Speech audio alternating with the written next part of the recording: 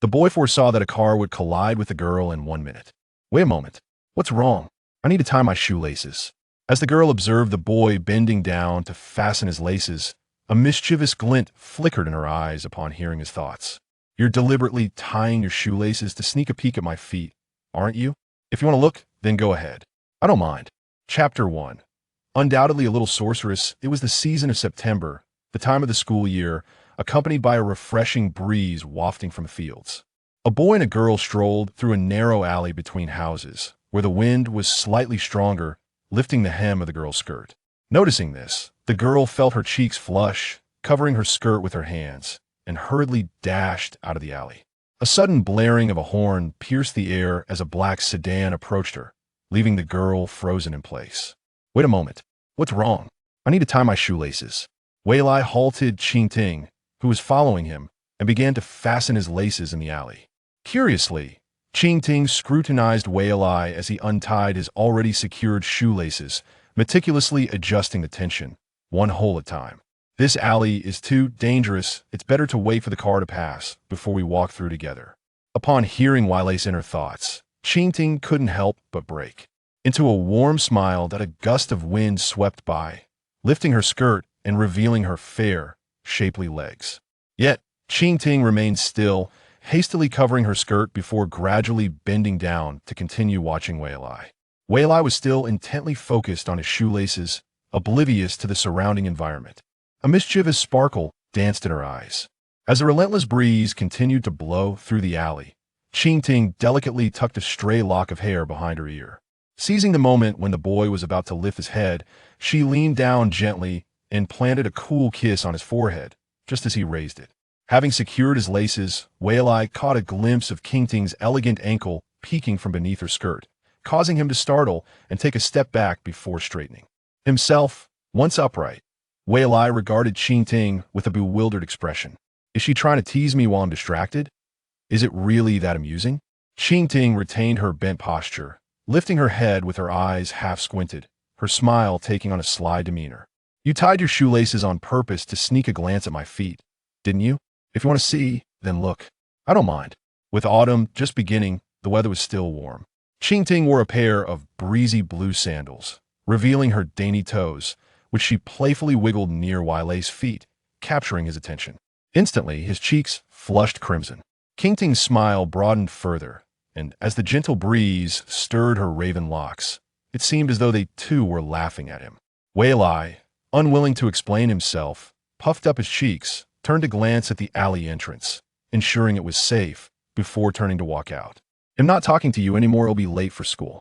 There's still 15 minutes left. It's not that easy to be late. Qing Ting quickly caught up to Wei Lai, her eyes filled with delight. Arriving 10 minutes early to class is considered late for me. Wei Lai gazed ahead at the path, muttering in response to the girl beside him. Honestly, why does she always put me in awkward situations? Because your shy demeanor is quite amusing. Hearing Wei Lai's internal complaint, Qing Ting couldn't help but smile knowingly. As they approached the classroom door, Wei Lai turned to glance at the girl beside him. Once assured that everything was normal for the next minute, he breathed a sigh of relief and entered the classroom. Reaching his desk, he sat down and stowed his backpack in a drawer. Qing Ting, who had been following closely, covered her skirt with her hands as she sat down beside him, placing her own backpack in the drawer. The teacher for the morning reading class had yet to arrive, so she pulled out a comic book to read. Morning sunlight streamed through the classroom windows at the back, illuminating the space. Qing Ting tucked a few stray strands of hair behind her ear with her pinky, revealing her lovely ears. Her long eyelashes appeared especially delicate and beautiful in the sunlight that danced across the floor. She looks quite lovely in moments of quiet contemplation. Wei Lai mused internally, and upon hearing this, Qing Ting's expression softened, a hint of a smile gracing her lips. Unbeknownst to them, 3 years had passed. He still remembered their first encounter in the kindergartens last semester. It was a clear day marking the transition from winter to spring, when the teachers gathered the children in the craft room.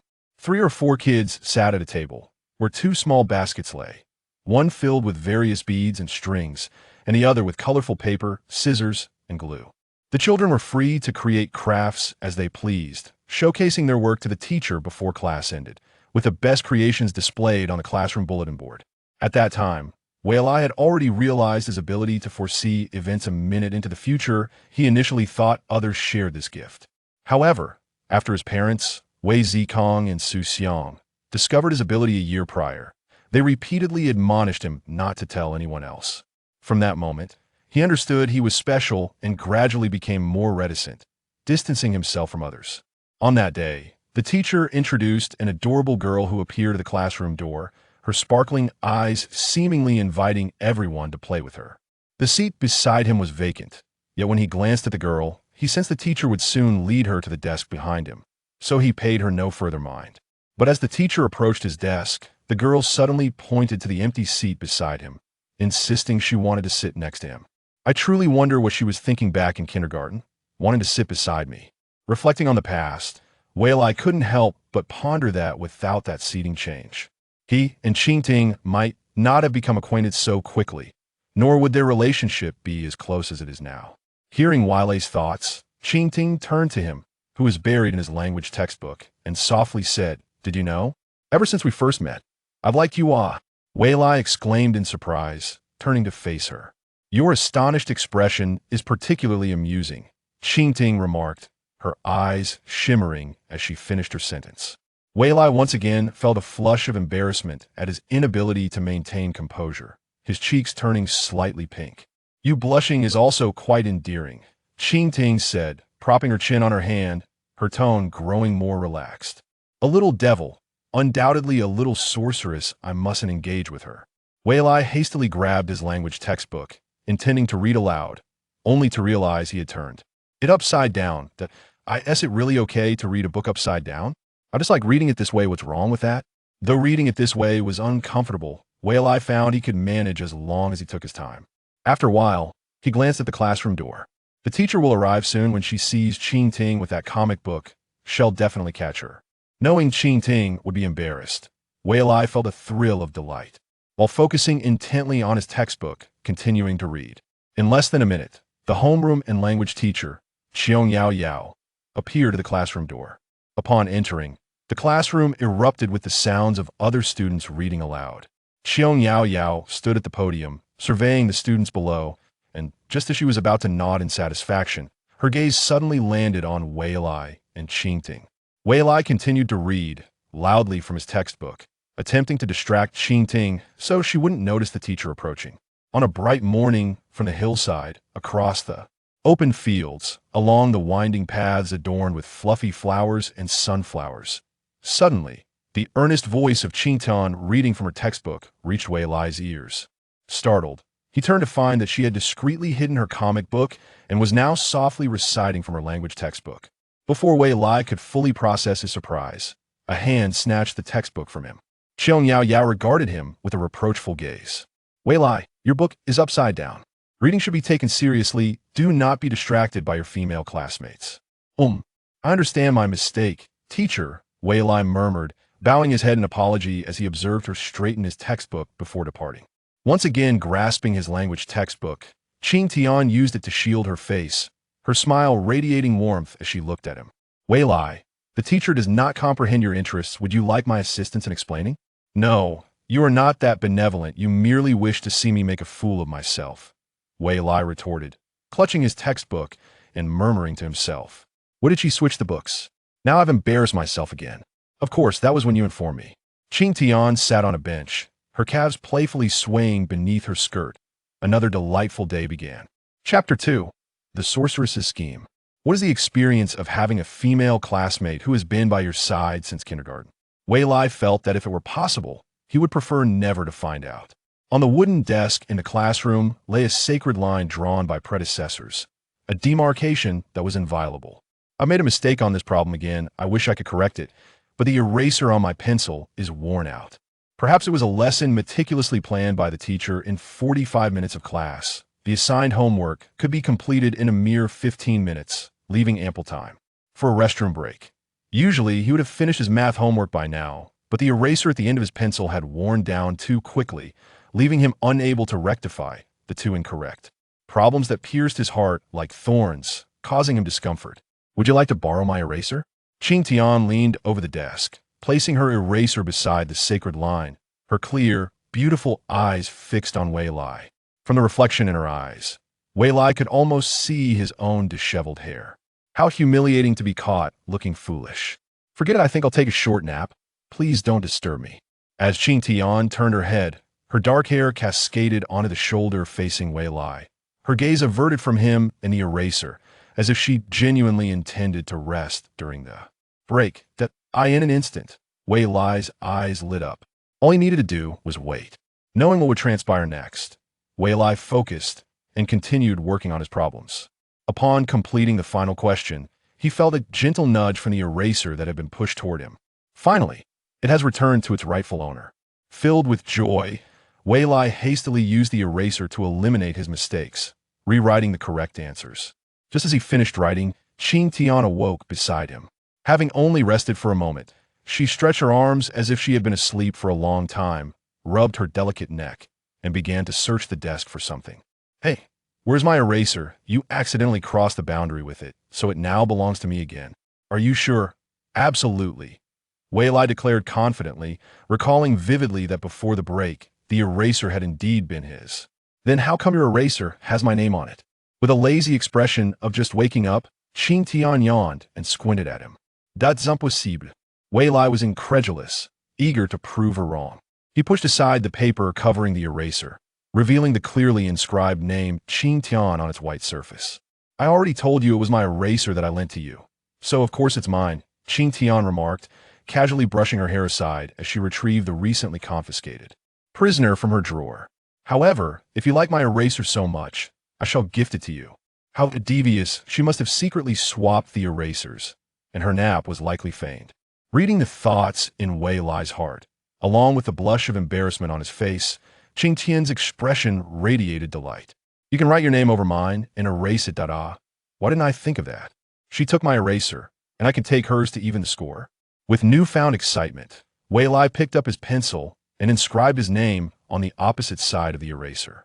Then, using the side with Qing Tian's name, he began to erase on a blank section of his notebook. However, after several attempts, he found it impossible to erase, just as the school bell rang. Before the announcement sounded, Qing Tian leaned closer and whispered, "By the way, I forgot to mention I wrote my name with a black ink pen, and over time, it may have seeped into the eraser, making it impossible to remove." Wei Lai, unwilling to concede defeat, attempted once more, but the announcement had already begun. In order to protect our vision for the revolution and prevent nearsightedness, eye exercises will now commence. Close your eyes. Adults can be so frustrating. Not only do they neglect their own eye exercises, but they also select students to perform them daily, checking and grading during the sessions. They attempt to deceive us with the weekly moving red flag. After completing the eye exercises, Wei Lai encased the eraser in its protective shell, ensuring that no one would see the two names inscribed on it, harboring his indignation deep. Within, surely, no one will notice my eraser. Due to the names on the eraser, Wei Lai found himself stealing glances at it during class, his mind consumed with concern. Qing Tian, picking up on his thoughts, delightedly retrieved her black ink pen from her backpack in the drawer and began to inscribe her name on today's prisoner.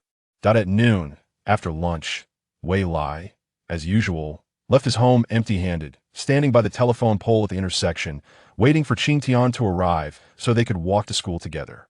After a considerable wait without seeing her, he felt a tap on his back. Turning around, he was met with a pink floral umbrella, adorned with the classic Tom and Jerry design. With Tom holding a ukulele and Jerry grasping a triangle, they appear to play a duet by the beach. His father, Wei Zikong, an enthusiast of musical instruments, had mentioned these two instruments before, and he had watched the cartoon as well. "Isn't my umbrella beautiful? Would you like to share it?" "Absolutely not. That pink umbrella is something only girls would carry." Having waited long enough, Wei Lai turned around and walked toward the school. With delicate fingers gripping the umbrella handle, Qing Tian quickly caught up with Wei Lai, leaning closer and lightly asking, "Are you really not going to share it with me? My umbrella is quite large, it can shelter both of us." "Absolutely not. I refuse to." Wei Lai shook his head vigorously, imagining how many classmates would look at him as if he were a joke if he were to share an umbrella with a girl. What a shame it would be to be seen like that. Catching the thought in Wei Lai's mind, Qing Tian blinked and devised a plan. "How about a bet?" "A bet?" "Yes, a wager that it will rain before school lets out today." Wei Lai gazed up at the sky, which remained a clear blue, adorned with a few fluffy white clouds. How could it possibly rain in such weather? I bet it will rain before school ends. If I win, you must walk with me under the umbrella to your house. Wei Lai looked at Qing Tian, skeptically based on his 3 years of experience. He suspected she was trying to tease him again. If you lose, I imagine your expression will be quite amusing, and there's no need for any reward. Qing Tian twirled the umbrella on her shoulder, skipping lightly like a little sprite as she hopped over the concrete lines on the ground. Suddenly, as if a light bulb had gone off, she turned around. Oh, I've never seen your room. If I win, you have to take me to see it. What's there to see in my room? It's a mess. Wei Lai grumbled internally but raised his gaze, responding, fine, it's a deal. But conversely, if it doesn't rain before school ends, you must return my eraser from this morning. You want it back even though I've already written my name on it? Qing Tian blinked in surprise, not expecting Wei Lai to propose such a condition. When did that happen? I wasn't paying attention, and she already wrote her name on it. Wei Lai cursed himself inwardly, but gritted his teeth and replied, yes. She didn't even realize I'd already put my name on it. What a fool. Upon hearing Wei Lai's thoughts, Qing Tian's smile brightened, and she extended her pinky. I can't help it. Let's seal the deal. Pinky promise. September's weather is notoriously unpredictable. The noon sky was clear, yet by afternoon, dark clouds began to drift in, swiftly obscuring the entire sky. While seated in the classroom, Wei Lai listened to Qiong Yao lecturing at the podium, his gaze drifting to the window. Please don't let it rain. If it does, it'll lose. What's wrong? Worried about losing? Seizing the moment when the teacher was distracted, Qing Tian playfully poked Wei Lai's arm with her pencil, her eyes sparkling with mischief. Even in the 3rd grade, he still didn't check the weather forecast. How adorably naive. I haven't lost, yet the clouds are just a bit thick. It doesn't necessarily mean it will rain. Wei Lai's gaze wandered back to the window. At least in his envisioned future, he saw no rain. If he could just hold on a little longer until school ended, he would win. Qiong Yao, noticing Wei Lai's inattentiveness, called him out. Pay more attention in class next time, don't space out. As soon as she finished speaking, the school bell rang.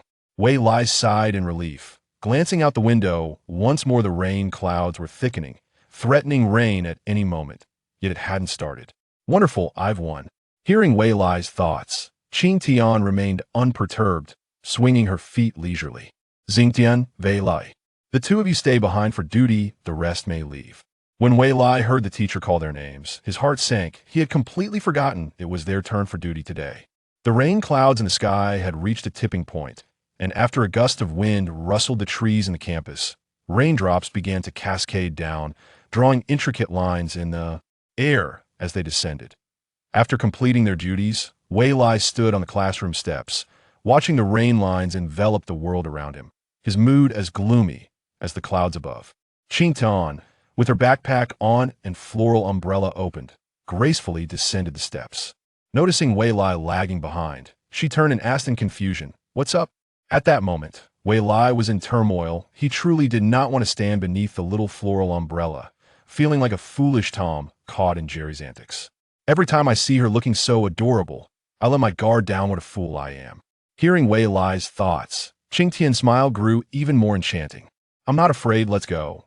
Wei Lai steeled himself, taking a few steps down the stairs and diving under Qing Tian's floral umbrella, his eyes darting around to see if anyone was watching. Upon exiting the school gate, Wei Lai had not yet relaxed when the security guard shot them a glance. What embarrassment! With his head down and face flushed, Wei Lai instinctively grasped Qing Tian's hand that held the umbrella, urging her to walk faster. The light rain danced through the streets and alleys. Once they were out of the school's vicinity, Wei Lai finally exhaled, only for Qingshan's voice to suddenly erupt in his ear. Do you enjoy holding my hand? I don't. It was unintentional. Don't say such things that I know you didn't mean. Let's go. Seeing Wei Lai flustered, Qing Tian couldn't help but chuckle. Even in the rain, she didn't want him to catch a cold, so she held the umbrella over him while gently pushing his back to move him forward. Feeling Qing Tian's hand on his back, Wei Lai couldn't help but recall the sensation of holding her hand moments ago, swiftly shaking his head to dispel the thought. What am I thinking? If she finds out I think her hand is soft and comfortable, it'll be ridiculed again. Uffed. Hearing Wei Lai's thoughts, Qing Tian burst into laughter. Wei Lai, feeling guilty, glanced at her. What's so funny? Nothing. Xin Tian shook her head. Hurry to your house. I'm genuinely curious about what your room looks like. Chapter 4. A date of sorts. The rain of September ushered in a hint of autumn's chill, the air imbued with an unforgettable scent of earth. The umbrella Jing carried was quite ample. It sufficed for one, yet for two, they would have to stand a tad closer to each other. However, Wei Lai was obstinate, knowing full well that should he comply, he would become the butt of her jokes. As they strolled along the rain-kissed streets, they maintained a distance of about a fist width. Wei Lai preferred to endure a few raindrops rather than face her teasing. How did you know it would rain this afternoon? He inquired. I didn't, she replied playfully. You said if I was afraid of the sun, I should bring an umbrella. So I took your advice. Jingding's tone carried a sense of trust. Her smile, enhanced by the gentle autumn rain, exuded a particular charm. Surely, there is a secret hidden here. She must think she can deceive me. Wei Lai was not easily swayed. His expression stern as he shifted his gaze to the houses flanking the road. Such a fool, not even aware of the weather forecast. It was a matter of common knowledge, yet Jingding chose to withhold this from Wei Lai, eager to witness when he would uncover the truth. The thought of his regretful expression upon discovery made her stifle a laugh, her eyes sparkling with anticipation as she gazed ahead at the rain-drenched street. Why is silence so enchanting? It's utterly beguiling. Just then, Wei Lai was lost in thought when Jingding unexpectedly turned her head, startling him into diverting his gaze. Are you spying on me again? No, I was merely curious about what you were looking at. If you're not spying, how would you know what I was observing? Her words left him at a loss, and he reluctantly conceded. Looking at what you're looking at isn't spying. You're being unreasonable. Fair enough. Jingding continued to survey their surroundings. Let me tell you what I'm observing. I'm wondering if we've reached your home yet. I've only been there a few times, so I'm not entirely sure. Wei Lai maintained a serious demeanor, while Jingding covered her mouth, her shoulders shaking with suppressed laughter. What is so funny? Your attempt to show someone your room, as if on a date, while ensuring your parents don't see. I did not. Wei Lai vehemently denied. It's precisely because I've never brought a girl to my room that I must keep it from my parents. Oh, I see. I'm just having a casual look, and then I'll be on my way. Let us hope it stays that way. The rain continued to fall, droplets cascading down the walls, pooling and trickling from the eaves. As the door swung open, a delicate scent of lavender wafted from within, following Wei Lai inside. Jingding inhaled the floral fragrance, her eyes fluttering in delight. Your mother has changed her perfume again. It still smells delightful. I wish I could come to your house every day. It'll be gone after the window is opened. I just don't understand. If you need to air the room, why spend money on perfume? Now I must take in as much as I can. Jingding sniffed again, growing more enamored with the scent. Slow down. Don't be in such a hurry. She quickly placed the umbrella in the corner and fell in step with Wei Lai. Wei Lai's room was on the second floor, usually kept closed. Inside, the space consisted of a desk for homework, a bed, and a modest bookshelf. Besides a basic illustrated encyclopedia, a Pikachu plush toy lay atop a few comic books, accompanied by a box of chess and a common cardboard box of Ludo, with the lower shelves reserved for shoes and slippers. Upon entering the room, Jingding immediately took a liking to his Pikachu plush, pointing to the empty space and asking where Wei Lai kept his clothes. Mom usually puts them away. I get them out when I need them, he explained.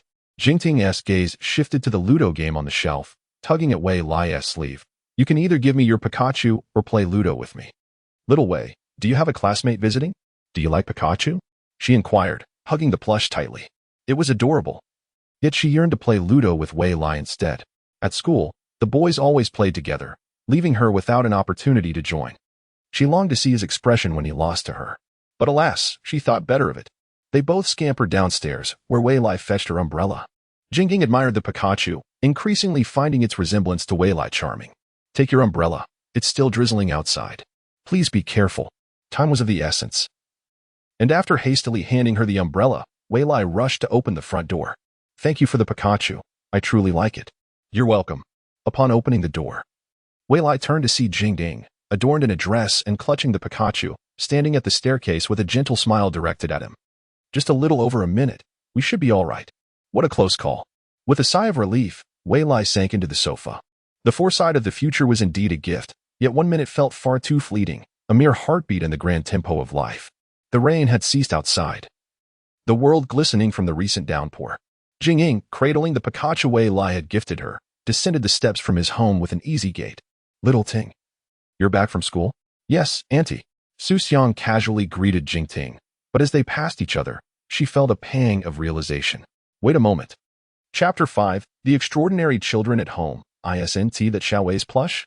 How did it end up in this child's possession? Because he gave it to me. Auntie, do you need something? Su Xiang recalled that her son had left the house without an umbrella that afternoon, yet here was Jingding, holding one. Could it be that Xiaowei expressed his gratitude by gifting her his beloved plush? That's one way to look at it. There's also the fact that he lost a bet. Would you like to come in for a bit and have dinner? Setting aside her curiosity about the plush, Su Xiang thought that as long as she could invite Jingying for dinner, she could find out more. Hugging the Pikachu Wei Lai had given her, Jingying took a few steps back, then, shaking her head, turned to leave. She felt too shy to play Ludo with Wei Lai in front of his parents, especially if they were to discover the plush was a gift from him. But it was unnecessary to leave empty-handed without having played Ludo, so she dashed towards her home. The moist air following the rain filling her lungs, a hint of regret glimmering in her eyes. Su Xiang stood at the door, watching Jingying's figure fade away before she finally turned to enter the house. Stop watching so much television. Have you finished your homework? I completed it at school. Though she had also captured his eraser, she still felt an unsettling sense of discontent. Oh, Wei Lai responded habitually, then followed Su Xiang into the kitchen. As per routine, he washed the rice and placed it in the rice cooker while Su Xiang began preparing dinner. Married to Wei Zikong at a young age, she had already raised a son of his age. She appeared much like a woman in her 20s, youthful and attractive, yet typically quiet and unassuming. When she donned an apron, her figure became accentuated, prompting Wei Lai to wonder if his childhood pudginess was somehow linked to this. Perhaps it was an old adage that mothers could sometimes be particularly oblivious. Once the vegetables were chopped and tossed into the pan, Su Xiang tasted a leaf and frowned, regretting the excessive salt. Adding a bit of water, she turned to Wei Lai. Remember to remind me to use half the salt next time. By the way, did you give your yellow mouse to Xiaoting? Su Xiang had just scooped a spoonful of salt when Wei Lai interjected. Use half the salt. That's what you said. All right. Su Xiang, accustomed to her son's abilities, nodded and added half a spoonful of salt to the pot. Humming a tune as she continued to stir the vegetables, Wei Lai found himself in a quandary, pondering how to explain the matter of gifting Pikachu to someone else. By the way, Xiaowei, where is your yellow mouse? I lent it out. To a boy or a girl? Su Xiang, with a playful glimmer in her eyes, gazed at Wei Lai. He felt as though his thoughts were laid bare, prompting him to flee the kitchen and retreat to his room upstairs. His son's shy demeanor truly was endearing. Su Xiang, resting her chin on one hand, watched Wei Lai's retreating figure with a look of unspoken affection. Just as the door to Wei Lai's room clicked shut, the front door swung open. Wei Zikong entered, immediately proceeding to remove his shoes, eager to don some comfortable slippers and unwind. I'll rest on the sofa for a bit. Dinner won't be ready for a while. So I won't be in the way. Where's my son? All right, I'll go find him. After entering the kitchen, Wei Zikong stole a kiss from Su Xiang, and once playfully pushed away, he resolutely ascended the stairs in search of Wei Lai. At the door to his son's room, he knocked gently. Son, may I come in? No, stay outside and talk. Then could you help me out? I need to call a client shortly. Let me know what their requirements are. Just say anything. They'll likely prefer the first design proposal anyway. Sure thing. Thanks, son. Daddy loves you. As the sound of slippers faded away, Wei Lai lay on his bed, engrossed in a comic book, musing to himself.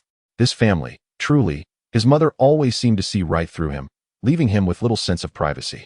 His father, day by day, seemed intent on utilizing him to avoid hassle, lacking any semblance of maturity. Back at her own home, Jingting casually placed her umbrella in the corner. Caressing the Pikachu that Wei Lai had given her, she wandered into the living room, where silence reigned. Her mother, Wu Xian, was busy cooking in the kitchen, while her father, Qinghua, was engrossed in his phone. Has it begun again? Jingting blinked, observing the scene, and gently stroked Pikachu's head before quietly approaching the kitchen, standing silently behind Wu Xian. I can't believe he forgot our wedding anniversary. So that was the issue. A slight smile crept onto Jingting's lips as she stealthily moved around to stand behind Qinghua. Where is that infuriating delivery? They promised it in 2 days, and it's already been 3. So the fault doesn't lie with Dad, does it? Jingting nodded, realizing what she needed to do. Quietly slipping out of the house, Jingting pressed the doorbell. Is Qinghua home? You have a package. It's here. Hearing the commotion outside, Qinghua dashed to the door, only to find no one there. Wu Xian, alerted by the noise, stood at the door, glaring at her husband. What nonsense have you bought this time? It's a gift for our wedding anniversary. Jingting whispered from behind the door. Wu Xian paused, looking incredulously at Qinghua, realizing he hadn't forgotten after all. Of course not. I ordered it 3 days ago, Hua explained sheepishly. You ordered it 3 days ago? Yes. But I didn't expect their delivery to be so slow. As Hua stepped forward, another voice chimed in. It's a gift from my dearest wife. How could it not be significant? That statement sent chills down Wu Xn's spine as she turned to face Hua, who flushed with embarrassment. He then called out to Ting behind the door, saying loudly, Little Ting, I didn't mean that. Don't spread rumors. Hee hee. Dad will surely say that when it's time for dinner. Ting stuck out her tongue playfully, clutching Pikachu, and darted upstairs. Mom and Dad, happy anniversary. No more sulking. This child, really. Wu Xin and Hua exchanged a glance, suddenly sensing a newfound understanding akin to their daughter's insight, and shared a quiet smile. Chapter 6. A day like no other the next morning, Wu Xin's voice echoed downstairs, rousing the still sleeping Ting. Get up for breakfast, or your father will finish without you. Oh, got it. Ting groggily climbed out of bed, rubbed her eyes, and called down. After her shout, she sensed something was amiss and reached behind her neck, feeling the 2 loose straps of her little camisole. The camisole, a gift from Wu Xin, was meant for her to wear starting next year, but she had pulled it out yesterday, and after her shower, decided to wear it. Not quite accustomed to sleeping in it, she had loosened the straps. Almost forgot about that. It had rained yesterday, and the night wasn't too hot.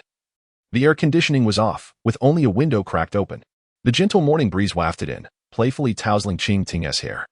Still unfamiliar with how to tie the straps behind her neck, she attempted twice without success. The swaying of her hair tickled her eyelashes, making her eyes itch, prompting her to tug at her head.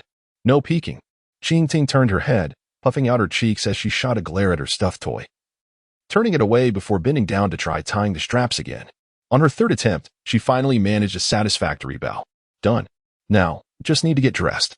Hopping off the bed, Ting cheerfully grabbed her clothes from beside the bed, and as she was about to slip into her skirt, she glanced at the stuffed toy and turned it around again. I'm off to school.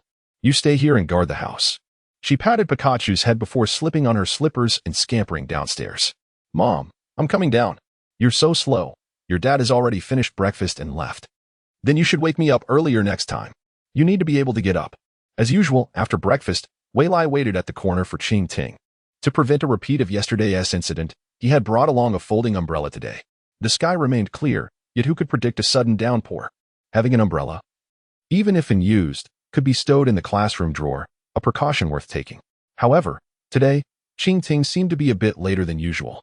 After waiting for a while, he finally spotted her emerging from the alley. As she approached, hands behind her back, she eagerly inquired, Do you think I seem different today? Well, you do seem more beautiful than yesterday. Is that just an illusion? This silly girl, I'll forgive you this time. Just as Ting was about to feel annoyed, hearing Wei Lai's thoughts quelled her irritation. Take another look. Wanting to give Wei Lai another chance, she twirled around again. In the golden morning light, her dancing skirt, flowing hair, and outstretched arms contrasted beautifully with her exposed legs, creating an image akin to a fairy dancing among flowers. Indeed, you are more beautiful than yesterday. It's not an illusion. Having put on her shoes, Wei Lai, aiming to keep his thoughts concealed, found a special detail to mention. Are you implying that I don't wear shoes often? Ting paused, glancing down at her shoes, and shot an indignant look at Wei Lai. This big fool, why can't he articulate his thoughts? Even expressing his feelings would be better than his clumsy words.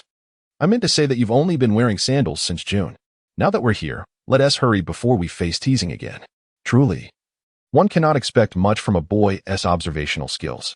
Nevertheless, Ting pouted in dissatisfaction, but after catching Wei Lai's thoughts, a glimmer of mischief sparkled in her eyes. After 2 quick steps to catch up, she tilted her head to continue speaking to Wei Lai. Aren't sandals considered shoes? I think sandals are closer to slippers. Do you prefer me in sandals or sneakers? Wei Lai hesitated, and Ting leaned in closer, whispering in his ear, You must really like my feet. I've been tricked again, and it feels like a jest. In Wei Lai's mind, the delicate figure of Ting's small feet suddenly emerged, causing her ears to flush and her heart to race inexplicably. To avoid drawing attention, she stiffly replied, I didn't say anything. Let's hurry. We might be late for morning reading. All right, slow down. I was just teasing you. I wore canvas shoes today because we have gym class. Upon entering the classroom and glancing at the schedule, it was evident that their secret would soon be revealed. Without hesitation, Ting grasped Wei Lai's hand, explaining, You won't be able to see how red my face is if you don't slow down. Initially, It was merely her ears that felt warm, but under Qing Ting's intense gaze, a wave of heat surged through Wei Lai, causing not only her cheeks to flush, but her entire being to feel feverish and her scalp to itch. What a fool I am. Withdrawing her hand, Wei Lai sprinted away like the wind, having reached her limit. As she approached the school gate, she touched the bow at the nape of her neck, wishing to show it to him, but the fool had failed to notice. She pondered whether he would realize it during gym class. Typically, after a leisurely 200-meter jog, they would be free to move about. This time, however, with the selection of students for the sports meet, they could not simply jog a few steps and call it a day. The ordinary 200 meters would stretch to 400, followed by sit-ups and other activities. The autumn air had yet to cool, making it easy to break a sweat with all this exertion. Boys were indifferent to their drenched clothes, but for girls, it was a different story, especially those who preferred lighter attire, as it clung uncomfortably to their skin. Some shameless boys delighted in lingering by the track, watching the girls run. After overhearing their whispered comments while passing by, Qing Ting vowed never to sweat during gym class again, even choosing to forego water before class. Yet today, clad in a tank top, she felt less apprehensive and even somewhat anticipated gym class. Upon reaching the classroom, Qing Ting sat beside Wei Lai and turned to him, saying, "How about we race during gym class?" "Why race?" Wei Lai eyed her suspiciously. "Here we go again. It must be a trap. It's fine if you don't want to race. I didn't think a boy like you could keep up with a girl." Disappointment flickered across Qing Ting's face as she retrieved her textbook from the drawer. "Fine, let's race, but no cheating." After all, opportunities to best Qing Ting were rare. And Wei Lai steeled himself to agree. "All right, no cheating. The loser buys drinks." Qing Ting beamed with joy. However, seeing how much he cared, she mused that his expression would be quite amusing if he lost. Regardless of what transpired, it was something she wished to witness, and with a light heart, she swayed her feet and opened her textbook. Chapter 7. Let us race every week on Tuesday, Thursday, and Saturday after the morning reading session. They would gather on the playground for calisthenics. As soon as Wei Lai stepped out of the classroom's shadow, she, like her classmates, gazed at the sun hanging in the sky, hoping for a few clouds to drift by and shield them from the heat. Alas, fate had other plans. And until the gym teacher called them to assemble, the sky remained cloudless. The boys and girls lined up separately, and after leading them through some warm-up exercises, the teacher outlined the day's activities. They would first split into groups of 5 for a 400-meter run, followed by pairs of students doing sit-ups in the shade of the building. The collective expression of discontent among the students was palpable, regardless of gender. None seemed pleased with the workout ahead. "If you can't run, you must walk the entire 400 meters, understood?" Understood.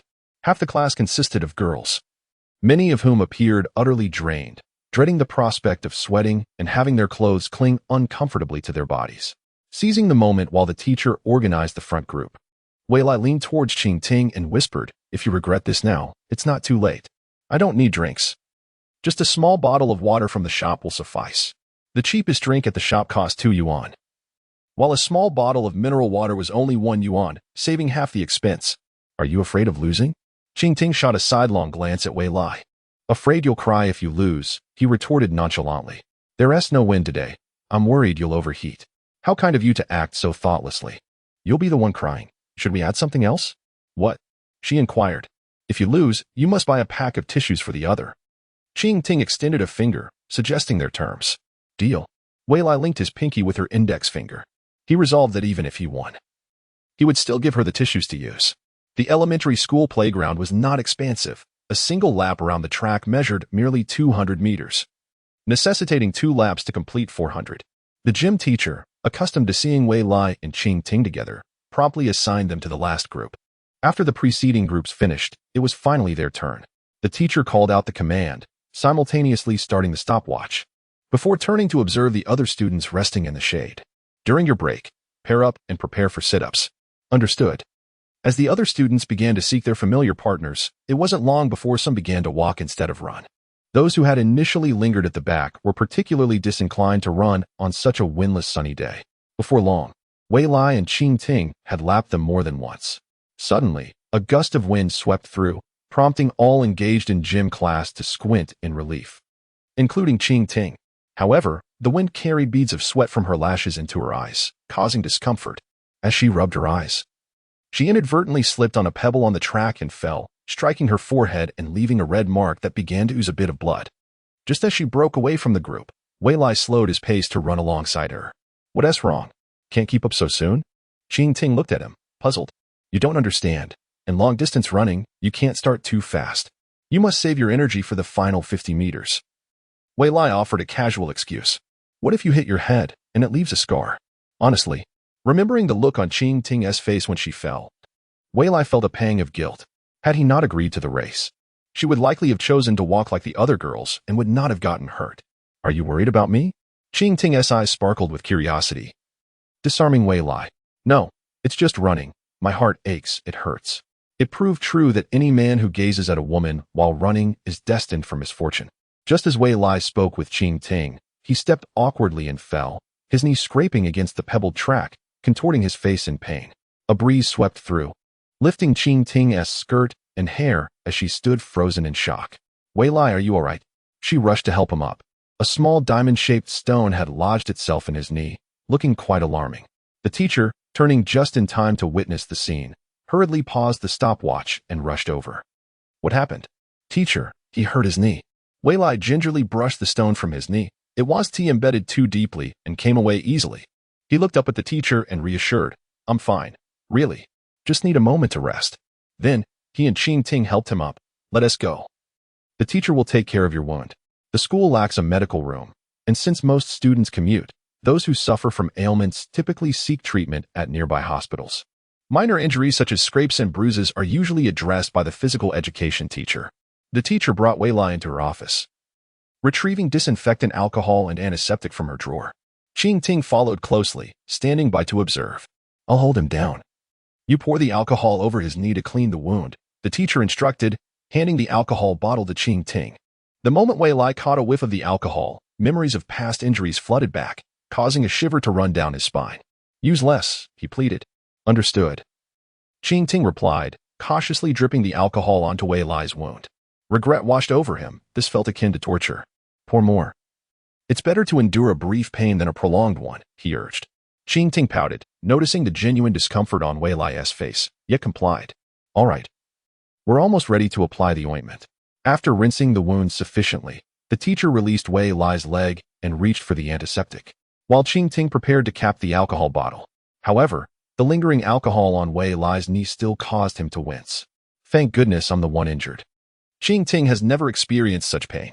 Wei Lai attempted to distract himself with thoughts, but upon noticing Qing Ting's concerned gaze, he felt a twinge of guilt. She was the one set to compete, yet he was the one who ended up hurt. In a moment of distraction, Qing Ting accidentally dropped the alcohol cap onto Wei Lai's wound. Are you a devil sent to torment me? He thought, gritting his teeth in silent agony. Qing Ting, feeling upset, protested. It was an accident. Teacher, the wound got dirty again. Should we rinse it? Wei Lai asked. All right, rinse it once more, the teacher agreed. Resigned. Wei Lai closed his eyes as the alcohol bottle approached his wound again. Chapter 8. Avoid unnecessary actions. Miao Luo, the physical education teacher, was an exceptionally striking woman with short hair and a tall, curvaceous figure that was far from unwieldy. In contrast to Su Xiang's gentle demeanor that often went unnoticed, Miao Luo commanded attention with a distinct presence as she stood on the playground. Yet, in private, she exuded a gentle nature. Does it hurt? She asked. Not at all. Please continue. Teacher. Silly boy, the medicine has already been applied. Just remember to be careful in class and avoid bumping your wound, Miao Luo said with a cheerful laugh, playfully ruffling Wei Lai's hair. Looking down at his knee, Wei Lai observed that the antiseptic had been evenly spread, forming a protective scab, despite her strong hands. Her touch was so delicate, truly gentle. While lost in thought, he felt someone watching him. Turning, he discovered Qing Ting gazing intently. What are you staring at? Why are you blushing? Wei Lai touched his face, realizing it was indeed warm, but didn't he want to appear foolish before Qing Ting? It's just the sun, he retorted. Miao Luo, noticing their banter, retrieved 2 pills from her drawer. A child should take only half a pill. Don't overdo it, she advised, placing the medication in Wei Lai's hand. Thank you, teacher. Both Wei Lai and Qing Ting responded in unison. Afterward, Wei Lai exchanged a glance with Qing Ting. Ignoring his reaction, she took his arm and led him out of the office. Along the way, he couldn't help but ask, I thanked the teacher. Why are you thanking her too? The teacher healed my classmate. Shouldn't I express gratitude? Wei Lai mused, feeling somewhat perplexed. Something feels amiss. yet nothing seems wrong. Only Qing Ting, holding his arm, understood the situation clearly and felt fortunate. It was her fault that Wei Lai had been injured, so thanking the teacher for helping him was only right. Moreover, it was a minor injury that had been treated with just a thin layer of ointment, a stroke of luck amidst misfortune. Upon arriving at the classroom, which was empty as physical education class had not yet ended, Qing Ting seated Wei Lai and instructed, "Sit still, I'll go fetch you some water and tissues." "All right. I'll cover the cost," he replied. It seemed fair for one to contribute effort while the other contributed money. However, when he pulled out his cash, he found that Qing Ting had already dashed away. For the first time, Wei Lai realized how fast she could run. No wonder she challenged him to races. Today, she was notably different. Rarely did she exhibit such exuberance, opting to run instead of walk. Left alone in the classroom due to his injury, he gazed out of the window.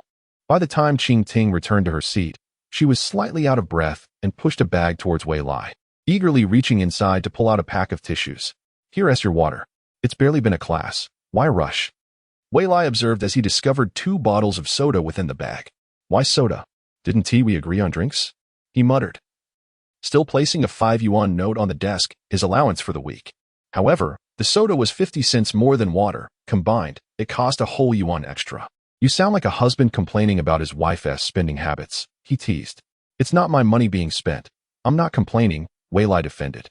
"Shouldn't you take your medicine? Your face is red again." Qing Ting, brushing her hair back, couldn't help but smile at Wei Lai's awkwardness. He was always so amusing. "I know, stop nagging." Stealing a glance at Qing Ting, he indeed felt a bit warm. He retrieved the pills given by the teacher, broke off a small piece, and swallowed it with soda, instantly feeling invigorated.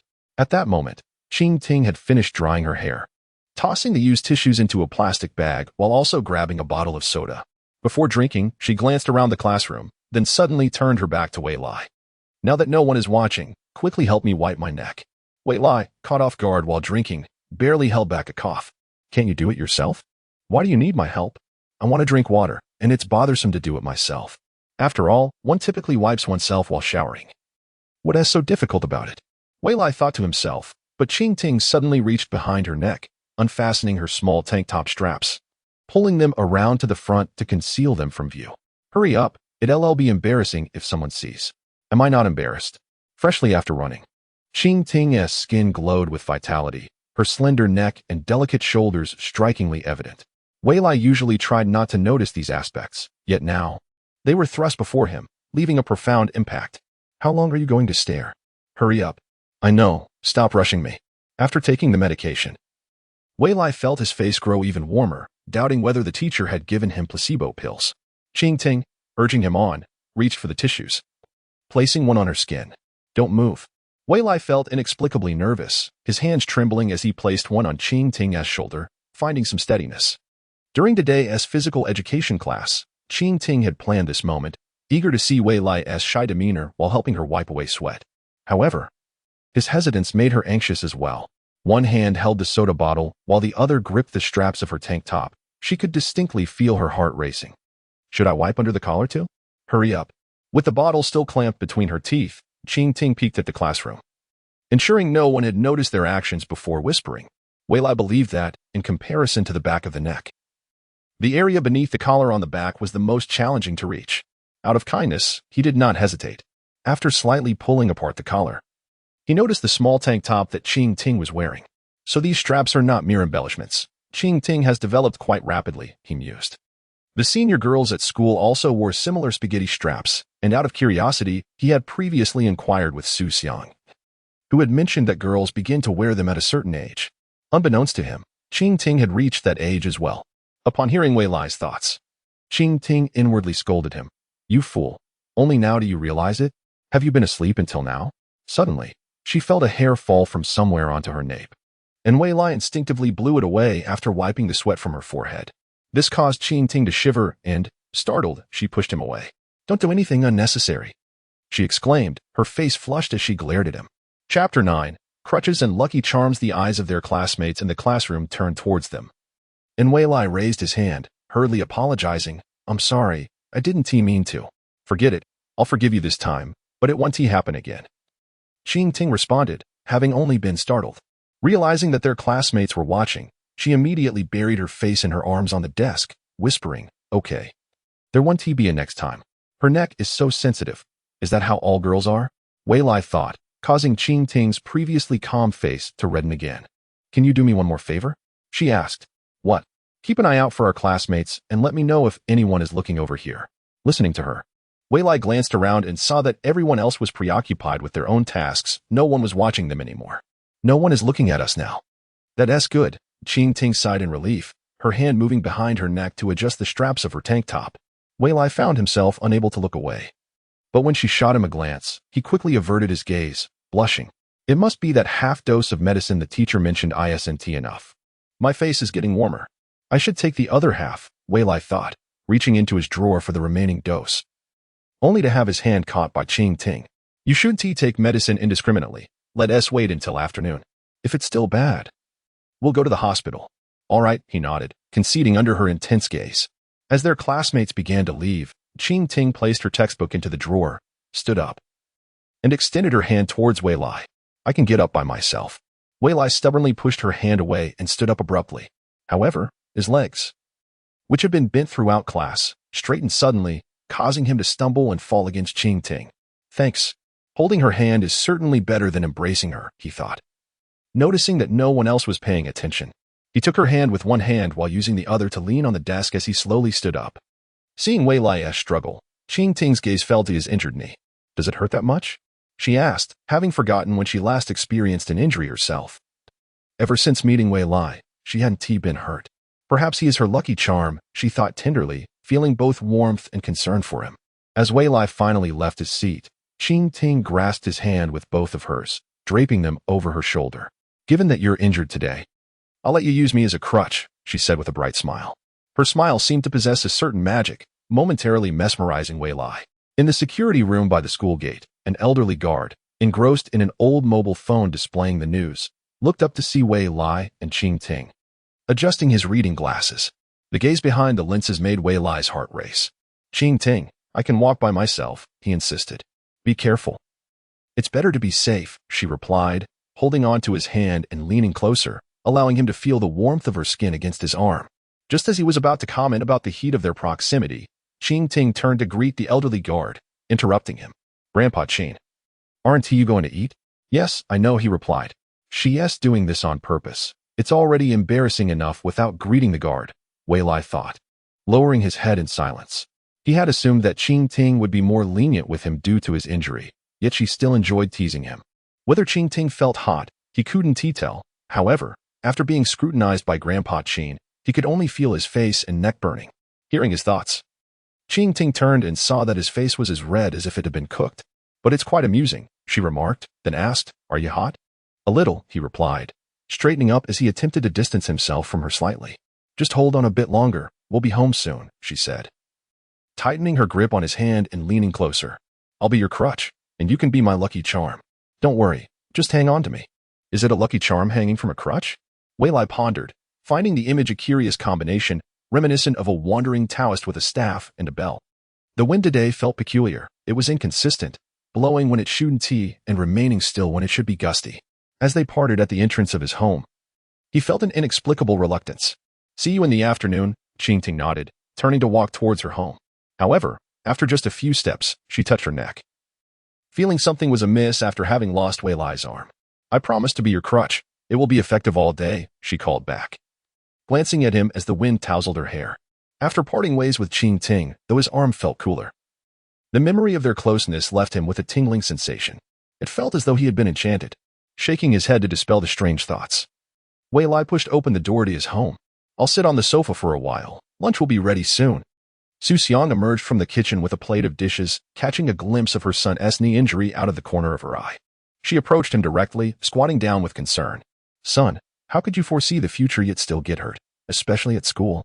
Did he have to explain?" Wei Lai was uncertain how to begin. Although being injured was something to be embarrassed about, the reason behind it filled him with shame. "You must explain. It's important." "All right, here's what happened." Wei Lai recounted the events of the day's physical education class. However, he only mentioned that he had tripped and fallen, omitting the part where he had been watching Qing Ting run. After listening, Su Xiang pondered with her arms crossed, resting her chin on her hand. Go rest on the sofa. I'll call your father. After much deliberation, she decided it was best to consult Wei Zikong. Chapter 10. She could have covered it herself. Su Xiang stepped outside to make the call, while a thin plume of white smoke wafted from the kitchen. A burnt odor permeated the air. Upon envisioning this scenario, Wei Lai quickly turned to call out to his mother, "Mom, the fish in the pan is about to burn."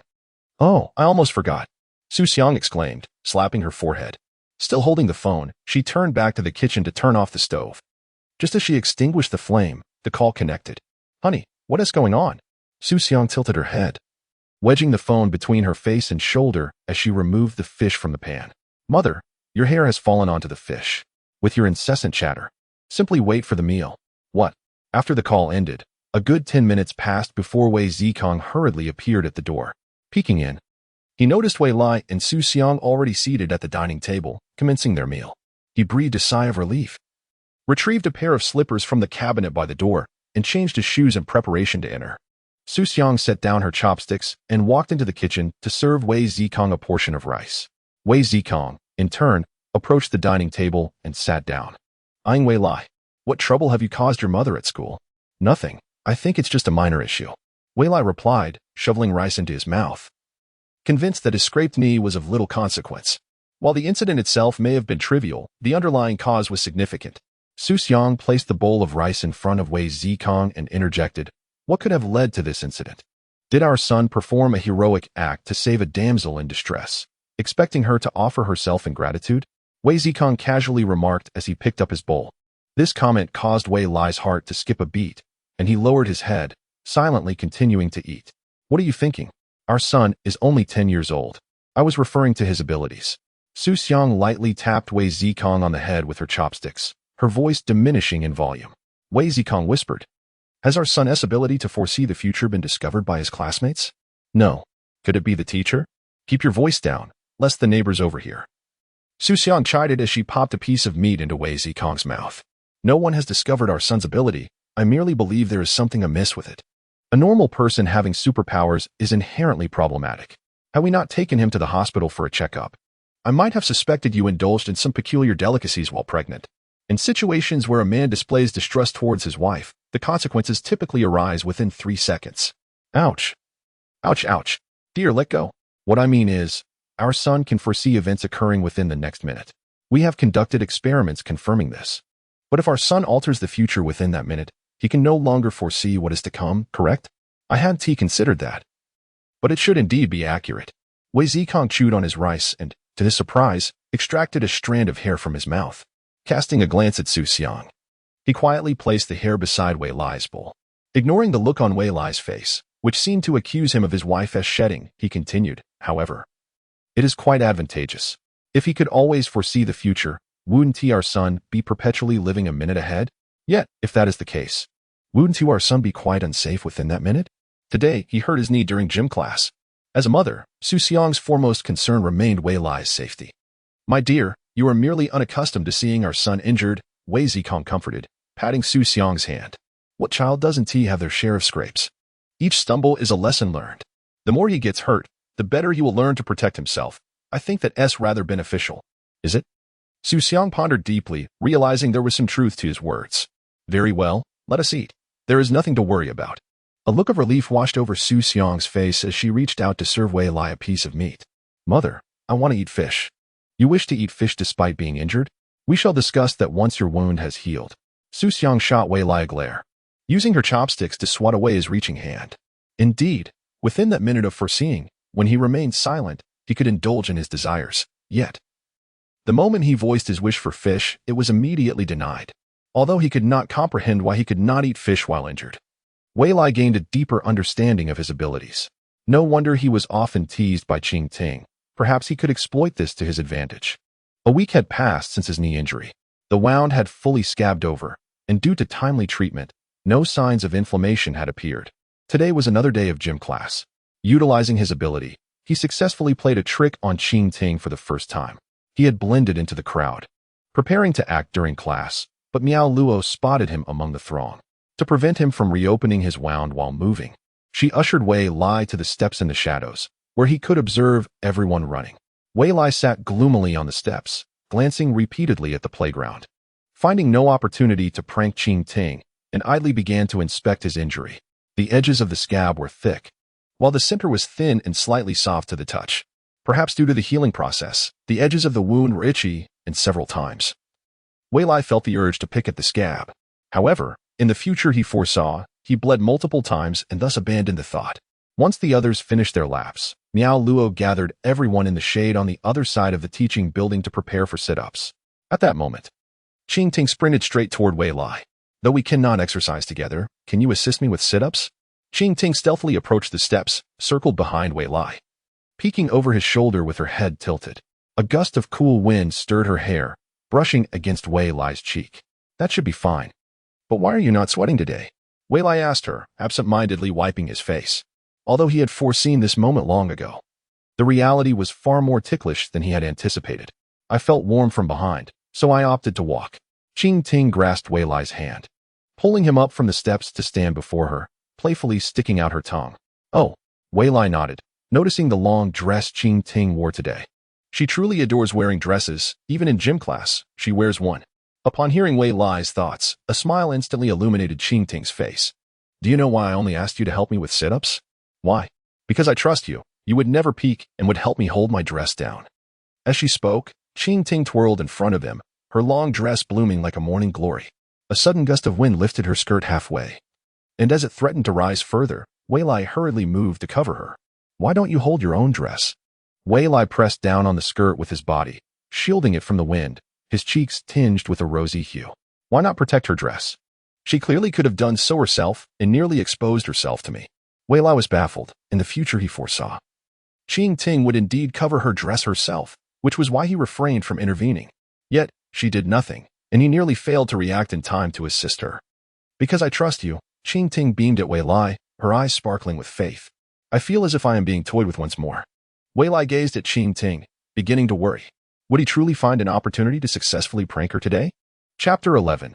An opportunity awaits in the shadows of the teaching building.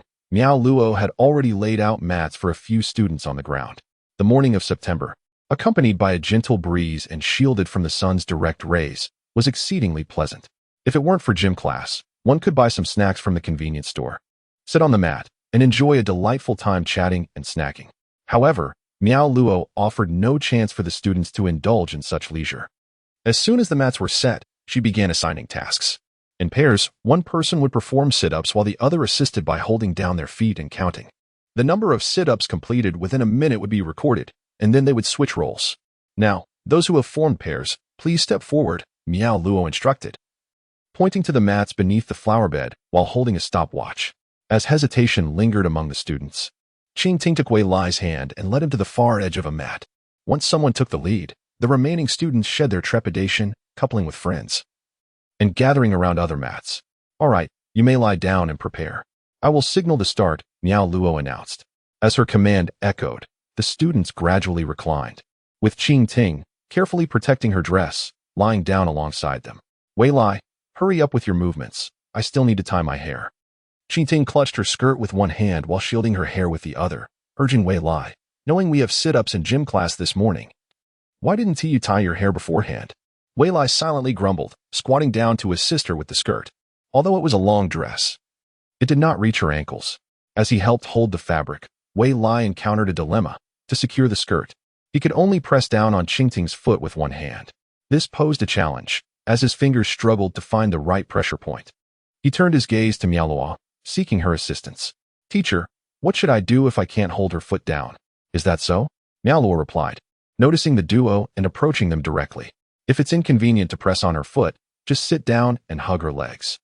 She placed a hand on Wei Lai's shoulder, guiding him to sit on the mat, where he could embrace Qing Ting's calves, making it easier to manage the skirt. Due to his knee injury, he was unable to substitute his knee for his hand to hold her foot down. It seems I can only hold onto her calves, he thought to himself. As he removed his hand from her foot and prepared to sit and grasp her calves, Qing Ting suddenly retracted her legs. Curiously, he looked at her. What's wrong? With her hair now gathered atop her head, Qing Ting's cheeks flushed slightly as she averted her gaze and murmured, just press my knees. I'm ticklish elsewhere. All right, Wei Lai replied, not thinking too deeply, as he placed both hands on her knees. The skirt was ample enough at that point, allowing him to secure it without hindering his grip.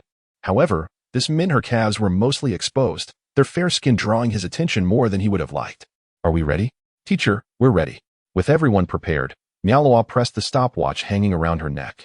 As the others commenced their sit-ups, Qingting followed suit, her cheeks gradually turning rosy after completing 5 or 6 repetitions. Wei Lai, who was holding her knees, found himself transfixed by her increasingly flushed face and momentarily lost sight of her exposed legs. How many have you done? Qingting gasped slightly, her eyes still bright as they locked onto Wei Lai's, prompting him to divert his gaze. Caught up in her beauty, he had forgotten to count. I think you've done 7. No, it's 6. You've only done 6. As she sat up again, she playfully tapped his forehead with her tied hair, teasing. You were just staring at me and forgot to count. Am I that captivating? Once again, I've been mocked, Wei Lai thought to himself. Hearing his inner thoughts, Qingting chuckled but remained silent, slowing her movements. 30 seconds left, push for a few more. This will be linked to your final assessment in physical education. I can't do it anymore. I'm exhausted. 11 is my limit. Miaola observed her students, quietly watching those who began to complain within a minute. Knowing well which students were active and which preferred to slack off, the goal of gym class was to ensure they received adequate exercise. They were not training athletes at this age. That was left for their middle and high school teachers. Bored, she turned her gaze toward Wei Lai and Qingting, a hint of warmth flickering in her eyes. 11, 12. Wei Lai counted Qingting's sit-ups, noticing the intervals between her movements lengthening, indicating she was nearing her limit. That's impressive. I think she only managed 12 last year. Hearing his thoughts, Qingting felt a surge of happiness. After completing 3 more, she lay back on the mat and looked at him. Shall we compete? I can still do 1 more. 16 1T be difficult for you. Upon hearing her challenge, Wei Lai felt a rush of embarrassment. Last year, he had only managed 12 with the help of other boys. However, he couldn't confess this to Qingting, or she would surely mock him again. This is my chance. All right, I'll compete with you. Wei Lai raised his head, refusing to believe he was outmatched by a girl. I'll help you hold your feet, Qingting replied, her eyes sparkling as she sat up and gently exhaled onto his hands. Why are you blowing on my hands? Just get up. Did I? She teased. It's just the wind. Wei Lai silently regarded her, suddenly aware of her scheme as he envisioned the future. So, you intend to distract me by blowing on my knees while I do sit-ups? How clever. He realized he had been caught off guard. However, he was confident in his self-control. Fine, 1 minute is up. Let us switch positions. Miaoa's voice rang out as Qingting stood from the mat, and Wei Lai eagerly lay down in her previous spot. Just wait and see. I will outdo you, he declared with confidence. Qingting smiled slightly, squatting down while adjusting her skirt, remaining quiet. Chapter 12. September's Dandelions. Miaola noticed Wei Lai lying down before the sit-ups commenced and approached him. Wei Lai, are you okay doing sit-ups? She observed the wound on his knee, which had begun to split slightly at the edges when his leg was bent. This was precisely why she had advised him against running. Sweat could seep through the cracks into the wound. The playground was also quite dusty, and movement could exacerbate the injury, increasing the risk of infection. Teacher, I'm fine. Sit-ups don't require leg movement, Wei Lai assured her confidently. All right, Qingting. Keep an eye on him, Miaola instructed, turning to Qingting. I will, teacher, she nodded, and Miaola, somewhat reassured, resumed her teaching. Are we all ready? Ready.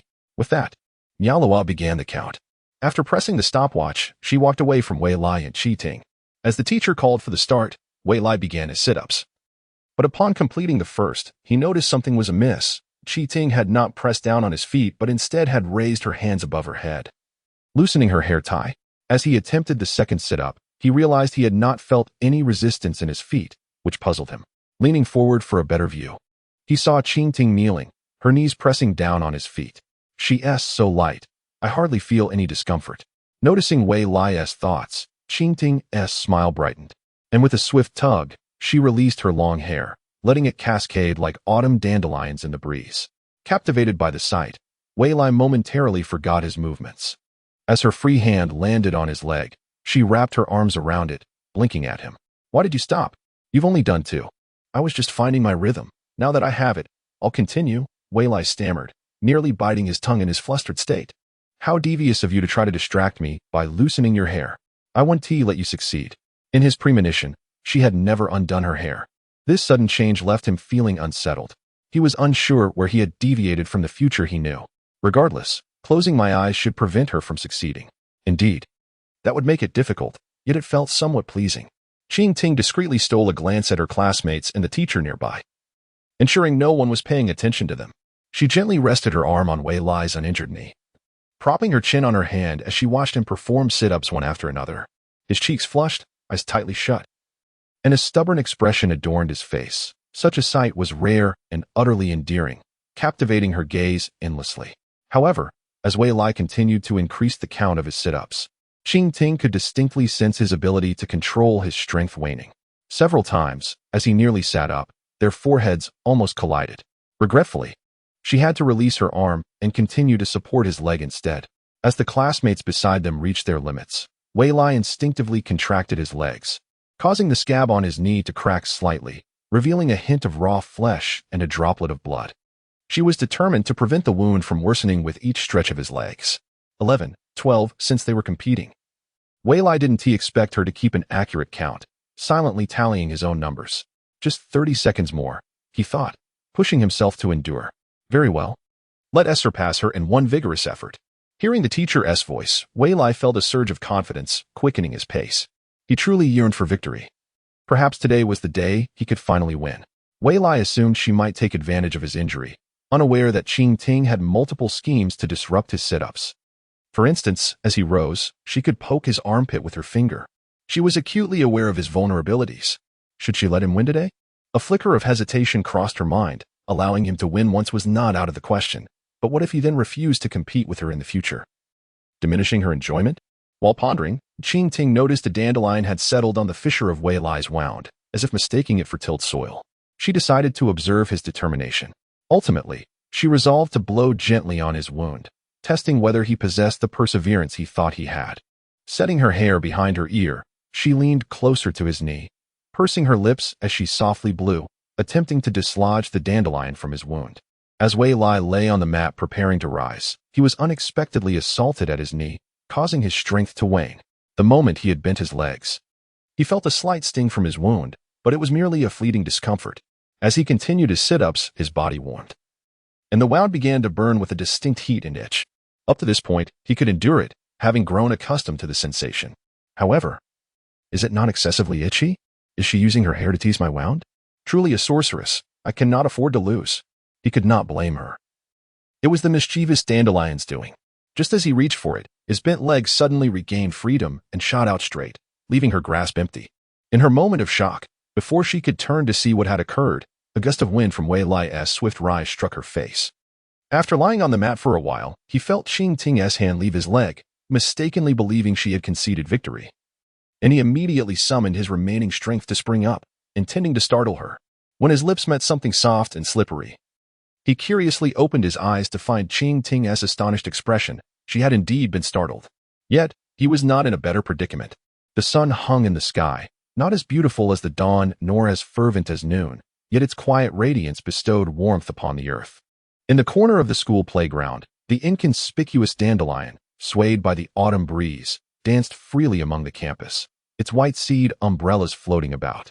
As a minute elapsed, the teacher announced that everyone could rise and switch with the group that had not yet completed the task. Miao Luo, glancing at the stopwatch, pressed the button at the last second and called out, "You cannot blame me. You were the one who started teasing me with your hair." It was not my hair, but the dandelion that landed there on its own accord. The two stood together, avoiding each other's gaze, speaking softly. Wei Lai heard Qing Ting's words and looked at the wound on his knee, where the dandelion still remained, swaying as if it had found comfortable soil. A flush of embarrassment crept over him as he silently plucked the troublesome dandelion from the fissure of his wound. This match would be considered a draw. Can I keep the dandelion? I lost fair and square. It's not a loss I cannot accept. If you wish, take it. Both had completed 16 sit-ups. But Wei Lai felt too embarrassed to count the last one, mumbling as he placed the dandelion into Qing Ting's outstretched palm. Then consider this my prize for winning the competition. Qing Ting grasped the tiny flower umbrella, turning to the sunlight, observing the small black core beneath. This little rascal was so mischievous, she needed to find a home for it, ensuring it would settle down peacefully. Chapter 13. Another application of ability. Qing Ting adored reading illustrated storybooks, the kind with single images paired with text. She often claimed these were collections from her parents' childhood, passed down to her, and in a few years, they would become antiques. Occasionally, Wei Lai would lean over to glance at her reading. He preferred comic books, which offered a more thrilling experience compared to the simplistic illustrated stories. However, the small illustrated books were thin and compact, easily stowed away in a drawer or pocket for discreet access at school, while comic books were bulkier and more conspicuous. Are you planning to press it into a specimen? Wei Lai seated himself beside Qing Ting. Last semester, their art teacher had instructed them on how to create leaf specimens to use as bookmarks. What is the use of planting dandelions? They're not as useful as planting peanuts. At least those are edible. Tell me, if I plant it today, when will it sprout? I don't know. Then when it does sprout, I'll let you know. Why did a tiny dandelion evoke such anticipation in Qing Ting? Wei Lai pondered this throughout the class, unable to comprehend. As the weather turned cooler, students gradually donned long sleeves. One afternoon at home, bored in his room, Wei Lai flipped through a comic book when suddenly, he envisioned Qing Ting calling him downstairs in a minute. Captivated by the thrilling part of the comic, he rolled over in bed, hastening his reading speed, folding the corner of the page before climbing down from the bed. As he approached the telephone, its ring resonated just as he reached it. Hello, shouting. What's up? How did you know it was me calling? Because of the caller ID. You memorized my home number? Were you just waiting by the phone for my call? From a certain perspective, he had known she would call. Hence his position by the phone, but he hadn't been waiting all this time. Since you want to play with me so badly, why not come to my house? I'm not going. You'll just tease me again. All right, this time I want to tease you. Didn't we agree that when the dandelion sprouts, you'd come over to see it together? You only said you would tell me. You never said I had to come over. Wei Lai murmured to himself. Glancing around his home, Su Xiang and Wei Zikong had not returned from work yet, and the house was quiet, save for the afternoon sunlight streaming through the window, occasionally accompanied by the rustling of leaves disturbed by the wind. If you do not come to my house, I can certainly go to yours. I have already learned about the last game of Ludo, so I will simply visit you. Staying at home is quite dull. Last time, Qing Ting visited and took away his Pikachu. This time, who knows what she might take. Wei Lai is hesitant to let her come to his home again. He promised Qing Ting to arrive at her house within 15 minutes, so he took his keys, changed his shoes, and left his home. It is already the Mid-Autumn Festival. As he walked down the street by his doorstep, a few fallen leaves were occasionally swept up by the wind, brushing past Wei Lai's feet. Bored and aimlessly wandering, Wei Lai observed that adults were still at work, and there were hardly any passers-by. Now and then, a few stray dogs or cats would scurry by. Autumn is the season of ripening fruits. As he walked, Wei Lai spotted a little white cat nibbling on something in the grass, as if it were grazing or eating berries. He paid it little mind and turned back towards Qing Ting's house. Just as he was about to take a step, he paused and glanced back at the white cat, a sudden image flashing in his mind of it looking for food from an elderly woman a minute later. This strange occurrence, unlike anything he had experienced before, left Wei Lai feeling perplexed. Was it a different application of an ability he was unaware of? Contemplating the incident, he arrived at the entrance of Qing Ting's home. There was no need to dwell on it further. Now that he had reached her house, he decided to ring the doorbell. Coming. The sound of Qing Ting hurrying down the stairs echoed from within. As the door swung open, she stood there in the same white shirt adorned with pink flowers and a blue pleated skirt as in the morning, but her white knee-high socks were absent, exposing her bare legs to Wei Lai's gaze. He felt a rush of discomfort. Wearing a long-sleeved shirt without socks in this weather seemed strange. Are you not coming in? Qing Ting asked, looking at him quizzically. Beyond a meter's distance, she couldn't decipher his thoughts. It's nothing. I just need to take off my shoes, he replied, suppressing his thoughts as he glanced at the shoe cabinet at her doorstep and began to remove his shoes. Her remark seemed to trigger a realization in Qing Ting, who, wearing pink plush slippers, retrieved a pair of yellow plush slippers from the cabinet and placed them in front of Wei Lai. Isn't this the Pikachu I gave her? As Qing Ting drew closer, she heard his unspoken thoughts and smiled, a familiar expression. Does it look familiar? These are the same plush slippers you gifted me. Since there are no other boys visiting my home, they can be considered your exclusive slippers here. Exclusive slippers? That's rather embarrassing. We agreed not to tease me. Why is your face red again? Qing Ting leaned in, winking at him. You don't think I'm teasing you again, do you? Or are you just thinking of something odd? No. It's just slippers. I'll wear them. Wei Lai mustered his courage and slipped on the slippers. Through the fabric of his socks, he felt the plush insoles enveloping his feet, soft and comfortable, yet slightly ticklish. Buying me these slippers to wear only at your house.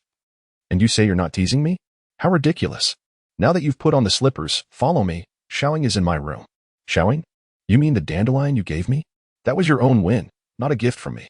You sent it to me after you lost. Is that wrong? As Qi Ting pulled him upstairs, Wei Lai followed, glancing at her legs joyfully moving beneath her skirt, suddenly regretting his visit. No matter how one looked at it. The current situation was undeniably awkward. It feels like I've walked into a witch's lair willingly. Chapter 14. The terrifying Uncle Qing in a soft white room. A single bed adorned with simple pink bedding was positioned against the wall, accompanied by a rectangular small pillow. Beside the pillow lay the Pikachu he had given Qi Ting and a jolly Jigglypuff sitting atop it. Is the absence of other plush toys meant to imply something? Standing at the threshold of Qi Ting's room, Wei Lai's eyes were drawn to the bed and its plush companions, and he suddenly realized something, causing a jolt in his chest. How did I unwittingly end up in her room? Once he recognized that he had been led into a girl's room, particularly Qi Ting's. He felt an invisible barrier surrounding him, rendering his feet immobile and his body tense. Is this your first time in my room and you've turned into a statue? Hearing his thoughts, Qi Ting let go of his hand, playfully poking his cheek as if testing if he had truly turned to wood. I haven't turned to wood. Boys shooting tea casually enter girls' rooms. Wei Lai glanced at the flower pot on the windowsill, where a young seedling had begun to sprout. I'll wait for you downstairs. You can bring the dandelion down too. Wei Lai suggested a compromise, feeling uncomfortable in Qi Ting's room. The slippers were too large for his feet, making him feel even more out of place. You can wait downstairs, but make sure you think it through, Qi Ting replied, suddenly withdrawing her smile as she strolled over to sit by the bed, casually picking up the yellow mouse plush and stroking its ears. I've thought it through. Just as Wei Lai intended to turn and head downstairs, he caught a glimpse of Qi Ting's expression as she caressed her plush.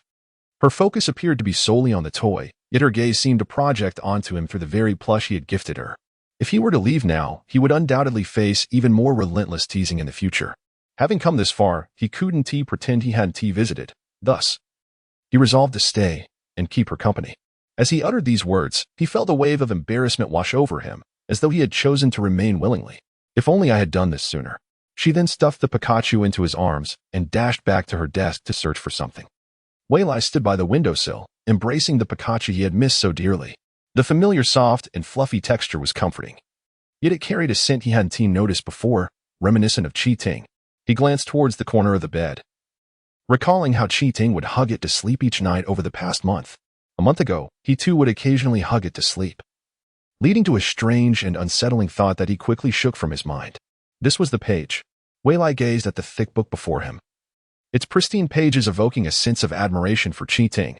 She truly finds a way to accomplish whatever she sets her mind to. Yet, the sight of Qi Ting holding a book only made her appear more like a witch to him. A witch who delights in reading and studying magic. Such a witch is formidable. If she were to begin teasing, it would be even more difficult to guard against.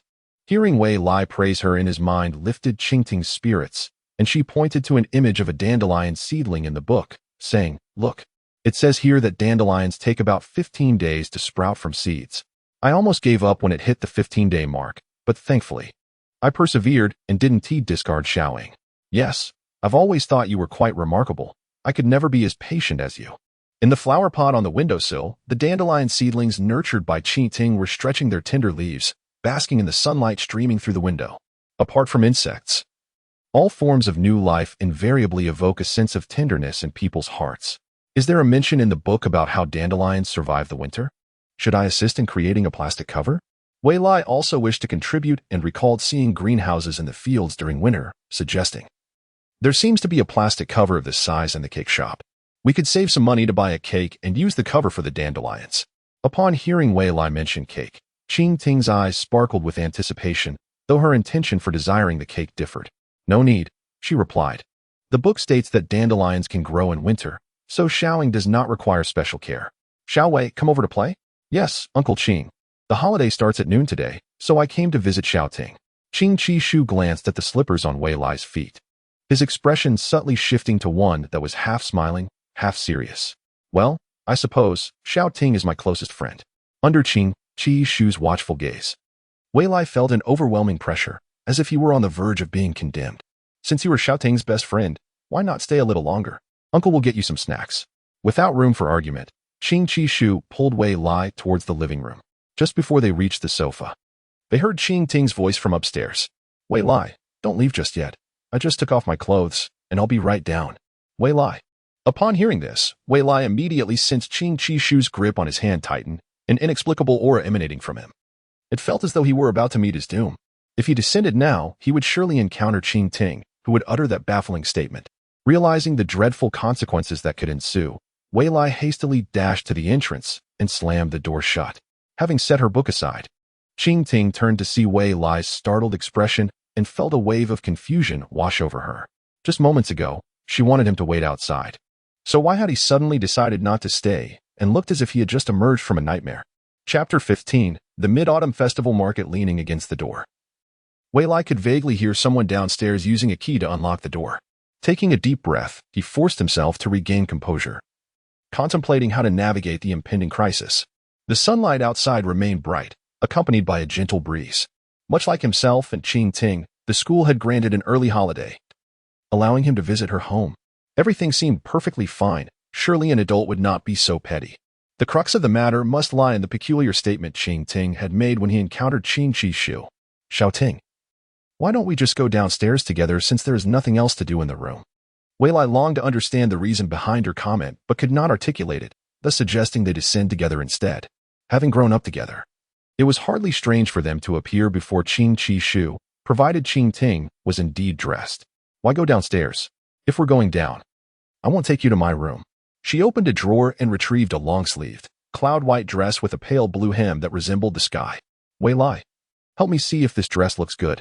I want to wear it tonight. As she held the dress aloft, Qing Ting twirled on her toes, the hem of the dress swirling gracefully around her, emanating an ethereal charm. With the dress adorning her figure, she would appear like a fairy in a flower field. Imagining how stunning Qing Ting would look in the dress, Wei Lai's eyes sparkled with admiration. Was her wish to wear this dress for him the reason she had mentioned having just taken off her clothes? That made sense, yet it was too easily misinterpreted. Why the sudden desire to wear this dress out? After the initial astonishment, Wei Lai felt somewhat wronged, as he had merely suggested Qing Ting change her dress. And yet he had nearly faced Qing Chi Shu's wrath. Because tonight is the Mid-Autumn Festival Market, and I heard it's the last one. So I want to look nice, Qing Ting replied, growing increasingly fond of the dress as she placed it on the bed and began to unbutton her top. Yes, I haven't worn it yet. I'll show you once I put it on. How does it look? As she spoke, she had already undone 2 buttons, revealing a smooth expanse of skin beneath her neck. Wei Lai hastily turned away, inadvertently colliding with the door. This prompted Qing Ting, who had intended to call his attention while sneaking a glance at his bashful expression, to burst into laughter. Xiao Ting, did you bring a classmate home to play? Qing Chi Shu's had emerged from behind the door, noticing an additional pair of male shoes at the entrance and realizing the living room was empty, causing him to rush upstairs to check the situation. Dad, you come in without knocking. I'm telling Mom. After sharing a laugh, Qing Ting grabbed the dress to cover her chest, pouting angrily at Qing Chi Shu. Haha, Dad made a mistake. I won't do it again. Where's your classmate? Qing Chi Shu chuckled awkwardly, yet he did not forget the purpose of his ascent. Yes, right behind the door. You just knocked him in the face. Qing Ting pointed at Wei Lai, who was hiding behind the door, covering his face in silence. As she spoke, a hint of amusement danced in her eyes. Wei Lai was far more amusing than her father, shyly avoiding looking at her change clothes. Moreover, he had turned away, yet still managed to be struck in the face by the door. How pitiable. All right, since you need to change, I'll have him wait for you. Xiao Wei, come with me. Qing Chi Shu peeked around the door, pulling Wei Lai out. As Wei Lai was led away by his father, Qing Ting felt a twinge of disappointment. What a splendid opportunity it was. She could have teased him once more, but her father had interrupted. However, she consoled herself with the thought that there would be another chance tonight, anticipating the possibility of inviting Wei Lai to the Mid-Autumn Festival Market later. Qing Ting's spirits lifted considerably as she hummed a tune and continued changing her clothes. Meanwhile, outside the room, Qing Chi Shu guided Wei Lai downstairs to the living room. When he had opened the door, Wei Lai had indeed been facing away from Qing Ting, so he had shown good manners. How's your face? Uncle didn't he mean to? Do you want me to get you an ice pack? Qing Chi Shu gently ruffled Wei Lai's hair, his tone amiable. Wei Lai looked up in surprise. Uncle Qing didn't he seem so intimidating after all? What's wrong? I don't bite. Aren't you shouting as good friend? No, I didn't he find you scary. Just didn't he expect you to be so gentle. The shift in Qing Chi Shu's demeanor left Wei Lai feeling somewhat bewildered, as if questioning whether his own abilities were flawed. Could a person possess such a multitude of facets? You and Xiao Ting are of similar age and classmates, surely. Uncle cannot be mean to you. Please take a seat on the sofa. Uncle will get you something to eat. After settling Wei Lai on the sofa, Qing Qishu entered the kitchen to find a snack for him. The contrast between the foreseen future and Qing Qishu's present demeanor piqued Wei Lai's curiosity about his own abilities. It appeared that different decisions could lead to such significant changes in a person's attitude. Furthermore, the white cat had previously demonstrated that his abilities could be utilized in various ways. While waiting for Qing Qishu to prepare a treat, Wei Lai gazed down at the slippers on his feet, a lingering effect from the time he gifted his Pikachu to Qing Ting. His foresight ability did not seem as straightforward as he had initially thought. The fruits he retrieved from the refrigerator were beautifully arranged on a platter, placed before him on the coffee table. Qing Ting had already changed into her dress and descended from upstairs, sitting beside him while holding her skirt. How do I look in this dress? It looks exquisite. But if I say otherwise now, will she not invite me to the market? Leaning in closer to Wei Lai, she whispered, if you don't tell the truth, I'll tell Dad you're bullying me. Wei Lai's heart skipped a beat as he recalled Qing Qishu's angry expression. It was captivating, truly captivating. Just as it should be. This is your reward. Qing Ting, filled with joy, planted a kiss on Wei Lai's cheek. He had not yet registered the moment when his peripheral vision suddenly caught sight of Qing Qishu, his gaze transforming to mirror that of the foreseen future. Little Wei, wait here for little Ting. Uncle will make a phone call. All right, Uncle. Once Qing Qishu departed, Wei Lai turned to see a striking figure appearing at the staircase. Qing Ting had changed into her attire and was coming down. Wei Lai stood up and hurried towards the door. As he met Qing Ting, he immediately exclaimed without waiting for her to speak, Little Ting, that dress truly suits you. You look like a fairy. To be honest, I nearly lost my life again. Wei Lai was still contemplating the future he had glimpsed earlier. Yet the words he spoke resonated differently in Qing Ting's ears. Lose my life? Is it really that exaggerated? While Qing Ting adored the dress she wore, she did not find it life-threateningly beautiful. However, hearing Wei Lai's heartfelt words, she could not dismiss them as mere flattery. In an instant, her heart brimmed with joy as she glanced down at her dress, growing more enamored with it. When she looked up again, Wei Lai was at the door changing his shoes. She lifted her skirt and rushed over. Wei Lai, since you adore my dress so much, how about I wear it tonight and go to the Mid-Autumn Fair with you? Then, I shall reward you. Qing Ting gleefully whispered in Wei Lai's ear. Upon hearing the mention of a reward again, Wei Lai's heart skipped once more, and he turned to gaze at Qing Qishu, who was still on the phone. He quickly slipped on his shoes and dashed outside. We'll talk tonight. All right, see you tonight. As the door swung open, the wind rushed in, causing Qing Ting's hair and flowing dress to dance lightly, watching Wei Lai's retreating figure. Although she did not understand why he seemed so flustered today, he remained as amusing as ever. Looking up at the bright and clear sky, she eagerly anticipated the evening, longing to attend the Mid-Autumn Fair with him. Chapter 16. Never tried, yet I know as the moonlight began to descend, the riverside of Xiaohe Town shimmered with light, as the once every 4 years Mid-Autumn gathering attracted a modest crowd. Wei Lai recalled his last visit here when he was 6 years old, a time when Su Xiang and Wei Zikong were still worried about him playing alone, each holding his hand as they walked together. Wei Lai vaguely remembered it was during that time that he suddenly realized he possessed the ability to foresee the future. However, he could not pinpoint the exact moment it had manifested. His memories were akin to a person awakening from slumber, unaware of the events that transpired in the darkness of memory, only cognizant of what occurred while awake. Now, at the age of 10, he no longer required Su Xiang and Wei Zikong to hold his hand.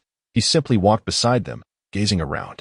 He had made plans to explore the fair with Qing Ting, yet he chose not to visit her home. The impression left by Qing Qishu's gaze lingered too vividly in his mind, and he felt that if he actively sought out Qing Ting, Qing Qishu would surely change his demeanor again. Moreover, he felt too shy to express his desire to attend the Mid-Autumn Fair with a girl in the presence of Wei Zikong and Su Xiang. After all, they were all there. Surely, they would encounter one another. Wei Lai mused to himself, continuing to search the crowd for Qing Ting and her family. Honey, I heard that after the fair, there will be fireworks, Su Xiang remarked, searching for the fireworks just as Wei Lai was. Each time the fair took place, Old Su and his companions would collect stall fees, and since this was the final occasion, they had to spend a bit to invite the fireworks team, which would not appear until the right moment. As they walked, Wei Zikong's eyes caught sight of a stall not far away displaying eru and other musical instruments, causing him to excitedly pull Su Xiang along. Dear, let's go check that out. It's not easy to find eru for sale these days. Oh, Wei Lai had grown accustomed to his parents often sidelining him, He fished out a green frog wallet from his pocket, which he had purchased during the last mid-autumn fair, designated solely for his pocket money. As he rummaged through the wallet, he found a fair amount of coins, all saved up from his usual allowances. His father always liked to borrow his abilities. His wallet was not going to be spared either. The riverside, typically accommodating 3 vehicles side by side, was now teeming with people. After separating from his parents, Wei Lai squeezed through the crowd for some time without locating Qing Ting. His eyes lit up upon spotting a stall selling candied hawthorns not far away, and he made his way towards it. Contrary to the portrayals in dramas, the stall was not simply a series of hawthorn fruits coated in sugar on a stick. Instead, it featured a large glass cabinet. Inside the cabinet, not only were the hawthorn fruits enrobed in sugar, but there were also oranges, melons, kiwis, and mangoes, each neatly threaded onto bamboo skewers, illuminated by the warm yellow glow of the lights, resembling exquisite artworks. Emerging from the crowd, Wei Lai was about to reach for his wallet to buy some candied hawthorns when a petite figure beside the glass cabinet captured his attention. With her hair meticulously styled, cascading gracefully over her shoulders, and her blue dress standing out amidst the warm yellow hues of the gathering, she appeared like a sprite emerging from the shadows. Upon seeing him, her lips, dusted with the sugar from the candied hawthorn, curved into a playful and enchanting smile. "I knew I could find you here. Come play with me." After catching Wei Lai's eye, Qing Ting held her freshly purchased candied hawthorn in one hand and grasped Wei Lai's hand with the other, leading him in a new direction. "Wait, I haven't bought my candied hawthorn yet." "No need to. I can't finish it, so I'll share 2 with you." Wei Lai watched as the stall selling candied hawthorns grew increasingly distant, yet Qing Ting showed no inclination to release his hand, offering him the remaining candied hawthorn skewers. Realizing he could not escape the enchantress's grasp, Wei Lai reluctantly accepted the candied hawthorn, taking a bite and savoring the tangy sweetness as he muttered, "I've had hawthorn before. I want to try something else." "Don't bother, they're all not tasty." "How do you know? You haven't tried them." "I haven't tried them, yet I just know." Holding on to Wei Lai's hand, Qing Ting wove through the crowd, her tone unwavering. She had waited for Wei Lai at the candied hawthorn stall for quite some time, overhearing many opinions about the treats, which naturally informed her of which ones were more delectable. "This candied hawthorn you mentioned as a reward from this afternoon?" Wei Lai asked casually after finishing a piece of candied hawthorn. "Reward? You mean the compliment about how nice my dress looks? I have forgotten about it." "Do you really want it that badly?" Qing Ting paused, turning to look at Wei Lai with a puzzled expression, her tone feigning forgetfulness, causing a shiver to run down Wei Lai's spine. Wei Lai lowered his head, munching on the candied hawthorn. He did not want Qing Ting to feel compelled to think of it as a reward. It was enough for him to perceive the candied hawthorn as such, allowing him to feel at ease. "I know you enjoy candied hawthorns, so I specifically waited for you at the stall. The candied hawthorns were merely a bonus, not a reward." Still holding on to Wei Lai's hand, Qing Ting continued through the crowd, her other hand extending a delicate finger, earnestly explaining, "As long as I pretend not to hear, the matter of the reward shall end here. I didn't say it was a gift, it's just sharing 2 with you." As she pressed the candied hawthorn against her cheek, it formed a delightful round bulge, her eyes sparkling under the surrounding lights, exuding an air of innocence. Wei Lai pouted, rendered speechless. "If you want a reward, I will take you somewhere." After a small victory, a smile returned to Qing Ting's face as she pulled Wei Lai over to a nearby trash bin, discarding the bamboo skewer before continuing in the direction they had been heading. Before Wei Lai could voice his reluctance for a reward, he found himself drawn to a ring toss stall by her insistence. "Uncle, please give me 10 yuan for the ring toss." With that, Qing Ting pulled out a 10 yuan note from her sleeve. This was the first time Wei Lai realized that money could be concealed in such a manner. After the ring toss vendor handed 6 rings to Qing Ting, she playfully tapped Wei Lai with one. "Here, take 3. "I'm not interested in playing," Wei Lai muttered. Yet he accepted the 3 rings from her. Turning to Qing Ting, he asked, "What do we do next?" "Just toss the rings. Whatever you catch becomes your prize." "Oh, I see." Upon understanding that there was a reward involved, Wei Lai felt a sense of relief. However, Qing Ting's next words raised his apprehension once more. "But if you catch something that isn't as good as mine, there will be a penalty." "How can that be?" "We agreed on a reward, and now it's turned into a punishment." The gentle breeze by the riverside brought with it the fresh scent of grass and moisture. Looking at the smiling girl beside him, Wei Lai sighed inwardly. He then shifted his gaze back to the items at the stall, his expression becoming serious. "If you want to compete, just say so. I'm not afraid of the challenge." Noticing Wei Lai's earnest demeanor, Qing Ting's smile faded slightly. though the sparkle in her eyes remained undiminished. Chapter 17. Don't you think we make a pair? Next to the ring toss stall stood a sign, 2 rings for 5 yuan, or 5 rings for 10 yuan with an extra 1 thrown in. Wei Lai, having grasped basic multiplication and division, quickly calculated that each ring cost approximately 2 yuan. Therefore, he needed to win at least an item worth 2 yuan to break even.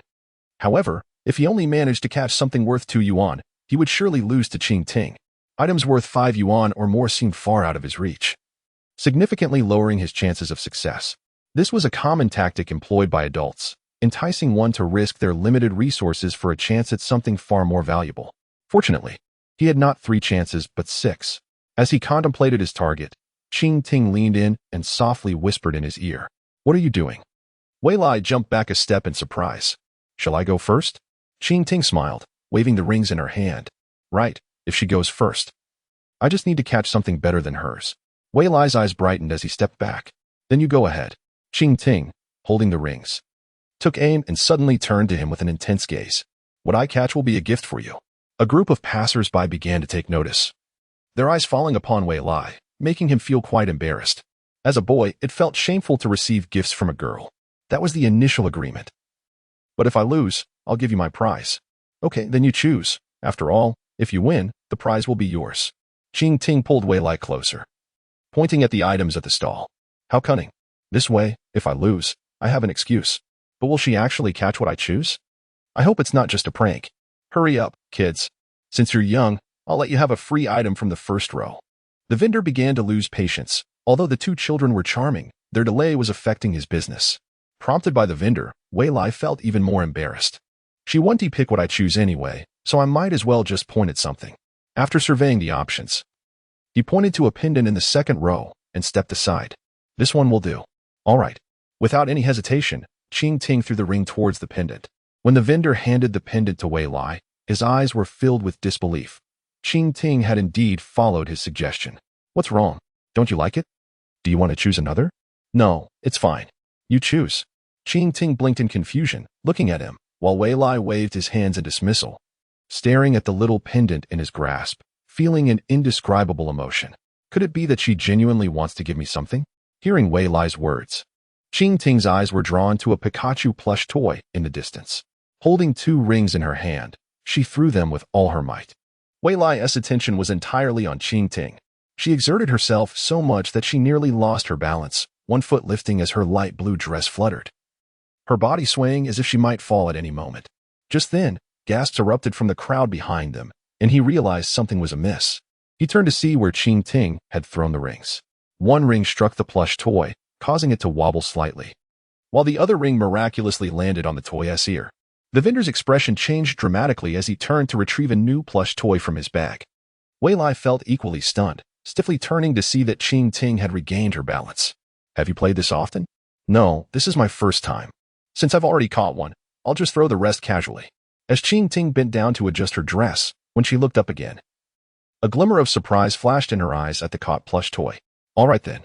Wei Lai felt a bit disheartened. Why couldn't he foresee Qing Ting's success? Had he known, he would have let her use another ring. "No, I mustn't give up. If I can catch 2 of those plush toys, I still have a chance." Qing Ting stealthily stepped closer to Wei Lai, pointing at 3 plush toys in the distance. "You have 3 chances. You might catch all 3. There is still hope. So give it your best." "I know, you don't need to remind me." With 3 plush toys, he aimed to throw once at each. Unfortunately, he missed all 3. "Then I'll focus on just one.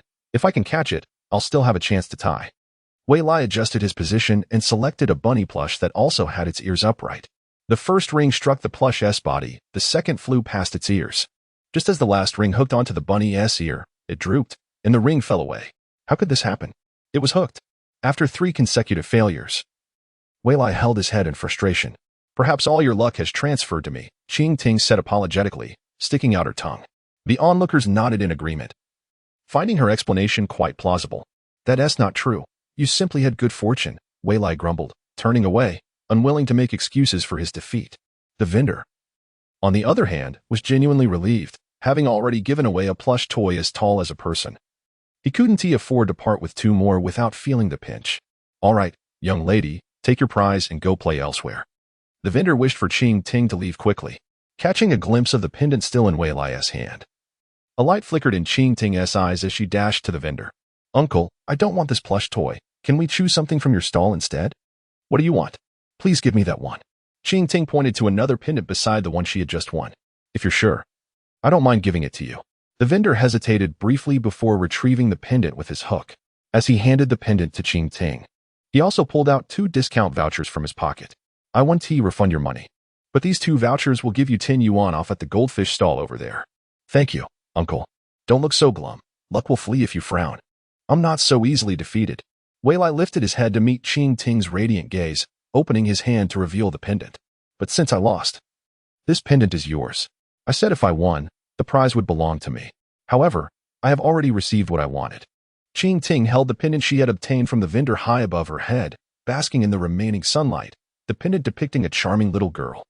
Don't you think these 2 pendants are a matching pair? Ching Ting grasped Wei Lai's hand that held the pendant, bringing their hands together. The 2 little figures seemed just like them, hand in hand beneath the moonlight.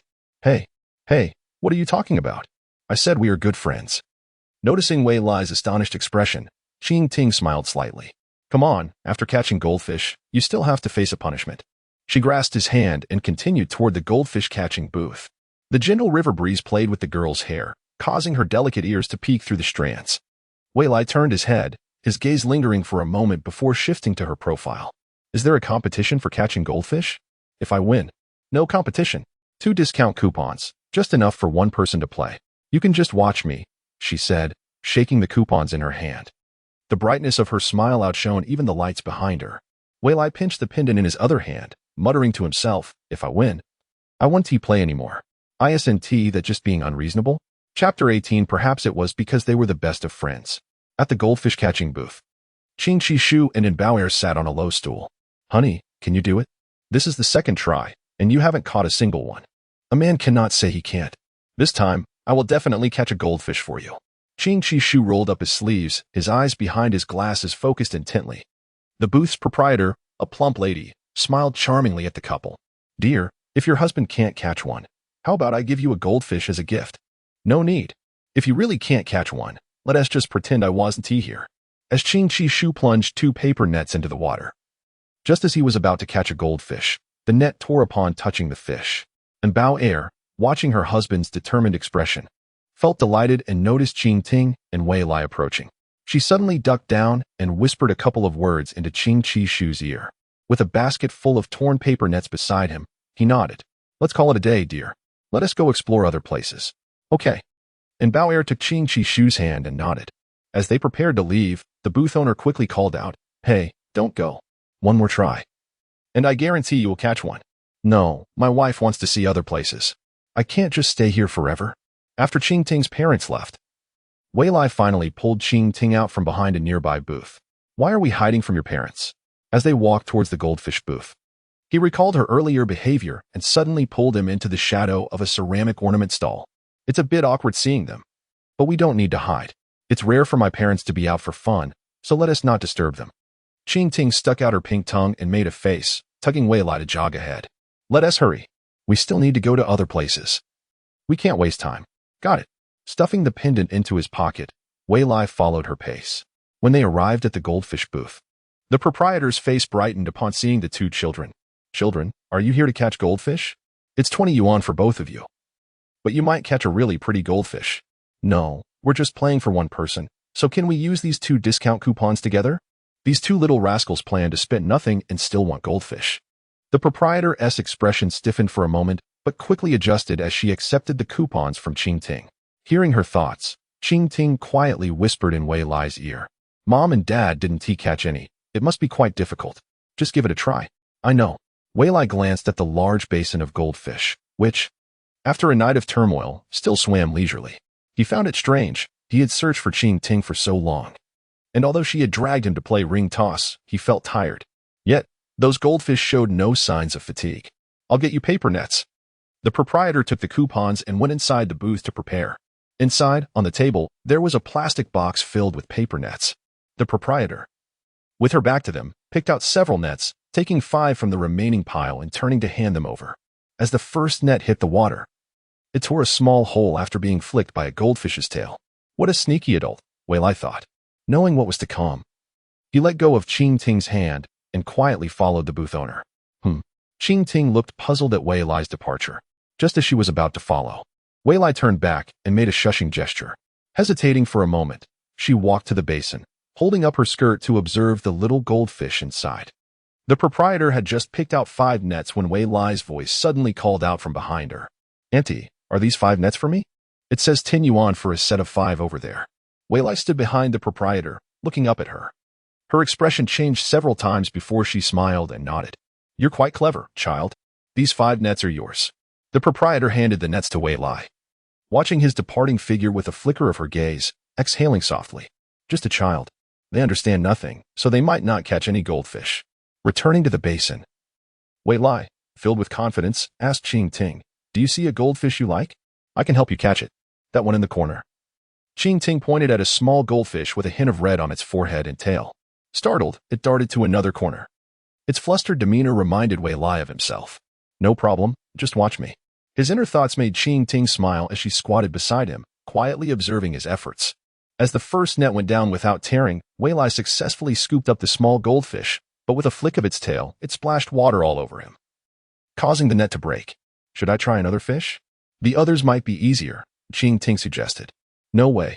Since you pointed to that fish, that's the one I'm going for." Wei Lai was determined to catch that goldfish. 10 minutes later, the proprietor, looking pained, handed a goldfish in a transparent bag to Wei Lai. Selling her best goldfish for 10 yuan was already a loss, and these 2 children had tea paid, resulting in a significant loss. Watching the 2 children leave joyfully with the goldfish, she felt a twinge of confusion. Was it merely coincidence that this child suddenly appeared and took those 5 nets from her? After obtaining the goldfish, Wei Lai, oblivious to the proprietor's thoughts, handed the bag hanging from his hand to Qing Ting. "This is for you. Now we're even." "Thank you. I really like it." Qing Ting had expected Wei Lai to actually catch the goldfish. If he had used the nets properly, he might have caught 2 or 3 more. Having been caught 5 times, even a goldfish with a 7-second memory would hold a grudge. As the bag swayed, it turned its back to Wei Lai, staring at Qing Ting instead, showing no fear. "I think it likes you too." "Yes, it seems like you." Qing Ting poked the goldfish through the bag, smiling as she spoke. "When did I ever say I liked you?" Wei Lai felt his face heat up, turning away to look around. Since the goldfish was a gift, perhaps the punishment could be overlooked. "Well, that is possible, but you have to treat me to something. What should we eat?" Wei Lai rubbed his stomach. After playing for so long, he was a bit hungry. "Follow me." Qing Ting, unable to contain her excitement, grabbed Wei Lai's hand and ran off again. The blue skirt swayed in the air as Wei Lai watched her retreating figure, suddenly realizing this was the last Mid-Autumn Festival gathering, stirring ripples in his heart. The full moon reflected on the river's surface as Wei Lai and Qing Ting sat side by side on a stone pier by the riverside, holding a cake in their hands, quietly gazing at the water while taking spoonfuls of cake. "Let us linger here, awaiting the fireworks. While it is indeed delightful, I ponder the necessity of such markings." Wei Lai, gripping his cake spoon, absent-mindedly touched his forehead, where the elderly vendor had stamped a design during their mooncake purchase. "I recall encountering you during the Mid-Autumn Festival, and you too bore the vendor's imprint upon your brow," said Qing Ting, subtly leaning towards Wei Lai as she scooped a spoonful of his cake and brought it to her lips. "Is that so? I don't remember. Perhaps I was too young to recall." Wei Lai protested, only to suddenly notice a piece of his cake missing. "Did I eat it?" "You're mistaken. That was yours," replied Qing Ting, munching on her spoon, her eyes twinkling. "I'm not a goldfish," Wei Lai thought, feeling a twinge of annoyance. But as he considered that this was their final mid-autumn gathering, his irritation evaporated. He scooped the remaining cake and muttered, "Let us just say I forgot." "What's on your mind?" Wei Lai casually responded as he savored the last spoonful of cake. "If something is bothering you, do speak up." He looked up in confusion to see Qing Ting holding a spoonful of cake before him. "You can have this last spoonful. We'll be eating mooncakes soon." Wei Lai cast a glance at the mooncake resting on her lap, a question brewing in his mind. Why only one mooncake? And why didn't you let me buy another? He intended to inquire after finishing his cake, but just then, the sound of fireworks erupted in the air. Brilliant fireworks blossomed across the river, illuminating the night sky in a cascade of radiant colors. Wei Lai was momentarily distracted, gazing at the spectacle alongside Qing Ting. As the shimmering lights cast their shadows upon the grass by the riverside, an image of a girl feeding cake to a boy. As another wave of fireworks ascended, Wei Lai finally released the spoon from his mouth and joined Qing Ting in admiring the fireworks and the moon enveloped in their glow. "Come, Let us eat the mooncake. Qing Ting retrieved the mooncake from her lap and offered him half. As the explosions of fireworks echoed around them, Wei Lai took a bite and leaned closer, asking, "Why did you buy just one mooncake?" "Because I wish to share it with you. Sharing with my best friend symbolizes completeness, doesn't it? If we were to part ways in the future, wouldn't that imply incompleteness?" Wei Lai gazed down at the half mooncake in his hand. "What did you say?" Qing Ting inquired loudly, seemingly unable to hear him over the fireworks. "I said if we part, it wouldn't be complete." "I can't hear you." "I don't want to part ways," Wei Lai shouted. As the second wave of fireworks fell, Qing Ting extended her pinky finger, smiling brightly. Then it settled. "Surely you heard me earlier. You're just teasing me," Wei Lai grumbled inwardly but extended his pinky nonetheless. As their fingers intertwined, the third wave of fireworks erupted above. And Qing Ting leaned in, planting a kiss on his cheek. Wei Lai's eyes widened in surprise as he glanced around, relieved to find everyone else captivated by the fireworks. "Did you kiss me to tease me?" "You had cake on your face," Qing Ting replied nonchalantly, enjoying her mooncake. "You clearly heard me. You were just playing with me." Contemplating their earlier pinky promise, Wei Lai felt a swirl of emotions. Despite being frequently teased, "Why can't I bear to part from her? Am I unwell? Do you understand why I didn't want to win that stuffed toy?" Qing Ting asked, having finished her mooncake and standing before Wei Lai with her hands clasped behind her back. Wei Lai, puzzled, wondered why she would not want the plush toy, which was surely better than both of their charms combined. "Why? Because I already possess a stuffed toy you gifted me. Having one favorite is enough." Her radiant smile outshone even the fireworks behind her. As Wei Lai swallowed the last morsel of mooncake, he savored its sweetness, perhaps beginning to comprehend something profound. "It must be because she is my best friend that I am reluctant to part ways." Chapter 19. It seems I've been scolded. Morning sunlight spilled across the broad asphalt road, where traffic flowed continuously. Having just passed the morning rush, the bus heading to Qinghe Junior High School sped steadily along. On the bus, Wei Lai gazed out at the ever-receding rice fields, feeling a simmering frustration akin to a harvester tirelessly cutting through hybrid rice, though unable to release his pent-up emotions like a machine. "We promised to be the best of friends, yet you've gone and followed someone else," though it had been a vow made 4 years prior. The memory of that day by the riverside remained vivid for Wei Lai, even as they now navigated junior high.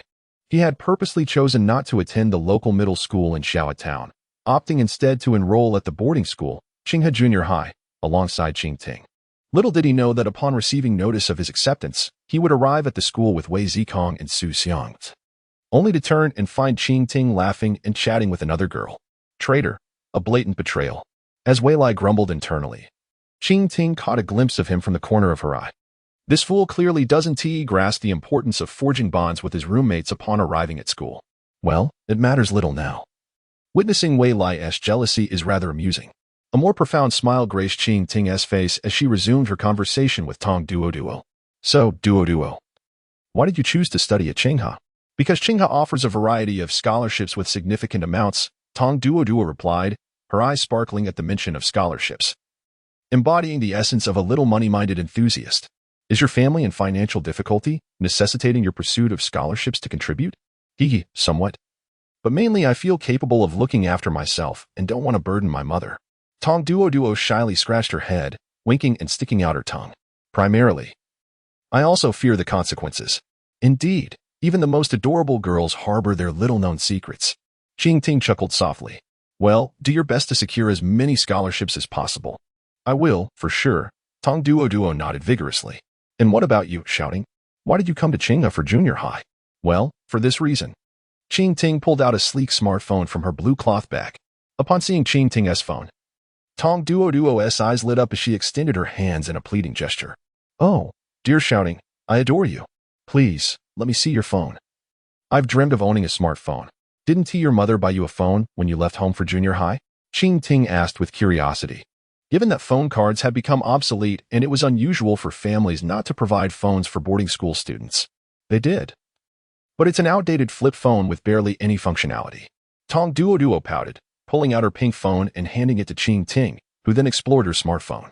Meanwhile, Wei Lai, seated in front, retrieved his own phone, which was also a flip model, his expression a mix of complexity.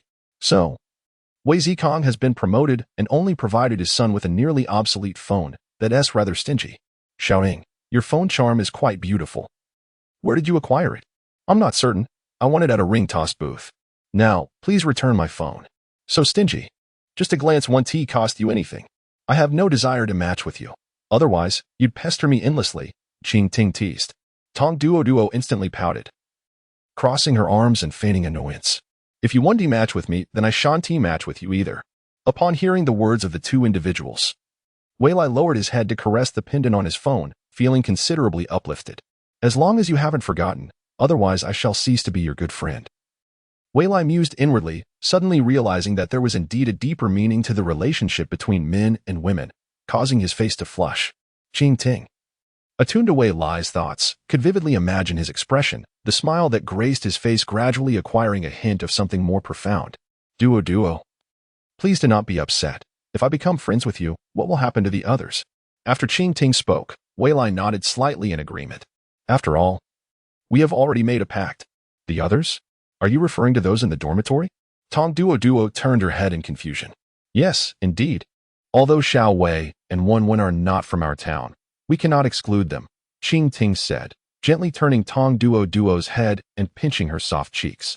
Tong Duo pondered for a moment and realized the validity of this reasoning. She too wished to befriend them. All right then. The four of us shall be a group from now on, correct? A group? Not merely a group. It cannot simply be a lump or a bunch, Ching Ting laughed, covering her mouth. I couldn't think of any other descriptors, Tong Duo lamented, clutching her head in frustration, wishing she had more vocabulary at her disposal. Then don't dwell on it. We can discuss it later. We have arrived at school. Really? That was fast. Tong Duo leaned against the car window, gazing at the lush greenery surrounding Ching He Middle School. The school's walls were adorned with climbing ivy, and a serene azure river meandered through the campus.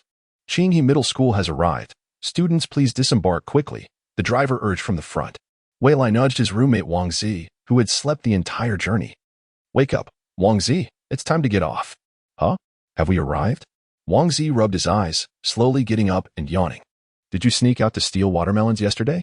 You look like you haven't had enough sleep. No, I just wanted to play a game of Honor League. But I kept losing, and before I knew it, it was past midnight. Wang Zi lethargically followed Wei Lai off the bus. Wei Lai, do you usually play games? Shouldn't we team up? The teammates I encountered yesterday were quite dreadful. Ask the others in the dormitory. I don't usually play games, so I can't help you. As Wei Lai spoke, he discreetly glanced at Ching Ting, who was preparing to disembark behind Wang Zi. I am usually too preoccupied with her antics to have time for games. Besides, it seems she no longer requires my company, Wei Lai thought, a pang of discomfort arising from the fact that Ching Ting now had 3 playmates, leaving him out. Fool. Ching Ting whispered near Wei Lai's ear before pulling Tong Duo along, surpassing them both. Xiao Ting, do you know him? Of course, he is my neighbor. The two girls walked hand in hand toward the school gate, and only then did Wei Lai realize he had been scolded. Chapter 20. The 3-day military training. No other passengers disembarked from the bus, and it turned around to leave. What are you waiting for? Let us go. I know. Wei Lai watched as Ching Ting vanished around the corner of the school, then hurried to catch up with Wang Zi. Upon entering the school gate, the air was noticeably fresher than that on the road, imbued with the scent of grass. It was still morning, and the school was not overly crowded. The two encountered only a few girls on their way to the dormitory. After walking for a while, Wang Zi seemed more alert. Wei Lai, do you think the other two in our dorm have arrived? They live in the city, so they should be here by now. If they are, we should take advantage of the afternoon and go to an internet CAF to play games. I'll treat you. Wang Zi, with his wallet full at the start of the school year, confidently patted his pocket. An internet CAF? Shoo, don't say it so bluntly. It would be unfortunate if a passing teacher overheard. Wang Zi's nerves were struck by Wei Lai's remark, causing him to place a finger to his lips and whisper to Wei Lai, if you want to play Honor League, I think we could inquire at a smaller mobile shop. I once saw a group of elementary school students playing games in a corner while accompanying my dad to buy a phone. Perhaps not. It would still cost money. It's better to go to the internet CAF. At least it's quiet there. When shall we go? Of course on the weekends. Does your family not have a computer? Wei Lai's question left Wang Zi speechless. Indeed, there was no need to go to an internet CAF when they had a computer at home, which would be a waste of money. In comparison to Wang Zi, Wei Lai felt a bit more astute. Perhaps it was Ching Ting who was simply too clever. He recalled the day they came to Ching He for the exam. Ching Ting had left the examination hall before him, waiting outside in the breeze. Wait, was she upset about that day? Wei Lai glanced at the girls' dormitory across from the boys' dormitory, finally understanding why Qing Ting had not sat with him on the bus today. The fool was indeed himself. Feeling dejected, Wei Lai quickened his pace toward the dormitory, resolving to apologize to Qing Ting for that day's incident upon arrival. Wei Lai, why are you walking so fast? Wait for me. Hurry up then. Once inside the dormitory building, Wei Lai slowed his pace. He had visited the dormitory once before, placing his belongings in the cabinets with Su Xiang and the others. However, the middle school dormitory was quite cramped, with doors closely aligned in the corridor. Walking too quickly would easily lead him past his destination. For instance, the guy in front of him. Wang Zi, where are you going? Standing at the dormitory door, Wang Zi wanted to save face and challenged Wei Lai. Shall we make a bet on who will answer the door? Is it Chang Ming or Ruoyan? Over the course of 4 years, through continuous practice, he had not only learned to glimpse into a person's future, but could also control when to employ his ability without risk. After foreseeing a minute into the future, he had to wait a minute before he could trigger it again, and while this cooldown period was inconsequential at times, it became quite frustrating when he needed it most. After much practice, he had finally grasped that subtle sensation. However, it remained ineffective with Qing Ting, as every attempt still fell short of truly teasing her, which he found regrettable. One could only hope to find a way to shorten the cooldown period of his ability during the 3 years of middle school. It's in Ruoyan. Decided then? Before the mystery is revealed, let us agree on the stakes. The loser must help the winner clean for a month. A month?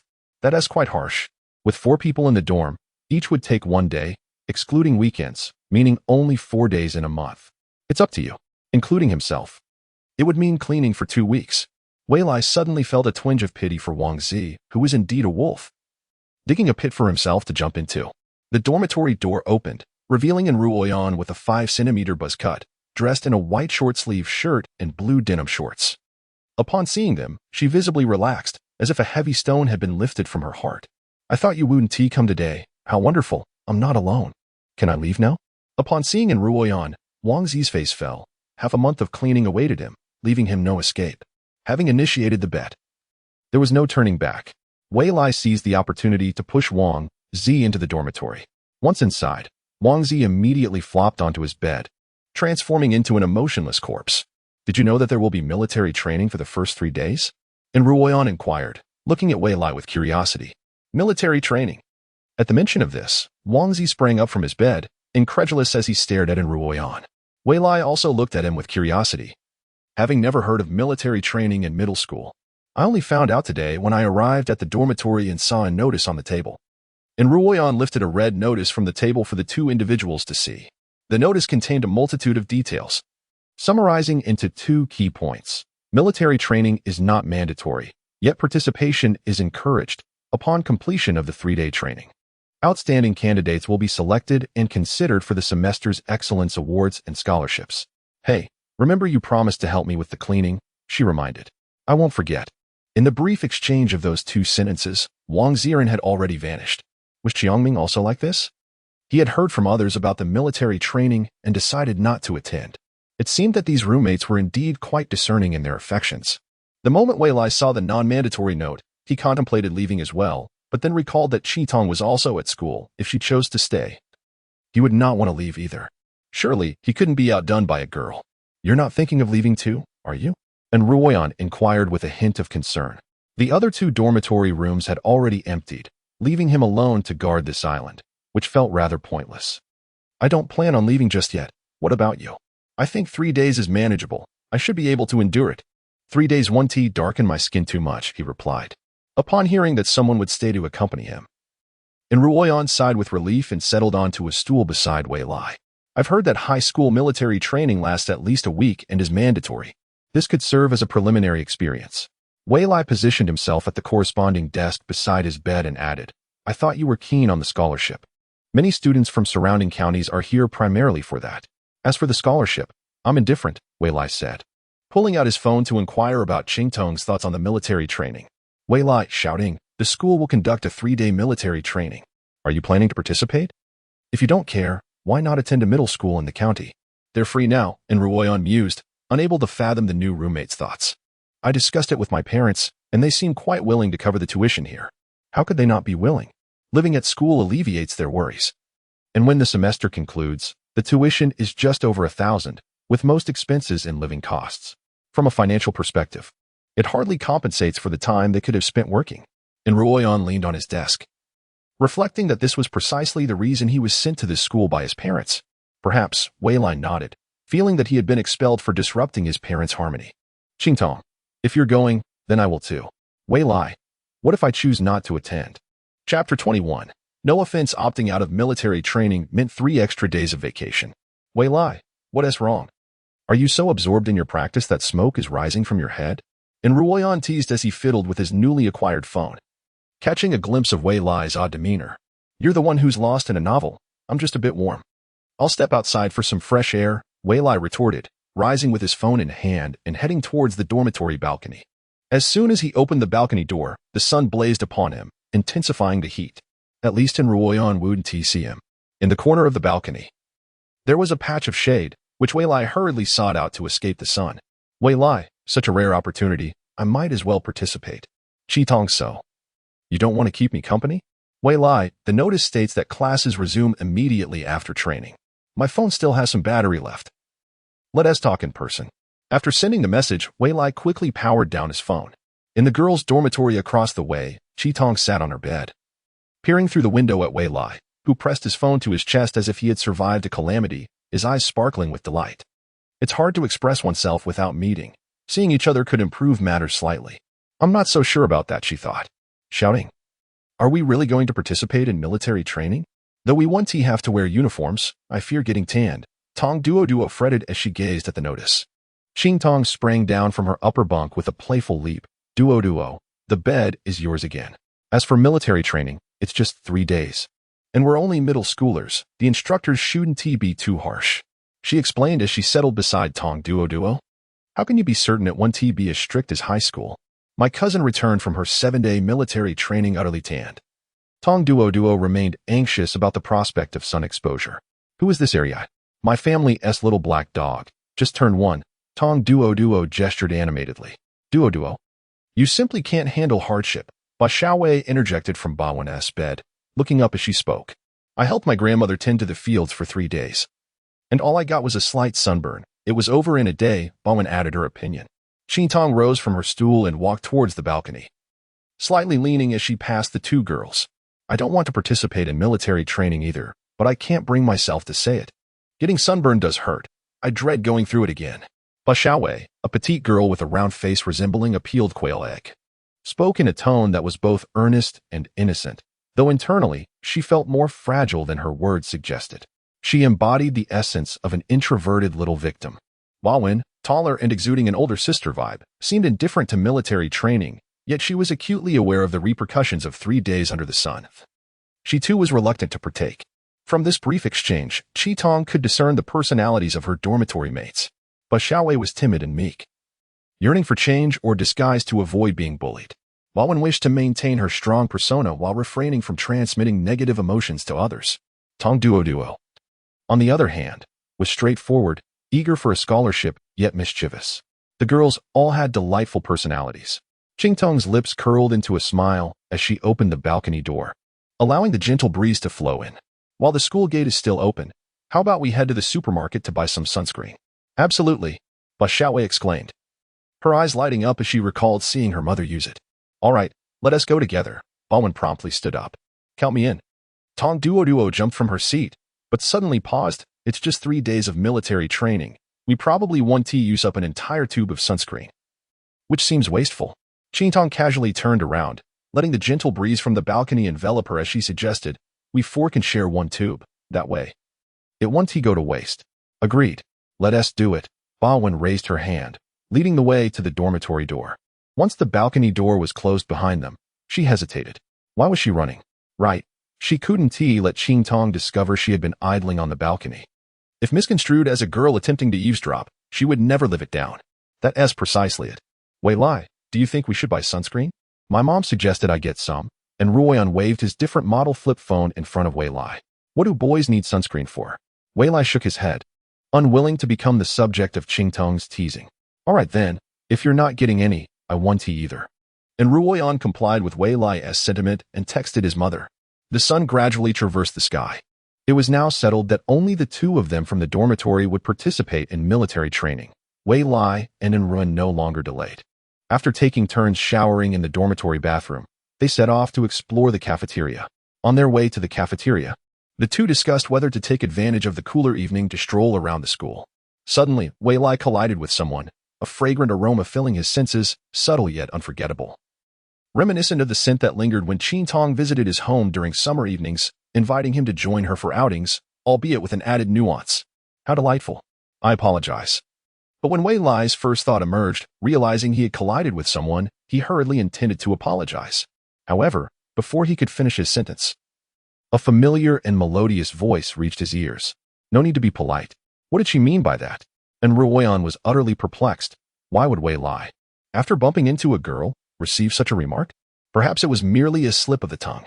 Let's take another route, Wei Lai said, lowering his head and turning towards the opposite side of the street. When he had collided with Qing Ting moments earlier, he almost embraced her. Her words of no need to be polite surely implied that she was suggesting an embrace was unnecessary. This was something Qing Ting would definitely do, teasing him. With their roommate watching, being the target of her teasing was undeniably embarrassing. Chapter 22. Is the potato delicious? From the outside. The cafeteria of Qinghe Middle School appeared to have 2 levels, with large doors on the left and front sides, all accessible. As dinner time approached, the ventilation fan at the back of the cafeteria buzzed, and after taking a detour, Wei Lai and Enruoyan observed Qing Ting and her friends entering through the nearest door to the dormitory. They entered through the central main door. The sun was nearly setting, and its golden rays streamed through the windows into the cafeteria, creating a stunning sight. Yet, no one seemed inclined to sit by the windows. The temperature had not dropped, and the sunlight was still warm. Moreover, the number of students reporting to school that day was rather sparse, leaving many empty seats available. Upon reaching the cafeteria window, the 4 girls were gathered together, still debating what to eat. Spotting them, Wei Lai quickly pulled Enruoyan along, and, from the farthest window, casually ordered a meal of 2 meat dishes and 1 vegetable dish. He collected the plate and found an unoccupied seat to sit down. Enruoyan followed suit. Filling her plate and sitting beside Wei Lai, her gaze scrutinizing him with curiosity. With no one around, she lowered her voice and whispered, Wei Lai, do you have a fear of women? Cough. Enruoyan, please don't joke about that. How could that be? Wei Lai nearly choked on his food at her words. Then why are you avoiding them? Enruoyan turned to observe the girls, who had finished their meals and were walking towards another table. I'm not avoiding them. I just felt embarrassed after bumping into someone. Really? Of course, it's true. My mother is a woman. How could I possibly have a fear of women? Upon hearing this, Enruoyan contemplated for a moment, finding it reasonable. This term was something he had stumbled upon in a book, and it seemed rare. It was unlikely for him to encounter such a situation, especially since she was his roommate. Meanwhile, at another table, Tong Duo shared similar doubts. Xiaoting, is that person really your neighbor? Why do you ask? Why didn't you greet him when you saw him? He even walked away from you. Didn't I greet him? I must have forgotten while talking to you. I'll help you say hello and confirm if he is your neighbor. Tong Duo always felt there was something peculiar between Qing Ting and Wei Lai, and she decided to investigate further. Their relationship must not be so simple. Everything cannot escape my detective instincts. Amused by her inner monologue, Qing Ting nodded. Go ahead. After receiving permission, Tong Duo set down her chopsticks, stood up, and walked towards Wei Lai and Enruoyan, whose seats were conveniently facing away from her. As Wei Lai was eating, he caught a whiff of that familiar fragrant aroma wafting towards him, and alarm bells rang in his mind. Without hesitation, he activated his abilities. A pair of delicate hands rested on his shoulder, and Tong Duo's voice reached him from behind. May I ask your name? Wei Lai. Are you Xiaoting's neighbor? Tong Duo leaned in to inquire. Not exactly neighbors, but we grew up together, so it's almost the same. Oh, I see. Childhood sweethearts, right? After receiving her answer, Tong Duo turned and dashed back to where Qing Ting and the others were. After a brief discussion among the 3 girls, their gazes toward Wei Lai shifted dramatically. Almost under the collective urging of the 3 girls, Qing Ting put down her chopsticks and gracefully walked towards him, reaching out to pull him towards their group. This time, even Enruoyan's expression toward him transformed. When Tong Duo's hand landed on his shoulder, Wei Lai felt a chill run down his spine. It wasn't that Tong Duo was particularly frightening, but being dragged into the girls' group by Qing Ting certainly boded ill for him. The likelihood of being publicly shamed and exposed for how he had previously been teased was quite high. As long as Qing Ting knew, it was manageable. However, if a whole group of girls found out, he might as well move to another planet. Excuse me, do you need something? Wei Lai shrugged his shoulders, subtly evading Tong Duoduo's hand. Eh? I didn't expect you to be so averse to me, Tong Duoduo thought, feeling a bit miffed. She skipped the pleasantries and jumped straight to the point. Are you Xiao Ting's neighbor? Who is Xiao Ting? Wei Lai feigned ignorance. That's Qing Ting. The girl sitting over there. Ah, Qing Ting. You should have mentioned her name earlier. Yes, I am her neighbor. Is there a problem? Wei Lai said, pretending to be less acquainted than he truly was. Since you are neighbors, don't you know each other well? Well, we are familiar. But we only exchange greetings when we meet on the road. Wei Lai offered a polite smile. Oh, I see. So you're just acquaintances. Tong Duoduo seemed to understand, thinking that was why Qing Ting had forgotten to greet him. After Tong Duoduo left, Wei Lai secretly sighed in relief, thinking he might have escaped being publicly humiliated by Qing Ting. Do you really not have a fear of women? Why did you avoid such a lovely girl as Touch just now? And Ruoyan pondered, imagining that even out of courtesy, he wouldn't have reacted so harshly. It was intentional. She was behind me, and I had to turn to see her. Naturally, I moved away. Perhaps my sixth sense is quite sharp. Wei Lai concocted a casual excuse. Speaking of sixth senses, Wei Lai indeed felt someone watching him. Turning to look behind, he saw Qing Ting standing up from her seat, slowly approaching him once more. Gulp. Wei Lai instinctively swallowed hard, glancing up as Qing Ting settled beside him in silence. What does she want now? Earlier, she claimed we were best friends. Is she upset? I seem to have forgotten to apologize for leaving her on exam day. How should I broach the subject? With so many people around, how would the best friends act? Should I pretend she is here to borrow money and just hand over my wallet? No. That would be too strange. She hasn't said anything yet. Please, just say something. With his head lowered, myriad thoughts raced through Wei Lai's mind. Listening to his inner monologue, Qing Ting relaxed, a hint of joy appearing in her eyes. Is this potato delicious? Not bad. Would you like to try some? Wei Lai instinctively offered his chopsticks to Qing Ting. After taking them, Qing Ting expertly picked up a piece and tasted it, smiling brightly. Delicious. It's a little sweet. Just right. It seemed he had narrowly escaped a catastrophe. Wei Lai exhaled in relief, feeling as though the food he had just consumed had been digested. He could hardly wait to tackle the remaining meal. Only Ruoyan stared at him in astonishment. Using the same chopsticks is akin to an indirect kiss. Why aren't you eating? I've had enough. No, it's nothing. I believe you don't have a fear of women anymore. And Ruoyan remained silent. And Wei Lai looked up in confusion, only to see her shaking her head in a daze. It seems neither of them cares much. Could it be that he is overthinking? He secretly turned to glance at Qing Ting, who was also eating casually with her roommates, leaving Ruoyan bewildered.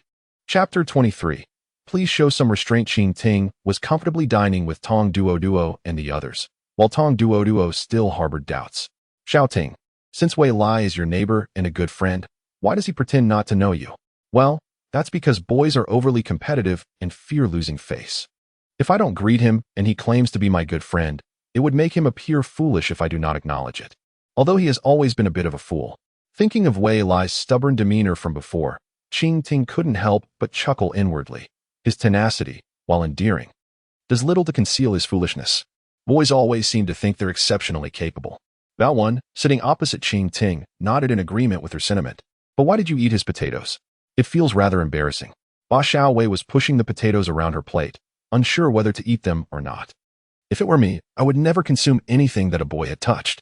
It seems he even used the same pair of chopsticks. How mortifying. Using the same chopsticks. It's almost like an indirect kiss. After Ba Xiaowei's remark, the three girls realized the crux of the issue but felt too shy to voice it, lowering their heads and eating in silence. It is indeed quite embarrassing, but the one sitting next to him must be his roommate. He should feel more embarrassed than I do. Qing Ting leisurely continued to eat from her plate, thinking that since he is pretending not to know me, he deserves a little punishment. Tong Duoduo suddenly understood. As long as I don't feel embarrassed, the one who should feel embarrassed is him. I can let it go. I just can't bring myself to do it. As she spoke, her confidence waned. Tong Duoduo both admired and worried for Qing Ting, saying, Xiao Ting, aren't you afraid Wei Lai will misunderstand and think you like him? Indeed, what if he believes you have feelings for him? Boys tend to be rather self-assured. The other two girls nodded in agreement. If he thinks I like him, it is of no concern to me. Why not? They paused their actions, curious about Qing Ting's response. If he believes I like him, he will surely come over to confess. And then what? I can thoroughly tease him. Qing Ting paused, winking at the three girls. They exchanged glances, and a thought emerged simultaneously in their minds. So Xiao Ting really does like him. Tong Duo and Ba Xiaowei dared not mention it, continuing to eat their meals. Bao Wan, however, was less patient, her curiosity gnawing at her. If you don't like him, why would you want to tease him? Have you encountered boys who confessed in middle school and girls who agreed to those confessions? That's quite mature. Qing Ting widened her eyes in surprise. You were the one who brought up confessions. Ba Xiaowei lowered her head shyly. Feeling that was a bit too mature, but she couldn't help but think, I believe you are the more mature one. Tong Duo had interacted with Qing Ting more than the other two, sensing that Qing Ting was evading the issue, yet found it difficult to articulate. I have seen such things, but they were all quite childish, and the relationships didn't last long. Perhaps it's best not to inquire further. Baowen recalled her brother's experiences in middle school and felt, deep down, that it was indeed not a suitable topic, choosing to remain silent. However, this incident planted a seed in her heart. Noticing that her roommates no longer mentioned the topic, Qing Ting quelled her earlier expression, casting her gaze toward Wei Lai. He and Ruoyan had finished their meal and were getting up to leave. She watched as Wei Lai vanished through the cafeteria entrance, a soft smile gracing her face. Upon exiting the cafeteria, the sunset had painted the horizon a fiery red. The crimson clouds enveloped Wei Lai and Ruoyan, casting elongated shadows that fell upon the distant dormitory buildings. Just as they reached a midpoint, Wei Lai suddenly realized what he had done with Qing Ting in front of everyone, and his heart skipped a beat, his face flushing. Wei Lai, why is your face so red? And Ruoyan had nearly forgotten the earlier incident and preferred not to dwell on it, which was one of his virtues. Yet, at that moment, Wei Lai's own face grew warm. It's nothing. I just finished eating and feel a bit hot from the sun. Wei Lai casually fabricated an excuse, regretting what had transpired moments ago. He did not regret sharing chopsticks with Qing Ting. Being teased by her was not a new experience, and if one method failed, she would certainly devise another way to tease him, a fact that had been abundantly proven during his experimental endeavors. Upon returning to the dormitory, and Ruan, while fetching her clothes, turned to Wei Lai and broached the topic they had discussed on the way to the cafeteria. Shall we take a walk around the school tonight? Wei Lai saw this as an opportunity to apologize to Qing Ting. If it were during the day, they would be too conspicuous at school, likely drawing unwanted attention. What are you planning? You aren't actually thinking of going on a date with that girl, are you? And Ruoyan bluntly stated. That's true. What if a teacher sees? I might get expelled at lightning speed. And Ruoyan concluded before retreating into the bathroom to shower. After the bathroom door closed, Wei Lai quickly climbed onto his bed and contacted Qing Ting. Wei Lai, what are you doing? Let's meet at school tonight. Qing Ting, missing you after just a few minutes apart? Wei Lai, I have something to discuss. Let us find a secluded spot. Qing Ting, my roommates and I have planned to take a walk together, so finding a quiet place might be difficult. How about you find a good spot and let me know? Wei Lai, all right. My roommate and I are also planning to stroll around the school. Once I find a suitable place and part ways with him, I'll text you. Qing Ting, when the time comes, I'll give you a surprise. Lying on his back on the bed, Wei Lai read Qing Ting's message and, startled, dropped his phone on his face, causing his nose to sting. Picking up the phone, he hastily began typing. Wei Lai, no, thank you. I can't handle your surprise. Qing Ting, are you sure you don't want it? Just 5 simple words stirred a sense of foreboding within Wei Lai. Whenever Qing Ting uttered such phrases, it typically signified that she was concocting a more elaborate scheme. Remembering that he intended to apologize, he steeled himself to continue typing. Wei Lai, please go easy on me. Chapter 24. Conditions for forgiveness. Having a river running through the middle of the school is hardly advantageous, particularly when it lies adjacent to the dormitory. While waiting for Ruoyan to finish showering, Wei Lai had already suffered several mosquito bites. As soon as Ruoyan emerged from the bathroom, he rushed in with his clothes.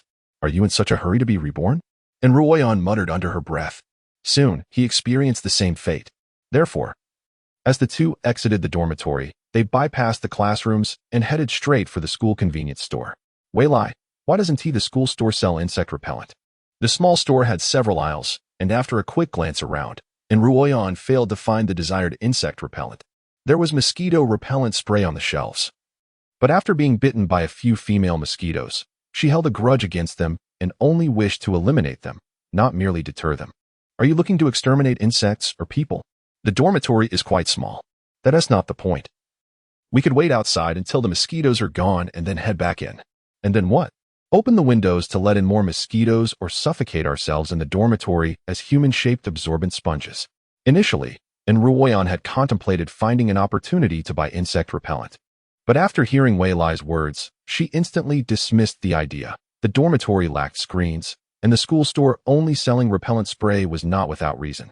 Exiting the convenience store, both held a bottle of mosquito repellent spray, and Ruoyan could hardly contain herself as she began spraying it everywhere, leaving no corner untouched. Even nearly spraying the soles of her shoes. Wei Lai was more moderate, applying some on his neck and arms.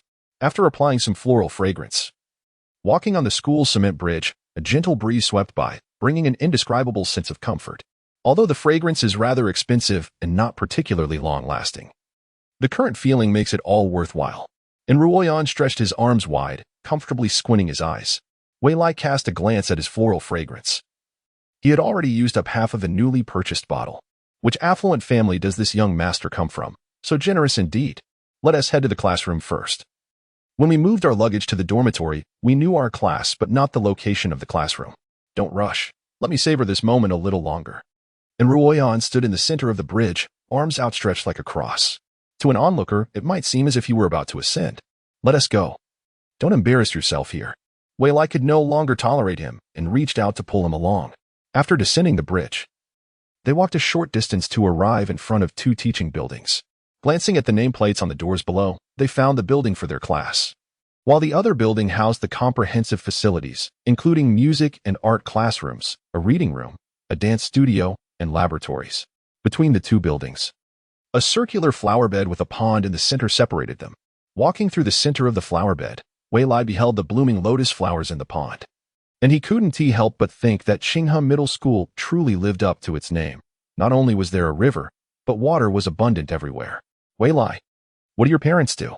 I feel that some of your thoughts are more mature than ours. It's nothing. It has nothing to do with my parents. They don't pay attention to me. I'm used to overthinking by myself, which is why I ponder so much. Wei Lai lowered his head, scratching his face.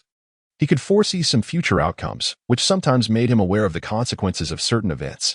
However, he certainly couldn't share this with others. As for being constantly teased by Qi Tian, he remained cautious in everything, fearing she might find a flaw. He felt embarrassed to mention this. Up until now, he had never won against Qi Tian, making him appear rather foolish. Always alone. Don't you have any friends? Yes, but I'm often teased. Wei Lai smiled awkwardly, as if boys generally preferred not to play with him. Is that so? Ruoyan couldn't understand why the boys didn't want to hang out with Wei Lai. But he didn't dwell on it and simply patted Wei Lai on the shoulder, saying, "It's all right. You'll have us from now on. We're all in the same dormitory, and no one will avoid playing with you. Thank you. I'm glad to be your roommate." Likewise. Ruoyan walked ahead with a bright smile, while Wei Lai trailed half a step behind, secretly scanning the area for any hidden spots. Having new friends is a good thing, but he had forgotten his agreement with Qi Tian. The teaching building was filled with classrooms and offices, and the classrooms appeared quite concealed. The hallways offered a clear view. It wasn't suitable for a private meeting with Qi Tian. The only remaining option was the playground. The lights in the teaching building's hallway were motion-activated, and as the two ascended the steps, they suddenly lit up. Both of them were startled, simultaneously relieved. For traversing in utter darkness would have been quite frightening. The presence of light made everything feel much better. Yet, their good fortune ended there, upon arriving at the classroom. Beneath the sign for Class 1-8, the door was firmly shut, refusing to budge. How could this be? The classroom door is locked, and we can't even take a peek inside. Perhaps it's because the school has officially started yet. Unable to open the classroom door, Ruoyan gazed longingly at the classroom window, eyeing the desks and chairs for a brief indulgence. Wei Lai surveyed the other classrooms and the comprehensive building across the way. They were all similar, with doors and windows tightly closed, making entry nearly impossible. How about I accompany you? Ruoyan, feeling idle, thought it would be boring to stay alone in the dormitory. No, please don't. I prefer to be alone. Wei Lai hurriedly waved his hands, prompting a questioning glance from Ruoyan. Why are you looking at me like that? Is there something on my face? No. I understand why others might not want to play with you. You're too reclusive, given that they had only recently met as roommates. Ruoyan decided not to push further and walked ahead alone with the floral fragrance. He took out his phone and sent a text to Qi Tian. Wei Lai, I'm waiting for you at the playground. Qi Tian, got it. I'll be there shortly. After sending the message, Wei Lai suddenly noticed a few people approaching. So he quickly dashed toward the playground with the floral fragrance in hand. The teaching building had motion sensor lights, whereas the playground was enveloped in darkness. Illuminated only by the moonlight in certain areas, the space beneath the podium and the corners of the surrounding walls were completely shrouded in shadow. Wei Lai thought to wait for Qing Tian beneath the podium, but fearing she might not find him, he decided to climb up on the podium. Leaning against the door of the broadcasting room beside it, just as he was about to text Qing Tian again, someone tapped him on the shoulder. Hey, Startled to see Qing Tian emerging from beside the broadcasting room, Wei Lai was taken aback. Where did you come from? From the stairs over there. It's not like you crawled up from the edge of the podium. Are you playing Spider-Man? Qing Tian tilted her head, looking at Wei Lai, seemingly perplexed by his choice to climb instead of using the stairs. I didn't see the stairs. Wei Lai glanced behind Qing Tian and indeed spotted the stairs, which were positioned behind the podium and not easily noticeable, causing him to feel a bit embarrassed. How did you arrive so quickly? I clearly ran over. How did she get here before me? Is she Batman? Upon hearing Wei Lai's inner thoughts, Qing Tian's cheeks flushed. She had also run over. But that was a secret she couldn't let him know. By the way, I have a surprise to show you. What is it? A breath freshener, lemon flavor. It's especially refreshing when sprayed. Want to give it a try? Qing Tian produced a spray and held it out to Wei Lai. But her fingers obscured some of the words on the packaging. Such an obvious trap. Do you think I would fall for it? Are you afraid to try it? You're scared. I'm not afraid. I just worry you might use something like floral fragrance to prank me. It seems you've become a bit smarter. But this really is a breath freshener. I picked it up while out with my roommate today. You can ask her if you don't believe me. Saying this, Qing Tian sprayed a bit on Wei Lai's face. A faint lemon scent wafted through the air, indeed lacking the aroma of floral fragrance. Let us assume what you said is true. Why are you bringing it out? Is it a gift for me? I could give it to you. But you have to taste it first. In that case, I'll pass. You can pass, but tell me why you called me here. Almost forgetting, I came to apologize.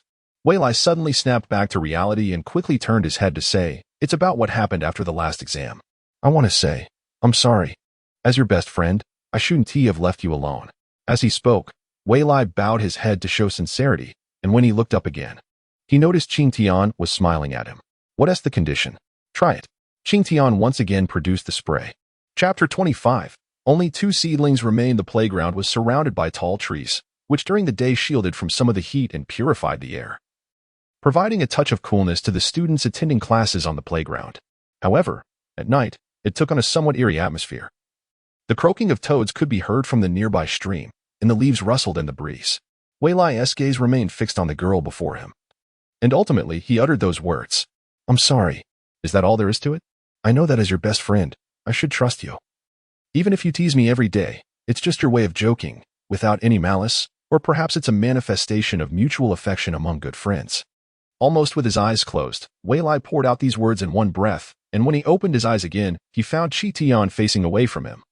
Her demeanor somewhat peculiar. The full moon hung in the sky, its silvery light cascading down upon the newly polished metal flagpole beside the podium, reflecting and mingling with the countless stars scattered across the heavens. The surroundings were devoid of any other presence. Even the faint sounds from earlier had vanished into silence. This marked the first instance in which he had uttered such words to me. A gentle breeze brushed against my face, its coolness making Qing Ting acutely aware of how flushed her cheeks had become. Never mind. I forgive you. Watching Qing Ting dash away, Wei Lai felt a twinge of confusion. Was that it? No playful teasing? He had expected a more spirited jest. Unable to fathom Qing Ting's thoughts, Wei Lai, holding a can of insect repellent, glanced at the edge of the podium before ultimately descending the steps, mirroring Qing Ting's descent. Qing Ting, who had been jogging towards the girls' dormitory, paused at the entrance, took a moment to catch her breath, and touched her face, relieved to find it was no longer so warm. Entering the dormitory building, she noticed the dorm supervisor engrossed in a movie on her smartphone, seemingly indifferent to the approaching curfew. Qing Ting chose not to disturb her and made her way to her room. How did your neighbor react? Did he confess to you? As soon as Qing Ting pushed the door open, Tong Duo, unable to contain her curiosity, leaned in. Bao Wan and Ba Xiaowei, also intrigued yet less direct, busied themselves with their own matters, eavesdropping intently. Did I not tell you? He just asked me to meet up to discuss something. It doesn't necessarily mean he was confessing, Qing Ting replied. gently pushing Tong Duo aside as she walked towards the wardrobe opposite her bed to retrieve her basin and towel for her nightly routine. Having showered before dinner and not having sweated much, she intended to merely wipe herself down and remove the insect repellent. Yet, Tong Duo, ever the curious one, trailed her to the bathroom door, continuing to inquire, if it was a confession, then what was the purpose of meeting alone at such a late hour? Surely, he must have confessed. The truth cannot escape my detective instincts, Tong Duo mused internally, causing Qing Ting to chuckle, yet feel a sense of exasperation.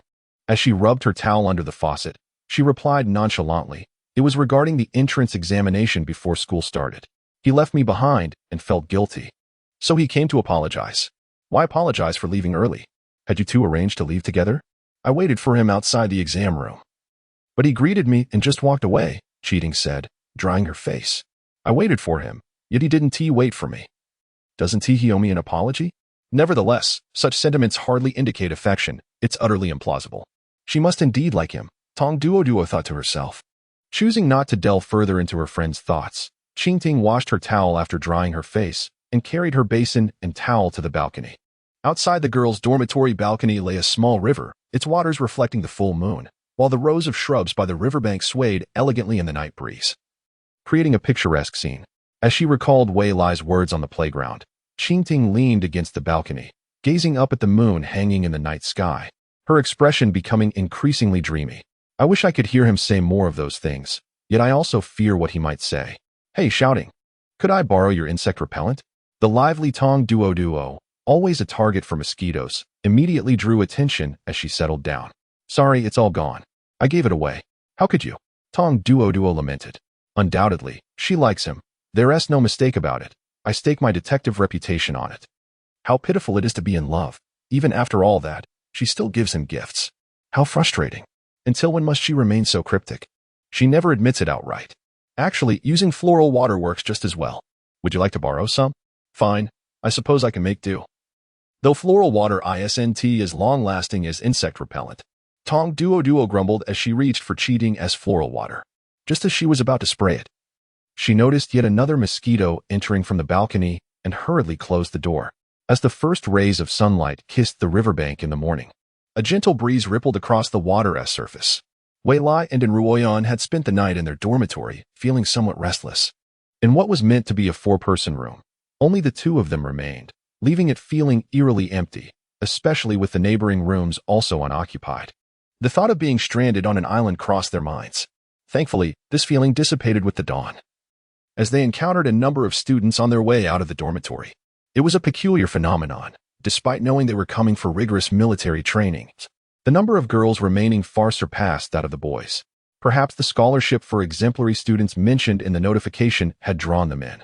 Upon arriving at the cafeteria, they chanced upon Qi Ting and her friends exiting after their meal, their lively camaraderie eliciting a pang of envy in contrast to the sparse company of the boys. Is that neighbor of yours in the same class as you? Yes. Why?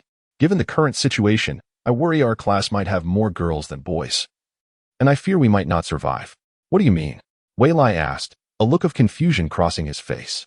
And Ruoyan led him to a seat before explaining. I reached out to my cousin, who just finished military training in high school.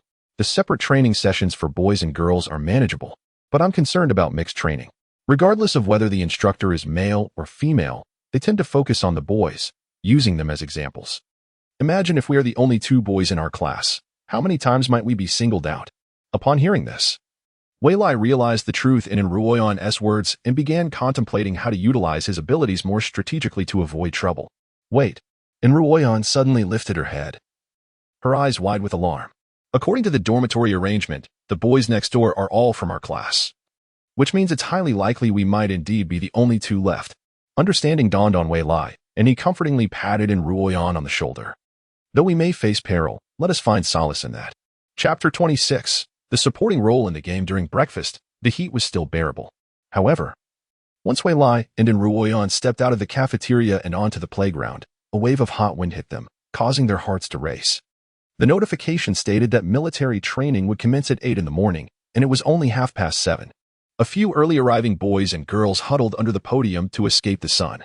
As the sun slowly ascended, the shadow cast by the podium shrank, and the area beneath began to feel crowded. Wei Lai had little desire to join the throng. scanning the surroundings. He found a patch of shade and led Enruoyan there. There seemed to be more boys than we anticipated. Perhaps we might be all right, Enruoyan said. Still clinging to a sliver of hope, Wei Lai refrained from disheartening him, for he had not yet spotted Qing Ting and her friends. They likely believed the instructor had not yet arrived and had wandered elsewhere. The other girls who had yet to arrive probably shared similar thoughts. As for the boys, they might have been too lazy to move, preferring to stay put. After all, the astute boys were probably at home playing games, while those remaining either sought to experience military training or, like Enruoyan, believed the school had its reasons for the arrangements and decided to participate. As half an hour passed, the breeze across the playground intensified.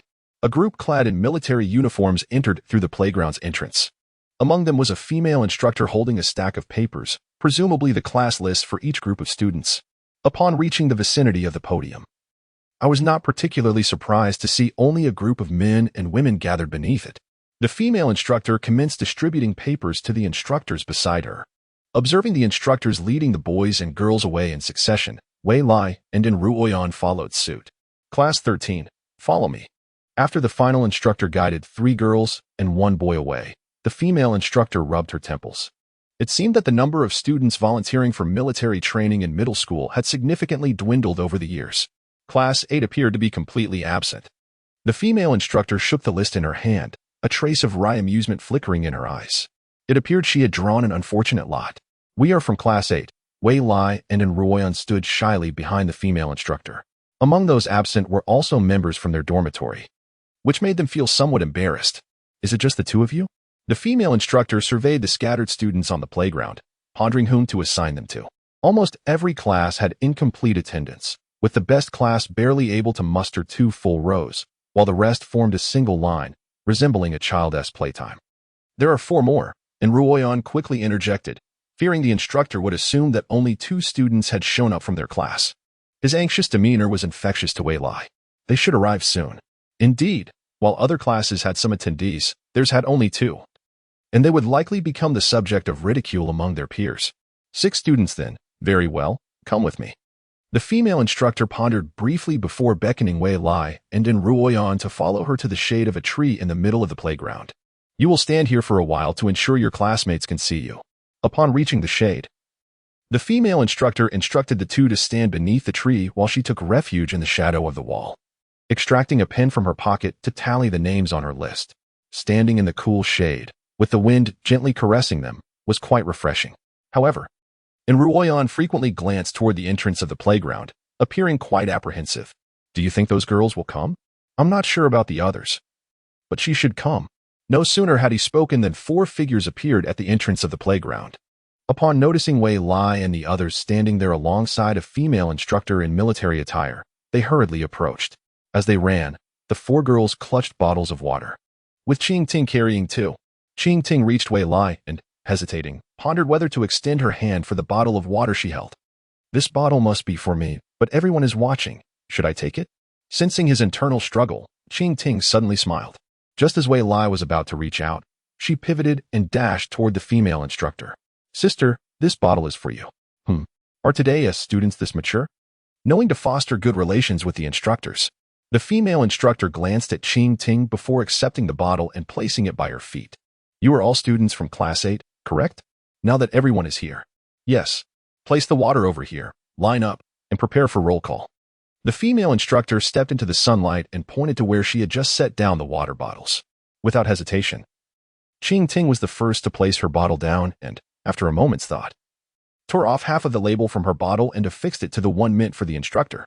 Following suit, the other 3 girls placed their water down as well, arranging themselves from tallest to shortest on the left, while the boys stood to the right of the girls. Let us begin roll call. Enruoyan. Here. Next, Baowen. Present. Ba Xiaowei. Here. Project some spirit. Even as girls, we must not be outdone by the boys. Here. Ba Xiaowei shouted with vigor, her once fair complexion flushing crimson. A gust of wind swept through, stirring a few fallen leaves on the playground, marking the official commencement of the military training for the 6 students. Wei Lai had never experienced middle school military training before, and after an hour of practice, he understood why. The female instructor merely taught them how to stand, align themselves, report numbers, and execute marching drills, skills they had all learned in elementary school, offering no significant challenge, merely repetitive practice that became somewhat tedious. Once they had practiced sufficiently, the female instructor allowed the 6 of them to rest in the shade of the wall while she ventured to the school's convenience store to buy water. The instructor isn't drinking. You should. Ching Ting picked up the bottle of water she had just given to the female instructor and offered it to Wei Lai. I thought you bought it for me. Since you gave it to the instructor, I'll pass. Wei Lai shook his head, refusing to take the bottle. If I give it to you, then keep it. Ching Ting insisted, thrusting the bottle into Wei Lai's hand before squatting against the wall. Wei Lai, having stood for a while, felt his legs tiring and joined her in a squat. The leaves above rustled softly in the breeze, and Ching Ting opened the bottle, tilting her head back to drink. Sunlight filtered through the gaps in the leaves, casting a shimmering spot of light on the bottle, which sparkled with an enchanting glow as the water refracted within it. Watching Ching Ting, Wei Lai noted the graceful movement of her fair neck and felt a pang of thirst himself, unscrewing the cap. Truth be told, that bottle was originally meant for you. I was just teasing you earlier. After finishing her drink, Ching Ting capped the bottle and leaned back against the wall. Upon realizing the water was intended for him, Wei Lai felt emboldened and took a hearty swig before replying. Then why did you suddenly give it to the instructor? Were you teasing her too? Not at all. I was testing the instructor to gauge her character. If she accepted the water, it would imply she's just here for a casual interaction, treating us like children. If she outright refused it, she might be serious about training us, and we would need to be cautious. If she neither refused nor accepted it outright, what could that mean? It might suggest she perceives me as a cunning girl, one she detests. And she may seek opportunities to teach me a lesson to dissuade me from being manipulative in the future. Knowing I could be viewed that way and still acting as such, isn't that detrimental? Wei Lai silently drank the water, failing to comprehend why Ching Ting felt the need to act in such a manner. Now I've given you the water meant for her. She'll surely think I'm fickle, which will only increase her disdain for me. So, the water is yours. You must protect me. Ching Ting suddenly turned to Wei Lai, flashing a bright, sunny smile. However, her words caused him to choke on the water, coughing. What exactly are you trying to achieve? To have you protect me, of course. It was originally your water. You know I'm not fickle. I've always been quite devoted. Ching Ting stood up, tossing her hair and leaning closer to him. The mention of devotion stirred something peculiar within Wei Lai. He recognized that he was indeed being playfully manipulated by Ching Ting. Understood. If the instructor targets you, I'll share the punishment with you. Wei Lai muttered, feeling that while Ching Ting's actions were self-inflicted, being her best friend meant sharing both joy and hardship. And Ruoyan initially intended to rest alongside Wei Lai, but upon seeing him laughing and chatting with Ching Ting, he felt out of place and sought a spot further away. At that moment, Tong Duo approached from the other side and inquired, Hey, you're Wei Lai's roommate, right? Yes, what is up? Do you know if he has feelings for our dormitory as Ching Ting? I heard they were neighbors before coming to Qingha. I'm not sure. Has he mentioned anything to me? And Ruoyan shook his head, only knowing that Wei Lai had insisted on taking a solitary walk the previous day. As for what he did, he hadn't spoken of it.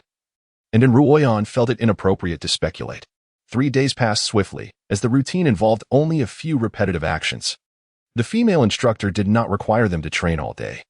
They practiced for merely a couple of hours in the morning and again for another hour or 2 in the afternoon, with more time spent in rest than in training. Much of the time was dedicated to sharing anecdotes from her days in the military, making it feel less like a training session and more akin to a leisurely retreat. On the final day of military training, the instructor took Ching Ting aside, handing her a bottle of mineral water while gently ruffling her hair. Ching Ting, it's commendable to be polite, but our discipline prohibits you from accepting anything. This bottle of water is a token of gratitude for your kindness on the first day of training. In the future, when you attend military training in high school, please refrain from making such errors that could complicate matters for us. Well, instructor, may I call you sister now? Ching Ting looked up at the instructor, her eyes sparkling like the evening glow. Call me what you wish. I don't mind your calling me sister due to our age difference. However, I have always wondered why you chose to do this. Surely, it isn't solely about politeness. Sister, could you crouch down a bit? I merely wanted to tease him. Ching Ting whispered to the instructor, her finger pointing toward Wei Lai, who stood not far away within Ruoyan. You may have done him a disservice. I had intended to commend his performance and award him as an exemplary student, but now both of you have forfeited that opportunity, the instructor chuckled, realizing that she had unintentionally become a mere supporting character in a child's game. It's all right. I trust he won't mind, Ching Ting replied, shaking her head. Chapter 27. The most cherished moment, the wind tousled the girls' hair, prompting them to shield their faces with their hands as they turned to face the gusts. A dark cloud was slowly approaching on the horizon, contrasting starkly with the vibrant hues of the sunset, creating a sense of profound awe. All right, it might rain soon. So I'll keep this brief. The instructor clapped her hands, redirecting the girls' attention to her. Over the course of these 3 days of military training, I have observed your performances closely. While I do not expect you to reach any particular standard, I must admit I am somewhat disappointed. However, given your youth, I shall refrain from imposing too many expectations. At the very least, you are already better than those who chose not to participate. Now, I would like to commend 2 individuals, Enru Oyan and Ba Xiaowei. From the start of the training, Enru Oyan has consistently maintained focus and executed each task with diligence, setting an example for everyone. Although Ba Xiaowei is the smallest among you 6, she has been bravely overcoming her timid nature, and I can see your efforts to improve. Ba Xiaowei nodded vigorously, only to lower her head further when she noticed the attention on her. Once a decision is made, do not waver. This concludes today's military training. You are all dismissed. With a clap from the instructor, the 6 initially rigid figures sighed in relief. Bao Wen was the first to approach Qingting, whispering, "Qingting, it's just as you said, the instructor isn't strict at all. We're already dismissed. When I saw the notice stating we could wear our own clothes for training, I suspected it would be like this," Qingting explained, recalling why she had encouraged them not to worry excessively upon their arrival. Since participation is voluntary and considering that you've just transitioned from elementary school and are still growing, the school is unlikely to impose high demands on students attending military training.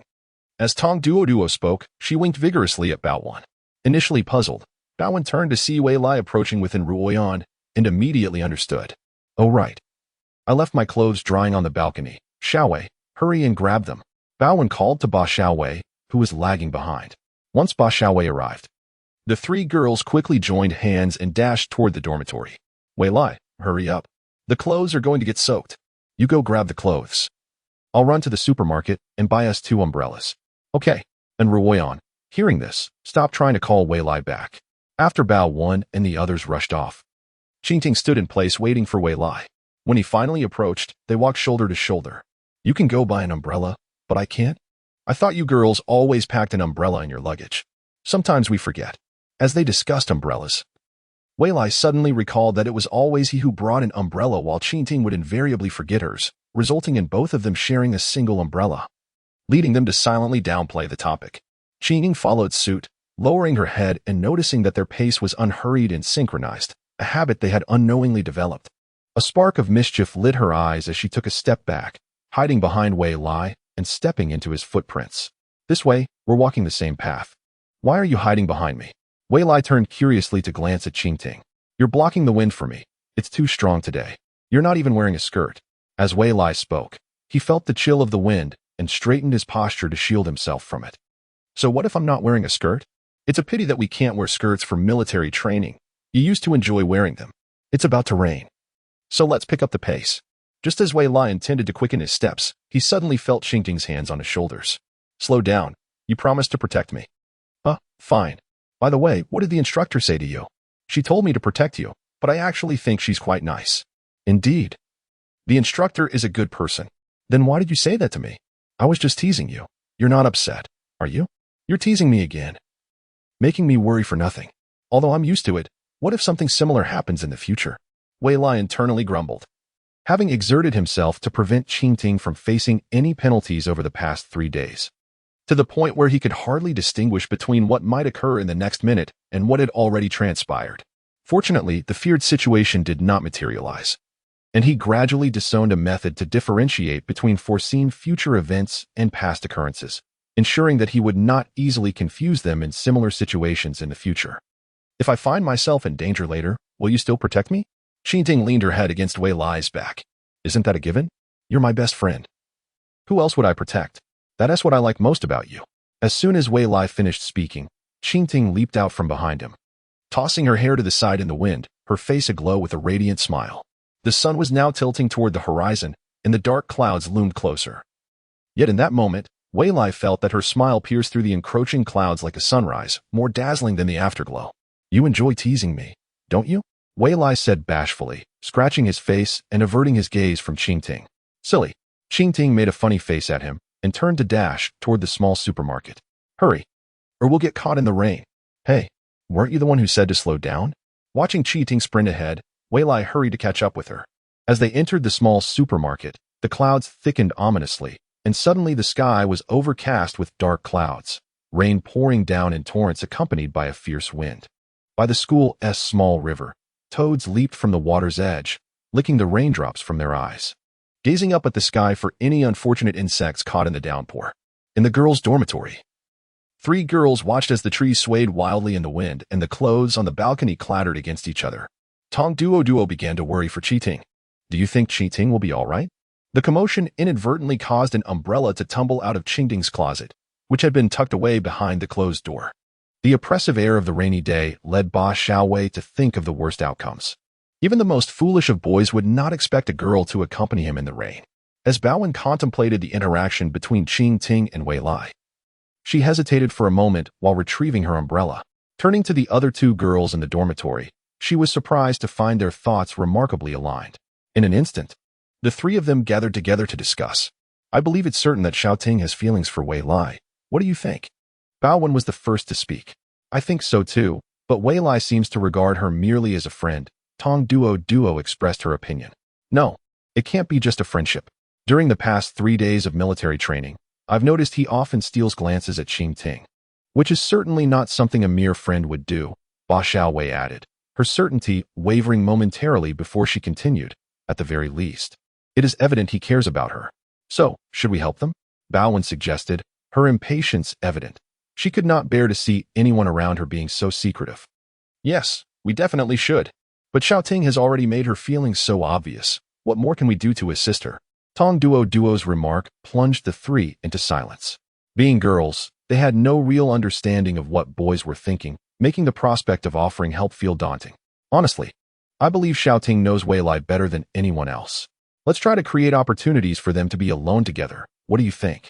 Ba Xiaowei proposed a rather ineffective plan after much deliberation. Agreed. Tong Duo was the first to express her support. For now, it seems we can only proceed this way. We can discuss other strategies later, Baowen concluded with a nod. Chapter 28.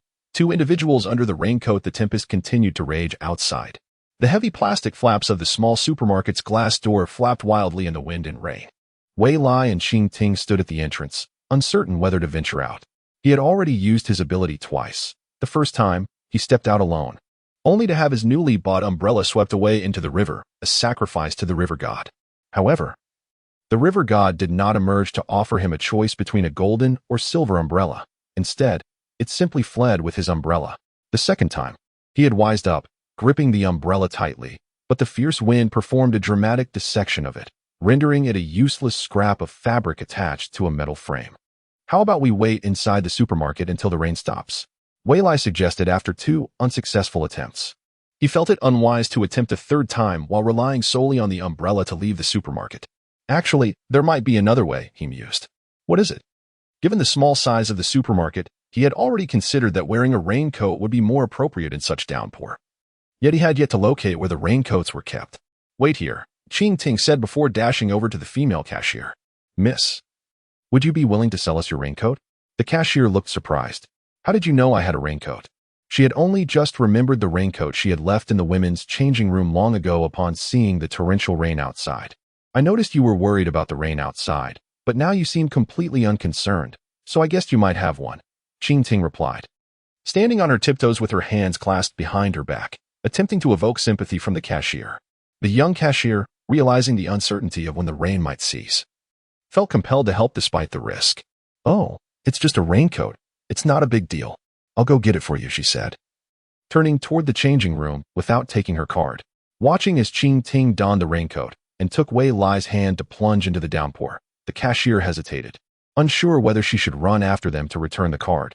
What considerate children! Not only do they follow through with their words, but they also care about my feelings. Suddenly, a thought occurred to her. What if this card is no longer valid? She quickly placed the card on the reader, and upon seeing the numbers displayed, she sighed in relief. At the same time, she felt a blush creep onto her cheeks, scolding herself for doubting such an adorable girl. In the midst of the storm, Wei Lai held onto Chi Ting's waist. Given their height difference, he had always been slightly taller, and even while sharing the umbrella, He was the one holding it. Now, tucked beneath Ching Ting's raincoat, he found himself hunched over, feeling somewhat awkward. Walking like this is truly exhausting, but if we stop to switch, we'll certainly get drenched. He thought. Hey, Wei Lai, why don't you wear the raincoat, and I'll hide behind you? Ching Ting suggested. All right, then let's find a spot shielded from the rain. He replied. No need, we can do it right now. Wei Lai kept his head down, observing the puddles forming beneath his feet, still caught in the downpour. When Ching Ting unexpectedly stopped, she raised her hands within the raincoat, squatted down, and turned to face him, their eyes locking. This will work perfectly. As Wei Lai lost the support of Ching Ting's body, the wind caught the raincoat, lifting it slightly and dousing him with rainwater. His pant legs, like Ching Ting's, were already soaked. Once his face emerged from beneath the hood, rainwater began to pelt him, yet the oppressive feeling of being inside the raincoat dissipated. The stark contrast made him worry that Ching Ting might not adapt well. Shouting, "Are you all right in there?" he asked. "I'm fine," she replied. "Just hold on to my waist and don't step out of the raincoat or you'll get your clothes wet." "All right, I understand." Her voice from within the raincoat radiated trust, and a sense of responsibility surged within Wei Lai's chest. "Do you remember our kindergarten days?" she inquired. "Everything before I met you was rather hazy." "You don't remember?" "I do," she clarified. "Back then, it was just like this. I would hide in her raincoat, and she wouldn't let me get wet, always doing something to protect me." As she finished speaking, Wei Lai suddenly felt her arms wrap around him from behind, freezing him in place. Shouting, "I can't walk like this," he stammered. "I was just demonstrating." "Now you can move." Ching Ting released him, grasping the hem of his shirt with both hands, and together they resumed their slow walk down the path. The rain continued to pour, and the two of them silently made their way across the campus. As they approached the girls' dormitory, a thought crossed Wei Lai's mind. "It's rare for her not to tease me. Wei Lai, can I ask you something?" she said as they neared the dormitory. "It's not that, but when I hugged you just now, did you feel anything different?" "Different?" he pondered. "Why are you bringing this up?" Initially, he had not given it much thought, but once it was suggested, he could not easily forget. Standing at the steps of the dormitory, Ching Ting seemed to spot the steps beneath the raincoat, suddenly emerging from it to leap onto the landing, turning to reveal a charming smile. "Looks like you noticed. This is our little secret, so don't tell anyone." With that, she turned and dashed into the dormitory. Standing at the entrance of the girls' dormitory, Wei Lai shouted after her, suddenly realizing that he might indeed be a fool. To return the raincoat, he would need to borrow another from the dormitory supervisor. Unable to enter the girls' dormitory, Wei Lai turned and headed toward the boys' dormitory to retrieve a raincoat. Chapter 29. It's definitely that kind of affection. Upon reaching the entrance of the dormitory, Wei Lai spotted someone entering while wearing a raincoat. Even in such heavy rain, they still came to school. What determination! Could they be from another class as military training? He had not seen any other students in the small supermarket. Following this person, he stepped into the dormitory. Since he needed to return the raincoat, he had no intention of removing it. As the boy ahead of him entered the dormitory building, he promptly removed his raincoat. Upon seeing his flushed skin, Wei Lai was taken aback. Unlike the others who had trained for 3 days, he appeared as if he had been steamed. "Are you all right?" Wei Lai inquired out of concern. "I'm fine. I've just been out in the fields for 5 days and got a bit sunburned," the boy replied with a smile, revealing 2 rows of neat teeth. "By the way, are you new here, or have you been participating in military training at the school?" With Wei Lai initiating the conversation, the boy, unreserved, stepped closer to chat. "I'm here for military training." As they approached the dormitory supervisor's office, Wei Lai glanced inside, noticing it was empty, and found the door locked. Seeing the boy had not left, he turned to him and asked, "Which dormitory are you in? Could I possibly borrow your raincoat?" The boy hesitated for a moment, but then handed over his raincoat, saying, "I'm in room 209. What about you?" Upon hearing the boy's introduction, Wei Lai was surprised. "Are you Chongming? You know me? I'm also from room 209. I heard from in Ruoyan that there was someone named Chang Ming who hadn't arrived yet, and I guessed it was you." Realizing they were from the same dormitory, Chang Ming immediately became friendly, pressing the raincoat into Wei Lai's hands. "Take it. There's no need to be polite." "Thank you," Wei Lai replied. After watching him leave, Wei Lai contemplated for a moment before removing his own raincoat and donning Chang Ming's. The rain continued to fall outside, though the wind had lessened significantly compared to earlier. "Was that your sister or a girlfriend who just left with you?" "Just a good friend," Wei Lai mumbled, pushing the raincoat towards the female cashier and extending his hand for his meal card. "So, friends but not quite lovers?" The cashier handed Wei Lai his meal card and casually hung the raincoat on a hook beside the register to dry. Her remark struck a chord with Wei Lai. Was their relationship truly of that nature? Clutching his meal card, he contemplated leaving but halted at the door. Turning back to the cashier, he asked, "Sister, do you think a girl who has teased me since childhood might actually like me? Or are we just childhood friends?" Hearing the topic of love piqued the cashier's interest, and she leaned over the counter, resting her chin on her hand while gazing at Wei Lai, who was clad in the raincoat. His face was youthful and fair, exuding cuteness with just a hint of handsomeness, prompting her to think of teasing him to see how he would react. If you grew up together, you would definitely be very close friends. She likely has feelings for you. Otherwise, you wouldn't be friends. However, if we're talking about romantic feelings, that's hard to say. Not only you, but she herself might find it difficult to distinguish. If you confess, she might agree, but if she meets her true love, just like that, you might not even remain friends. The cashier clapped her hands, straightening up. "Oh," Wei Lai muttered, bowing his head as he exited the small supermarket. The wind and rain outside intensified again, and the cashier watched Wei Lai's solitary figure, crossing her arms and murmuring, "Indeed, he looks quite endearing even when disheartened. But have I teased him too much? It's a bit pitiful." While her words were truthful, there were indeed instances of childhood friends ending up together. Perhaps it was better not to be so blunt. A more subtle approach, suggesting that they would understand when they grew up, might have been wiser. With no customers in the small supermarket, the cashier began to fret over her previous actions. Duo, I bought you an umbrella." Shouting, "I love you. You truly are the best to me." Tong Duo suddenly dashed over to hug her. After receiving the umbrella, she began to wonder. "How did you know I didn't bring one?" "Because I saw you packing your things." Ching Ting replied as she escaped from Tong Duo's embrace and headed towards the wash basin, intending to wash her face in the restroom. The raincoat was functional, yet wearing it was uncomfortable compared to the freedom of an umbrella. "Your observation is quite astute. By the way, I still have some money left on my meal card. I'll use it to buy you an umbrella," Tong Duo said as she sprinted to her desk. Bowen watched as Tong Duo rummaged through her drawer and, after a moment's consideration, stood up and walked to the restroom door. "Even though I've decided, I should still ask her."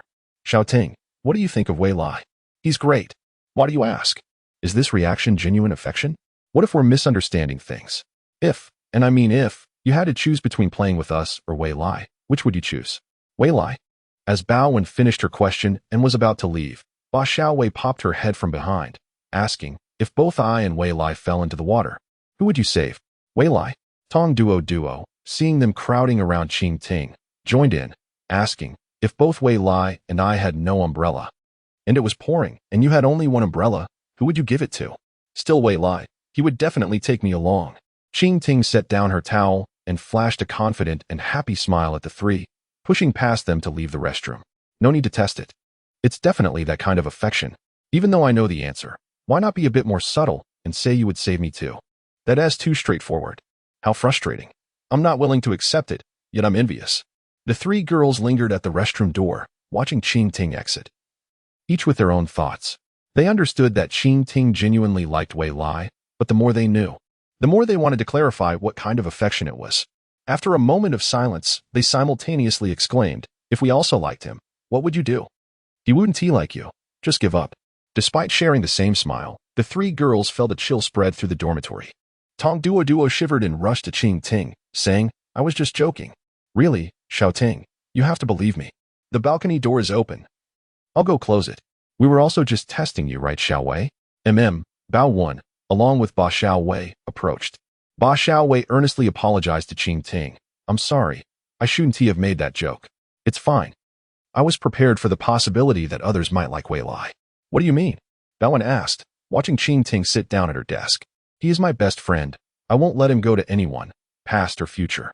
After closing the balcony door, Tong Duo exchanged glances with the other two, looking at Ching Ting as if they were meeting her for the first time. "Is this the so-called Yandera?" "No, she is the queen." Chapter 30. Not just simple friends. The raincoat belonged to Chong Ming, and it needed to be hung in the dormitory to dry before being put away. He certainly didn't want the floor soaked. And Ruoyan and Chong Ming were idly playing cards. "Wei Lai, do you want to join us? The three of us can play Do Diju. Let me finish my shower first. By the way, Chang Ming, here is your raincoat, and Ruoyan, this is your umbrella." After distributing the items to his dormitory mates, Wei Lai walked over to his bed, placing Qing Ting's meal card down before turning to fetch a basin and towel. How should I pay you for the umbrella? I have only bus fare on me. Just treat me to 2 meals. The umbrellas at the school supermarket aren't expensive. Wei Lai grabbed the basin and towel, also taking the clothes that Ruoyan had helped him collect. All right, I'll treat you to dinner tonight, Chongming. We can continue playing. Speaking of dinner, it was about time to eat, but the rain outside had yet to cease. Wait for the rain to lighten before we venture outside. The ferocity of the wind is utterly bewildering. Is it a hurricane making landfall, expected to persist through the night? When I arrived, the bus service nearly came to a halt. As Qiangming and Ruoyan engaged in a game of cards, he casually explained. Upon hearing his words, Ruoyan hastily powered up her phone, receiving 2 text messages in quick succession. One was a blue alert from the flood control center issued at noon, and the other a yellow alert sent in the afternoon. I remarked on the wind's greater intensity today compared to the past few days. I heard it suddenly change direction at noon, which had me concerned about potential class cancellations tomorrow. I remained glued to the television, watching reports until I saw the hurricane weakening before coming over. Xiaoming identified 2 twos from his hand. Ruoyan glanced at her 2 kings and a collection of miscellaneous cards, shaking her head in disappointment. It's not enough to win. With a straight from 1 to 10, I'm victorious. Xiaoming tossed his cards aside, looking relaxed. What luck? Ruoyan observed the idle cards beside her, which coincidentally matched her own, and could not help but exclaim. The game of Dodiju relies heavily on luck. Whether you play as the landlord or not, the outcome can still lead to defeat. We need Wei Lai to hurry up. We can't play without him. I know. I'm coming right away. Wei Lai's voice echoed from the bathroom, followed by the sound of clothes being removed. Taking a shower is not like performing magic. One cannot simply emerge clean within moments. Ruoyan wondered if he had lost his mind. The sudden hurricane caught everyone off guard. Fortunately, its intensity was low. As night fell, it gradually diminished. Due to the hurricane, the cafeteria remained closed, leaving students in the dormitory to seek sustenance at the small supermarket. The rain continued to fall. Yet the wind had weakened considerably, allowing umbrellas to provide some shelter from the elements. Having promised to treat Wei Lai to a meal, Ruoyan said little more, taking Xiangming along to the supermarket and preparing to buy an extra portion for him. Seizing this opportunity, Wei Lai held an umbrella as he arrived at the girls' dormitory entrance, awaiting Qingting's emergence. Qingting, I've arrived, waiting by the entrance. Okay, I'm also heading out with my roommates to get food. Had I known the cafeteria would be closed today, I wouldn't have needed to bring your meal card. I would have gone to the supermarket anyway. What is the matter? Regretting helping me? Should I treat you to something as compensation? No need. I'm buying an umbrella for my roommate who forgot to bring cash, and he'll treat me to a meal in return. Wei Lai stood amidst the wind and rain, holding the umbrella with his neck, glancing at his phone while waiting a little longer until Qingting appeared alongside 3 other girls. The 3 girls, upon seeing Wei Lai, acted as if they hadn't noticed him, laughing and chatting as they walked past, leaving Wei Lai awkwardly raising his hand in greeting. Suddenly, a soft hand rested atop his, and he turned to see Qingting holding the umbrella in the same manner.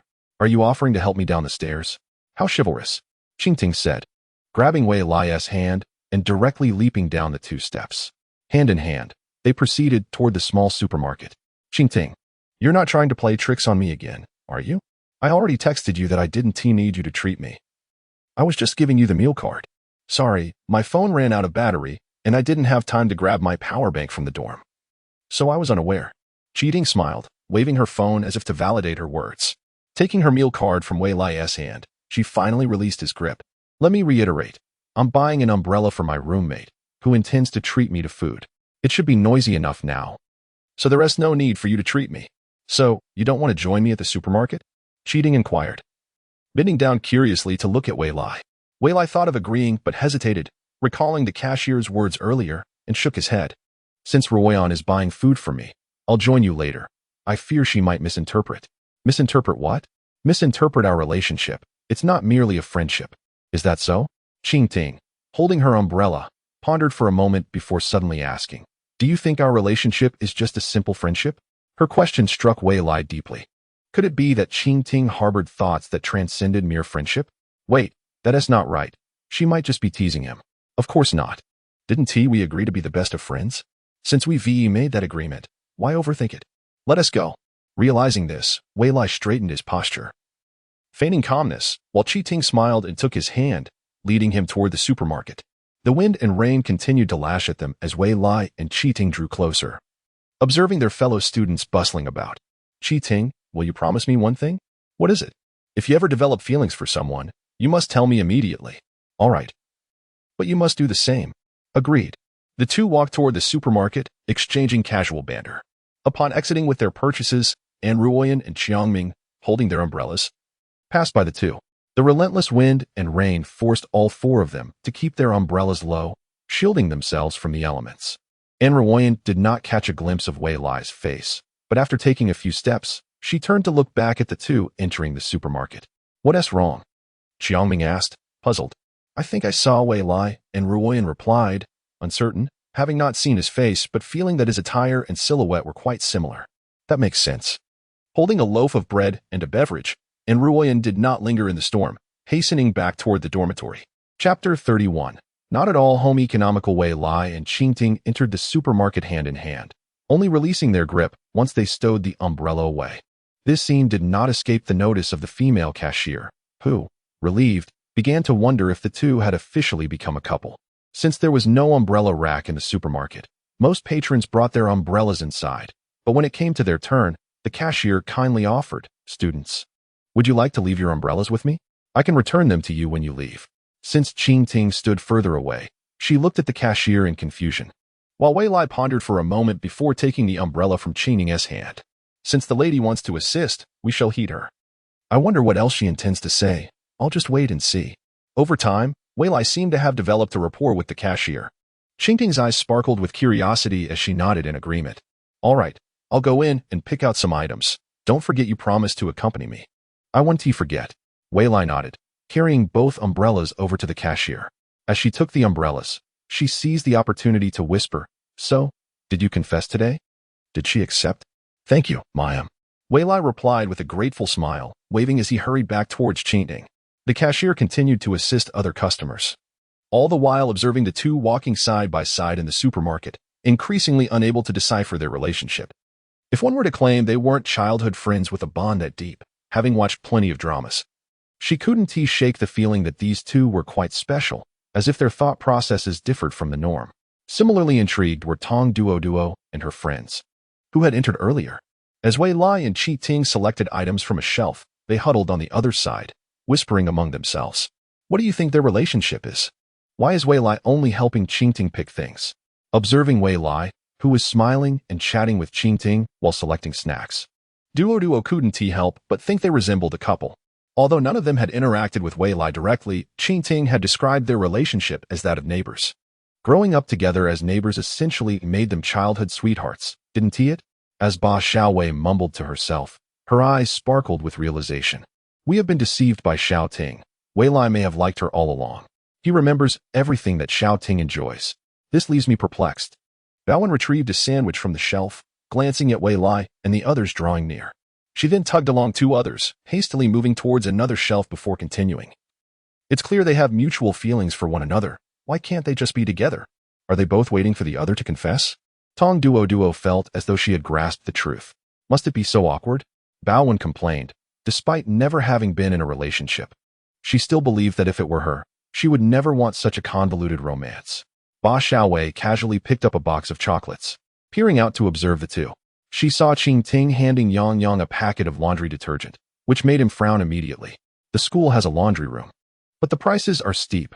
Many girls wash their lingerie by hand, while boys, for convenience, tend to toss all their clothes into a single bucket for washing. Qi Ting likely intended for Wei Lai to wash his own underwear for cleanliness. Witnessing this scene, Ba Xiaowei reflected. Perhaps it's precisely because they have grown up together that they hesitate to confess their feelings. Baowen and Tong Duo simultaneously looked at Ba Xiaowei with curiosity. Why is that? Is it because they are too familiar with each other? Sort of, but not entirely, Ba Xiaowei shook her head. As we mature, our personalities and preferences change, whether for better or worse. Being in front of acquaintances can indeed feel uncomfortable. For two people who like each other, it should be fine, right? Tong Duo disagreed with Ba Xiaowei. In her childhood, she adored being pampered by her grandmother. Now, when her grandmother sees her, she still wants her to indulge in that behavior. Although Tong Duo feels somewhat resistant, she doesn't mind indulging occasionally if it makes her grandmother happy. Baowen fell silent, struck by Ba Xiaowei's words. She recalled a foolish act she had committed in front of relatives during her childhood. Even now, when that relative visits, she locks herself in her room to avoid them. My father says growing up means wanting to shed one's past self. If both individuals have changed from who they once were, will they still harbor feelings for each other? Ba Xiaowei murmured, wishing to discard her former timid nature and become more vibrant, making more friends. I believe I am quite fine as I am now. Why should I change? Tong Duo. Unable to counter Ba Xiaowei's reasoning, grumbled as she picked a packet of gummy rabbits from the shelf, squeezing it in her hand. Just as she was feeling down, Ba Xiaowei tugged at her shirt, saying, Duo, you have always been wonderful. I aspire to be like you. Upon hearing this, Tong Duo's face lit up with joy. I knew it. Not everyone changes, like me. Just as her happiness blossomed, Bowen playfully tapped her on the head. You're too loud. They hear us. Bowen certainly didn't want to become the type of person Tong Duo was. Let them sort out their own matters. Let us finish our shopping and leave. That's true. Tong Duo stuck out her tongue, glancing at Ba Xiaowei. Ba Xiaowei waved the 2 bags in her hands, indicating she had made her selections. The 3 exchanged glances, nodded, and proceeded to the checkout counter. Behind them, Wei Lai and Qing Ting had also made their choices. Qing Ting's hands were full of snacks and drinks, while Wei Lai's arms were laden with laundry supplies, soap, and a scrub brush. Xiao Ting. The school has a laundry room. Why must I wash my clothes myself? The laundry room can't accommodate everyone's laundry. We have to manage on our own. You know, fool, I don't want your clothes to smell like someone else's underwear and stinky socks. While Qing Ting spoke, she turned and playfully poked Wei Lai's nose, winking at him, silently communicating her thoughts. Although Wei Lai could not hear her inner voice, he felt as if something was exposed. His face flushed as he touched his nose. I understand. I will wash them myself when I have the chance. That's good. I want to inform your mother. My mom wouldn't care that much, only you would. Not minding Wei Lai's inner musings, Qing Ting spoke up before the female cashier scanned their items. Miss, could you please hand us the umbrella first? Sure. The cashier bent down to retrieve the umbrella. After obtaining it, Qing Ting did not take it. Instead, she turned and snatched the items from Wei Lai's hands. Hand me your meal card. You take the umbrella and wait by the door, okay? We will divide our things into 2 bags. Upon hearing this, the cashier pulled out 2 bags and glanced at Wei Lai, who was by the door with the umbrella. While scanning the items, she casually asked, he really listens to you. Is this how you 2 have always interacted? You're mistaken. We are not in a relationship, Qing Ting clarified, continuing the cashier's thought. We are merely helping each other, as best friends. Many girls take advantage of boys like this, you know. The cashier recalled her own past friendships as Qing Ting spoke. By the way, thank you for lending us the raincoat this afternoon. You're welcome. It's not just friends who help each other. Even strangers can lend a hand when they can, right? You are truly a kind person. I must learn from you. With a radiant smile, Qing Ting's demeanor gave the cashier the impression that there was more beneath the surface. Noticing the absence of others at the checkout, she lowered her voice to ask again, I heard you grew up together. Do you think just being friends is enough? Right now, we are just friends. But I believe there will come a day when we become family, the kind that will never part. As Qing Ting placed the meal card on the scanner, she added, Miss, it's time to deduct the amount. Never parting. ISNT. That the cashier, pressing the buttons on the scanner, suddenly realized and looked at her in surprise. Miss, you didn't forget how much to deduct, did you? Qing Ting kindly pointed to the amount displayed on the register. No, it's all set. Here is your meal card. The cashier continued scanning Wei Lai's items, remaining silent, yet her mind was abuzz with thoughts. Are children today so mature? Or is she just naively optimistic? As Qing Ting placed Wei Lai's meal card on the scanner, she stated casually, Wei Lai, your meal card balance depletes so quickly. You really need to learn to manage your finances better. Is she acting like his mother? Or is she already contemplating married life? The cashier thought to herself, completing the scanning process and starting to deduct from Wei Lai's meal card before ultimately asking. Boys are like this. If you keep managing him, be careful, he might not like you. It's fine. He has no other options. After finishing the transaction, Qing Ting gathered all the items and left with a final remark, turning to join Wei Lai. The cashier watched the 2 depart into the wind and rain. Chapter 32. The seat you set your eyes on. The following day, just as dawn broke, a loud knocking echoed at Wei Lai's dormitory door, accompanied by Wang Zi's voice, which sounded as if he were in a prison lamenting his fate. Open the door. Open the door. If you don't, someone is going to die. The dormitory door creaked open, revealing Wei Lai with drooping eyelids, grumpily greeting Wang Zi. So you're still alive, huh? After a long-awaited dream where he envisioned Qing Ting confessing her feelings for him and promising to stop teasing him. He had barely opened his mouth to respond when Wang Zi barged in, interrupting his blissful reverie. Alive and kicking. Must keep living. Wang Zi eagerly pushed the door open and rushed into the dormitory, immediately rummaging through the wardrobe. Once he found his meal card, he let out a sigh of relief. You must be the prince. I'm Chang Ming. Nice to meet you. Not only was Wei Lai awakened by Wang Zi, but also Chang Ming and Ruoyan, who both climbed out of their beds to see what was happening. I spent 3 days helping my grandparents in the countryside harvest rice and took the opportunity to plant rice seedlings for 2 days. Jiangming grinned widely, revealing a set of pearly whites, making him resemble a light-skinned black person even more. Wei Lai entered the bathroom with his toiletries and remarked irritably, "You are the least committed in our dorm. You fled from a simple military training." That was not fleeing. It was an emergency escape. Wang Zi attempted to defend himself. My family has a tendency to tan easily. After 3 days in the sun, I would definitely be darker than Qiangming after 5. You don't look that tanned. Your easily tanned excuse seems dubious, Wei Lai retorted, peering out from the bathroom. It's absurd to try to ruin someone else's good mood and expect them to believe you. What is up with you today, Xiao Wei? You used to get along quite well with Wang Zi when you first arrived, and Ruoyan said, descending from her bed. Puzzled by Wei Lai's current demeanor. It's nothing. I'm just teasing Wang Zi, Wei Lai replied, swirling the foam in his mouth, not intending to continue targeting Wang Zi, as they would still have to coexist in the future. I think he's just jealous. He sees me resting at home while he's being tormented by military training. And that makes him unhappy, Wang Zi muttered, though he brushed it off, sitting on a stool in the dormitory, ready to join in Ruoyan and the others for breakfast. His parents were well aware he was skipping military training and had scolded him at home. He hadn't even eaten breakfast before they dropped him off at school. Clearly a misstep on their part. Seeing that Wei Lai was nearly done, and Ruoyan also went to fetch a basin, towel, and toothbrush. You've got it wrong. Wei Lai isn't that kind of person. Indeed, just yesterday, Wei Lai went to the supermarket to buy laundry detergent and soap, saying he would wash his own clothes. I think anyone with such self-awareness should not fear hardship, like me. Are you praising me or yourself? Wei Lai, having relinquished the bathroom to Ruoyan, expressed helplessly to Jiangming. He had no desire to wash clothes himself. He had never touched them at home. It was only at Qingting's request that he complied. For some reason, he felt that if he didn't do this, Qingting would find a way to make him obey. I'm merely stating facts, Jiangming replied, smiling without any embarrassment. In that moment, Wang Zi felt out of place in this dormitory. Are you all planning to wash your own clothes? Not me. I don't intend to. The time spent washing clothes could be better utilized for other activities. Olden, you're my brother now. Let us do this together. No problem. The two of us can accumulate enough clothes for a full load to wash at school, which is more economical, and Ruoyan accepted Wang Zi's camaraderie with pleasure. Wei Lai, putting on his shoes, observed the changes in the dormitory and took one last glance at Xiangming, who was also getting up to put on his shoes. The school year had just begun, yet the dynamics in the dormitory seemed to clarify. However, it wasn't a significant issue. Everyone had different living habits, which was nothing unusual. After the storm had passed, parents dropping off their children for school completely filled the entrance.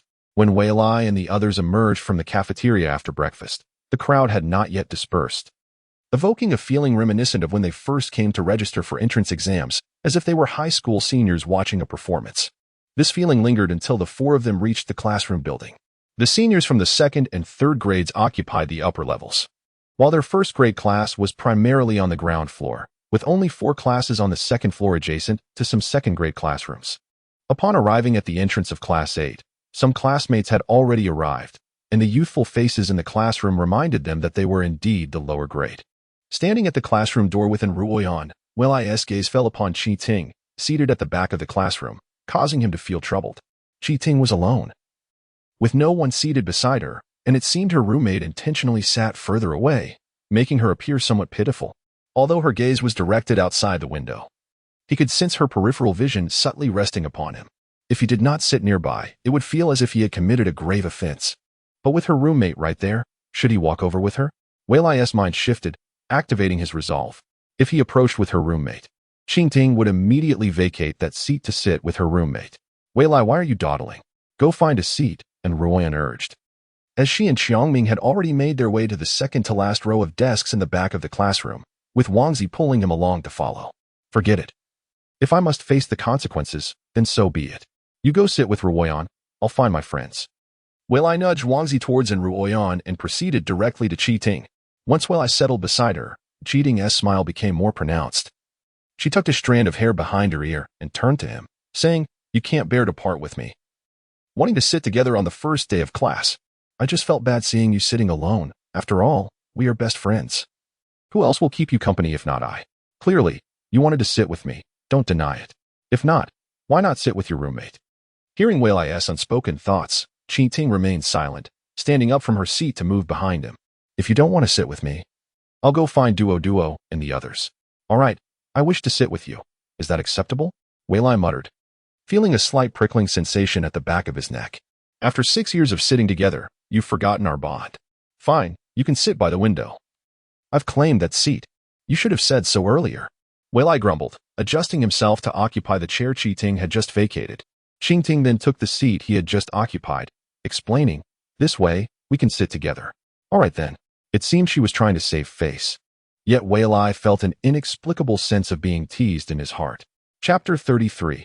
Nothing will happen. It wasn't entirely comfortable, but it was something he had grown accustomed to, and it brought an inexplicable sense of reassurance. However, the onlookers, including Tong Duo and her friends, did not share the same sentiment. In fact, they were quite excited. "They really sat together," Tong Duo exclaimed, grabbing Ba Xiaowei's hand in excitement. "I had already guessed. They probably had a lot of awkwardness in the past." Baowen chimed in from behind Tong Duo. "But what if the seating is temporary? What will we do if the teacher rearranges the seats when they arrive?" Ba Xiaowei expressed concern as she observed the two of them. "Let me think. Perhaps we can come up with a plan," Tong Duo said, releasing Ba Xiaowei's hand as she pondered. "There's no need to think. The teacher arranges seats either by grades or by height. What can we do about that?" Baowen and Ba Xiaowei exchanged remarks. After a moment of contemplation, Tongwood's eyes brightened as she declared, "I've got it. We can employ the swap strategy." "Swap strategy?" "Once all the students are present, the teacher will surely have us line up to make it easier to differentiate heights, starting with the shorter students. Xiaowei, since you're shorter, you should find a way to distract the teacher when the time comes. I'll take Xiaoting to the corresponding position with Weilai." "What if the teacher doesn't arrange for boys and girls to sit together?" Baowen interjected, recalling how some teachers in elementary school would prefer to mix seating arrangements. "Don't worry, you're also here. In our dorm, Wenwen, you're the tallest, standing at the back. You shouldn't attract the teacher's attention." Tong Duo scanned the classroom, which was filling up with boys and girls. "I remember from the registration day that our class has an odd number of boys and girls. So there must be at least one pair of a boy and a girl sitting together. If your situation arises, we can signal Weilai to stand at the back of the line, allowing you to sit with him. Since we just arrived at school, the teacher won't remember all of us. You can swap seats with Xiaoting then." "Will that really work?" Baowen and Ba Xiaowei were both skeptical, feeling that it was somewhat unreliable. "You must trust my deductions," Tong Duo confidently declared, patting her chest with a resounding thud. The other two had no alternative but to nod in agreement. "Very well, let us proceed with this for now." As more students filled the classroom, Weilai also noticed the issue at hand. Being the first day of class, seating arrangements had yet to be established, leading everyone to sit with friends or acquaintances. "Xiaoting, I believe the teacher will rearrange the seats shortly," one speculated. "Indeed, it's more efficient to do so before the textbooks are distributed." Realizing she had not considered this enough and felt somewhat foolish, she began to devise a plan. Although separating isn't a major issue, it would mean that I was just played for a fool. "Are you pondering how to persuade the teacher to seat us together?" Weilai inquired. "Well, something along those lines," came the reply. After all, she had just asked about it, and Weilai was candid about her thoughts. "If we are no longer seated together, does that mean I am no longer your best friend? How could that be? You always will be. Then there's nothing to worry about. Just heed the teacher's instructions." Despite her apparent indifference to being separated, Weilai struggled internally before finally nodding in agreement. "All right, we shall do as you say. But should you be bullied by your desk mate, you must inform me at once. Do you think I am someone who is easily bullied?" Weilai felt a twinge of embarrassment but persisted. Conflicts will inevitably arise. Having an additional perspective may prove beneficial. "Very well. I shall wait to see what clever ideas you come up with." Qing Ting played with her hair, gazing curiously at Weilai. She wouldn't intentionally stir up trouble with her desk mate, would she? The thought crossed Weilai's mind, causing her to shake her head internally, dismissing it. Qing Ting was not that kind of person, having always maintained good relations with her classmates. Time swiftly passed. When the bell rang, the classroom was nearly full.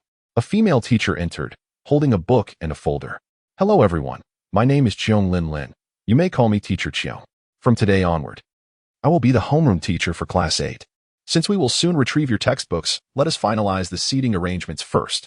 After surveying the students to ensure everyone was present, Chiong Lin Lin directed, please step outside the classroom and line up in order of height. Boys on the left and girls on the right. I will prepare a few things and join you shortly. The students exchanged glances and proceeded to exit the classroom. As Tong Duo passed through the door, she noticed Chiong Lin Lin preparing the class roster and measuring tape.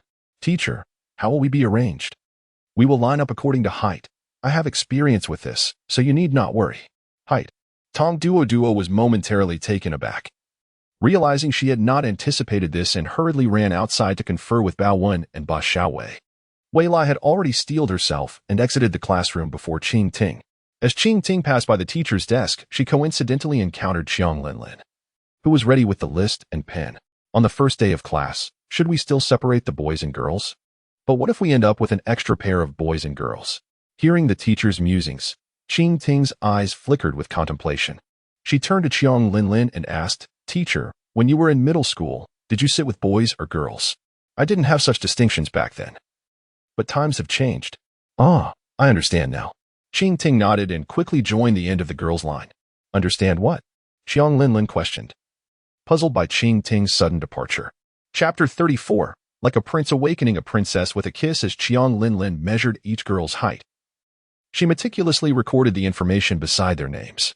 A person's upper body height is determined by their total height, yet it is not an absolute measure. Arranging students by similar heights undoubtedly added to her workload, yet she was resolute in her decision to see it through. Once she had finished measuring all the girls, she focused on this unique matching task. Observing the teacher complete a group of names and instruct them to take their seats, Qing Ting tugged at Bao Wen's hand. Can you do me a favor? What kind of favor? Help the teacher measure the boys' heights. Bao Wen glanced at Wei Lai in the boys' line and whispered, do you want me to pass along any messages to him? No need. Just assist the teacher, and I'll handle the rest. All right. Bao Wen nodded, albeit skeptically, and approached Chiong Lin Lin. After a brief exchange, Chiong Lin Lin agreed to let Bao Wen help and provided her with an additional class list and pen. The seating arrangements continued. The commotion around Qing Ting piqued Wei Lai's curiosity. He noticed her suddenly veering towards them, eyes closed and appearing unwell. After Ba Xiaowei and Tong Duo entered the classroom. Xiao Ting, are you feeling unwell? Huh? Qing Ting looked at Wei Lai, puzzled. It's nothing. I was just asking. Unsure if Qing Ting was genuinely unwell, Wei Lai discreetly shifted closer to her side. Tong Duo and Shou Qing. Please take your seats in the third row, second column. As Chiong Lin Lin's voice rang out, Tong Duo reluctantly followed the girls ahead of her into the classroom. Chatting with Wei Lai, has Qing Ting devised a plan? Just as Tong Duo settled in her seat alongside her classmates, they heard Chiong Lin Lin's concerned voice from outside. Qing Ting, what is wrong? Is there anyone from her dormitory? Send her to the infirmary. Upon hearing this, Tong Duo sprang to her feet, ready to rush out of the classroom. Yet before she could take a step, Bao Wen shook her head from outside the window. Is Qing Ting your roommate? Shou Qing asked, looking at her new deskmate in confusion. Yes, Tong Duo nodded, a smile illuminating her face. Shou Qing remained baffled. She seems to be in trouble. Aren't you going to check on her? She'll be fine. There are others outside who will take care of her. Tong Duo waved her hand dismissively, unable to contain her grin. Why hadn't she thought of this earlier? Since an extra boy and girl were present, they would not have to wait for everyone else to be seated. The remaining seats would naturally belong to them. Xiaoting was indeed clever, using the simplest method to resolve the issue. Outside the classroom, Chiong Lin Lin was startled to see Qing Ting collapsed in Wei Lai's arms. Given the heavy rain yesterday, I hope my student has caught a cold.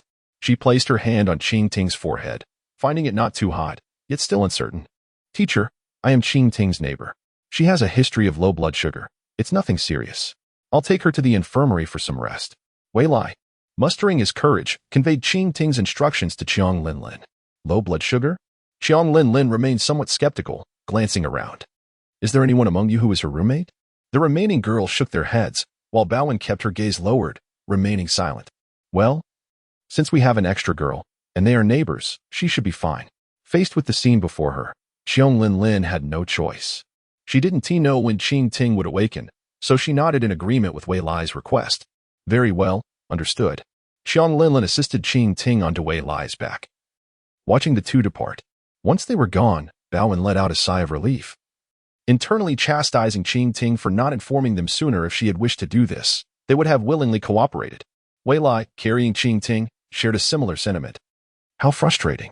You claimed it didn't matter whether we shared a desk, yet here I am, playing along with your charade. Upon reaching the infirmary door, Wei Lai peered inside. Used his foot to nudge the door closed. Xiaoting had awakened. They had arrived at the infirmary. Xiaoting? Wei Lai called out to Qing Ting twice, but received no response, causing him to panic. He hurried to the infirmary bed and laid her down. Xiaoting, please don't scare me. You aren't truly experiencing low blood sugar, are you? He gently patted her face, yet there was still no reaction. Leaning down, he pressed his forehead to hers. Initially, he sensed no abnormalities, but gradually he felt her forehead was quite warm. You really are unwell. As Qing Ting remained unconscious, Wei Lai decided to disregard his worries and walked to the cabinet in the infirmary, hoping to find some medicine. Spotting cold remedies and glucose, he attempted to open the glass door, but his hand slipped on the handle, preventing him from opening it. The narrative continues with Lin receiving the height statistics of the boys from Baowen, initiating another round of comparisons. Didn't you just say you had low blood sugar? If you didn't actually have that issue, what was it? The infirmary had surveillance cameras, and it wasn't as if one could simply glance from outside to discern the situation. While they conversed, a figure pushed the infirmary door open and stepped inside. Are either of you feeling unwell? The school nurse, Lin Jing, noticed the two students in the infirmary, first appearing puzzled, then instinctively approaching to inquire. Teacher, I have a bit of low blood sugar, Wei Lai and Qing Ting replied in unison.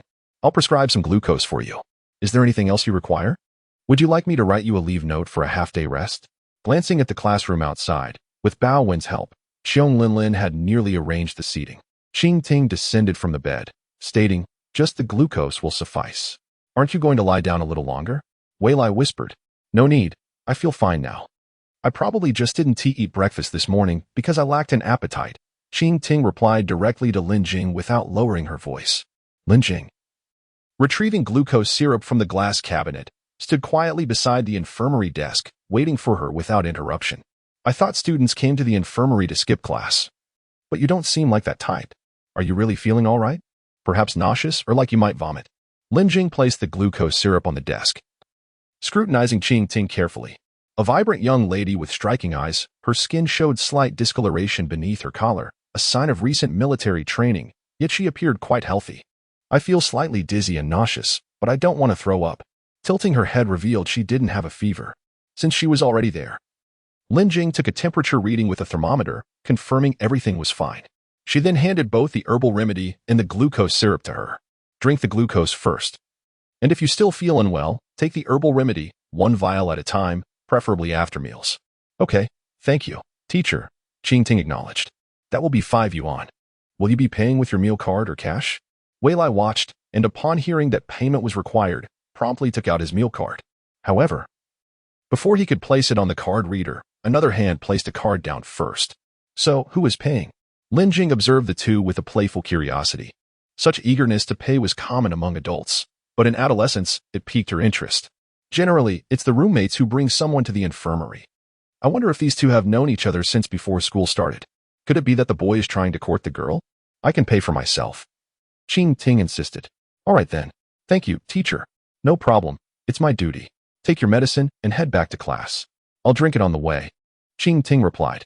Lin Jing felt a twinge of regret. Children just starting middle school rarely harbored such complex thoughts. Most likely, it was merely the boyish bravado at play. After deducting the money from the meal card, she watched the two leave the infirmary. It was early morning, and no other students had visited her for treatment. Lin Jing grabbed her thermos and sipped from it as she stepped to the door, gazing outside. Qing Ting and Wei Lai were leisurely walking between the infirmary and the classroom. I heard that the herbal remedy can prevent heat stroke. So what? You've already bought it. You should drink one. Can I not? Wei Lai grimaced, recalling a past experience in elementary school where he had been forced to consume the unpleasant herbal remedy, leaving a lasting impression due to its overpowering taste. What about the incident today when you kissed me? How does that relate to whether or not I drink the herbal remedy? You clearly didn't kiss. Why insist that I did? I was pondering whether I should tell my parents about what happened on the first day of school. Stop talking. I'll drink it. Just the thought of Qing Ting recounting it made Wei Lai uneasy. He snatched a bottle of herbal remedy from Qing Ting's hand, opened it, and gulped it down in one go. The harsh alcohol-like taste mingling with the herbal flavor assaulted his senses. One for each of us is fair. Seeing Wei Lai's reaction, Qing Ting couldn't help but smile. You're just teasing me. If you only let me drink, that's teasing. If we drink together, that's sharing hardships. When will you drink? After lunch, as the nurse advised. After Qing Ting said this, she jumped down from the flowerbed steps first, with Wei Lai following closely. Remember to keep your promise. The two figures eventually vanished at the classroom door while Lin Jing, standing in the infirmary with her thermos, subconsciously burped. These two children can't possibly be siblings, can they? They seem to have a wonderful relationship. Upon returning to class, Qiang Linlin assigned the two to seats by the window. Typically, boys could be quite mischievous, so to keep an eye on them, she placed them in the corridor's window seats, reserving the spots with views of the school playground for the more reserved girls. With this seating arrangement, whenever the boys glanced at Wei Lai, he felt somewhat like a traitor. After Qiang Linlin selected Bao Wen as class monitor, she requested a few boys to assist in moving everyone's textbooks. Hands shot up immediately, and Ruo Yin noticed Wei Lai's hand raised and followed suit, followed by Chang Ming and Wang Zi, which relieved him. Thankfully, his roommates had not abandoned him. Seeing 3 hands raised, a few other boys hesitated before joining in. Qiang Linlin ultimately selected 9 boys, who left the classroom in a bustling group toward the storage room for textbooks. Surprisingly, the school stored the books beneath the platform on the playground. Wei Lai had assumed the area under the platform was solid, only to discover it was hollow. Upon arrival, 2 other classes were already there moving books. Qiang Linlin instructed them to wait for a moment until the other classes finished before entering the storage area to collect the books. Changming carried a Chinese textbook, which was significantly heavier than the math book in Wei Lai's hands, yet he appeared to manage it with ease. One could only commend him as a man capable of assisting his grandparents with farm work. Wei Lai, do you have feelings for your deskmate? Changming's question startled Wei Lai during their second trip to collect books. Fortunately, the books he held had already been placed in the classroom. Otherwise, he might have stumbled and fallen, books and all. You're the only boy-girl desk pair in the class, and you previously escorted her to the infirmary. It's only natural for anyone to speculate. Chang Ming scratched the back of his neck, feeling somewhat shy about asking but unable to suppress his curiosity. She's my neighbor. We were deskmates in elementary school, so our relationship is quite good. There's nothing strange about it, Wei Lai attempted to clarify. That's true. I had a female deskmate in elementary school too. I wonder which middle school she's attending now, Chang Ming mused, gazing up at the sky with a hint of nostalgia.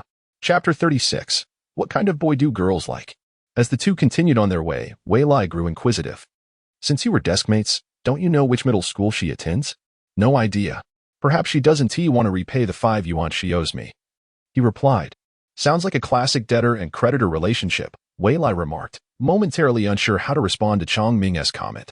By the way, since you're able to help your grandparents with farm work, why aren't you participating in military training?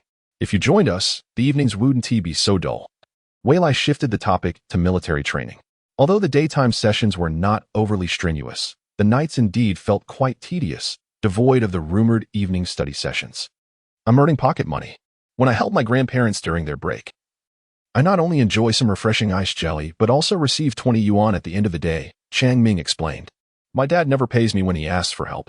However, the teachers in this class seemed different among the group, although most were boys. There were still 1 or 2 girls. Wei Lai recalled how Qiang Linlin had chosen Bao Wen as class monitor, suspecting they must be part of the class committee. Casting a glance at them while clutching the remaining half of his math book, he followed Chang Ming out. Wang Zi, trailing behind them, had an easier load. Having been assigned to carry music books by Qiang Linlin, by the second trip, he was only holding a few music books. Hey, Wei Lai. What is it like sitting next to a girl? It's all right. Haven't you ever sat next to a girl in elementary school? Of course I have. Let me tell you, I endured it for an entire semester. Once I could sit next to a boy, I absolutely refused to sit with a girl again. It's just too troublesome, Wang Zi lamented, flailing his arms in exasperation, viewing girls as if they were ferocious beasts. Did she borrow money from you too? Chang Ming's curiosity was piqued. No, if she did, I wouldn't lend her any. Wang Zi waved his book dismissively, expressing disdain for the spoiled girl who thought her looks entitled her to special treatment. I'd rather smack her with this book. Wang Zi, don't treat the book as a toy. Oh, I got it. Qiang Lin shouted from behind them, causing Wang Zi to retract his neck and behave. You should persuade and Ruo Yin. The teacher seems to want him to be the labor committee member. We might have a traitor in our dormitory. You dislike the homeroom teacher? Not at all. But if someone from our dorm becomes a class committee member, I fear there will be no opportunity to slack off. By the way, Wang Zi, you seem to owe me half a month's dorm cleaning duties. I want you to forget that. We're classmates and roommates. I wouldn't betray you. Wang Zi patted Wei Lai's shoulder. I take your words seriously. Don't worry. When's the next time you'll clean the dorm? Today, once military training starts, it will be my and Ruo Yin's turn to clean the dorm. Let us discuss it at noon. After moving the books, distributing them was no longer their responsibility. Here, drink this. You've worked hard moving books. Thank you. Wei Lai felt an indescribable sensation, as if this was how things were meant to be. He took a straw, inserted it into a small bottle of oral rehydration solution, and discreetly sipped while clenching his fist. The school's breakfast was inexpensive, costing just a few yuan for a filling meal. After Ruo Yin treated Wei Lai to breakfast and calculated the umbrella expenses, he realized he was still short, so he invited him to lunch as well. Wei Lai intended to refuse, believing they had agreed on 2 meals, but Ruo Yin insisted, and he didn't want to be stubborn about it. Perhaps Ruo Yin simply preferred to keep things clearly defined. Back in the dormitory, Wei Lai lay down on his bed, disregarding whether Qing Ting was nearby with her phone, and sent her a text. Wei Lai, have you finished the last bottle of Huxiang Zhengqi water? Qing Ting, not yet. Should I drink it in the classroom to show you? Wei Lai, that works. It'll prevent you from being lazy. After sending the message, Wei Lai turned off his phone, lying down to sleep, hoping to make time pass more quickly. However, before he could drift off, Wang Zi began bustling about with a mop beside his bed. Trying to ignore him, Wei Lai felt increasingly uncomfortable. Wang Zi, why are you mopping right next to me? Did you forget what I said this morning? Wang Zi's eyes were filled with grievance, holding the mop like a wronged wife. Fine. Wang Zi had only arrived this morning, and since he was not familiar with the others in the dorm, Wei Lai understood why he was fixated on him. Getting up from the bed, Wei Lai tapped the board of the upper bunk, wherein Ruo Yin slept. Ruo Yin, are you awake? I am. What is up? Why did you agree to be the labor committee member when Teacher Cheong asked you? And Ruo Yin poked his head out from the upper bunk. The teacher asked me. So I just agreed. Can't you say you're not interested? Wang Zi interjected, his expression resembling that of a spouse betrayed. I asked the teacher. And being a labor committee member isn't that demanding. It just involves writing down the week's duty roster. It's not like an elementary school where you have to take people to clean public spaces every day. And Ruo Yin didn't understand why Wang Zi opposed him being the labor committee member so vehemently. What about the big cleanups? There are only 2 in a semester. And isn't that a class-wide task? Then I'm free. Upon hearing that being a labor committee member involved so little, Wang Zi sighed in relief, placing the mop on the balcony and climbing into bed for a nap. However, the floor was only half cleaned. Hey, Wang Zi, the floor isn't finished yet. Knowing Wang Zi was inherently lazy, Wei Lai couldn't reprimand him and simply lay back down. In the campus at noon, cicadas continued to chirp incessantly. After exchanging a few words with Wei Lai, Ruo Yin found himself unable to sleep, lying on his bed and quietly saying, Wei Lai, what kind of boys do you think girls like the class monitor? Chongming, Wang Zi, Wei Lai. For a moment, all 3 were filled with confusion. Wang Zi reacted the most strongly, speaking first, and Ruo Yin, you don't have a crush on the class monitor, do you? No. I'm just curious about what kind of boys girls like. I only used the class monitor as an example. Before Chongming could speak, Wei Lai fell into contemplation. He too was eager to know what kind of boys Qing Ting favored. Chapter 37. Waiting for that fool. Having spent so much time together, the 2 were quite familiar with one another. Yet, the one thing they didn't know was what type of boys Qing Ting liked. As the cashier at the school supermarket had mentioned, if he confessed to her, even if she enjoyed teasing him, there was a good chance she would accept. Wei Lai was certain of this. Despite her constant teasing, Qing Ting cared for him deeply. But was that really love? He felt lost. And he was particularly afraid of what the cashier had said, that they might never end up together and he would lose her. The class monitor? It's only the beginning of the school year. I don't know her well yet, nor do I know what she likes. Wang Zi rested his palm on his cheek and remarked, when it comes to the qualities that girls admire in boys, I can certainly name a couple. First, good looks. Second, talent. A cheerful and generous personality also contributes to the allure.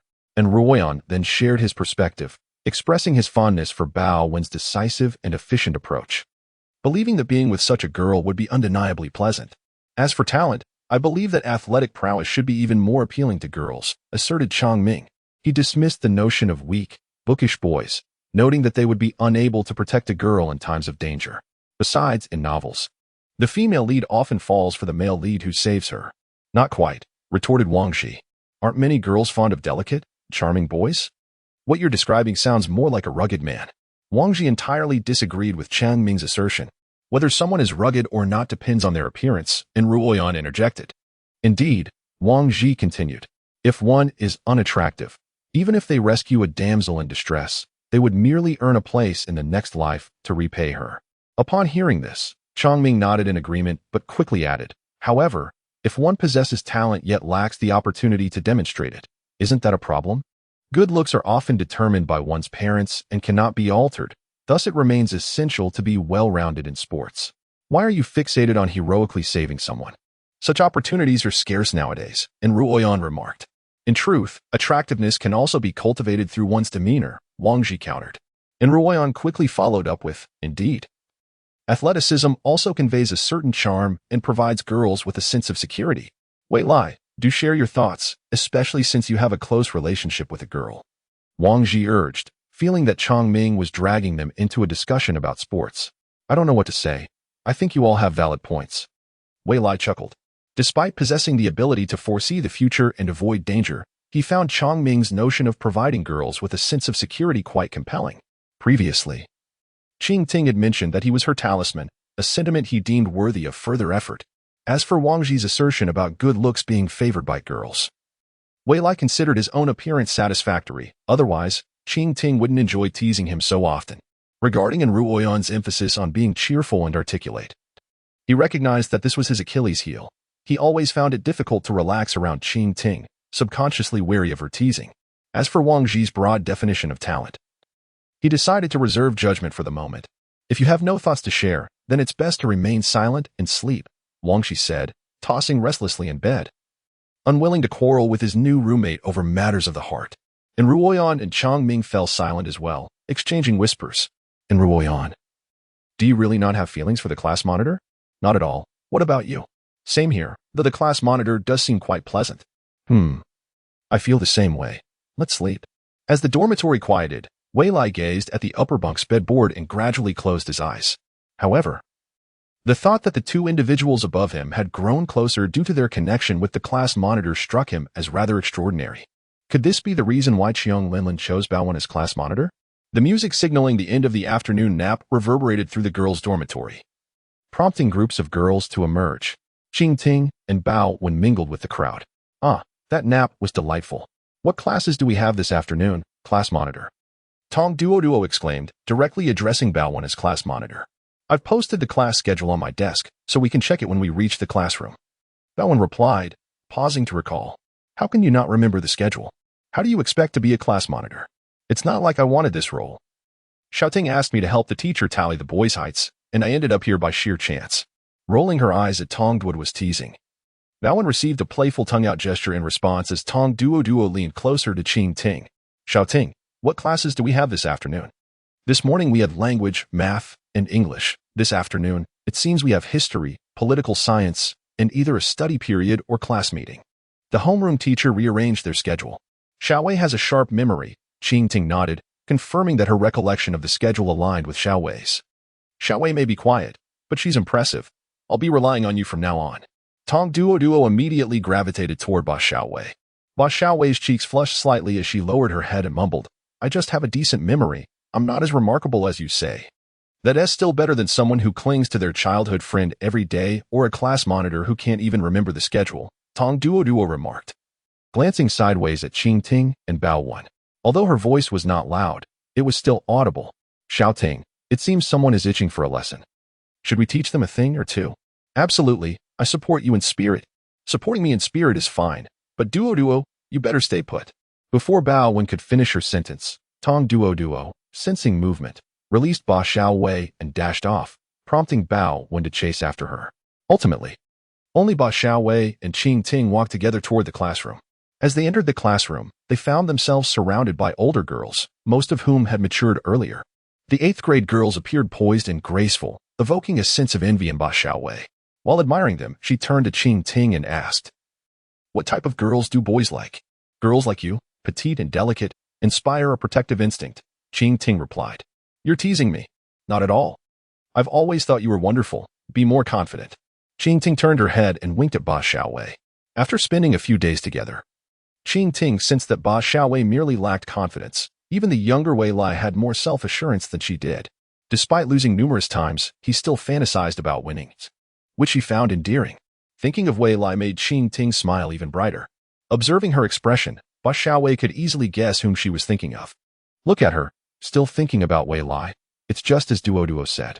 If she likes him so much, why not confess? Could it be that she's just as insecure as I am?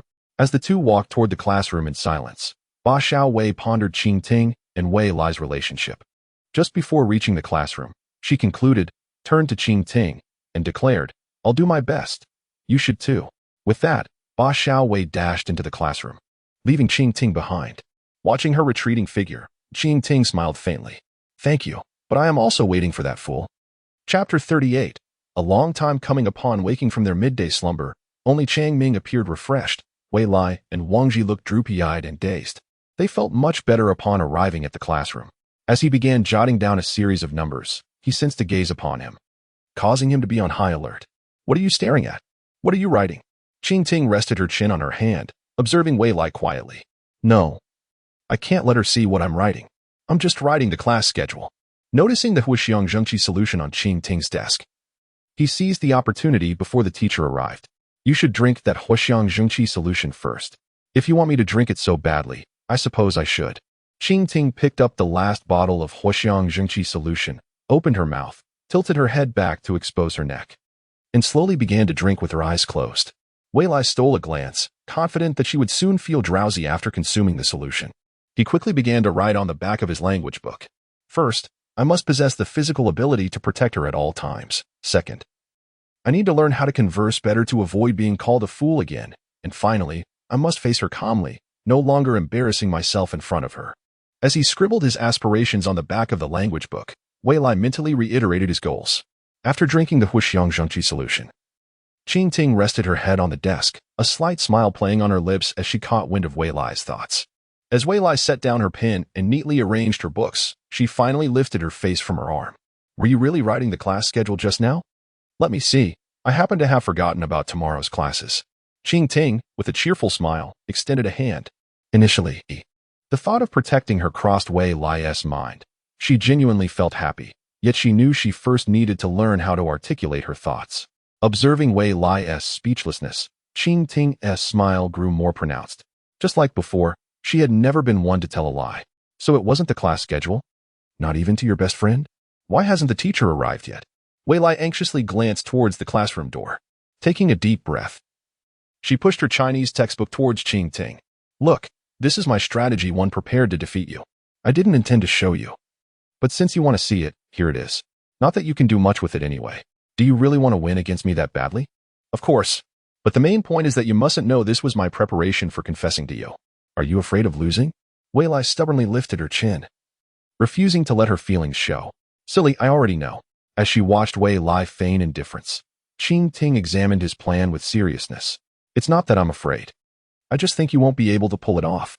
She twirled a strand of hair around her finger, pointing to the first item on the list. "Then I'll take care of that during the break. I can't afford to lose to you in the upcoming competition," Wei Lai insisted. "Eh? Aren't you going to look at the rest? Let us discuss that after you accomplish the first task." Returning the Chinese textbook to Wei Lai, Qing Ting retrieved her history book from her desk. This made Wei Lai's fists clench as if she were hitting cotton. She was still contemplating how to explain every item on her list to Qing Ting when she pulled out her history book from the drawer. Qing Ting suddenly leaned in close and whispered in her ear, "Trust me, history is remarkably similar." "What do you mean?" "It means you won't win against me. Just wait and see. I will not lose to you." The tall, slender history teacher had entered the classroom, and after a quick glance at him, Wei Lai lowered her voice and declared resolutely, "One day, I will win you over and make you my girlfriend." This heartfelt confession caused Qing Ting's face to flush. "Why is your face so red?"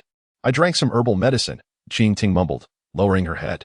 The following day on the playground, during the class meeting the previous afternoon, Qiang Linlin had not rescheduled the Chinese lesson. Accompanied by Bao Wan and Enru Oyan, she measured the height of the boys and girls in the class, compiling the data to report to the school for uniform preparation. Both summer and winter uniforms were to be made together, so until they were ready, everyone could wear their own clothes. Qing Ting donned a long skirt she hadn't worn in ages, paired with a pure white blouse, exuding an enchanting charm that caught many eyes. Several boys who came out with her cast glances in her direction, even the physical education teacher, who had reached middle age, paused to admire her. It was his first time witnessing a girl daring to wear a skirt during PE class. Only Wei Lai, standing beside her, knew that this was not her first time wearing a skirt in PE. She had gained experience, and it did not hinder her movements at all. Do you think my skirt looks nice? It looks nice, but why do you keep asking me? Because I wore it for you. You're teasing me again. I'm tired of hearing that. Wei Lai quickly lowered her head, attempting to conceal her expression, yet Qing Ting's light-hearted voice still reached her ears. But you always get shy. Enough. Others might not see what lay beneath the skirt, merely appreciating its beauty, but Wei Lai had caught glimpses multiple times, making it impossible for him not to feel shy. I must persist. I cannot always fall for her tricks if I am to win. Wei Lai gently shook his head. And at that moment, the physical education teacher, Zhang Tianming, finished his self-introduction and instructed everyone to jog around the playground as a warm-up. The boys set off first, followed by the girls. The track at Qinghe Junior High was twice the length of the 200-meter track at Wei Lai's elementary school. It was a standard 400-meter track. Are you looking for me? When did you arrive? I've been here for quite a while. Qing Ting played with her hair, which had been tousled by the wind. Ever since Wei Lai had run with her and injured his knee, she had been consistently exercising. Shall we race? Do you want your knee to get injured again? Qing Ting tilted her head, gazing at Wei Lai, who found himself at a loss for words. Not every time can one get injured. But it's better not to compete. The memory of his previous injury was already fading, yet he still vividly recalled the scene of Qing Ting getting hurt. If we're not racing, we can compete in something else, like basketball. The teacher will teach us today. All right. Wei Lai readily agreed. Shooting hoops surely posed no danger. But there will be a punishment. Upon hearing the word punishment, Wei Lai felt a sudden pang of anxiety. Surrounded by classmates and teachers, what did Qing Ting intend to do? Chapter 39. The only chance after completing the 400 meters, both were beginning to sweat. Beads of perspiration clung to their hair, glistening on their smooth foreheads, and even the September breeze could not disperse them. So, what do you want as your punishment? Wei Lai instinctively brushed aside a few strands of hair that had stuck to Qing Ting's forehead. Qing Ting's gaze flickered momentarily as she replied, how about doubling your training load? Maybe not. Wei Lai's face turned awkward. Imagination often runs wild, but once put into practice, the associated hardships were known only to oneself. Starting with a 400-meter warm-up, who knew what activities the teacher would assign next? If the load were doubled, it meant that after class, Wei Lai would have to run at least 800 meters. I just peeked at the teacher's lesson plan. Next, we have basketball practice. If you miss a shot, you'll have to do a push-up, and at the end of class, we must run another lap. Qing Ting clasped her hands behind her back, looking expectantly at Wei Lai. So that means not just 800 meters, but 1600 meters. And I also have to make 2 baskets. If I fail, the push-ups will also be doubled. Can we change the punishment? Wei Lai glanced at the last few classmates who had yet to finish running. Once they completed their laps, the PE teacher would likely take them to practice shooting. Then you can choose your own punishment. I'll wait. This punishment isn't fair. You might lose too. You're not planning to train. So doubling it doesn't make sense. Suddenly, Wei Lai realized he had been tricked by Qing Ting. Well, let's change the punishment then. Qing Ting pondered for a moment, resting a finger on her chin. How about this? If you lose, you must make me laugh. If I lose, I'll find a way to make you laugh. With a time limit of today. Upon hearing this, Wei Lai noticed that the usually cheerful Qing Ting had not smiled at all since class began. It's a deal. Wei Lai readily agreed. This seemed far less daunting than completing double the training load. After their conversation, the last few classmates finished their laps, and the physical education teacher, Zhang Lei, blew the whistle hanging around his neck. Everyone who has finished running, come over. After gathering the entire class at the basketball court, he casually pointed to 2 boys and said, you 2, come with me to get the basketballs. Everyone else, stay put. Watching Chang Ming and another sturdy boy being called away by Zhang Lei, Wei Lai looked up at the hoop, contemplating how he could make a successful shot in one go. Basketballs, compared to other balls, were relatively hard and larger in diameter. In elementary school, Mialuwa rarely allowed them to play, fearing injuries. However, in the 6th grade, she had taught them the basic movements, which Weilai still remembered clearly. Once everyone had received their basketballs, Zhonglei began teaching them from scratch, demonstrating how to shoot. As Weilai watched his movements, inspiration struck him, and he activated his own skills. After demonstrating a few times, Zhonglei handed the basketball back to the nearest student. As Zhonglei concluded his remarks, a wave of exchanged glances swept through the crowd. Several girls began to murmur their grievances, while the boys remained silent, their expressions turning notably more serious. 10 push-ups were hardly a daunting challenge, yet the prospect of failing to score would be a significant embarrassment. According to the order of the queue, the first person approached the hoop, while Zhonglei moved aside to remove the mat from the basketball cart and lay it on the ground. The line progressed slowly, initially. The shots were successful, and after a missed attempt, the next few were made, allowing everyone to breathe a sigh of relief, as it appeared less daunting than anticipated. However, as the first person failed to score, a sense of panic began to creep in, with many more missing their shots. The number of individuals performing sit-ups and push-ups behind Zhonglei began to increase. Before long, it was Qitian and Weilai's turn. Qingtian's first shot ricocheted off the rim, but, after a few bounces, ultimately found its way into the hoop, inadvertently placing some pressure on Weilai. Given the inherent strength differences between the genders, Qingtian had previously been taught by Mialuo to shoot with both hands, yet Weilai preferred the traditional shooting stance, believing it to be more stylish and conducive to directing the ball accurately. However, reality struck hard when, as he released the ball, it bounced off the rim just before it seemed destined to fall in. Resolved to rely on his abilities, he slightly adjusted his position, cradled the ball with his left hand, and pushed it forth with vigor. The ball hovered in the air for a moment before a gust of wind altered its course, allowing it to fall neatly into the hoop. He understood, one must adjust their position and act promptly, or risk being caught off guard by the wind. Having made his adjustment, Weilai promptly launched the basketball.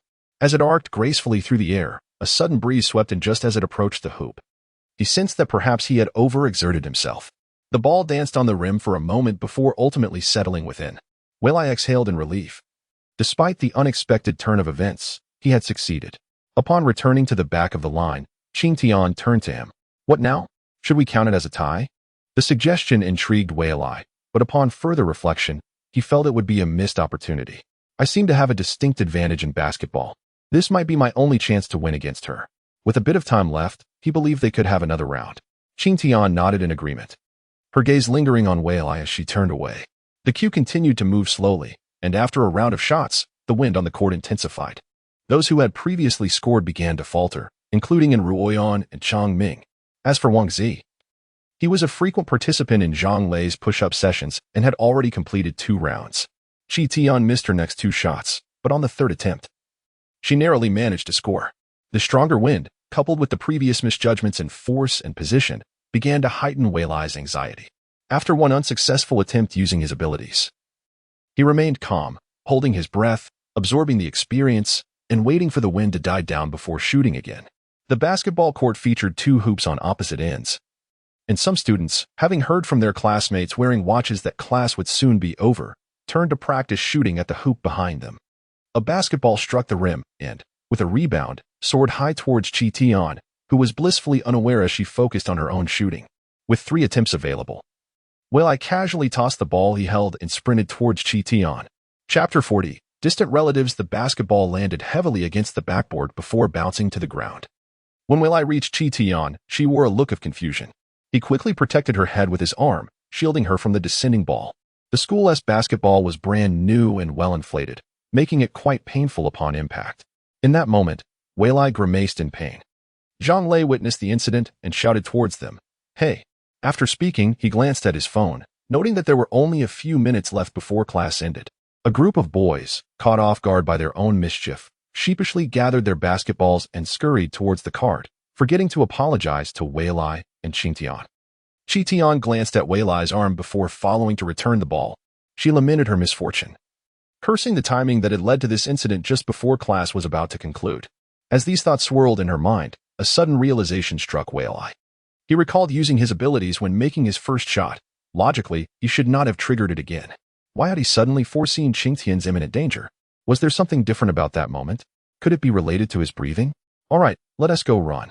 Once you finish, class will be over, Zhang Lei instructed.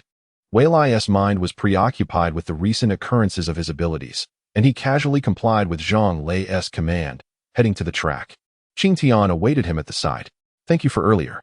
Sure, Wei Lai replied, suddenly recalling that Qing Tian had been watching him intently, which was why she had seen the basketball. You were watching me the whole time, right? Of course, we were competing after all. Then, from the moment I walked to the hoop until I ran back to you, did a minute pass? Not at all.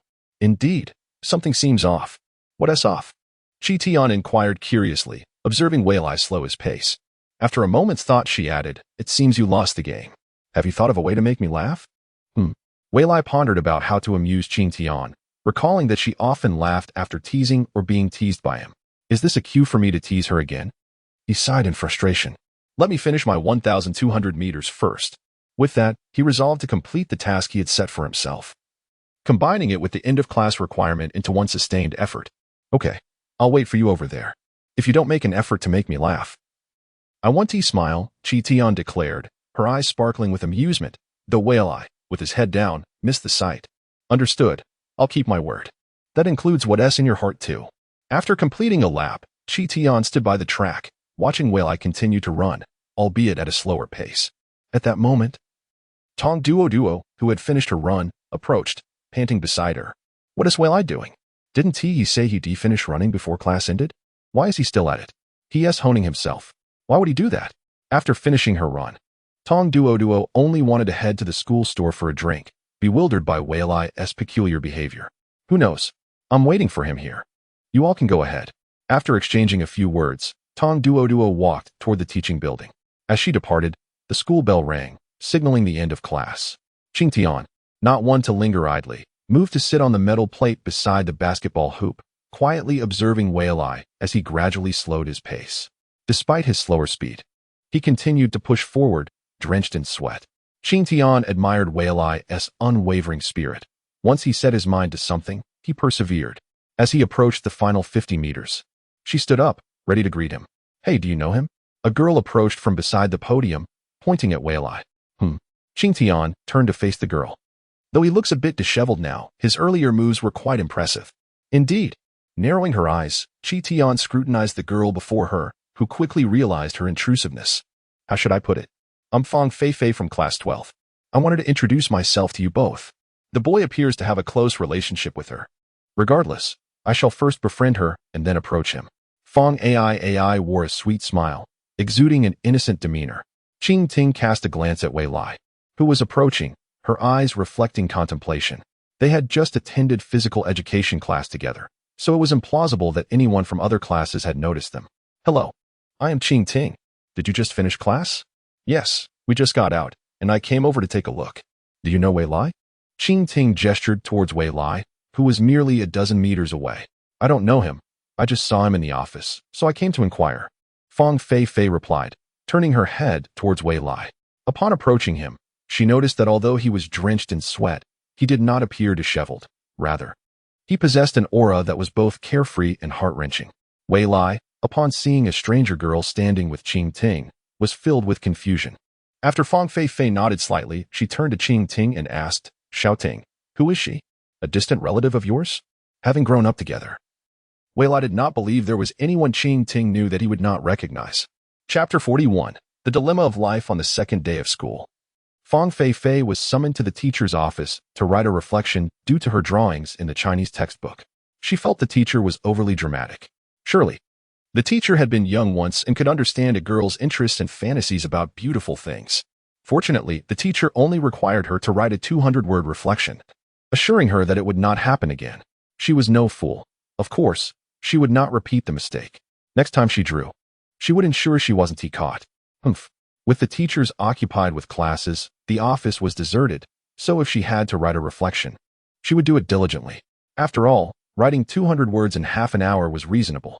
After finishing her reflection, Fang Fei wandered around the office but found nothing of interest. However, outside the teaching building, she stumbled upon an unexpected delight. The boy's throwing posture was impressive, and his movements to save the girl behind him were fluid, as if he had already anticipated them exuding an undeniable charm. Now that this boy was right in front of her, Fong Fei Fei suppressed her excitement and stepped forward. "Hello, I am Fong Fei Fei from Class 12. It's a pleasure to meet you." The girl appeared quite delicate, yet there was something slightly off about her. "Hello, Wei Lai," he replied simply, continuing to focus on Qing Ting. "Who is she? Fong Fei Fei, right? I'll remember that. Is there anything else?" "No, I just wanted to get to know you." Fong Fei Fei shook her head. "Well, now we are acquainted," Wei Lai responded and moved closer to Qing Ting. "Let us go." "Where to?" Qing Ting asked, puzzled. "To the school supermarket. I'm quite thirsty. Had you said so earlier, I would have bought you water while you were running. A bet is a bet. You needn't treat me." Leaving Fong Fei Fei behind, Qing Ting and Wei Lai walked away together. "If you lose the competition." The teacher's training project includes practicing shots, and since you were the last to score, you owe 10 push-ups. "You can't say that." The teacher said there were 3 chances for shooting, and I only took one because class was about to end. What about a single shot? Fong Fei Fei stood watching the two depart, her hands gradually clenching. "Just wait. I will find a way to become your good friend. By the way, which class are they from?" Once inside the supermarket, Wei Lai anticipated being teased by Qing Ting, yet even after they purchased bottled water and exited, she had not teased him once. He began to sense something was amiss. "Xiao Ting, are you feeling unwell?" "Huh?" "No." Qing Ting, holding the water bottle, turned to Wei Lai, her gaze implying he was the one with the issue. "No discomfort? Normally, you would have teased me at least twice on this walk." Taking several sips from the water bottle, Wei Lai's gaze remained fixed on Qing Ting's face, failing to detect any hint of her teasing him. "Is there something on my face?" "No, I'm just curious why you aren't smiling. I promised to make you laugh. How could I smile on my own? Though your silly expression is indeed quite amusing." With the water bottle in hand, her eyes sparkled as she looked at Wei Lai. "You want to laugh on your own? You want me to make you laugh?" At that moment, Wei Lai realized the challenge of this punishment. Making someone laugh is effortless, but coaxing a person determined not to smile is exponentially more difficult. "Could you provide a hint?" Wei Lai pondered desperately, unable to conceive how to elicit a laugh from Qing Ting. "And you call yourself my best friend, yet you don't even know how to make me laugh." With an air of haughty elegance, Qing Ting tilted her head and, turning away, began walking towards the classroom, ignoring Wei Lai. "Hey, you can't accuse me. In my heart, you are always cheerful, so I didn't know how to make you laugh." Wei Lai hurried after her, trying to explain. He felt as though he had encountered the greatest challenge of his life, to make his childhood friend, who was once always laughing, smile again. The hem of her skirt fluttered with her steps as Qing Ting toyed with her water bottle. "That's fine. After today, if you can't make me laugh, consider it a debt of 2 punishments. In that moment, he understood that this punishment was, in itself, a form of teasing. He hadn't been spared from being teased. Rather, he had been continuously subjected to it. Upon returning to the classroom, although it was a free activity period, many students remained. Not everyone was inclined to play outside. With the dormitories still closed and the cafeteria meals still cooking, they had no choice but to stay in class. Those remaining busied themselves with their favorite novels or manga, while others worked on assignments given by teachers. Yet not all were engaged in such activities. Some had brought games like Go and Ludo. At least, Wei Lai noticed 3 groups gathered at 3 tables engrossed in games. Wang Zi was having a good time with his deskmate, seemingly playing with military flag cards and poker that must have been scavenged from older siblings' rooms. And Ruo Yin was drawn to their game. Chongming was nowhere to be seen, likely off playing outside with someone else. As Qing Ting approached, she made her way towards Tong Duo, who, along with Ba Xiaowei and Bao Wen, had gone to play badminton outside. Upon seeing Qing Ting, Tong Duo immediately shifted over, making space for her. "Where are the others?" "They went outside to play badminton." At the mention of the absent girls, Tong Duo's expression puffed up. Recalling how Ba Xiaowei had been taken away by Bao Wen, leaving her alone in the classroom. "Badminton is not limited to doubles. Wei Lai, why don't you join us? We need 1 more for 4 players."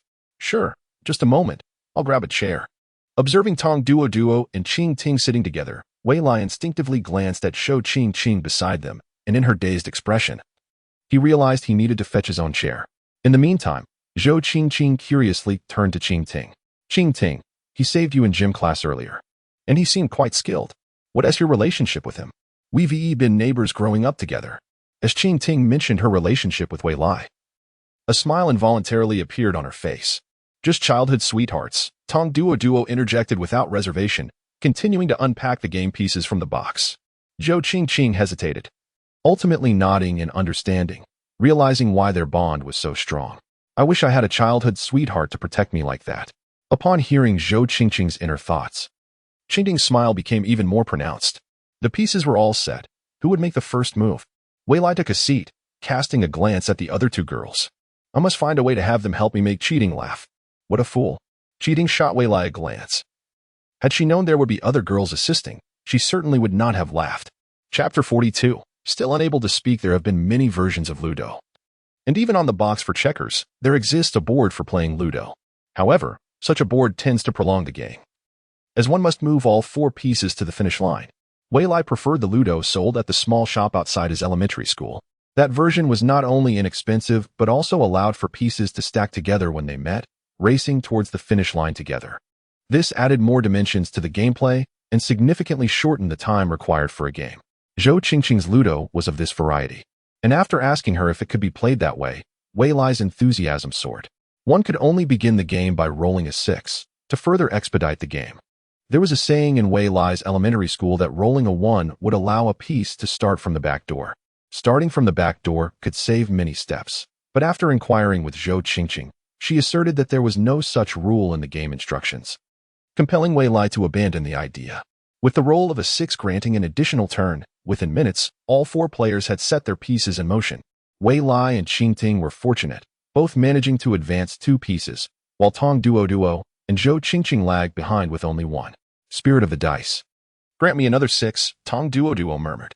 Yet, as the dice fell from her hands, it showed a glaring one, striking her face harshly. I should have agreed to the backdoor rule. How regrettable. Moving just 1 space would land her on the same blue square as Tong Duo's piece, allowing her to leap 4 spaces ahead, yet she remained dissatisfied, puffing her cheeks as she grumbled inwardly. Next, it was Wei Lai's turn. He picked up the dice, gave it a gentle shake, and when it settled, it displayed a 5. He counted the spaces, and the 5th space was occupied by Qingting's piece. Tong Duo and Zhou Qingqing looked on with expressions of amusement. Hurry up and move. Indeed, having 4 players makes it all the more entertaining. One can watch the spectacle. If he and Xiaoting are childhood friends, he surely wouldn't land on her piece. Go ahead, don't mind me. Qingting shook her head, her expression nonchalant. Then I shall proceed. Wei Lai's hand brushed against the piece. Under the gaze of 3 pairs of eyes, his thought shifted. Though she claims indifference, she is clearly invested.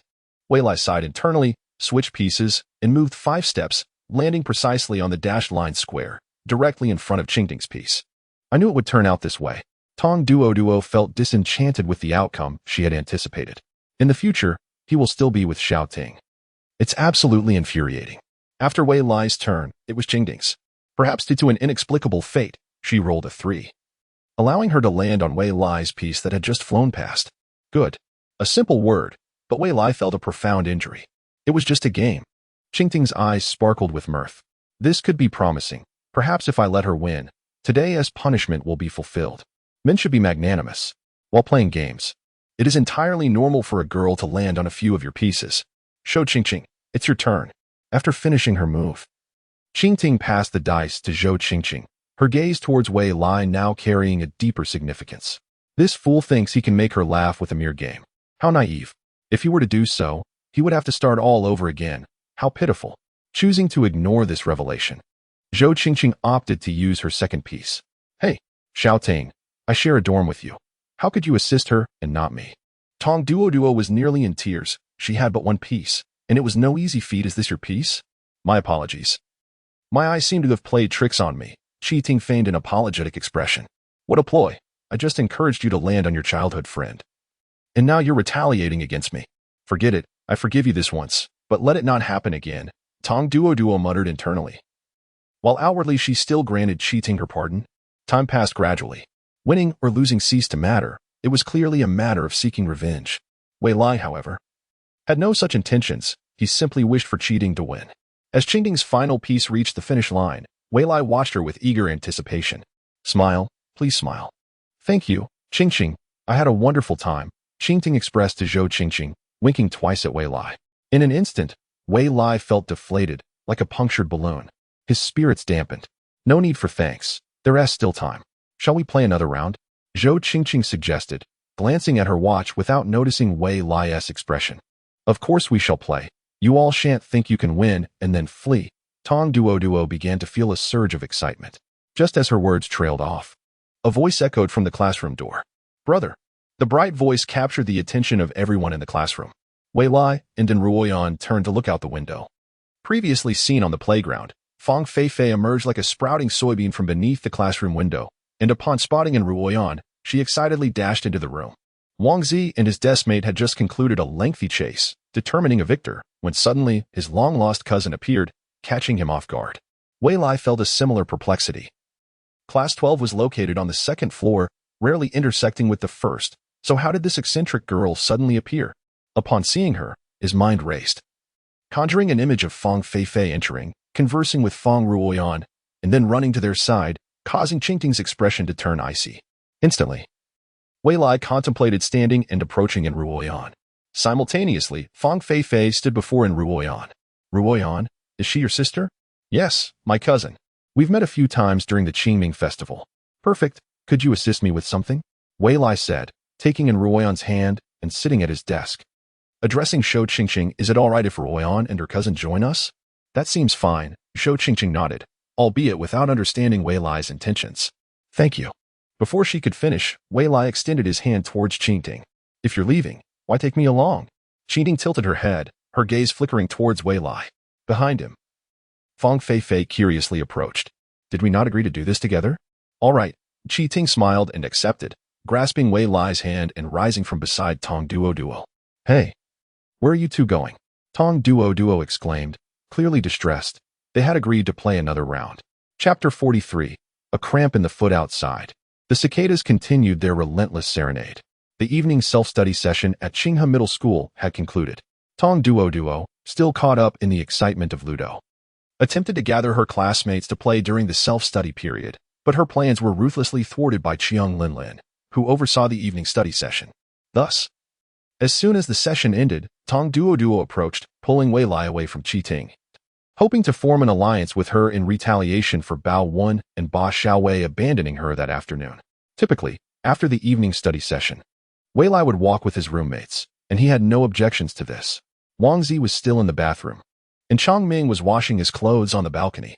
The dormitory was left with only Ruoyan and Wei Lai. Wei Lai, there is something I must discuss with you, and Ruoyan urged, pulling Wei Lai to sit at their table. Go ahead, he replied. Wei Lai lowered his head, gazing at his phone, responding absent-mindedly.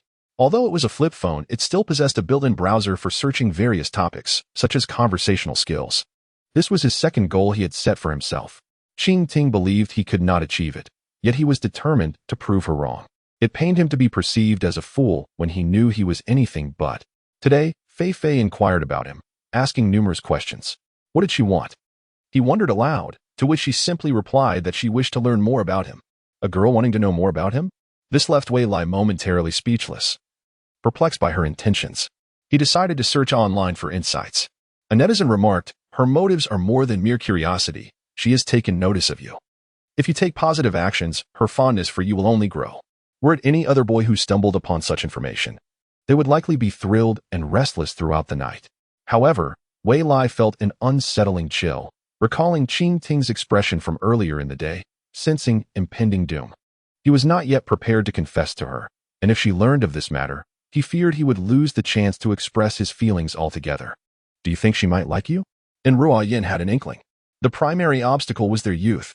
Fang Feifei had not explicitly stated her feelings, leaving him uncertain. Please do me a favor and keep this to yourself. I will figure it out, Wei Lai whispered nervously to Ruoyan, glancing around the bathroom and balcony to ensure no one else could overhear. It was imperative that Qingting remained unaware, and it would be best if no one else knew either to avoid unnecessary complications. Rest assured, I will not speak of it. But how do you plan to handle it? And Ruoyan asked quietly, curious yet mindful of his cousin's feelings. While the premise relied on Fang Feifei's affection for him, the truth remained solely with her. Wei Lai resolved that regardless of the truth, he could not allow Qingting to harbor such thoughts. Even if she did, he must prevent them from becoming reality. Here is the plan.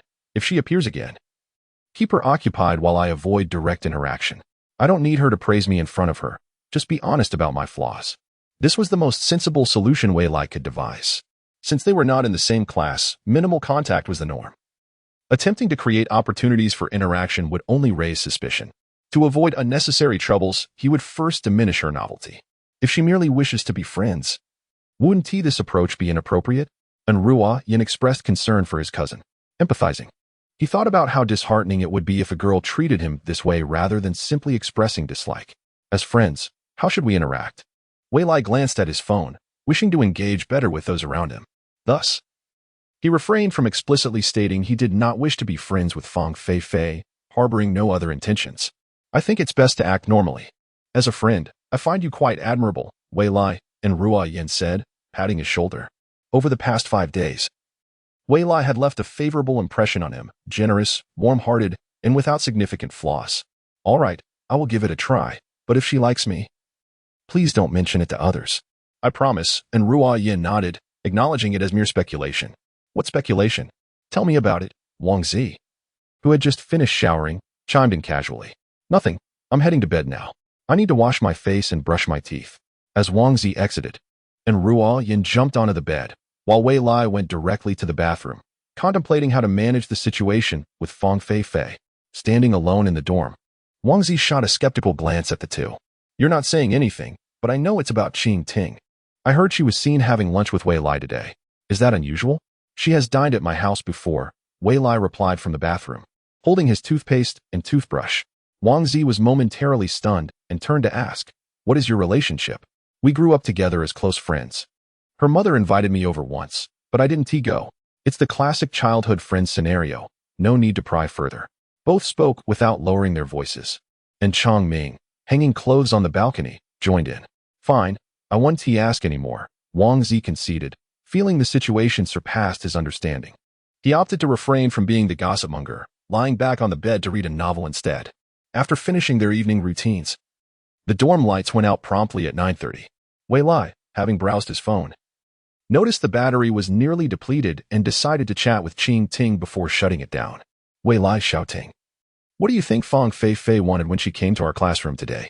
Qing Ting, she is Fang Ruo Yin's cousin. You should ask him. Fang Ruo Yin mentioned she might like me, Wei Lai mused internally, refraining from voicing his thoughts aloud.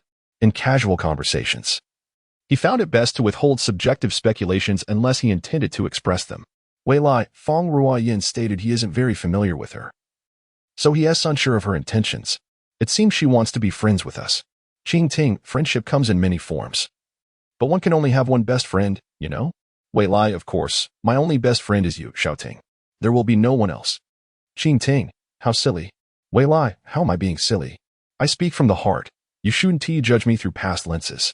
Qing Ting, not silly. But say something to make me happy. Wei Lai, I intend to be with you for a lifetime. No one can compare. Meanwhile, in the other dorm, Qing Ting lay in bed, while Tong Duo insisted on finishing a game of Ludo with Bao Wan and the others, adamant about determining second place. Upon receiving Wei Lai's message, she couldn't help but joyfully tap her feet against the bed frame. Xiaoting, what are you doing? Tong Duo, holding her phone to illuminate the game board, looked up in confusion. Qing Ting, just the usual, you can only come up with such words. Time to sleep. Wei Lai, I will prove it to you through my actions. Good night. Qing Ting, good night. Chapter 44. The proof belonging to me when one first encounters something novel.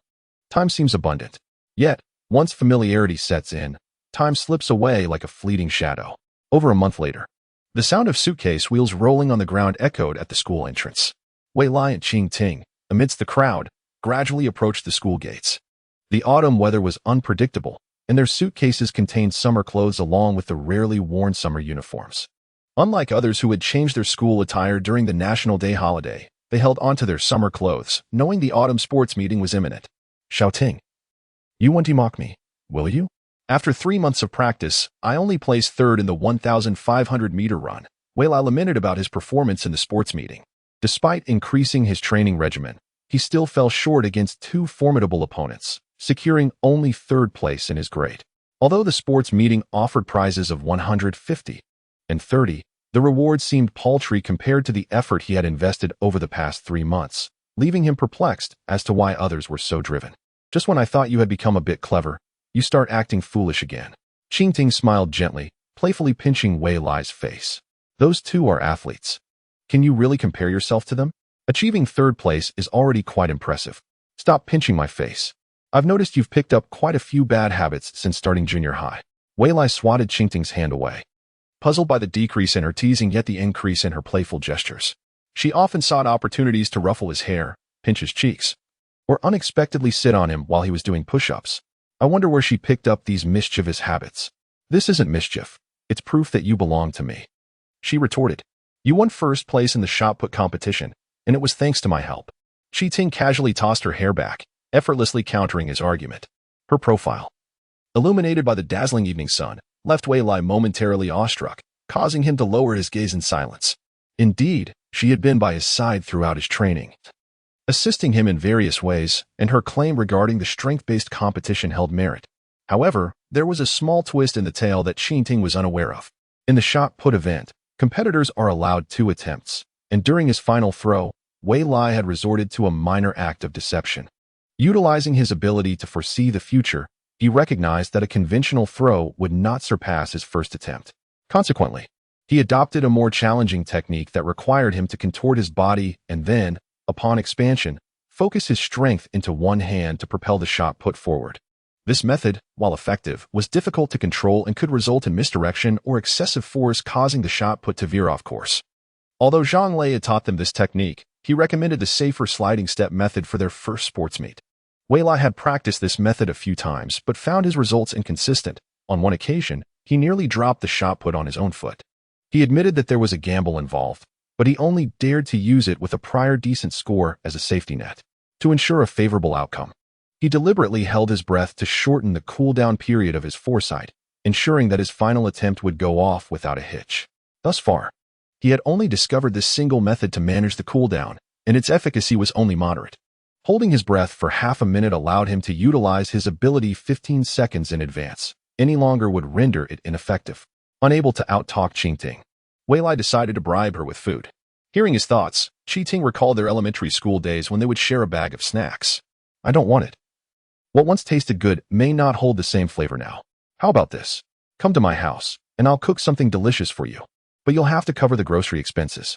Qingting cheerfully replied, turning away while gripping her suitcase, her radiant smile causing the luggage to endure undue strain. When did you learn to cook? Wei Lai asked, astonished, for he had never seen Qingting in the kitchen. This will be my first attempt at cooking. You're in for a treat. Great. I'm already looking forward to it, he said, beads of sweat forming on his forehead as he feigned delight. Even if I might get food poisoning, it's best not to voice that. Despite becoming more articulate, she remained somewhat foolish, truly believing he could be treated as a test subject. Observing his insincere demeanor, Qingting felt a peculiar fondness for him. There was something amusing about the way he seemed like he could be easily manipulated yet remained unbroken. It made her want to concoct a truly bizarre dish for him. Just as these thoughts crossed her mind, a voice called out from the school gate behind her. Qingting, Wei Lai, I've finally caught up with you. Standing at the gate was Fang Feifei, who had been waiting for them. Upon spotting the pair, she rushed over, her excitement palpable. Over the past month, her relationship with them had progressed slowly. It wasn't that they were avoiding her. Rather, there was an undeniable distance that lingered. They exchanged greetings and a few words before parting ways. Making friends across classes proved to be a challenge, and she had nearly given up. But witnessing Wei Lai's impressive performance at the sports meet reignited her enthusiasm. How could someone so handsome, diligent, and outstanding be so unforgettable? Her goal remained unwaveringly focused on Qingting. Under the evening sun, still warm and bright, she stood at the school gate with her small backpack, patiently awaiting their arrival. Finally, her perseverance had paid off. We were waiting for you, Qingting and Wei Lai replied, momentarily taken aback. Although they held no significant prejudices against Fang Feifei, they had maintained a certain distance. What could possibly motivate her to wait for them at the school gate? Yes, I was waiting for you, Fang Feifei blushed, nodding vigorously. I told my family that I'd be staying at a classmate's house, and everything is prepared. You aren't talking about us, are you? Wei Lai glanced at the backpack slung over Fang Feifei's shoulder, his gaze shifting to Qingting. Could it be that the person she likes is Qingting? Surely, if her family agreed to let her stay at a classmate's house, it would have to be another girl. The situation felt peculiar to Wei Lai, as if he had suddenly acquired a rival. Qingting, overhearing his thoughts, smiled inwardly. You don't mean you want to stay at my house, do you? I heard they are childhood sweethearts. Having me around would surely complicate things. but it could also be the only chance to bridge the gap between us. Could you share your reasoning? Qingting noticed that Fang Feifei was quite aware of her intentions yet still chose to approach them, piquing her interest. If she wanted to know whether this girl was trying to intrude upon her relationship with Wei Lai, this might be an opportunity. Chapter 45. The differences between hearts as the evening sun slanted, casting elongated shadows of the three at the school gate. The slowly drifting clouds above resembled a bus that was long overdue. I've already explained my reasoning. There are no opportunities to interact at school. So I want to get to know you better and become friends. Fang Feifei stole a glance at Wei Lai, who stood beside Qi. Even if you two were childhood friends, it wouldn't hurt to let others join, would it? Being unwilling to even be friends seems rather selfish. Join? So your ultimate goal is still Wei Lai. Qi observed Fang Feifei's gaze, her own expression gradually shifting. It had been over a month. And she still hadn't given up on him. He was clearly on her mind. Merely maintaining distance wasn't enough to quell her feelings. If it's just a temporary stay at my house, I have no objections.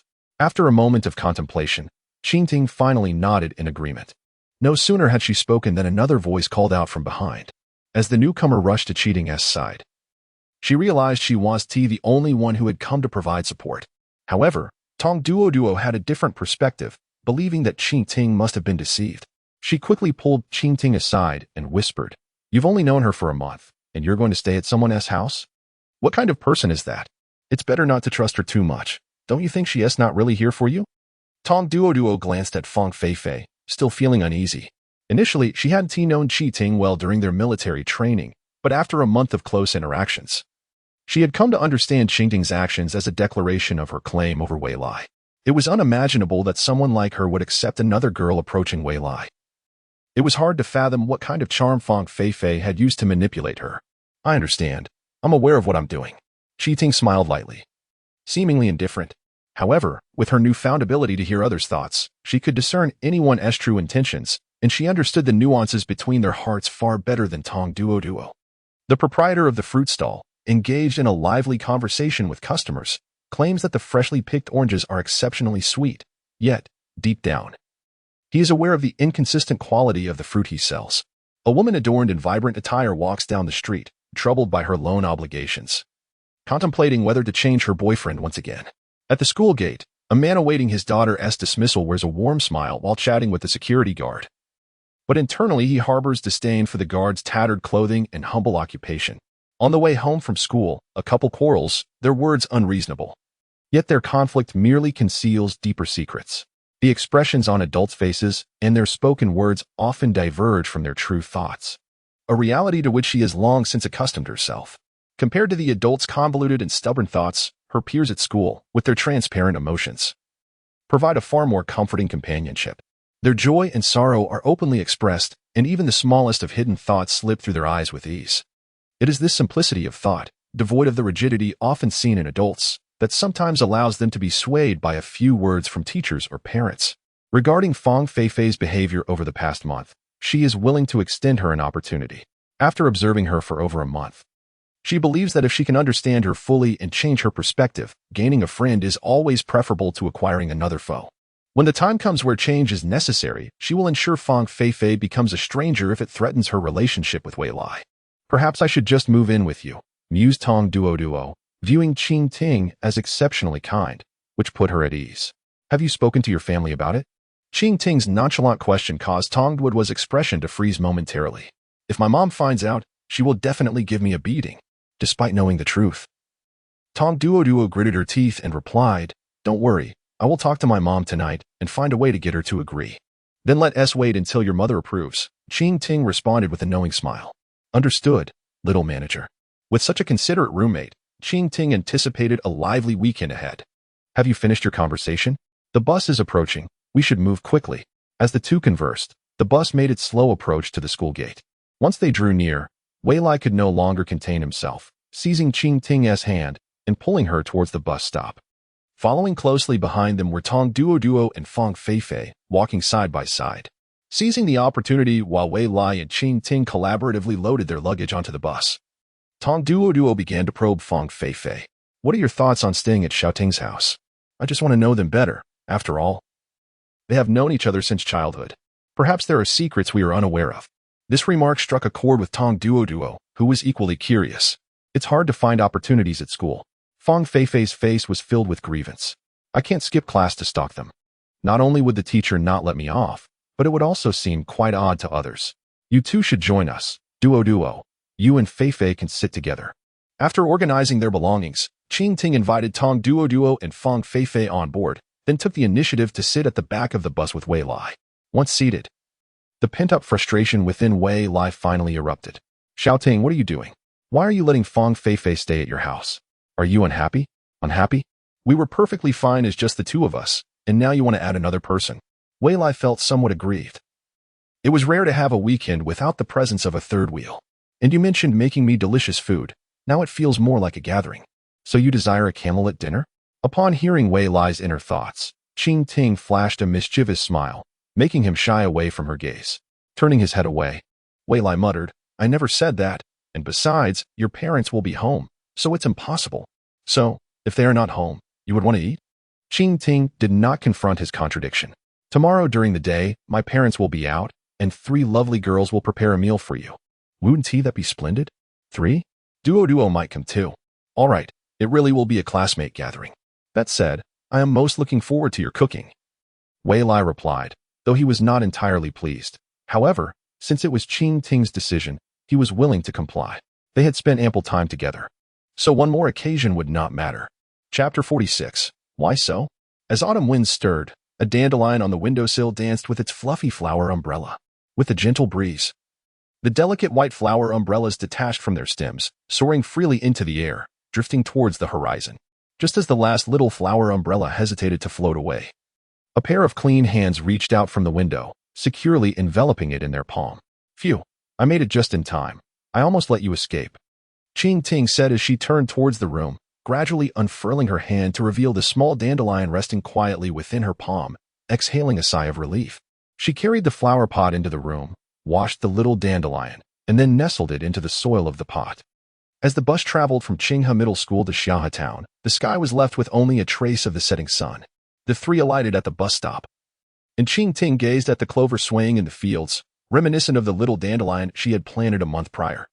The 8th generation of the little dandelion should be ready to be moved outside soon. Walking along the road beside the fields, Wei Lai suddenly recalled something and took out his phone.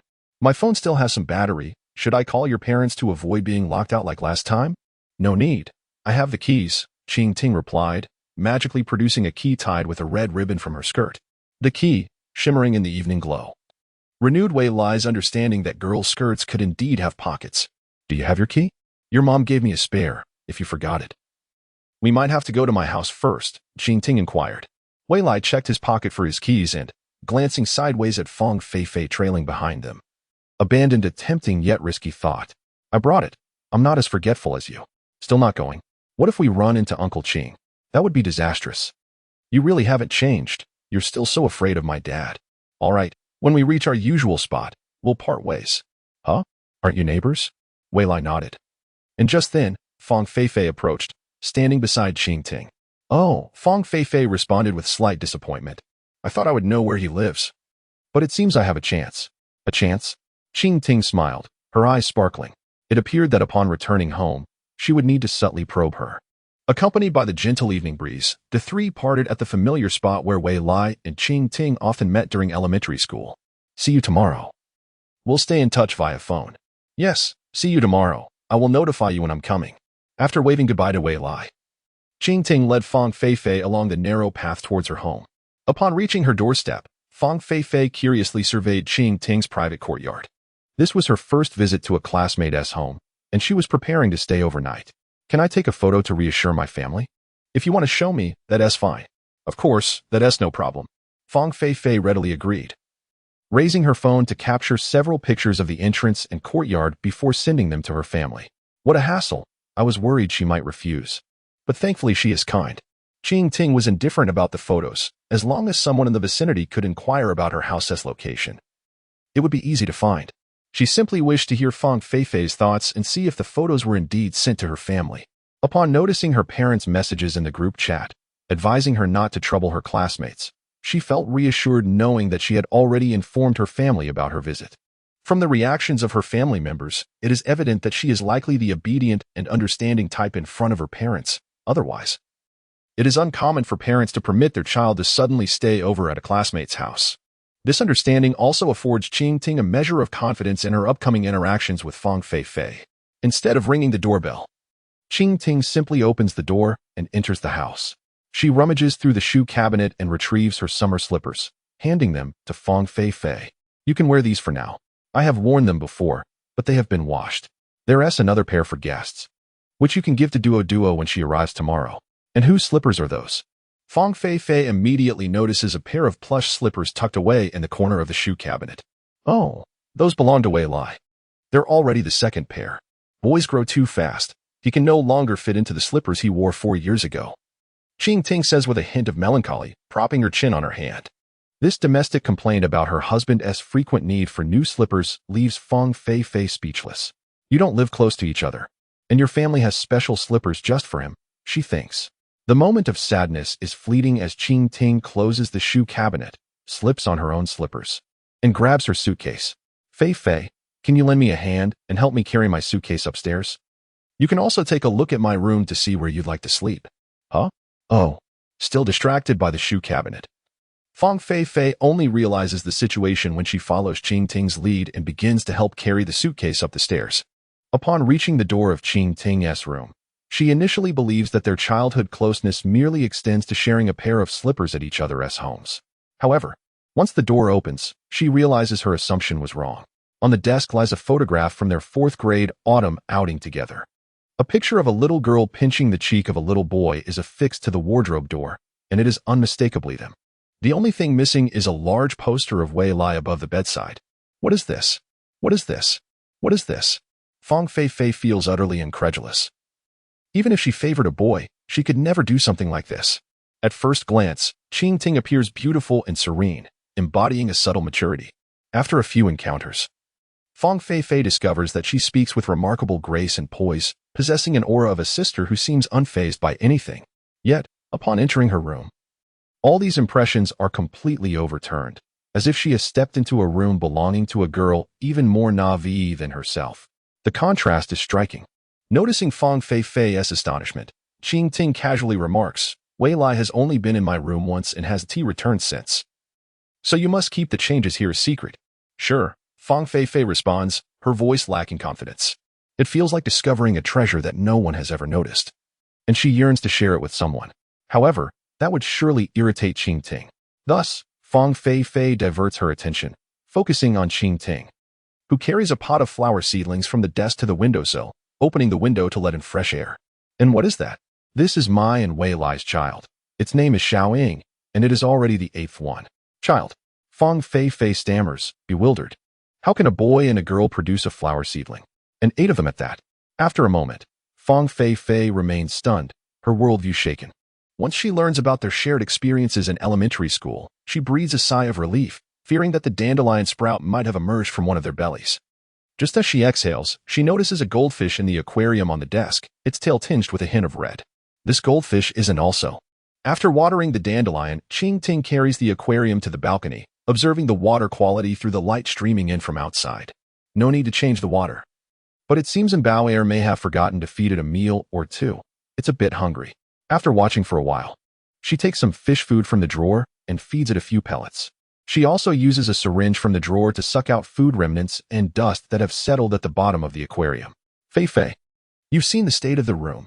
Will you be sleeping on the floor tonight, or would you prefer to share the bed with me? As Qing Ting cleans the aquarium, Fang Fei observes the goldfish, which appears to be quite interested in the newly sprouted dandelion seedlings, spitting a mouthful of water onto the leaves. The dandelion shakes slightly, though it is unclear whether it is expressing gratitude or protest. The wooden floor is well maintained and looks clean, which does not bother her. Staying overnight at a classmate's house, especially when they are not particularly close, makes her feel somewhat awkward. If it's all right, let us sleep together. I'll share my blanket and pillow with you. But please don't touch the plush toys on the bed. They were a gift from Wei Lai. How fond are you of the things he gave you? In terms of affection for Wei Lai, Fang Fei feels she has indeed lost. Reflecting on it now, she realizes she possesses none of the gifts from Wei Lai. Nor has she shared any experiences with him, merely admiring his athleticism on the field. She knows nothing about him beyond that. As the sky outside gradually darkens, and Bao Er's voice can be heard from downstairs. Perhaps those are the shoes belonging to that little rascal Wei Lai. Shortly thereafter, Qing Jishu's voice also echoes from below. Come on, let us go meet my parents. They are very kind, so don't be nervous. Just as the door to the room is closing, Fang Feifei glances back at the photos on the wardrobe door and the desk, her eyes reflecting a complex mix of emotions. Upon reaching the front door, and Bao Er and Qing Jishu are still changing their shoes. In just a brief moment, and Bao Er does not spare her husband, playfully slapping his head as he bends down to change his shoes. You're a teacher. How could you be so careless? How can little Wei fit into such small shoes? They are clearly meant for a girl. He is not my son. Why should I care what size shoes he wears? Classmates are coming over to play, so I'll get you some drinks. Would you like juice or soda? Sorry to disturb you, uncle and aunt. Juice will be fine. Changing into her slippers, Qing Jishu approaches Fang Feifei to greet her, making her feel somewhat shy. Observing the girl's politeness, Qing Jishu's expression softens, and he turns to head towards the refrigerator. Hearing Qing Jishu grumble about Wei Lai, Qing Ting feels displeased and chimes in, Dad, why didn't you offer him water when he was at our house? He can't just go without it. I know he often comes to find you when we're not home. The father and daughter bicker beside the refrigerator while Bao Er finishes changing her slippers and leads Fang Feifei into the living room. You're Shouting's roommate, right? How does she get along with you at school? Actually, I'm not Shouting's roommate. But she has been very nice to us at school. I feel like I spend too little time with her, which is why I came to visit her this weekend. Upon hearing this, a flicker of thought passes through Bao Er's eyes. Where do you live? I live in the city. I might disturb you all tonight. I'm so sorry, and I hope it's not too much trouble for you. Not at all, since you're Shouting's classmate. Feel free to treat this place as your own home. Understanding the situation, and Bao Er gently pats Fang Feifei's head, guiding her to sit on the sofa while she turns to head toward the kitchen. So, how do you find my family? They are quite warm and welcoming. Then you can feel at ease to stay. We have activities planned for tomorrow. Watching as Bao Er pulls Qing Jishu into the kitchen to help, Fang Feifei begins to feel a twinge of regret, just as she is being welcomed by Qing Ting's parents. Qing Ting and Wei Lai have already formed a familial bond. Her sudden presence will only mark her as a guest, receiving various attentions and care. Rather than blending in with them, it would be more accurate to say that I have inadvertently caused them considerable trouble. Xiaoying, you are preparing a meal for Wei Lai tomorrow, right? May I assist you in the kitchen? Fang Feifei felt that this would help alleviate her feelings of guilt. Qing Tian, with a straw in her mouth, turned to look at Fang Feifei, thinking that one could easily give up. However, she had already devised a plan for tomorrow and would not allow her to simply concede. That would render it meaningless. Why not? I could wash the vegetables and keep an eye on the pot while you handle the cooking. Comparisons must be made to highlight the significance of my efforts in preparing the meal for him. Qing Tian winked at Fang Feifei, suggesting it could be seen as a favor to her. Well then, after a moment of hesitation, Fang Feifei nodded. She had once harbored feelings for Wei Lai, but now she longed to forge a friendship with someone like Qing Tian. Once she set aside her own thoughts, her mood significantly brightened. Chapter 48. Wei Lai's rival. Meanwhile, at Wei Lai's home, Su Xiang was busy in the kitchen when Wei Zikong seized Wei Lai and disregarded whether he had homework to complete. Son, your father's happiness depends on you. Dad, could you not rely on your son for everything? Seeing his father adopt a pleading expression, Wei Lai realized that escaping this situation would not be easy. Despite having been through this countless times, he still hoped his father could become more independent. If he continued to depend on him, when would he ever grow up? He was already in his 30s, yet still a cause for concern. This is the only time in the past 2 months. I beg you, my dear son. This is very important for your father. When needed, he was the beloved son, but when not, he was merely told, son, entertain yourself. As his father vanished with his mother, as if he were not their biological child. Understood. Let's get started. If we don't, your mother will have dinner prepared. All right. Son, keep an ear out for anything unusual and inform your father immediately. Wei Zikong pulled out his smartphone, donned an earbud, and handed the other to Wei Lai, initiating a call. The first call was to a shareholder of their company, discussing a project that had encountered some issues, and he sought Wei Lai's input on whether the proposed solution would be accepted. Understood. Listening to his father's work-related discussions, Wei Lai nodded. Having been exposed to his father's work numerous times, he had gleaned some insight into the nature of his job and the individuals he frequently interacted with. Suddenly, as Wei Zikong's call connected, Wei Lai envisioned the events that would unfold in the next minute. After a brief exchange of pleasantries, Wei leaned closer to his father's ear, who was not wearing the earbud, and said, "Dad, let us discuss that later. Today is his daughter's birthday." Wei Zikong immediately gestured for silence and spoke into the microphone. "Mr. Li, today is your daughter's birthday? Why didn't you inform us? We would have loved to wish the little princess a happy birthday." "Haha, your news travels fast. My precious daughter is not one to be spoiled. Otherwise, her little nose will be in the air." They ended up discussing personal matters instead of work for quite some time. Every minute, Wei rolled his eyes, realizing that they had intended to discuss business but were instead engrossed in personal affairs. After 10 minutes of this, Mr. Li concluded the conversation. "All right, I must go. My precious daughter is calling for me. You can handle the company's matters. If anything goes wrong, I trust you to manage it." After hanging up, Wei observed his father let out a sigh of relief, thinking the conversation had concluded, only for him to begin another call. More? After 2 months of watching things unfold. "I'm counting on you, son, for a peaceful New Year's." "Understood. I will do my best to assist you." Wei nodded, resigned to his fate as a son. As per their usual arrangement, he could use his abilities, but at a cost of 20 for each use. He had already used them 10 times, which would not be deducted from his living expenses. However, clear accounting between father and son was a must. Wei extended his hand, and Wei Zikong was prepared, placing $200 bills in Wei's palm. He had initially thought that once his mother finished cooking, his father would cease his calls, but even after dinner, Wei Zikong continued to engage him in conversation. By the time they wrapped up, it was quite late. "Dad, you can't use the shower now. Mom won't agree." Wei shouted, finally relishing the silence outside. It was truly heartless. Having exploited his son, his father went to indulge in leisure with his mother, behaving like a beast. They were content, yet oblivious to the fact that their son was home and the potential impact of their actions. It seemed they were unwilling to relinquish their routine as the sound of Wei Zikong rushing downstairs to buy shower gel echoed from outside.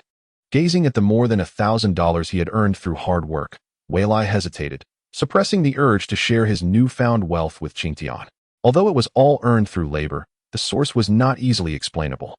However, he felt compelled to inquire about her day, especially since she now had a rival in her home. "What are you up to at home?" Wei texted. "Just finished showering and am looking at recipes with Fang Feifei."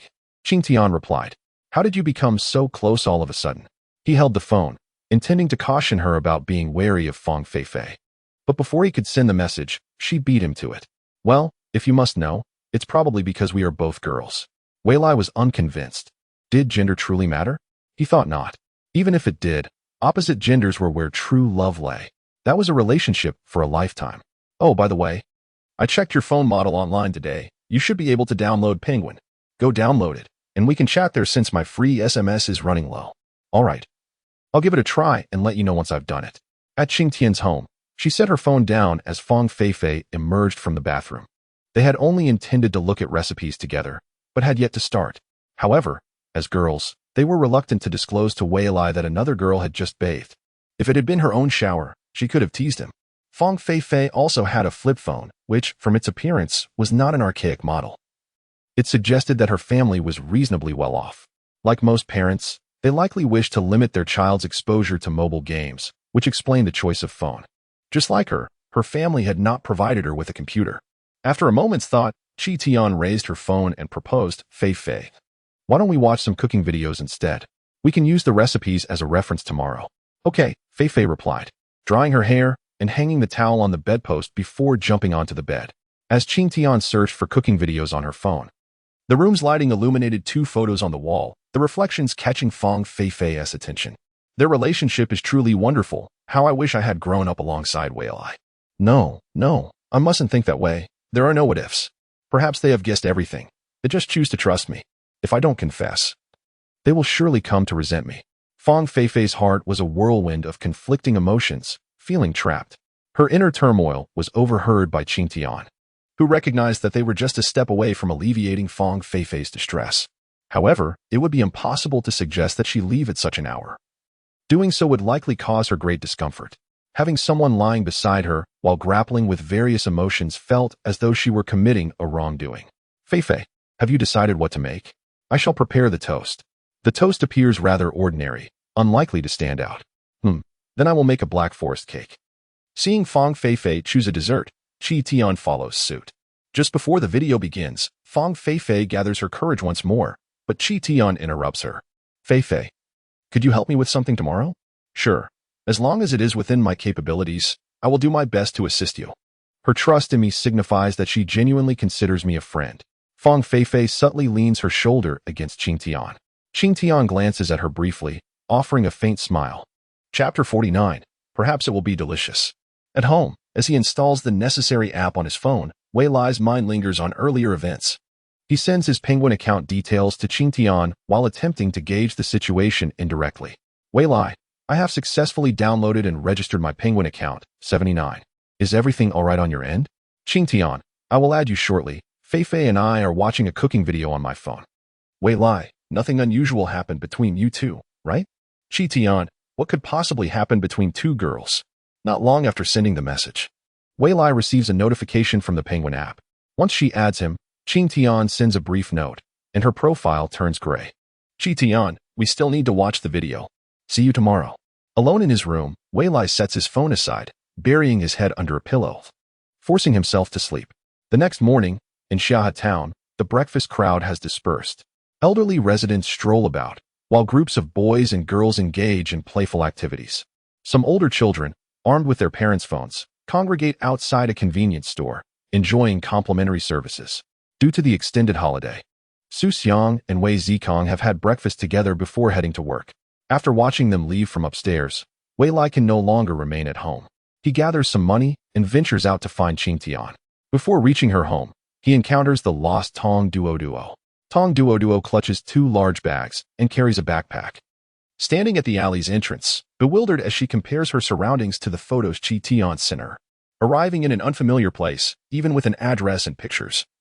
The strange environment poses a challenge to her occipital lobe. Being lost has caused her visual center to momentarily falter. Fortunately, she can still recognize people. Wei Lai. What a relief to see you. Where is Shouting's house? Upon spotting Wei Lai, Tong Duo rushes over to inquire about Qing Tian's residence. Is Shouting not coming to meet you? What is she doing? She sent me a photo, saying if I couldn't find it, I should call her. I was just about to do that when I ran into you. Tong Duo chuckles shyly. In truth, it was Qing Tian who offered to pick her up, but she had declined. What do you have there? Ingredients for pastries. Shouting mentioned that the three of us would use her kitchen today to make whatever we desire. So I gathered some ingredients from home to bring along.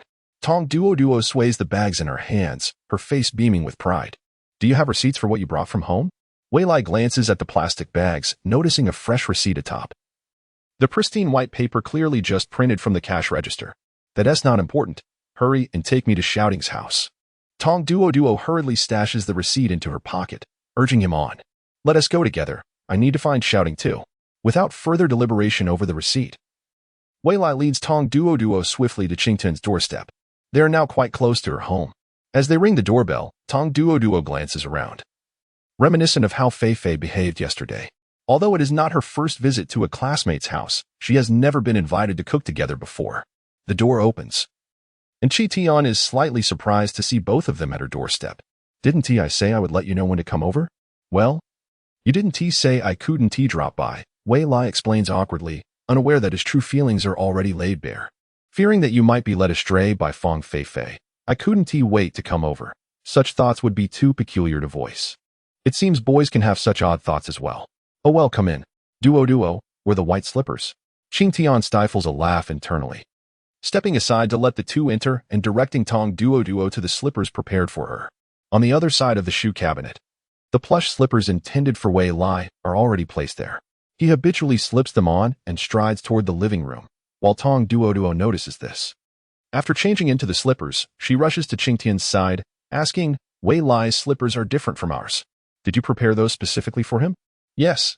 Those are his exclusive slippers, Qing Tian replies nonchalantly. Tong Duo's expression reveals her astonishment. In her home, slippers are only reserved for going upstairs, and guests are typically not allowed up. The term exclusive is usually reserved for family members. Had I known that I should have followed along yesterday, even if it meant facing my mother's wrath. Tong Duo feels a pang of regret, believing she has missed out on much. All right. You go to the kitchen and help Feifei. She has some things to discuss with you. Qi Tian gives Tong Duo a gentle push toward the kitchen, while she heads to the refrigerator. Wei Lai, would you like to drink juice or soda? We also have milk. I'll look for myself. Wei Lai, not wishing to be treated as a mere guest, avoids the sofa since Qingtian's relatives are absent and heads directly toward her side. As he peruses the drinks in the fridge, his peripheral vision remains on Qingtian, casually inquiring, shouting, "How did you sleep last night?" As usual, Fei Fei is rather quiet. That's good. As long as nothing extraordinary occurred, I can rest easy tonight. Wei Lai muses inwardly, while a subtle smile graces Qingtian's lips as she leans closer to his ear. However, I've realized that sleeping with a girl is far more comfortable than with a plush toy. If you're interested, you could try it with me, after all. I'm a girl too. As her warm breath brushes against his ear, Wei Lai's ears tingle, causing his hand to tremble slightly, nearly dropping the sugar-free soda. What did you say? I didn't hear you. If you didn't hear, forget it. I'll go help Duo prepare. You can watch some television for now and later judge our creations. Wait, aren't we supposed to buy something? I brought my prize money from the sports meet. With the soda in hand, Wei Lai watches as Qingtian chuckles lightly before disappearing into the kitchen. It seems he has lost the chance to accompany her for shopping, having been playfully tricked, leaving him with no opportunity to venture out. Yesterday, I checked, and I already have everything we need at home, so no purchases are necessary. If you wish, you can reimburse Duo for the items she bought. All right then, it appears he has truly been denied any shopping opportunities. Observing the three girls busily preparing in the kitchen, he finds no place for himself. Apart from watching television, there is little else he can do. Should he perhaps visit Shouting's room? A thought crosses his mind. The last time he entered Shouting's room was 4 years ago. Shouting, may I go to your room to fetch a comic book? Here, I have it on my phone. No need to go to my room. Qingtian extends her hand from the kitchen, waving her phone. Well, he is denied even entry to her room. Without the permission to enter the room, Wei Lai hesitated to touch the remote control in the living room. Instead, he picked up his phone and began reading a novel that had just been updated the previous day. As time passed slowly, he had only made it halfway through the story when a faint smell of something burning wafted through the air. He looked up to see white smoke billowing from the kitchen. Goodness, were these three girls cooking or attempting to set the house ablaze? Wei Lai hurried to the kitchen door. Tong Duo wore a shocked expression as she gazed at the cake that Qingting had mentioned, which resembled a piece of charcoal. In contrast, Fong Feifei's expression was less exaggerated. She glanced at the cake, then at Wei Lai, her eyes filled with a complex mix of emotions. Little Ting, is this supposed to be a cake? A black forest cake, I suppose, which is naturally black, albeit a bit burnt. Just cut off the charred parts. And it should be edible, Qingting stated confidently, sweetly smiling as she sprinkled a box of white powder evenly over the cake. Little Ting, do you really not need me to call 119? Tong Duo expressed her skepticism, while Wei Lai was already contemplating calling for help. It's fine. Minor mishaps are normal for a first attempt. Come on, try the cake I made for you, Qingting coaxed.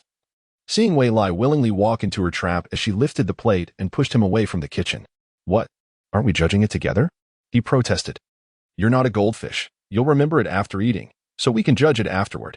She pressed him against the dining table, placed the cake down, and pushed a spoon and plate toward him, resting her chin in her hand as her eyes sparkled with anticipation. Without needing any special abilities, Wei Lai felt an ominous premonition. Knowing this cake was made by Qingting, he dared not use his abilities, fearing it would only make the situation worse. Then I shall eat it, he said, steeling himself, holding his breath, and scooping a generous spoonful. Perhaps the appearance was lacking, but it might taste good after all. Chapter 50. Off to the hospital. As the sun gradually rose higher, only Fong Feifei and Tong Duo remained in Qingting's home. The two guests ended up staying to help watch over the house. With plenty of food left that they had prepared, and since Qingting and Wei Lai were not eating, they had no choice but to help each other finish it. Both were first-time cooks, and after being startled by Qingting's uniquely disastrous cake, they were cautious not to make too much, fearing they wouldn't be able to hide the evidence. Feifei, your toast bread is quite tasty, though a tad hard, Tong Duo commented. And your red bean buns are quite good, very sweet, she added. By the way, what on earth did Little Ting's cake taste like? We didn't get a single bite. It was all consumed by Wei Lai. Is it really that delicious? After spending half the day busy in the kitchen, their camaraderie had deepened a bit. Fong Feifei felt she was beginning to blend in with Qingting and the others. I doubt you want to know, she replied. Being closest to Qingting, she had observed her putting various ingredients into the cake, but since Qingting had asked her not to reveal anything, she could only hint vaguely to Tong Duo. That's not fair, Tong Duo pouted. It turned out Fong Feifei harbored some animosity because Tong Duo suspected her of trying to come between Wei Lai and Qing Ting. Now, it appeared that Qing Ting seemed to be closer to Fong Feifei than to her, even sharing their little secret. Why do you know more about her than I do? You've only spent one night with her. I've been in the same dorm with her for over a month.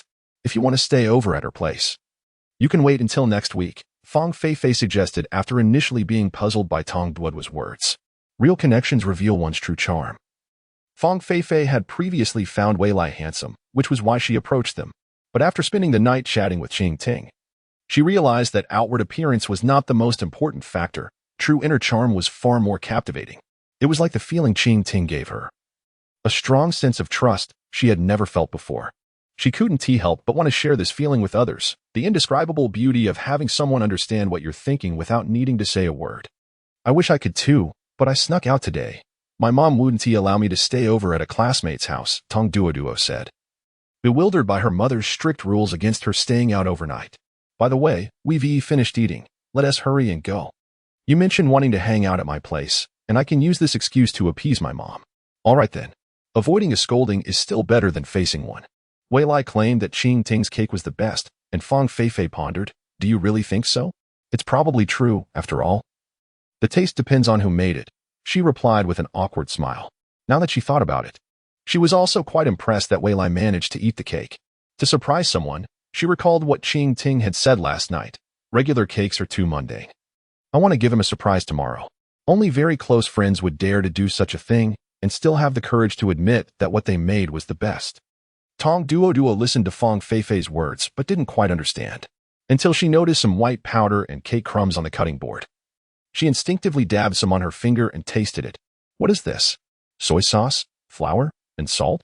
I told you, you'll regret this when you drink water. Seeing Tong Duo stick out her tongue, Fong Feifei quickly poured her a glass of water. After gulping down a mouthful, Tong Duo still felt uneasy and drank several more sips until the glass was nearly empty, finally feeling somewhat better. Watching Wei Lai eat the cake bite by bite sent chills down her spine. What on earth is little Ting trying to do? Is she trying to mess with him? For the first time, she felt it was quite a feat for Wei Lai to have made it this far. Who would say otherwise? The two newly formed friends found themselves united in concern. She couldn't help but worry. Do you think something will go wrong? I felt uneasy after just tasting a bit, and that guy might end up in the hospital. Little Ting won't get into trouble. It's better to trust her. Fong Feifei replied, glancing at the front door with a hint of uncertainty. While she had faith in Qing Ting, the objective reality made her uneasy. Ultimately, it was Tong Duo who managed to see the brighter side. Forget about them. Perhaps Qing Ting just wants to go to the hospital to take care of Wei Lai. It's a mutual agreement. All right then. Fong Feifei couldn't help but chuckle as she began washing the dishes. Duo, is there anyone else at your house? Should I be cautious about anything when I come over? No need. It's just my mom. As long as we don't wreck the house or stay out all night, she generally won't mind what I do at home. Just after Tong Duo finished speaking, her phone received a message from Qing Ting. Tong Duo, okay. After replying, Qing Ting turned to Fong Feifei and said, looks like he really has been taken to the hospital. How unfortunate. Yet she also envied their relationship. As Fong Feifei scrubbed a glass bowl, she felt she had gained a deeper understanding of the bond between the two. Perhaps this is what it means to be childhood friends. By noon, Wei Lai lay at home, rubbing his swollen belly, genuinely feeling the urge to go to the hospital. However, upon considering the possibility of encountering Qing Ting, he abandoned the thought. After all, it was Qing Ting's first attempt at baking a cake, and it was only natural for things to go awry. He could simply drink more water. Wei Lai, come down for dinner. I'm not eating. I already had something with little Ting outside. The voice of Su Xiang calling him for dinner echoed from downstairs as Wei Lai, looking up to respond, felt the remnants of the cake rising in his stomach, compelling him to cover his mouth in haste. Supporting her was one thing, but next time he would prefer to stand by her side and watch as she followed the recipe. Allowing her to improvise was simply outrageous. Chapter 51. What a heartless woman. Merely lying down was not a solution. One must redirect their attention, lest it feel as though a nuclear reaction was occurring within. The assignment had been assigned prior to the athletic meet. At that time, he had already registered to participate, and upon a cursory glance, it seemed to entail merely a couple of extra days' worth of work. He had not thought much of it. However, when Wei Lai, adhering to his habit, scrutinized all the problems, he was taken aback. It was indeed an assignment befitting the final monthly examination, with the difficulty suddenly soaring to new heights. I see. Su Xiang called out to Wei Lai from downstairs as she prepared to leave for work. He responded absent-mindedly, burying his head in a sea of problems. Assignments, though irksome to behold, brought a sense of satisfaction once completed. Thus, Wei Lai resolved to let his future self tackle it. This was yet another application of his ability. Before commencing the assignment, he could harness it to glean all the problem-solving strategies and answers from a minute hence. However, the cooldown period of his ability posed a challenge. And during its recharge, he still needed to endure the process of solving the problems, albeit slowly. As time elapsed, and with the majority of the assignment behind him, the sun had already begun its descent. Only a small portion remained. Would you like some fruit? It's already peeled. Sure. Suddenly, a slice of apple appeared before him, and Wei Lai instinctively opened his mouth to take a bite. Just as he savored the sweet and tart flavor, his pen abruptly halted. Turning his head, he found Qing Ting standing beside him, gracefully holding a plate of fruit. The moment their eyes met, her face radiated warmth akin to a sunbeam. How come you came over without a word? Is that a problem? I have a key to your house. Am I not allowed to visit? That's not what I meant. It's ironic that Shi Wen Ti let me into her room this morning, yet she freely enters mine. Wei Lai feigned focus on his assignment, internally critiquing Qing Ting's unannounced arrival. Perceiving Wei Lai's thoughts, Qing Ting perched herself on his bed, swinging her legs playfully, leisurely utilizing the toothpick he had used to eat the fruit to bring apple slices to her mouth. Bored? You should work on your assignment. This week's tasks are quite challenging. Is that so? I finished mine at school. You must have done it during the athletic meet. But when exactly? Was the evening study canceled for those few days? Wei Lai pondered how Qing Ting, who had accompanied him during the athletic meet, could have completed her work. Could she have secretly done it at night? Not going. Why not? It's getting dark. Isn't that better? My parents are out tonight. So being alone at home is rather pitiful. Realizing she had misspoken, Qing Ting fell silent for a moment, her gaze fixed intently on Wei Lai before she spoke again. Catching a glimpse from the corner of his eye, Wei Lai felt as if he were a ship struck by a torpedo, sinking without resistance. Fine, it's settled. Let us go. Before he could fully comprehend her words, Qing Ting had already stuffed his mouth with apple slices and yanked him up from his desk. He barely had time to remove the toothpick from his mouth, and by the time he began to chew, he found himself standing before the shoe cabinet at her home. Couldn't you wait for me to finish my assignment first? Wei Lai mumbled, chewing on the apple. Leave it for tomorrow, if you run out of time. You can finish it during evening study at school. Observing Wei Lai's slow pace, Qing Ting swiftly changed her shoes and began assisting him in putting on his, nearly causing him to choke on the apple. Why the rush? Are you planning to tease me again? When we arrive at my house, you'll find out. Not allowing her to lend a hand, Qing Ting stood back, a bright smile adorning her face. No need to ask, there is likely a scheme at play. Having become somewhat accustomed to her behavior, he mentally prepared himself. After changing shoes, the sky outside had turned dark, with only the twilight hues remaining. Qing Ting walked briskly, and Wei Lai couldn't help but feel a sense of urgency as he followed her. Upon reaching her doorstep, he exhaled in relief. The moment she unlocked the door, an enticing aroma wafted out. As he changed his shoes, curiosity piqued him. Did your mother prepare dinner for you before leaving? If she was anxious about the food getting cold, her haste would make sense. Though unspoken, he could infer the gist from her demeanor and tone.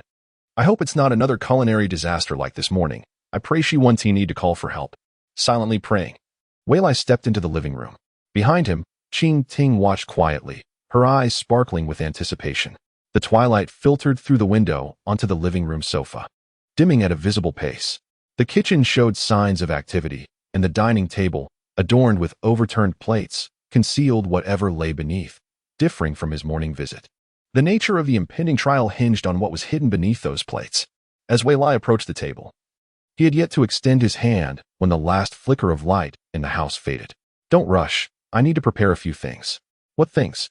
Watching Qing Ting draw the curtains closed before dashing back into the kitchen, his curiosity intensified, yet he resisted the urge to use his ability to unveil the mystery.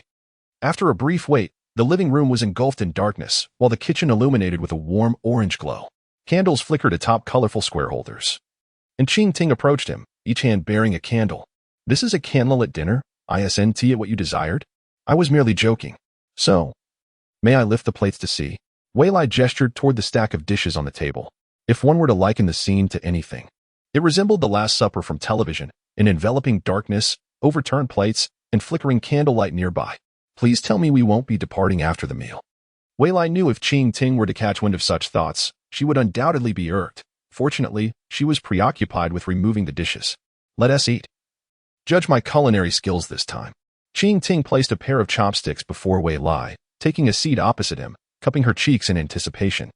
The candlelight reflected in her eyes, and if given the choice, Wei Lai would have preferred to gaze at her rather than focus on his hunger. Yet, now that he was here, refusing to eat was out of the question. He had no choice but to summon courage and dig in. Having seemingly learned from the morning's fiasco, the dishes presented this time were visually appealing, whetting the appetite. Wei Lai picked up a piece of a beautifully crafted omelet. Even if it were poorly made, the taste could still be decent. Wei Lai, doubting his initial assessment, he sampled a few other dishes, and upon tasting them, he raised his gaze to meet the girl's. So it's delicious, right? Qing Ting's eyes flickered with excitement. She had gleaned the answer from his expression but still yearned to hear him articulate it, much like certain other matters. You were deliberately trying to tease me this morning, weren't you?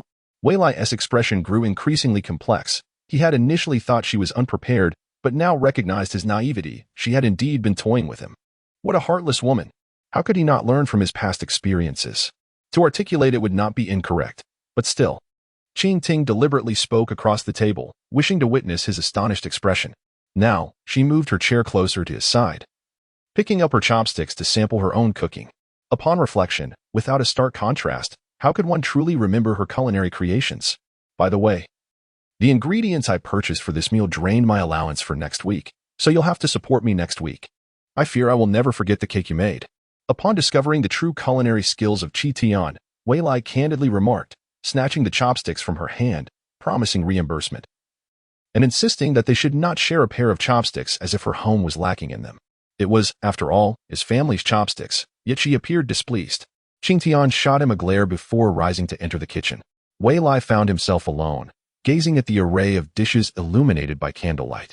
Even if the flavors were reminiscent of the past, they were to be remembered for a lifetime. It was not merely a singular experience. Chapter 52. Chatting under the covers as the weather grew increasingly cold. Wei Lai and his peers were on the cusp of their first New Year's holiday since entering junior high. It had been a week since the conclusion of the third monthly exam, and the comprehensive results had yet to be released, though the exam papers had already been distributed. The papers had been reviewed by various subject teachers in turn. Unlike other junior high schools, Wei Lai had yet to form a clear impression of Qinghe Junior High. Aside from knowing that it offered the most extensive scholarship opportunities in the city, it seemed to create a financial incentive for students to strive for excellence. Although this method was somewhat blunt, Qinghe Junior High had indeed achieved a commendable admission rate to prominent high schools, outshining other institutions in the city, thus drawing many parents to its doors. As a student of Qinghe Junior High, Wei Lai gradually realized that matters were not as straightforward as they appeared. After receiving less than satisfactory results in the last monthly exam, he and his classmates could not help but voice their grievances about the challenging final questions on the exam.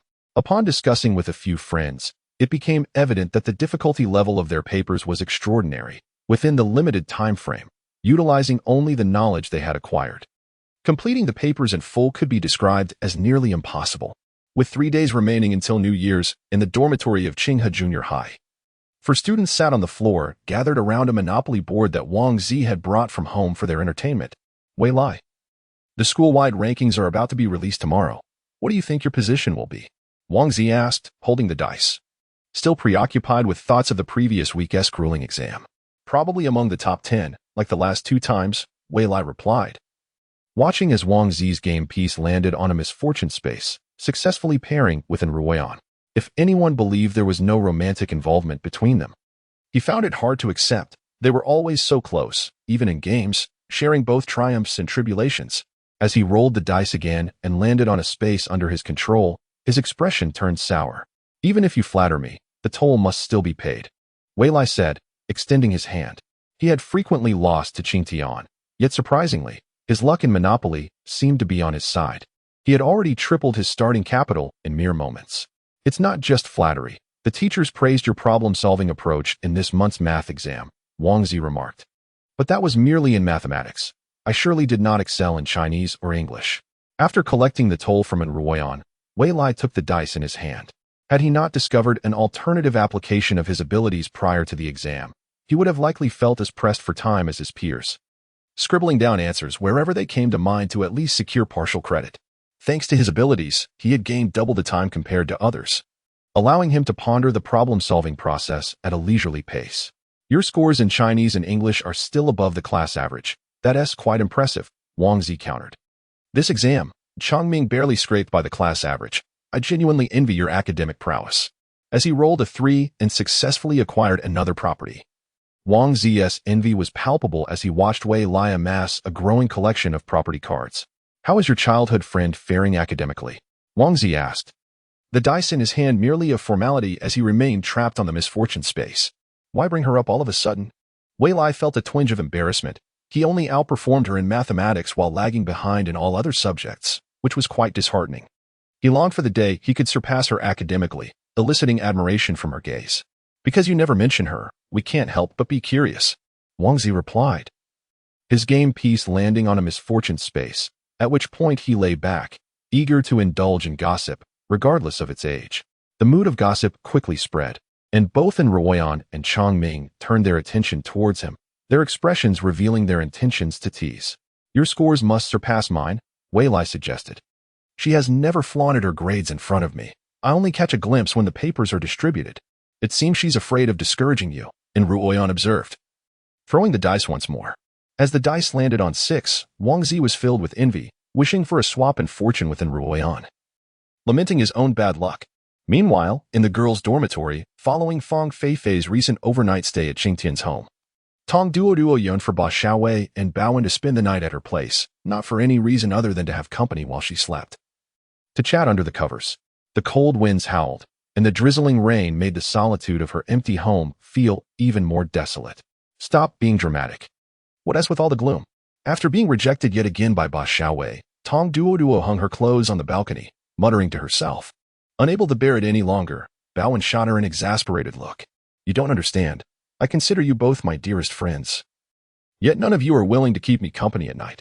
My family truly doesn't allow me to stay out late, just like yours, Baowen replied, turning back to her papers, shouting, could you help me with this problem? I didn't quite grasp what the teacher said.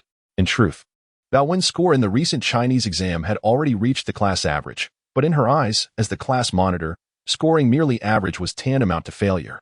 After finishing her laundry, Tong Duo approached Qingtian, shouting, please, they won't sleep with me. Will you keep me company, just for one night? We already share a dorm.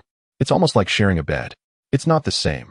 Not at all, Qingtian replied, shaking her head vigorously, her words failing to sway Tong Duo. How is it different? We chat under the covers after lights out, don't we? Tong Duo stammered, pondering for a moment before managing to respond. If you and Wei Lai were sharing a bed, would it feel the same as chatting with him on your phone? How bold, if that were to happen. I can only imagine Wei Lai would find himself in quite the predicament, Ba Xiaowei chimed in, peeking through the slightly ajar bathroom door. Her curiosity piqued. Chapter 53. Simple daily life. The reason Fang Feifei and shouting have grown closer is undoubtedly due to that overnight stay, Tong Duo mused, fixated on Qingtian, eager to extract an explanation from her. You may have a point. There is indeed a difference, Qingtian continued, glancing at the dormitory lights. When chatting via phone, you're merely focused on the screen, which feels akin to conversing during the day. However, if that person were lying beside you, you could acutely sense their breath, warmth, and even their scent. If you held a particular fondness for them, the feeling of happiness would be overwhelming. These words began to resonate in Bao Wen and Ba Xiaowei's ears, gradually igniting a sense of yearning within them. Tong Duo, brimming with excitement, nodded in fervent agreement with Qing Ting's sentiments. However, Qing Ting abruptly shifted her tone, declaring that she would still not share a bed with Duo. Why not? Am I not preferable to Fang Feifei? Duo exclaimed, her anxiety palpable. After having articulated the numerous advantages of sleeping together, it seemed rather tantalizing to deny her. Fang Feifei's situation was an exception. We did not share a bed out of affection, Qing Ting remarked, turning her gaze toward Baowen's test paper. Wen, have you solved this problem? Yes, I'm currently writing it, Baowen replied, feeling somewhat guilty for having been distracted from her exam paper moments before. Well then, I shall retire to bed, Qing Ting announced, rising to sit on the edge of her bed after shedding her jacket. Duo, unwilling to concede. Contemplated approaching her, but was halted by Ching Ting's piercing gaze. Duo, as my dearest roommate. You wouldn't dare to peek at my phone to see whom I'm chatting with, would you? Must I not look? Duo protested in a tone of grievance. Aren't you curious? Initially, she had no intention of prying, yet Ching Ting's remark stirred a curiosity within her. If I don't look, it's bothersome. If I do, Ching Ting will be upset. Understood. I shall go take a shower. Duo seemed to comprehend that sharing a bed encompassed not only benefits but drawbacks as well. Their relationship perhaps did not extend to the sharing of personal secrets. Sleeping together could lead to discomfort for one party. Duo, come to my bed later. I'll keep you company for the night, Bowen proposed, her curiosity piqued by Ching Ting's words. Truly, the class monitor is indeed the best to me, exclaimed Duo, leaping forward to embrace Bowen. Observing Duo's delight, Ching Ting merely smiled faintly, her gaze drifting to her phone. Ching Ting, Wei Lai. Have you gone to bed yet? Wei Lai, not yet. I just played a round of Monopoly with the others in the dorm. They're still inquiring about your scores from this month's exam. Ching Ting, the rankings for the entire grade will be posted tomorrow. We shall know then. Wei Lai, that's what I said. They're just bored. Ching Ting, you did well in this math exam. The teacher even suggested you participate in the math competition. Perhaps your rank will surpass mine. Her eyes reflected the penguin avatar of Wei Lai on her screen, while the sound of Ba Xiao Wei emerging from the bathroom reached her ears. Shortly after, Duo entered, greeted by Bao Wan as she climbed into bed. Previously, engaging with Wei Lai on her phone had not compared to the bliss of sharing a bed. In truth, Ching Ting enjoyed conversing with Wei Lai through texts, as if it were a serene exchange of thoughts. Even mundane daily interactions brought a sense of joy. Wei Lai, it's merely luck.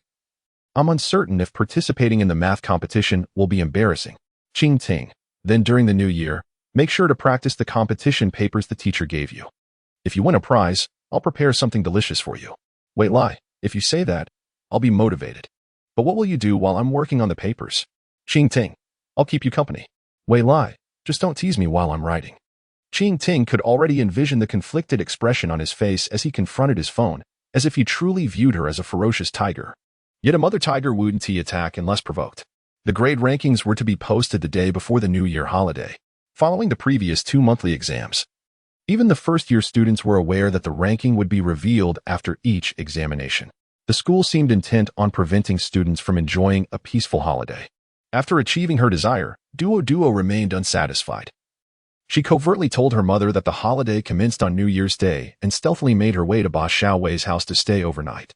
As for her escapades, Wei Lai and Ching Ting could do nothing about them. Nevertheless, they were acutely aware of the outcome.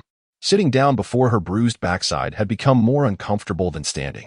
In contrast to her classmates, who faced parental reprimands for their exam results, Wei Lai felt his New Year's break was relatively pleasant. Although he pondered over the 3 sets of math competition papers assigned by the teacher daily, he had Ching Ting by his side, making the experience both ordinary and fulfilling. During those days, Ching Ting refrained from teasing him, allowing him to concentrate. They would sit at the same desk, either collaborating on problems or quietly observing one another. He initially believed such days would continue indefinitely. However, during that evening's self-study session, an unexpected calm preceded the impending storm. The Chinese teacher was absent, instructing the students to turn in their holiday assignments to the class representative before the bell rang. In the classroom, students who had yet to complete their assignments but were close began to write furiously, while those who had not started at all began to inquire who had finished, hoping to borrow answers. Suddenly, Duo dashed over to Wei Lai and Ching Ting. Wei Lai, do you and Xiao Ting have a moment? Huh? You haven't finished your homework and plan to have us help you? Wei Lai looked at Duo in confusion, unable to fathom why she would seek him out for anything other than this. No, I've completed my work. It's just that Shou Ching texted me earlier, asking me to inform you that the math teacher is looking for you. He wants you to wait for him in the office. Duo shook her head. Having been in discomfort due to her sore backside, she had layered 2 pairs of pants on her chair, but to no avail. Thankfully, she had discreetly brought her phone to class to distract herself. Before the evening study session began, Zhou Qingqing had sent her 2 messages. She mentioned that she had caught a bad cold while traveling during the new year and would not be able to attend school for the next few days. Duo turned her gaze to Zhou Qingqing's seat, pondering how her desk mate could fall ill so suddenly. She too had faced her mother's wrath and wondered if there was something amiss with their seating arrangement. Chapter 54, Because I Have You, Shou Qingqing. Serving as the math class representative, was also the only girl among the three from Wei Lai's class participating in the math competition. Her math skills were considered above average, yet not exceptional. Wei Lai believed she was either genuinely capable or possessed some quality unknown to him. On that quiet winter night, the school was serene, illuminated by the glowing lights of the teaching building behind them. Wei Lai and Qing Ting walked alone through the school's flower beds, enveloped in an inexplicable feeling, as if they were students sneaking out to rendezvous. What do you think the math teacher wants us to do in the office? Wei Lai covertly glanced at Qing Ting's profile, overcome by a sudden urge to confess, but quickly changed the subject. Once we arrive, we shall find out. With one less participant among the three of us in the competition, the teacher couldn't possibly intend for you to replace Zhou Qing, could he? Then tell me. If he wants you to take her place, why would he call you, a student already designated for the competition, over? Qing Ting playfully trotted ahead, facing him with her hands behind her back, smiling mischievously. This question left Wei Lai momentarily speechless. Was he to receive additional sets of papers? That didn't seem right either. There was still one student absent, and they wouldn't only assign papers to him. Perhaps he wants to inquire how I fared on those 3 sets of papers, whether I encountered any difficulties. After much contemplation, Wei Lai concluded this was the only plausible explanation. Those 3 sets of papers were indeed challenging. He could humbly assert that even the other boy participating in the competition with him might struggle to solve them. It was only natural that the teacher held high hopes for him, especially given his top score in the class for this exam. This too was a possibility. Qing Ting nodded in response, yet the lingering smile on her face led Wei Lai to believe that her thoughts diverged from his. Do you think there could be other possibilities? He pondered, after a lengthy conversation that felt somewhat cryptic. The gentle breath of Qing Ting whispering in his ear left him with a ticklish sensation, prompting him to cover his ears and glance back at her with a tinge of regret. As they spoke, the pair arrived at the teacher's office, which was empty, allowing them to step inside unimpeded. The mathematics teacher, who taught multiple classes, was likely engaged with other students elsewhere. Upon reaching the teacher's desk, Wei Lai examined the surface, finding no clues apart from the teacher's usual supplies, which only heightened his curiosity about why the teacher had summoned them through Zhou Qing instead of seeking them out directly in class. Qing Ting, however, was less concerned, having opened the window to admire the enchanting night view outside. Time passed slowly, as Wei Lai grew weary of standing and contemplated sitting on a plastic stool. The bespectacled mathematics teacher appeared at the office door. You've arrived. Please, go over there and fetch 2 chairs to sit down, he instructed, carrying a stack of papers. As he approached his desk, he gestured for Wei Lai and Qing Ting to take their seats. Teacher, you called us here for a reason? Wei Lai inquired, retrieving 2 plastic stools from the corner and taking a seat alongside Qing Ting. The mathematics teacher organized the papers in his hands, extracting 3 sheets and placing them before Wei Lai without further ado. The situation is this. Zhou Qing has taken 3 days off due to a cold and cannot participate in the mathematics competition. She recommended that Qing Ting substitute for her. Considering that while Qing Ting's mathematics scores are commendable, she has not encountered competitive questions before, and given the time constraints, I would like you to guide her. Here are 3 sets of papers, identical to the ones I provided you. She will take them to write. And if there are any difficulties, you can teach her. If you both encounter questions you cannot solve, feel free to come to my office. The teacher's gaze, magnified through his glasses, fixated on Wei Lai. There are indeed questions, he thought, but did not voice aloud. Instead, he replied, all right, no problem. It is my duty. Although he refrained from asking, Qing Ting voiced his query. Teacher, have you been in contact with Qing? Is she all right? Did you assign her anything that I should do on her behalf? Such a considerate child, the teacher mused. However, having her and Zhou Qing together may complicate matters. When Qing called me, she indeed sounded quite unwell, but she has family to care for her, so there is no need for you to worry excessively. The mathematics teacher smiled. As for the mathematics competition, it has been a tradition at our school to include a few girls each time. So you need not do anything extraordinary, so there is no need for concern. Tradition? Wei Lai was learning for the first time that there was some sort of tradition associated with participating in competitions. Understood. Goodbye, teacher. After collecting the papers, Qing Ting tugged at Wei Lai, prompting them to stand together. Just before they exited the office, Qing Ting seemed to remember something and turned to ask the teacher, Teacher, do we need to wear our school uniforms on the day of the competition? No, just wear whatever you like, the mathematics teacher replied, momentarily taken aback before shaking his head. All right, I understand. Qing Ting nodded again, casually shutting the office door behind her. Weilai remarked. I never anticipated the mathematics teacher would ask me to guide you through the competition papers. This is indeed rare. Here I am, ranked 11th in my year, teaching you. Who ranks 8th? Such thoughts ignited an unprecedented sense of accomplishment within him. However, before he could dwell on this feeling, Qing Ting's sudden remark extinguished it. The teacher made it quite clear, you still don't realize this is merely a formality. You're such a fool. Huh? She continued. Qing and I are essentially like cheerleaders sent by the teacher to encourage you. As Qing Ting flipped through the test papers, she mused. If a bunch of boys were to participate without a single girl, it would be so dull and the atmosphere so oppressive. Not at all. We boys can carry on just fine without you girls around. It wouldn't be oppressive at all, Weilai retorted, feeling somewhat indignant. Her words implied that without the presence of girls, boys were incapable of functioning. Faced with the stark realities between genders, Weilai remained steadfast in his stance. Oh, so you don't need my encouragement? On the day of the competition, I'll just find other boys to chat with and cheer them on.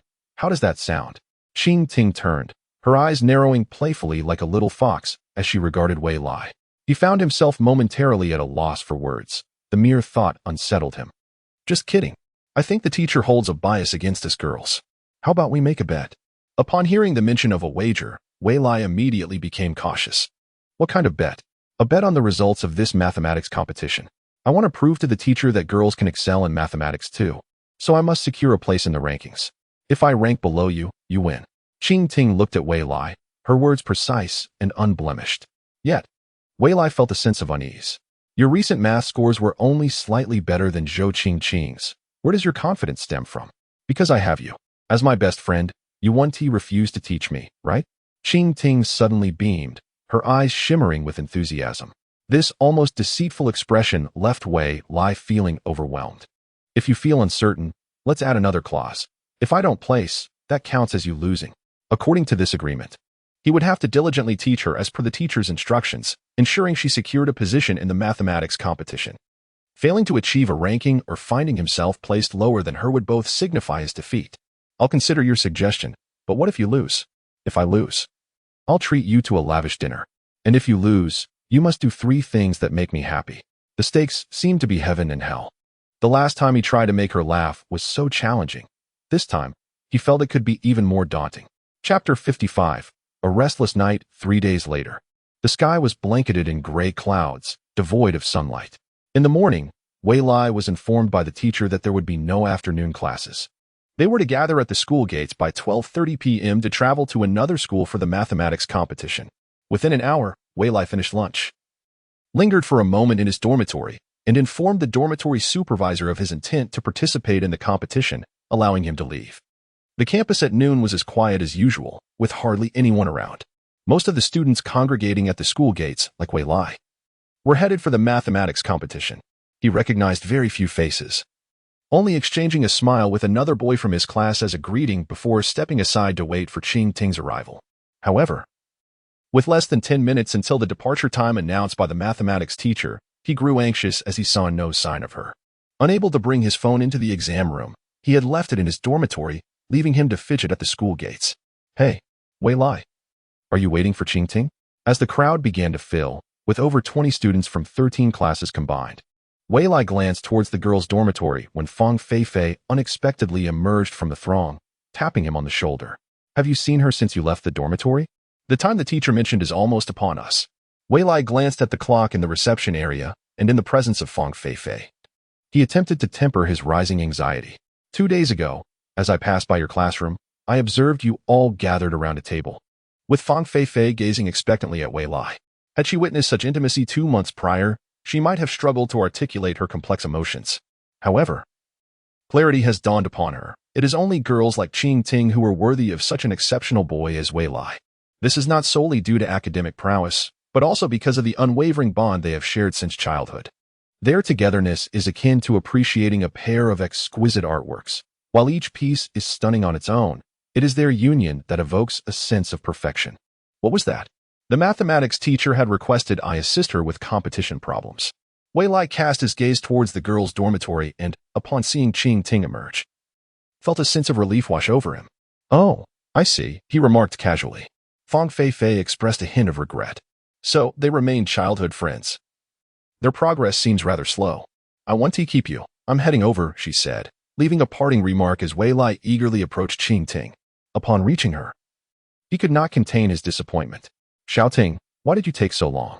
Aren't you concerned about keeping everyone waiting? In a fluttering blue dress. Her long legs were encased in white knee-high socks, layered with several garments, and a warm scarf graced her neck. Girls are indeed peculiar beings, even in winter.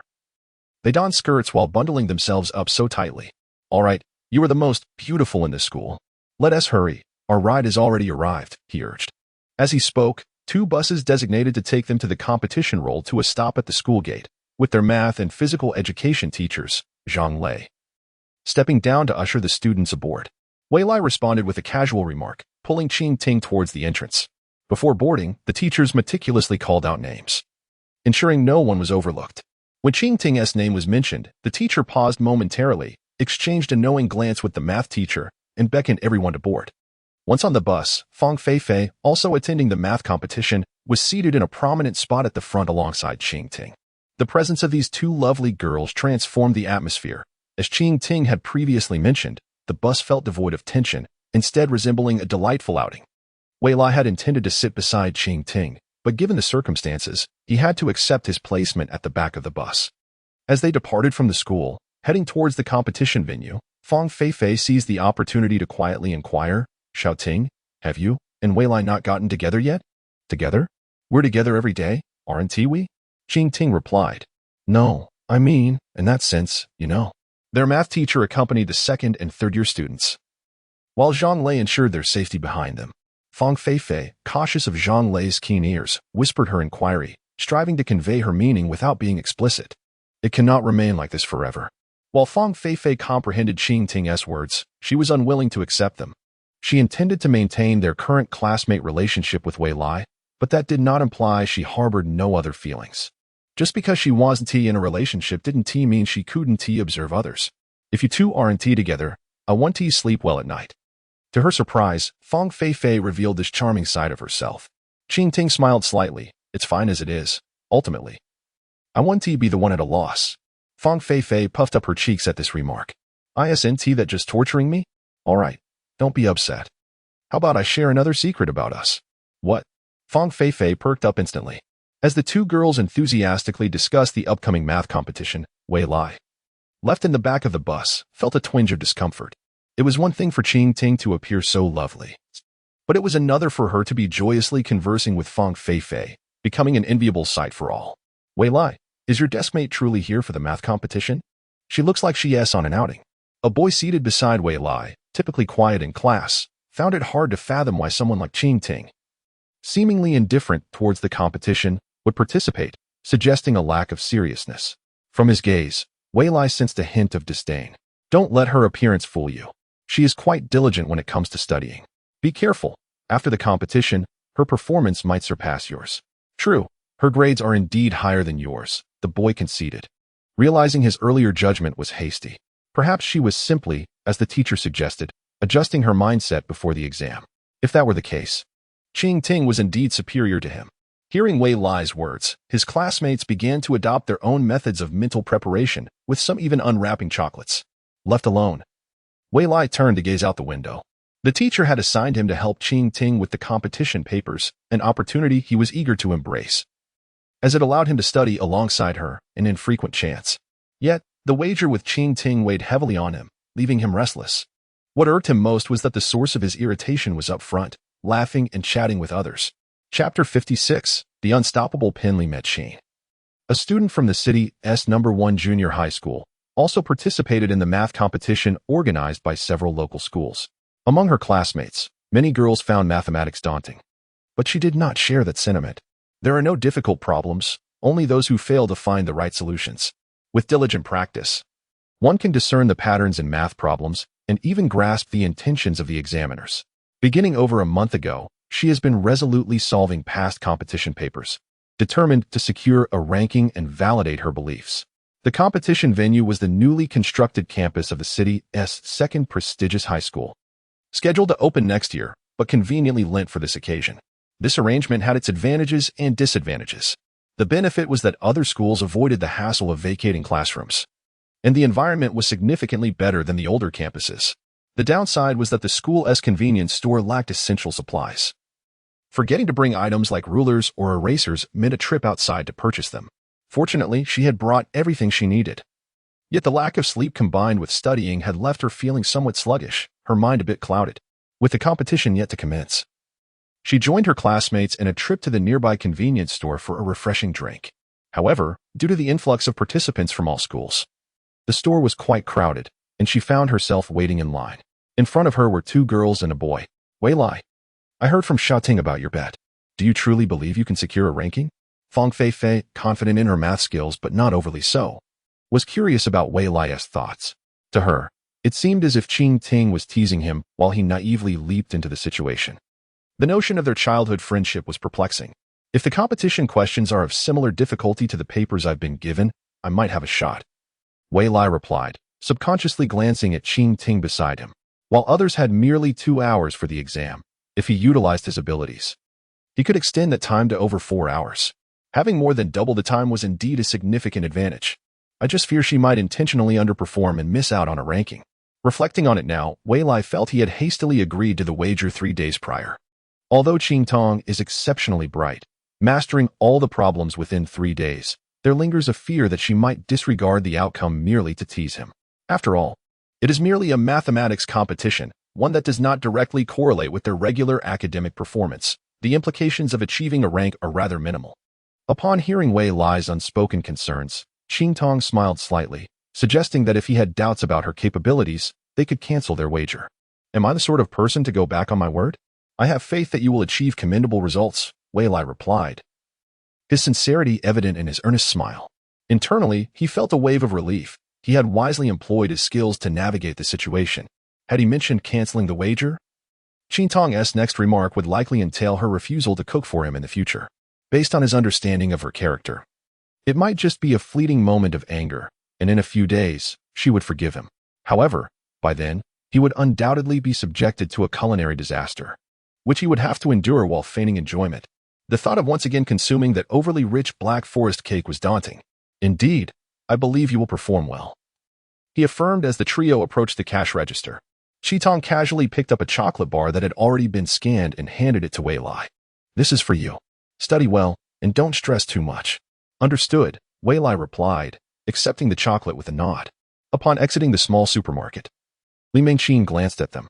The boy seemed acceptable, but the other girl, wearing a skirt in the dead of winter, exuded an aroma reminiscent of freshly showered body wash, a clear indication that she was not overly invested in her studies. Even as a fellow girl, Li Mingqin held little regard for her. Energy is finite, and it would be peculiar to excel academically with such distractions. The mathematics competition commenced promptly at 1:30 in the afternoon. To her surprise, Li Mingqin discovered that Wei Lai was seated right next to her.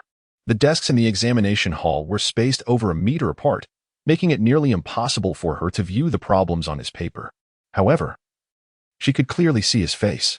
The teacher instructed everyone to review the test paper before commencing, and many complied, including Li Mingqin, who focused intently on her own exam. Just as she had barely skimmed through half of it, hearing the rapid scratching of Wei Lai's pen caught her attention. Unlike others who methodically proceeded through the questions in order, his speed was astonishing. It was as if he had memorized the answers, his pen moving incessantly without pause for thought. As time elapsed, when Li Mingqin completed the relatively straightforward questions, she finally noticed the silence from Wei Lai's side. He must be suffering from inexperience, she thought, shaking her head, dismissing him as just another competitor. Yet, mere minutes later, his pen was in motion again, this time on the provided scratch paper, seemingly engaged in verification and calculations. Even while calculating, his pen never ceased moving, akin to copying answers. As Li Mingqin resolved a challenging problem and shifted her gaze to the next question, she observed that he had turned his attention to the scratch paper, which was densely filled with numbers and formulas. Are you a robot? She muttered under her breath, striving to concentrate on her own test. However, as she solved another complex question, she was once again interrupted by Wei Lai's voice. Teacher, do you have spare scratch paper? I've run out. The teacher and others present were incredulous. How could he possibly have exhausted his supply with so much time remaining? Yet, when Wei Lai held up the two sides of the scratch paper, all filled with his writing, they were left dumbfounded. Where did this madman come from? Yes. How many would you like? The teacher asked.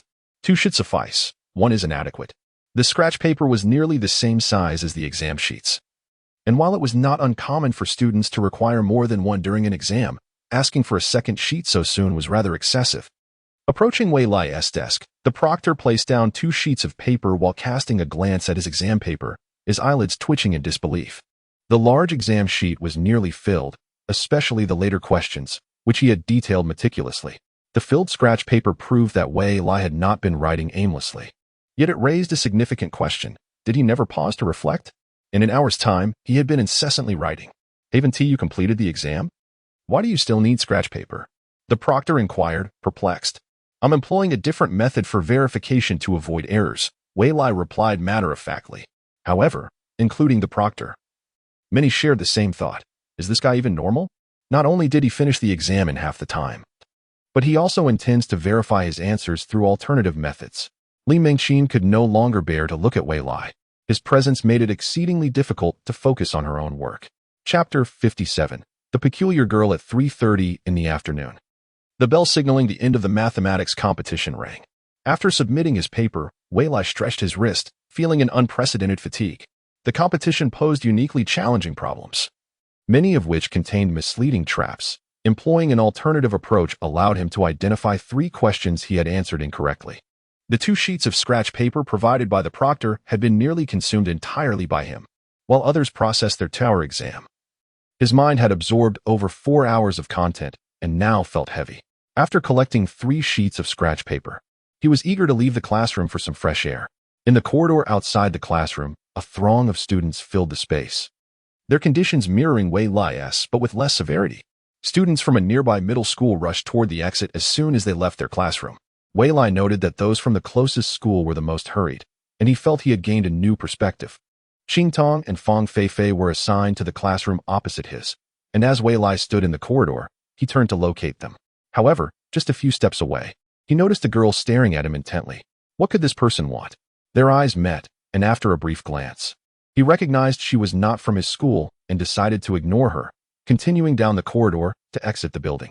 Yet, after their exchange of glances, the girl walked directly toward him. The scratch paper from the mathematics competition did not require confidentiality.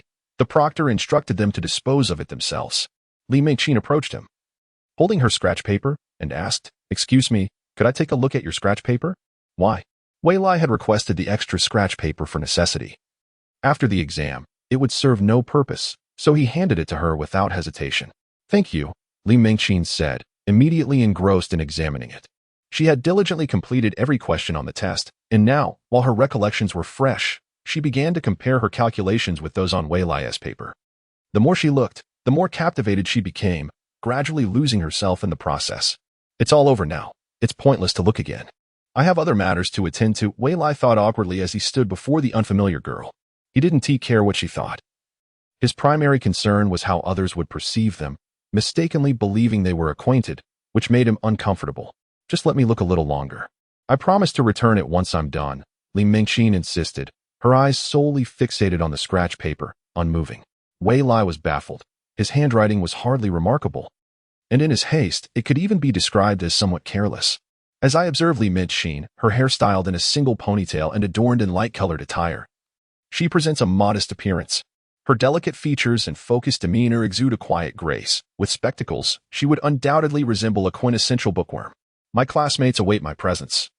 And if you could assist me in disposing of this scrap paper, I would be grateful. Wei Lai's intention was for Li Mengqin to help him by discarding the draft paper he had written upon. It was a pity to throw it away after so much effort, yet he was reluctant to waste time lingering. After expressing this, he turned to leave. But after taking a few steps, Li Mengqin caught up to him and returned the draft paper to his hands, although she had not finished reading it. She found it quite enlightening. "Thank you," she said, and then she hurried towards the school bus, holding the 3 sheets of scrap paper. Wei Lai was left in a state of confusion. When he reunited with Qing Ting and the others, he recounted the encounter. Indeed, it's natural to be curious. You penned all this, 2.5 sheets in just 2 hours? If I didn't know you, I would suspect you were scribbling aimlessly.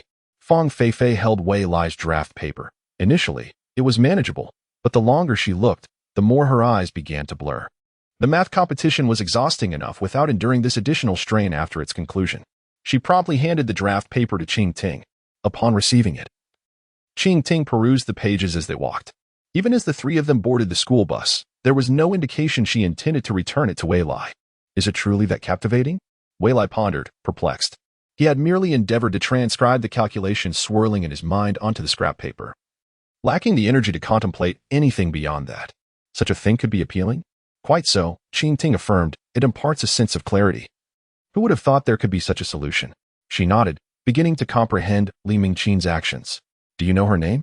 I do not. She did not mention it, nor did I inquire. Then let it be. Have a seat. A smile suddenly illuminated Qing Ting's face as she beckoned Wei Lai to sit at the back. All right. Observing the classmates boarding the bus outside the rear door, Wei Lai sidestepped to avoid obstructing the path and took a seat behind Qing Ting. What are the things that bring you joy? He inquired. Have you begun to prepare for defeat before the results are even out? Not at all. I am merely curious. I simply wish to know if you took the question seriously. Wei Lai mused internally as he himself lacked complete confidence. He had never triumphed over her in the past, always fearing unforeseen circumstances would lead him to another loss. It was prudent to prepare for the worst. There are many things that could delight me, but sharing them would diminish their charm. Before the others could settle beside Wei Lai, Qing Ting turned to him and winked. If you choose not to share, then so be it. I have done my utmost, and victory is not guaranteed for you. Let us await the outcome. The expression on Qing Ting's face was inscrutable, leaving him uncertain whether it stemmed from confidence or a desire to tease him. Preferring silence to the risk of saying too much, Wei Lai nodded and gazed out the window. The math competition was merely a minor interlude for him. The math teacher had informed him that should he secure first place in the competition, the school would award a prize of 500 yuan. However, Wei Lai had little desire for this monetary reward. He had already accrued a substantial sum from Wei Zikong, placing him among the more fortunate of his peers. Additionally, with the first semester concluding and the new year approaching, Su Xiang and Wei Zikong would also bestow him with red envelopes. His interest in the math competition's results was solely to fulfill his wager with Qing Ting. Yet, the announcement of the results took longer than anticipated. As time passed, the end of the semester arrived. At the commencement of the final exams, the math teacher brought him good news. The results of the math competition had been released. The gleam of joy in the teacher's eyes suggested a commendable ranking for Wei Lai. Yet, this whimsical old soul refused to disclose the specifics, leaving Wei Lai to await the announcement during the graduation ceremony at the end of the term. Chapter 58. An unexpected turn. It was early February. The afternoon sun was not as harsh as in summer or autumn, casting a warm glow. However, the winter wind persistently asserted its presence, occasionally slipping into the collar. Qiang Linlin had informed everyone in advance that after finishing the last exam in the morning, they could not depart. An afternoon graduation ceremony awaited.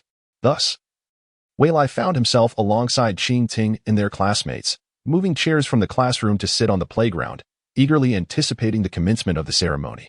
Students from grades 1 to 3 at Qinghe Middle School filled the playground, creating a lively assembly.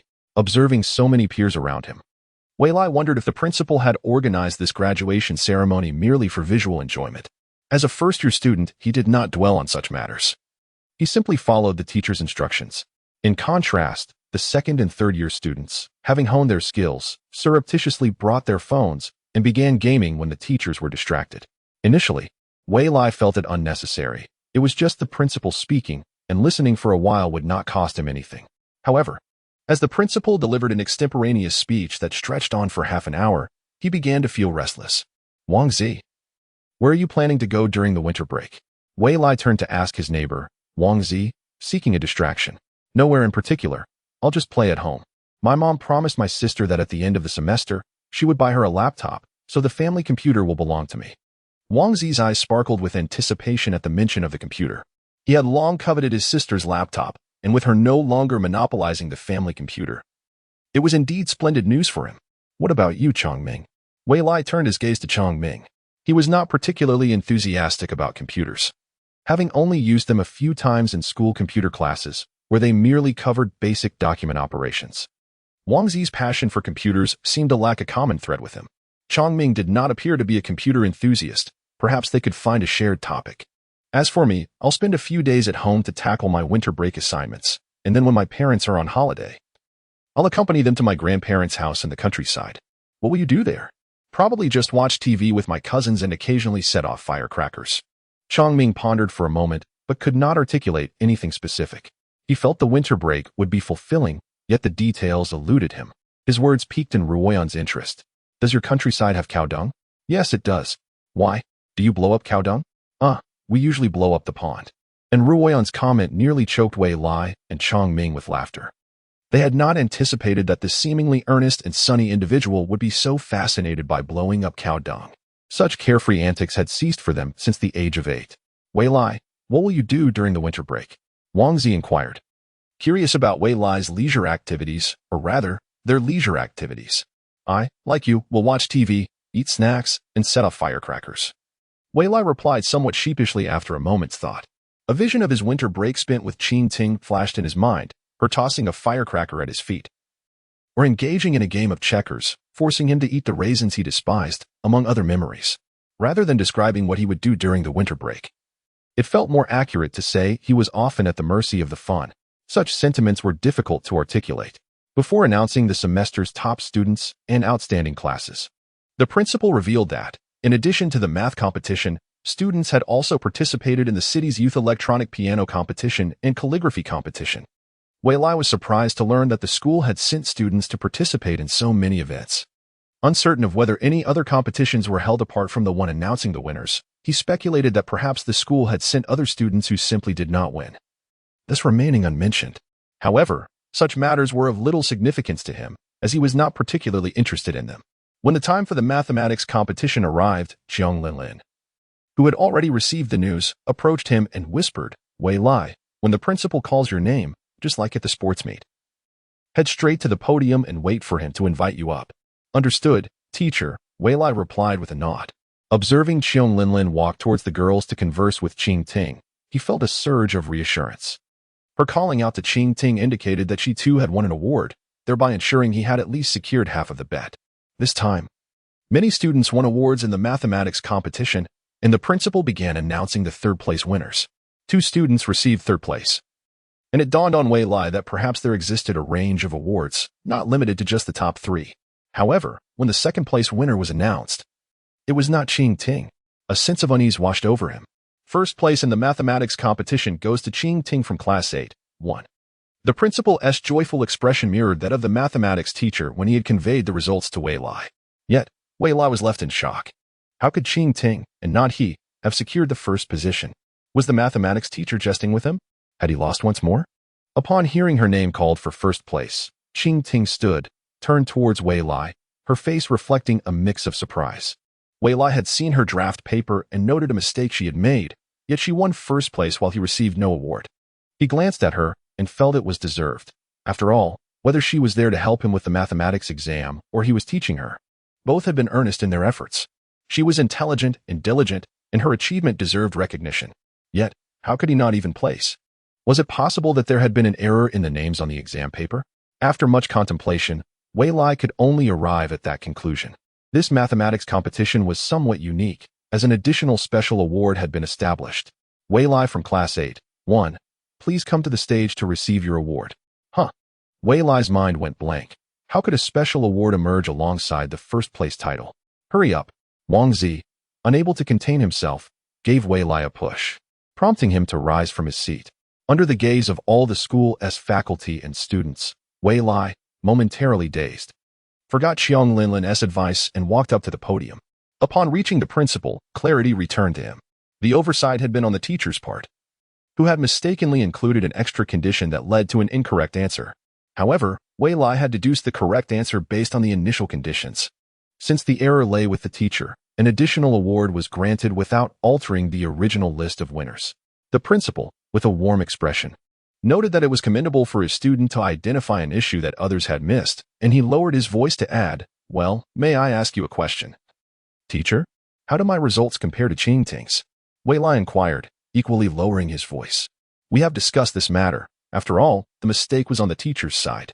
Thus, your original answers are still correct. Qing Ting from your class is very bright. Although she did not notice the error, she still scored full marks. While you identified the mistake, it does not warrant extra points. I suppose you both can be regarded as tied for first. Oh, thank you, teacher, Wei Lai replied, turning to descend from the podium.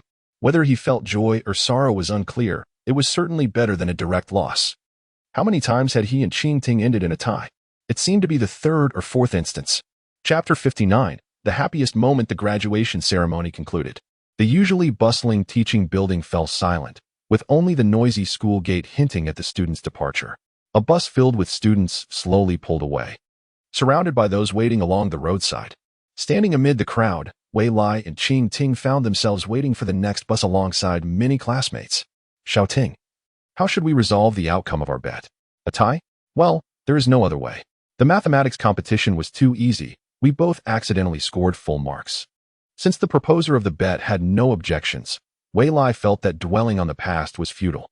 "Very well, if we consider it a tie, let us pretend nothing has happened." "Not so." Qing Ting suddenly turned to him, startling Wei Lai. "What do you mean, not so?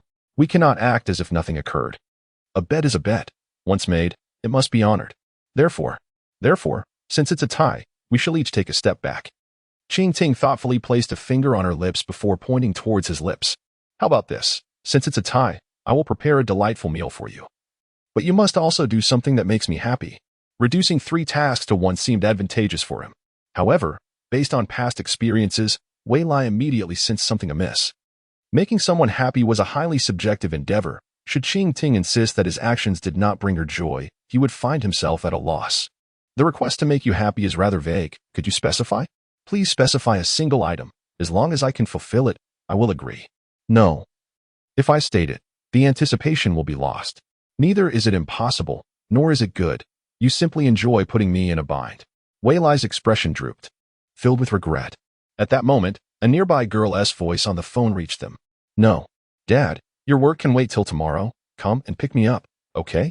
Observing a girl of similar age sweet-talking on the phone, Wei Lai glanced at Qing Ting. "Don't you think she resembles you?" "Indeed, she does," Qing Ting replied after observing the girl for a moment. "So, you are aware of your own capriciousness." "Not at all. I simply feel that, like her, I have someone who cares for me." Qing Ting's eyes sparkled as she looked at Wei Lai, causing an inexplicable flutter in his heart. "Is that so? Then I shall think of a solution. I certainly do not wish to be your father." Wei Lai turned his head away, the words out of his mouth contradicting his thoughts. To Qing Ting, his reaction painted a clear picture. Her lips curled into a silent expression of 4 words. "What a fool." At the graduation ceremony, despite the principal and the director's lengthy speeches, they managed to conclude the event around 3 o'clock. Unfortunately, many schools in the city released students simultaneously, resulting in overcrowded buses. Many parents, concerned for their children, drove to pick them up, creating a traffic jam near the school. During the peak hours, the roads were utterly blocked. Shouting, "Is there anything you like that I am unaware of?" Having promised to do something that would bring Qing Ting joy, Wei Lai considered the simplest solution, buying her something she cherished. With a decent amount of money in hand, he contemplated purchasing some jewelry. "How about you just give yourself to me?" Qing Ting replied, gazing up at the sky, eagerly awaiting the appearance of the stars. "Do not jest. I was referring to tangible items." As the white glow of the streetlights illuminated the two of them, Qing Ting turned to him. In her starry eyes, his face was reflected, and it suddenly struck Wei Lai how foolish his words had been. Looking down at the pavement, he muttered, "I am of greater value than any object." "Yes, I believe so too. Hence, I only want you. You are fun and one tea break." In the end, he was still merely an object, wasn't he? Wei Lai was at a loss for how to respond to Qing Ting's words. The serene fields were touched by the cool night breeze, and the wheels of their 2 suitcases made a soft clattering sound against the concrete pavement. The two shared a tacit understanding and fell into silence. Before long, they arrived at a familiar fork in the road. "Let us part ways here. When I'm ready with the dishes I plan to make, I'll call you over." "All right," Wei Lai replied succinctly, turning to drag his suitcase in the direction of his home. Just a few meters away, he suddenly turned back. "Qing Ting, if you think of anything you want or need me to help with, remember to tell me. That's our agreement." "You fool, I wouldn't tell you." Qing Ting retorted coolly, assuming it was something more serious, and she strode away, leaving him with her back. Upon reaching his doorstep, he noticed a brand new black family SUV parked outside. Curiously glancing at it, Wei Lai peered inside his house. "Dad, have we got guests today?" "Not guests. That's your dad's new car. In the future, if he is free, he can drive you to school." Su Xiang's voice chimed in amidst the sounds of water running in the kitchen. "Got it. I'll check it out later, Mom. I'm going to take my luggage upstairs first." Wei Lai responded casually, his experiences on the road earlier today leaving him indifferent about his father driving him to school. Whether by bus or car, he would still get stuck in traffic. If he could catch the bus, he would prefer that. One less vehicle on the road was a small blessing. After hauling his suitcase upstairs, Wei Lai wandered around the house, but found no sign of Wei Zikong. Mom, where did Dad go? Oh, can I ask you something? With nothing else to do, Wei Lai slipped into the kitchen to help Su Xiang wash the potatoes in the sink, recalling the conversation he had with Qing Ting earlier. Su Xiang looked at her precious son with curiosity. What is it? Speak up. What is the happiest thing Dad has ever done for you? Before or after marriage? Before marriage, I suppose, Wei Lai said cautiously, observing Su Xiang. Upon realizing she seemed oblivious to his intentions, he felt a wave of relief. However, her next words left him frozen in place. If we're talking about the happiest moment before marriage, it must be when he proposed to me. Mrs. Su seemed entirely unaware of his meaning. Digesting his mother's words, Wei Lai silently continued washing the potatoes. Chapter 60. The light in one's eyes on the afternoon of New Year's Eve, a week into the holiday, Wei Lai had yet to take any initiative, spending the entire week working on his winter holiday assignments. Qing Ting did not rush him. She simply invited him over for lunch to fulfill their agreement. Sitting at the dining table, Wei Lai gazed at the array of delicate pastries and enticing dishes, feeling somewhat lost. Qing Ting, I've always wanted to ask you. Who taught you to cook all this? My mom, of course. Once I grasped the basics, I could follow along with videos on my phone, she replied nonchalantly. Yet, as Wei Lai picked up a piece of pastry, he could tell at a glance that it was crafted with great care. It was no wonder it took her a week to prepare. Tonight is New Year's Eve, and you've made so much food today. If I finish all this, I won't have any appetite left for dinner at home, Wei Lai lamented. He truly felt overwhelmed. If he were to finish everything on the table, he would likely spend the entire afternoon at home lying down, with no hope of enjoying the New Year's dinner later. Qing Ting remained silent, merely pointing a finger at him. What does that mean? Wei Lai nudged her finger. Noticing there were no injuries or signs that suggested she was indicating how hard her cooking had been. If you don't finish everything, you'll have to do something else to make me happy. That way, it will total 2 things. Perhaps I can try a little harder. But your cooking is really delicious. Can't we just share the good food? Wei Lai felt guilty. I haven't even finished the first task. And now there's a second one? Is this asking for my life? During the week, Wei Lai had devised some plans in his mind. But with time still ahead, he was unsure if he could truly make Qing Ting happy and did not wish to add another burden to himself. After all the effort I've put in, I deserve to eat, Qing Ting said, looking at Wei Lai with a bright smile. He exhaled in relief. Thankfully, he wouldn't have to risk his life after all. What are we waiting for? Let us eat before it gets cold. You don't need to urge me. I know how to enjoy my own cooking, she replied, taking a pair of chopsticks and placing a piece of osmanthus cake in front of Wei Lai. Try this. I spent a long time perfecting it to taste better than what you find in shops. All right, you should have a piece too. In a rush to expedite the consumption of the dishes before them, Qing Ting served him another piece, and Wei Lai immediately reciprocated. Gradually, as they continued eating, he found himself lost in the culinary delights without needing her assistance. In Xiaohe Town, the streets were bustling with people moving in one direction to comply with regulations. This year the town had also begun to restrict the use of fireworks and firecrackers, concentrating all displays in the largest park in town. The park, which usually welcomed the occasional elderly and children, was now filled with adults like Wei Zikong and Su Xiang, who were busy with work. Most were there to entertain their children. Wei Zikong did not accompany them that evening. Instead, Su Xiang brought Wei Lai. Xiao Wei, where's your dad? Dad has something to attend to. He'll join us later. Stay with me for a while. What's the point of you keeping me company? You should go find Qing Ting and play. I'll go chat with your aunts, Su Xiang said, having arrived at the park. As she left Wei Lai to head toward neighbors with young children. Seeing his mother entertain other people's children, Wei Lai touched his own face. He had grown up considerably. His face was no longer as delicate as before. Yet, this woman was rather fickle, quickly seeking the company of other children.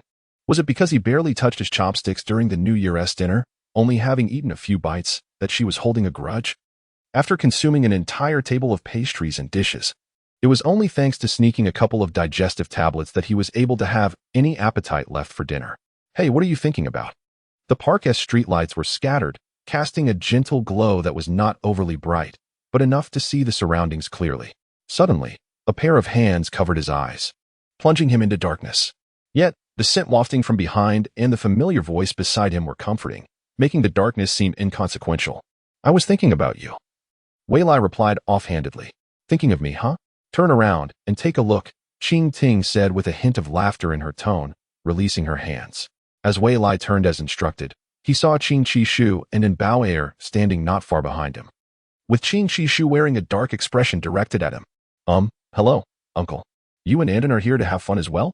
Wei Lai quickly shifted half a step away from Qing Ting to greet Qing Qishu and his wife. Qing Qishu intended to walk over, but Wei Lai dared not move. Qishu, let us go over there. The kids can play by themselves, and Bao Air suggested, sensing the situation. And she gently pulled Qishu away while throwing a warm smile at Wei Lai and Qing Ting. Thank you, savior, Wei Lai thought, feeling as if a heavy burden had been lifted from him. Turning back, he noticed Qing Ting was still chuckling beside him. What is so funny? What are you afraid of? She teased, stepping closer to Wei Lai, tilting her head mischievously. Who said I was afraid? Now that we're at the park, what should we play? What shall we play? Follow me. Qing Ting glanced around and led Wei Lai to a seesaw. Let us play on this. We can reach the ground with our legs fully extended, right? Why don't you bend your legs and play, you silly?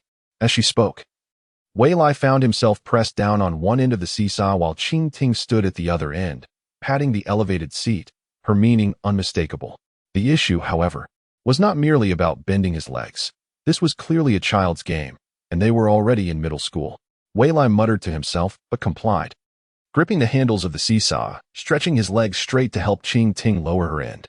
Firecracker sounds began to echo through the park as children, brought by their parents, gained their freedom after their parents grew tired of playing with them, and began to seek out friends to toss firecrackers back and forth. Most of the participants were boys, engaging in a mock battle, throwing white smoke-emitting firecrackers at each other's feet, their sole aim to startle one another. The boys who were startled retaliated, clutching firecrackers in hand, waiting for the right moment to light and toss them back. As the seesaw rose and fell, Wei Lai felt more like a child, one who was timid and bashful, yet the girl before him possessed a serene and delicate beauty. Her figure gently swaying in the pure white light of the park, reminiscent of the moonlight in a night sky, tranquil and sweet, causing time itself to slow its pace. Being a child is fine. Remaining a child for a lifetime holds no detriment. Have you made up your mind? A girl's voice, akin to a character from an ink wash painting, broke through his reverie, and Wei Lai momentarily failed to respond. To do something that brings me joy, of course. You haven't forgotten, have you? Or are you planning to postpone it until next year? Qing Ting's eyes glimmered with curiosity. Wait here for me, Wei Lai finally realized, slowly halting the seesaw and scanning for Wei Zikong before hastily running towards him. Qing Ting remained on the seesaw, watching as Wei Lai pulled Wei Zikong towards the park's exit. Time slipped away quietly like clouds in the night, afraid to disturb the twinkling stars above. Unable to stifle her laughter at Wei Lai's comical demeanor, Qing Ting offered him a tissue she had brought along. Did you go steal something? You're all sweaty. No. I was preparing a surprise for you. Wei Lai accepted the tissue, pulled one out to wipe his sweat, and discreetly glanced at his phone. Come sit here. Wei Lai lifted Qing Ting off the seesaw, pulling her to sit with him on the horizontal beam in the middle. 5, 4, 3, 2. As he counted down, a sharp whistle pierced the night from the riverbank not far from the park. Like a meteor shooting up, it flashed, and then, after a brief silence, blossomed into a brilliant red light in the night sky. The second firework followed swiftly, ascending into the heavens. Seated on the seesaw, Wei Lai and Qing Ting gazed at the spectacle. This is the firework I asked my dad to buy for you. Isn't it beautiful? Yes, it's quite lovely. Qing Ting replied softly. Are you happy now? Not quite yet. Oh, then how about this? Wei Lai retrieved a pack of sparklers he had secretly hidden in his clothing. As the sparkler ignited, tiny lights danced upon it. Still not enough, Qing Ting remarked, her eyes reflecting the sparkles from the sparkler in her hand. What's missing? Wei Lai pondered, scratching his head. This was everything he had prepared. Qing Ting turned, pressing herself against him, causing Wei Lai to panic momentarily before realizing she was reaching for another sparkler. What you need to say is that you remember 3 years ago. You promised we would never part and always be together. Indeed, I've kept that promise. But what about after this year? Qing Ting said, placing the newly ignited sparkler behind the one already lit, her tone faint. After this year? A thought stirred within Wei Lai as he leaned closer to her. If you don't mind, I wish to see you every year, day after day. Okay, it's a promise, Qing Ting smiled, presenting the newly lit sparkler before him. With mutual understanding, Wei Lai placed his newly ignited sparkler atop hers. The final firework exploded in the night sky, two figures and two sparklers intertwining. Each light a reflection of the other. Congratulations, you've made me very happy. Qingting turned to Wei Lai, her smile radiant. I believe I feel the same. Wei Lai replied, a sincere smile gracing his face. Perhaps he had slightly manipulated his words, yet his heart, which yearned to see her happy, had never wavered. Chapter 61.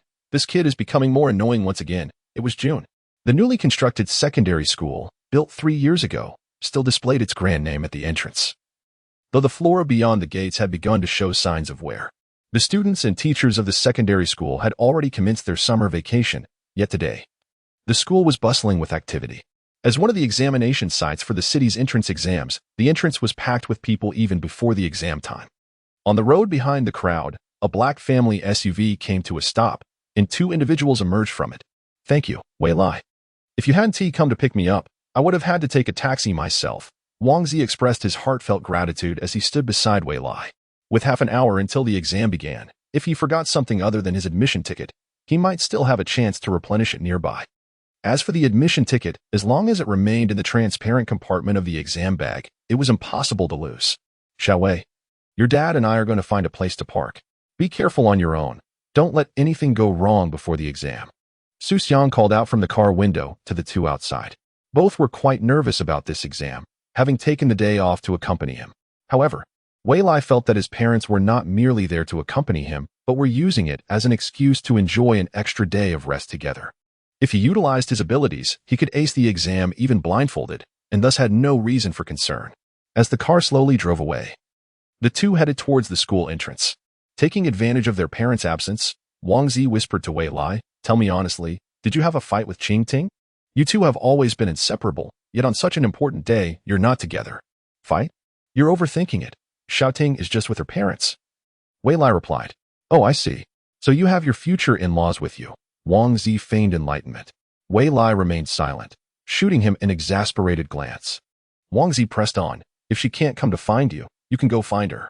After all, you'll be family sooner or later. Why fuss over the details? I think you're just feeling restless. Wei Lai raised his fist. Wang Zi quickly retreated 2 meters. Don't hit me. I can't handle one of your punches, the record-breaking school athlete. Then behave yourself? Or do you think you can outrun me? That's even less likely. I'm not the freak who nearly ran 3 kilometers in under 3 minutes. Wang Zi shook his head, standing obediently beside Wei Lai.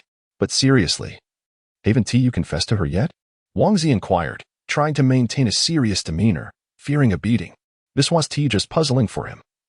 The other 2 boys in their dorm were equally curious. After entering the 3rd year of middle school, perhaps due to increased academic pressure, there seemed to be a sudden surge in secret relationships among classmates, not to mention the underground couples they had heard about. Even those caught by teachers and formally warned could be counted on one hand. Yet these 2, who had been together since the 1st grade, had not revealed any concrete news. It was worth noting that sharing a dorm with him had resulted in their peers gaining a few extra pounds from the copious amounts of dog food they had been served. It's just not the right time, Wei Lai replied, stopping at a corner near the school entrance. Come on, bro. Can't I call you bro? How long have you 2 been together? It's still not the right time? Wang Zi exhaled in exasperation. Let me do the math. You've been together since kindergarten. Right? That's almost 10 years. If it were someone else, the child wouldn't just be fetching soy sauce. They would be cooking a meal in the kitchen. Enough of this nonsense. What country would allow a 6-year-old to marry, let alone cook? I suspect you haven't had your breakfast and are feeling peckish. Wei Lai is rolling her eyes to the back of her head. Wang Zi has grown taller over the past 3 years but hasn't shown any signs of intelligence. Wei Lai. As the 2 were chatting casually, a voice echoed from nearby. A water blue dress danced along the unchanging concrete path, reminiscent of a refreshing breeze on a summer morning, bringing a smile to Wei Lai's face. Taking advantage of Qing Qi and Bao who were gradually walking behind Qing Ting, Wei Lai observed her cool attire and could not help but say, how much do you love wearing dresses? You even wore one for the high school entrance exam. Who says one cannot wear a dress for the exam? It doesn't affect my performance, Qing Ting replied, shaking the examination bag in her hand. As long as I have this, no one can stop me from taking the exam. All right, as long as you're happy, Wei Lai said, his gaze drifting away. Feeling somewhat dizzy from Qing Ting's fair arms. Thank goodness she isn't in the same examination room as me. looking that good. She wouldn't care about impacting others' performance. Wei Lai thought to himself, only to notice Wang Zi staring at the phone he had brought. You all continue chatting. My parents have arrived, so I'll go meet them. With that, Wang Zi dashed off in the direction of the road. And Bauer, who had walked alongside Qing Chi, couldn't he help but ask, can you take your phone into the exam? No, he just brought it to contact his parents. He will hand it over to them before entering the exam room, Wei Lai explained while stealing glances at Qing Chi. Over the years, from the time when Qing Chi would smile upon seeing him to now, when she immediately turns expressionless, Wei Lai wonders what he has done to offend her. This guy is becoming increasingly annoying, acting all charming with the girls. Qing Chi, aware of his daughter's capabilities, silently scrutinized Qing Ting. Qing Ting subtly distanced herself from him, pretending not to have heard. Mom, I'll wait for Wei Lai at the school gate. You all can just watch from here and don't block the others coming for the exam. Once she finished speaking, Qing Ting approached Wei Lai and gestured for him to move quickly. Your brows twitched. Qing Chi was about to respond, but Bauer tugged at his clothes. Shaking her head. Fine, you two are in sync, and I'm the villain here. Check your belongings thoroughly, and don't be careless. Understood. Stopped in their tracks by Qing Ting's words, Qing Chi and Bauer could only stand there, watching the two children they had seen grow up. Students are allowed to enter the exam room 15 minutes early. When Wei Zikong and Su Xiang arrived, they could only exchange a brief word with Wei Lai before watching them head toward their battlefield. However, upon encountering each other, Su Xiang immediately pulled Bauer along for a shopping spree, claiming they were buying some nutritional supplements for the kids. The two men, having plans of their own, exchanged glances and silently abandoned their intentions to follow along. Inside the examination room, as Wei Lai separated from Qing Ting and took his seat in the classroom, he inadvertently spotted a familiar face. It was his first time at the second high school for a mathematics competition, and he was in the same examination room with this girl. At the moment he noticed Li Minqin, she also recognized him. Her eyes initially widened in surprise before becoming complicated. What a coincidence to meet again. The young girl lowered her head, lost in thought. Wei Lai, however, was only concerned with one idea. Could she possibly be living at the second high school? Chapter 62. The girl's regret as the exam was about to start. Wei Lai couldn't focus on the girl any longer. After checking his belongings, he placed his examination permit and admission ticket at the top right corner of his desk and awaited the beginning of the exam. Most students were engaged in similar actions, except for Li Minqin, who stole a few more glances at Wei Lai. After receiving a glance from the invigilating teacher, she dared not look at him again. The morning sun rose higher, and the examination room was silent, with a slight breeze coming through the cracked window, bringing the warmth of summer. After the papers were distributed, the scent of ink and paper filled the air, faint yet persistent, much like Li Minqin's current thoughts. Years ago, a fleeting encounter had etched Wei Lai's name in her memory. Back then, she had seen his rough draft. And one problem she got wrong left a deep impression on her. Her teacher was also one of the examiners for the mathematics competition. After returning to school, she sought out her teacher to obtain the exam paper and answers from that competition. Upon reviewing the answers, she discovered discrepancies between Wei Lai's solutions and the correct answers. Yet, her reasoning for solving that problem seemed flawless. When she recalculated it using her method, the outcome remained unchanged. With lingering doubts, she approached her teacher, and they worked through the problem together, eventually discovering that another teacher had provided excessive conditions, leading to contradictions. The exam paper could contain misleading conditions but must never be contradictory. After waiting for over half a month, when she heard that there were 2 first-place winners in the mathematics competition, she knew he must be one of them. Due to that mathematics competition, she secured second place with her third-place score. The names Qing Ting and Wei Lai had remained in her memory, as one of them was undoubtedly his. Subsequently, the following year, her thoughts were confirmed when Wei Lai's name reappeared on the mathematics competition list, this time as the first-place winner, with a girl named Qing Ting always following closely behind him. The difficulty of the exam increased the following year, and she hoped to catch up with them the next time, but she was disheartened to learn that the mathematics competition had been suspended. This had lingered as a regret in her heart. Little did she expect to encounter this boy again during the high school entrance examination at the same second high school. She was determined to confirm whether he truly was called Wei Lai. As the exam approached its midpoint, the Chinese paper had progressed to the essay question, and Li Minqin silently resolved to shift her focus to the topic. This examination adopted a dual essay format, allowing students to choose from 2 essay topics. Wei Lai also began to ponder the essay prompt, chewing over the first topic before deciding to write on the second one. As the breeze from outside began to warm, the bell signaling the end of the exam rang, prompting the invigilating teachers to collect each student's paper. After all papers were gathered, the two invigilators allowed Wei Lai and the others to leave the classroom. Although he and T exerted himself, the final essay had consumed a considerable amount of his energy, leaving him surprisingly hungry. Upon exiting the examination room, he could hardly wait to find Qing Ting and go out for a meal together. At this moment, he wished that Wei Zikong and Su Xiang would lose track of time and take Qing Chi and Bao along, so he could dine alone with Qing Ting. Although the high school entrance examination was strict, it didn't prohibit them from bringing paper and pens as long as nothing was written on them. Shortly after leaving the examination room, Wei Lai encountered Qing Ting on the path between the classrooms. Xiao Ting, how did it go? Chinese is your strong suit. It was all right. The difficulty was similar to that of school exams. But what about the essays? Which one did you choose to write? I chose the second one. Preserving what S in the heart. Preserving what? What else? It's about you. I'd love to, but I'm afraid it might stray off topic since this is an exam. Wei Lai faced forward, stealing glances at the girl beside him. Only after the first exam had concluded did he dare to sneak a look at her. The tan he had gotten from 2 months of physical education exams had completely vanished, as if by magic. Her arms and neck had returned to their fair, delicate state, appearing as if one could squeeze water from them. During elementary school, they would often hold hands for no particular reason. However, once they reached middle school, he became increasingly hesitant to touch Qing Tian's hand, fearing the teacher's discovery, and always felt that his heart and hands were inadequate. One was always inclined to leap about whimsically, while the other clung on, reluctant to let go. What are you writing about? Family? Friends? Or perhaps me? Qi Tian brushed her shoulder against Wei Lai's arm, squinting her eyes like a joyful little fox. As for the content, I won't tell you. It's a secret. Wei Lai subtly shifted his foot to the side. I didn't intend to write about you, but somehow I did. I hope the grading teacher will be lenient. As the topic of the essay arose, Wei Lai gradually felt uncertain. Upon hearing that some of himself was reflected in Wei Lai's writing, Qing Tian's eyes sparkled slightly. Stop thinking about it. We have a math exam this afternoon. Since there are so many people now, let me treat you to a meal. You treat me? Or I can treat you too.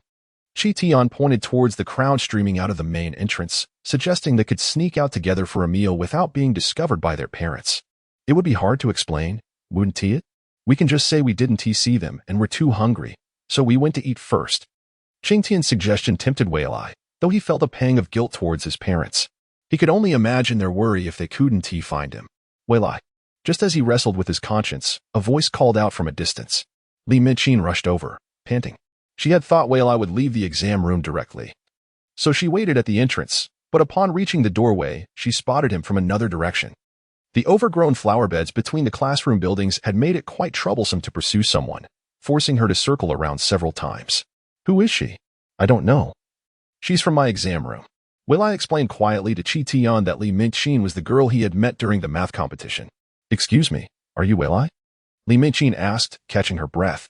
He is. What do you need? Qi Tian stepped a bit closer, her gaze fixed on Li Minqin. I just wanted to confirm, nothing's wrong. Feeling uneasy under Qing Tian's stare, Li Minqin quickly turned to leave.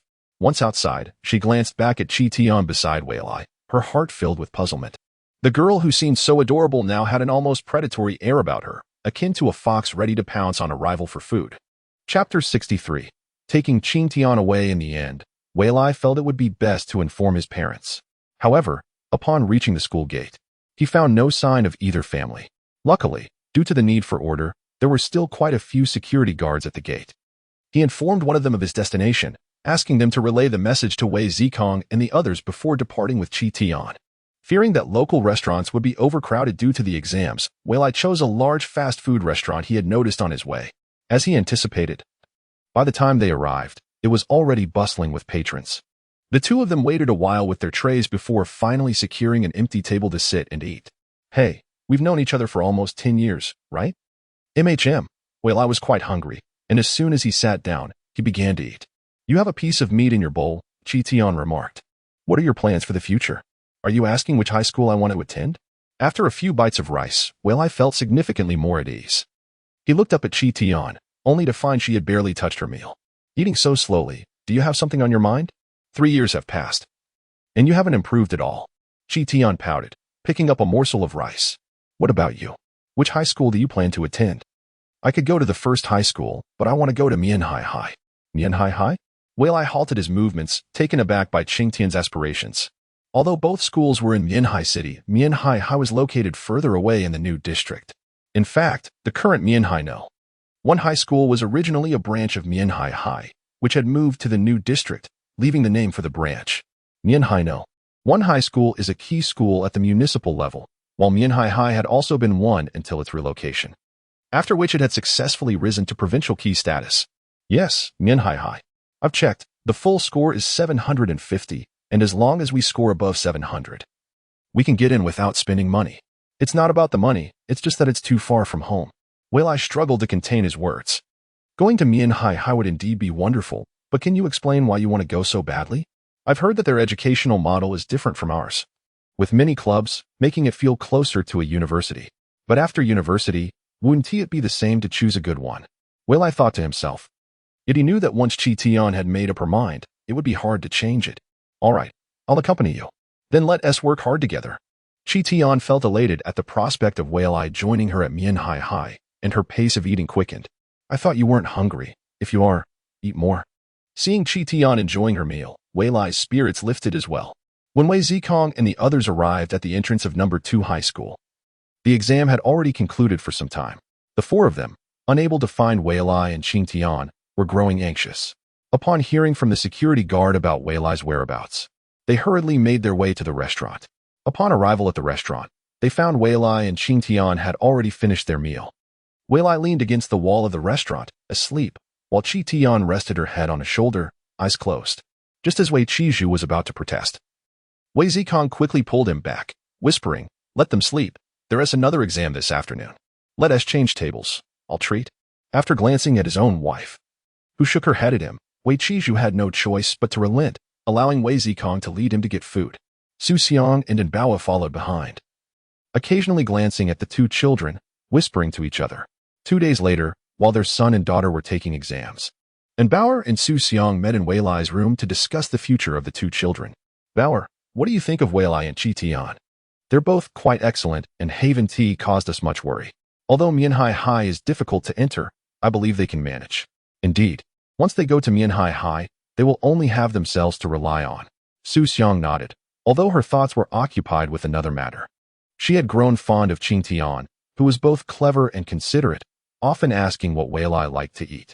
Since entering middle school, she had noticed her son's diminishing appetite for her cooking, often only taking a few bites before claiming to be full. Has he grown tired of my cooking? Su Xiang worried. Yet, as Wei Lai grew taller and sturdier, showing no signs of illness, she began to doubt if it was her culinary skills that had diminished, causing her son's lack of interest. Qi Tian is a clever child. She probably only bullies others, Su Xiang smiled, recalling how Wei Lai had been teased by Qi Tian in their childhood, oblivious to the fact that she had witnessed it all. After all, being a girl, even if she was clever, it was hard for others to feel completely at ease. And Bao chuckled lightly, leaning closer to Su Xiang. Although they're still young, do you think they might end up together in the future? How can I say? After all, she asked your daughter. It depends on her feelings, doesn't it? Su Xiang, with a troubled expression, spoke, her eyes filled with agreement. She fervently wished for Xiao Ting to remain by Wei Lai's side. After all, she had already spoiled her son to the extent that he no longer relished his mother's cooking. Responsibility must be taken. If she were to leave, what would happen if her son grew thin from hunger? Though it was somewhat premature, if they were meant to be together, she would certainly not oppose it. The only complication lay with his father. What had Wei Lai done to provoke his anger? Nothing in particular. It was just that Qing Ting's father had always perceived Wei Lai as too ostentatious, striving to be the best at everything as if he yearned for the world to take note of him, which was undeniably a bit restless.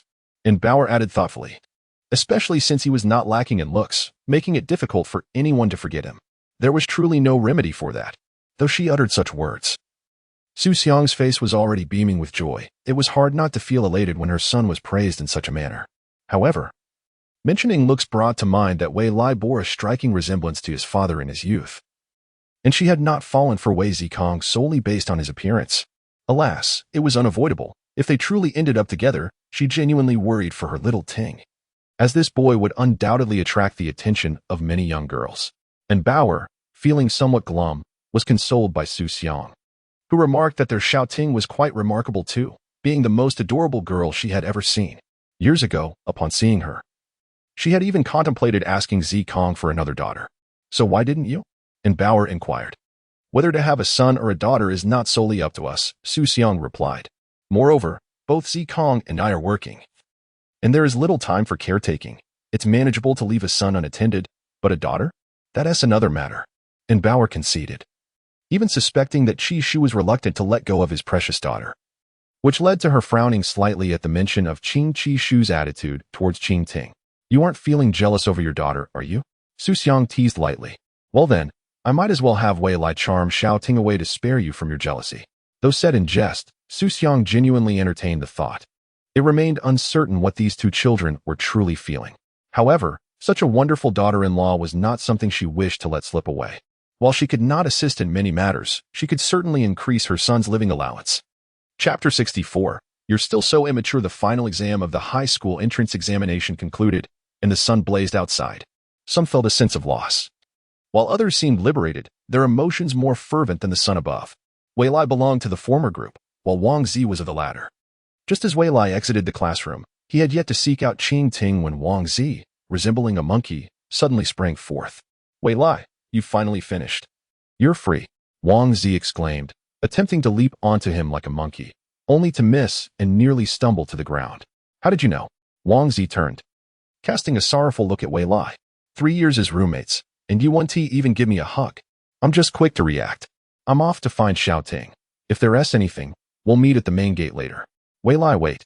Just as Wei Lai was about to leave, another voice called from behind. When he turned, he found Wang Zi still standing there. It's not you I'm calling. I know it's not you. Shifting his gaze from Wang Zi, he noticed Li Minqin approaching them from the classroom door. Excuse me, but the draft paper from the entrance exam needs to be submitted. You're not here to ask about it again, are you? Wei Lai found it peculiar that this girl kept seeking him out. It's nothing. I merely wanted to introduce myself. I'm Li Minqin. With that, she hurried away, leaving the two boys bewildered. What did you do to her? Wang Zi inquired, leaning closer to Wei Lai, nudging him with his elbow. Wei Lai pushed him aside in distaste. We just happened to be in the same examination room twice. Fate, as the old saying goes, is built on 1,000 years of shared boats. Stop rambling, if that's the case. You must also have a connection with the girls in your exam room. Why not ask each of their names? That's not what I meant. I'm saying with such fate, you might meet again in the future. Shut your crow mouth. Why are you still following me? Wei Lai had never found Wang Zi more bothersome than at this moment. I know you're off to see Qing Ting, naturally. You'll share what just happened with her. The two walked side by side for a short distance before encountering Qing Ting, who had also just exited the classroom. What do you want to tell me? I must tell you that a girl named Li Minqin just came over to introduce herself to Wei Lai. Wei Lai, don't blame me for not being loyal. I'm only doing this for your good, Wang Zi declared, beaming at Wei Lai, unaware that Qing Ting had overheard everything. So her name is Li Minqin? Thank you for telling me. Qing Ting smiled lightly before walking beside Wei Lai. Is that it? Wang Zi was baffled. He had anticipated watching Wei Lai face Qing Ting's wrath, hoping to spur him into confessing. With the exams concluded, these two remained in a state of ambiguity between friendship and romance, driving him, the onlooker, to despair. What else? During the exams, we couldn't even talk. And you're accusing me of doing something? Wei Lai retorted sharply, glancing gratefully at Qing Ting. It's good to have my little Ting. She doesn't require my explanation. Good intentions met with ingratitude. Now that we've graduated from middle school, shall we go out together? Wang Zi sidled up to Wei Lai as the three made their way to the school gate. I must find an opportunity for these two to provide everyone with some clarity. Wang Zi was unwilling to relent. Once high school began, they might drift apart, and the chances of them being together would dwindle. Sounds good. Qing Ting readily agreed, her gaze falling on Wei Lai, eager to gauge his reaction. Let us plan for tomorrow. We should gather everyone since it's getting late, and we're unsure if they're available. We'll check tonight. All right. It's settled then. I'll contact Chang Ming and Ruoyan. As Wang Zi spoke, feeling the boys alone were insufficient, he turned to Qing Ting. Qing Ting, could you ask the girls if they'd like to join? Sure, I'll ask. It's a promise. We'll stay in touch tonight. After exiting the school gate, Wei Lai and Qing Ting did not linger. They had arranged with their parents to meet at a nearby hotel. It's all over before we knew it. No. This is just the beginning. Looking up at the sky, Wei Lai sighed, and Qing Ting immediately responded, her eyes fixed intently on him. What are you looking at? Wei Lai felt a bit shy under her gaze. Shall we make a bet and compare our entrance exam scores? What would we bet on? Wei Lai asked, puzzled. If we were to compare scores, why not do so before the exam? Why wait until after? Is it because you're afraid it'll affect my mindset? A familiar glimmer appeared in Qing Ting's eyes, and as her lips parted to speak, Wei Lai hastily covered her mouth. Wait, I'm not betting. Gambling is bad. That was close. I almost fell for it again.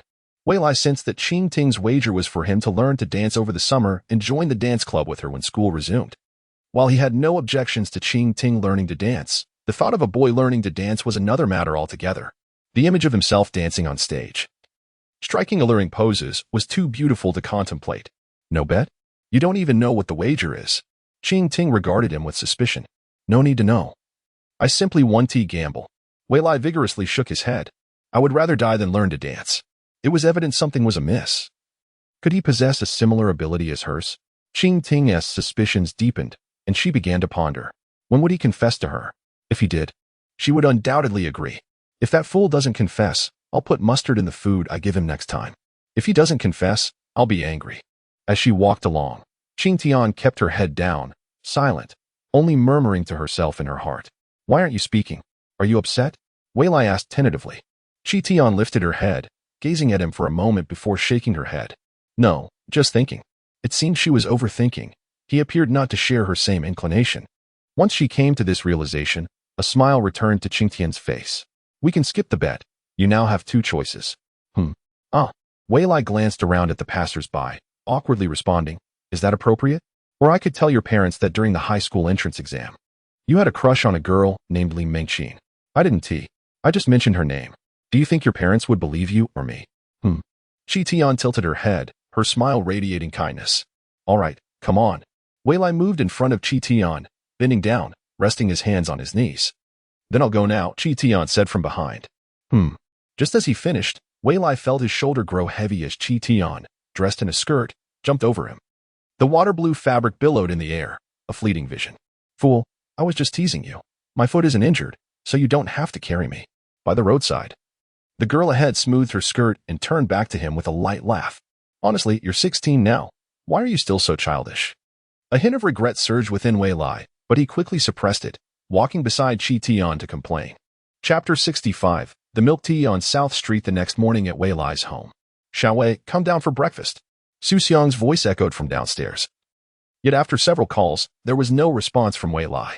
So, accompanied by the sound of footsteps, she made her way to his room. Sunlight streamed through the window, casting a warm glow on one corner of the bed.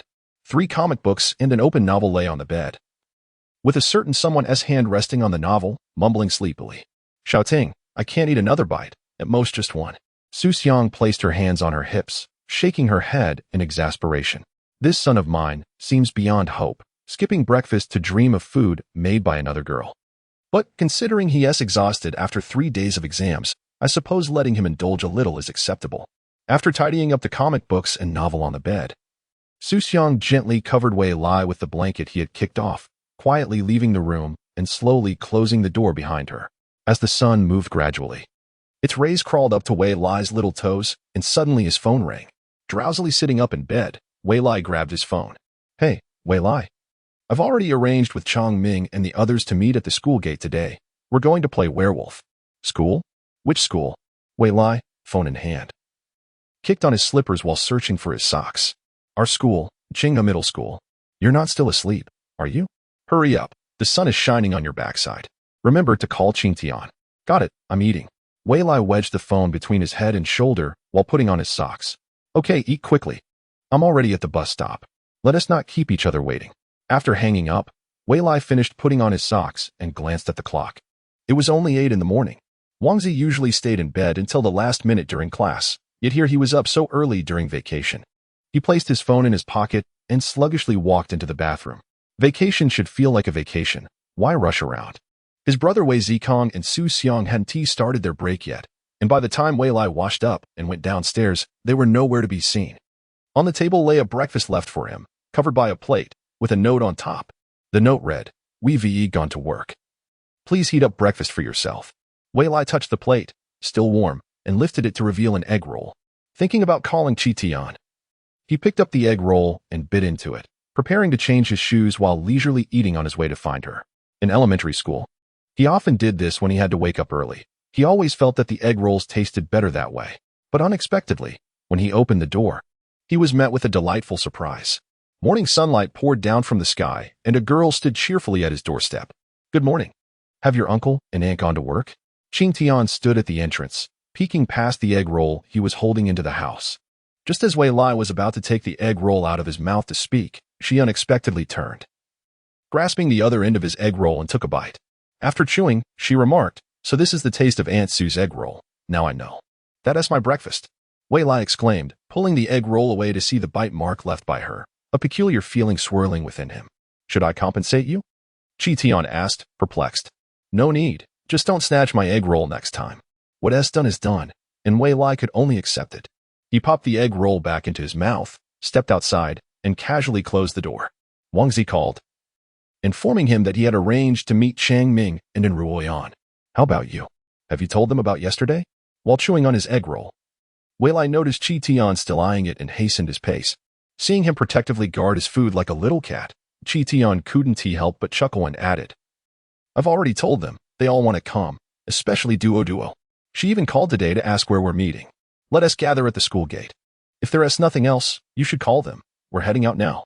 Stuffing the last bite of the egg roll into his mouth, Wei Lai puffed out his cheeks and noticed Chi Tian still staring at his food. "What's wrong?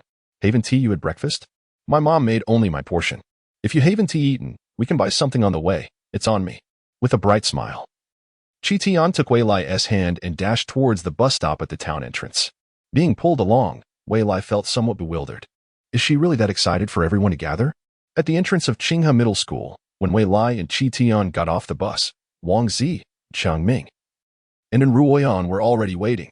Wang Zi, noticing Wei Lai, reminded the other two, "Don't forget what we discussed. This is crucial." With that, Wang Zi approached Wei Lai first, while Chang Ming and in Ruoyan trailed behind. "Ruoyan, do you think Wang Zi's plan will work?" "Let it be. We want to have many chances to meet in the future. A day of fun isn't bad." In Ruoyan shrugged. "Plans or no plans, it doesn't matter. The main thing is to enjoy our day." "All right then, let us go." Chang Ming nodded, agreeing that today was primarily about enjoyment. As for Wang Zi's plan, if they had been together for so long, any confessions should have already happened by now, and the chances were slim. As the two approached Wei Lai, Wang Zi had just asked when Tong Duo and the others would arrive. "They might come together. They already texted me while on the bus. It should be about 5 or 6 minutes." "Good, we'll wait for them here." Wang Zi glanced around and suggested to Wei Lai, "There's a werewolf game store not far from the school. Let us walk over after they arrive. But first, Wei Lai, you should treat us to milk tea. Need to think of a way to keep them away for more than 5 minutes, so I can discuss the plan with the girls." Wei Lai was puzzled. "Why should I treat you to milk tea? Shouldn't we all be enjoying ourselves together? We can cover the game costs, but the milk tea is on you. We've been waiting since 8. Look, it's almost 9 now." Chang Ming and in Ruoyan nodded beside them, while Wei Lai remained speechless, sensing that Wang Zi and the others were acting rather strangely today. "All right, I shall go to the Luming milk tea shop to fetch you a cup. Would you like to drink?" Wang Zi's eyes sparkled as he exclaimed, "I crave the milk tea from that shop on Nanda Street. The pearls are exceptionally sweet." The other two nodded in agreement. "Do not say anything further. I also wish to have milk tea from that shop." Wei Lai thought it was absurd that these three had become so particular about their milk tea, insisting on the one from Nanda Street. However, with Qing Ting chiming in to support them, he had no choice but to acquiesce. "Since you have specified the shop, I shall choose the milk tea for you. Do not regret it." "No regrets. Hurry up, we're dying of thirst here," they urged. "Understood." Xiao Ting, come with me and help buy a cup for Duo and the others as well. All right, these three were undoubtedly up to something. He needed to give them a taste of their own medicine before finding an opportunity to make them confess. Chapter 66. Werewolf Game. A group of 8 strolled along the street, with the girls in the lead and Wei Lai and his 3 male companions trailing behind. Initially, they had set out with joy, but Wang Zi wore a pained expression, reminiscent of the milk tea in his hand. "Why have you only taken a few sips?" "Bitter melon is said to clear the liver and improve eyesight. It's perfect for summer," Wei Lai urged, prodding Wang Zi to continue drinking. Wang Zi felt a surge of resentment, wishing to splash the milk tea back at him. He simply wanted to be a good person. Yet all he received was a cup of bitter melon milk tea. "Wang Zi, just drink it. It actually tastes better once you get through the bitter part. It's sweet after the bitterness, Chong Ming said, expressing his fondness for the flavor and even mentioning he might buy it again next time. If you want it, go ahead and have it, Wang Zi retorted, unable to take any more. He pushed the milk tea into Chong Ming's hands. Without hesitation, Chang Ming removed the straw, lifted the lid, and gulped it down in one go. You truly embody your character. How can you down it so easily? And Ruo Yin began to admire Chong Ming a little. It's nothing. When I was heavier, my mother made me eat bitter melon to lose weight. So I gradually got used to it. Chong Ming explained his tolerance for the taste. Do you need my help? And Ruo Yin shook her head, gently swaying her milk tea. Though she wasn't as accustomed to the taste as Chong Ming, she could still perceive a hint of sweetness with each sip, making it a unique experience. Observing the reactions of the four, Wei Lai felt a tinge of disappointment. He had hoped to glean something from their responses, but alas, only Wang Zi exhibited a significant reaction, while the others remained rather indifferent. Wang Zi's strong aversion to bitterness was the only discernible insight. Why have you suddenly taken an interest in playing Werewolf? Didn't I mention it to you before? You all said it was dull, with just 4 players. So now that we have gathered 8, I suppose my wish is fulfilled. Wang Zi casually offered an explanation. Is that so? Wei Lai had tested him before. Yet the answers remained consistent. Before he could ponder further, a voice from ahead called out, Hurry up, we've arrived. Coming. Wang Zi responded eagerly, within Ruo Yin and Chong Ming following closely. Wei Lai contemplated for a moment but decided to let it go, considering he might be overthinking things. Upon entering the establishment, the staff recognized that aside from Wang Zi, it was everyone's first time playing Werewolf. And they recommended starting with the simplest configuration of 8 players, 2 werewolves, 1 witch, 1 hunter, 1 seer, and 3 villagers. Additionally, they could have a designated host, making a total of 9 participants. There were 2 types of play areas, one with soundproof booths and the other at tables in the main hall. The exterior charged 20 yuan per hour, while the booths cost 50 yuan per hour, with the host free of charge in the booths and an additional 10 yuan service fee for the host outside. The 8 players entered the shop right at 9 o'clock. If they played until midnight, that would be a total of 3 hours, averaging less than 20 yuan per person, even in a booth. Let us choose the booth. Wei Lai thought it was a rare outing, and the cost was acceptable. No way. Wang Zi immediately protested, giving a significant wink to Tong Duo. I was about to let you off the hook, and now this. When Wei Lai looked at Wang Zi with suspicion, Qing Ting chimed in, for a class gathering. It feels more engaging to sit around one table. Exactly, Tong Duo echoed, pulling in Ba Xiaowei and Bao Wan. What do you think?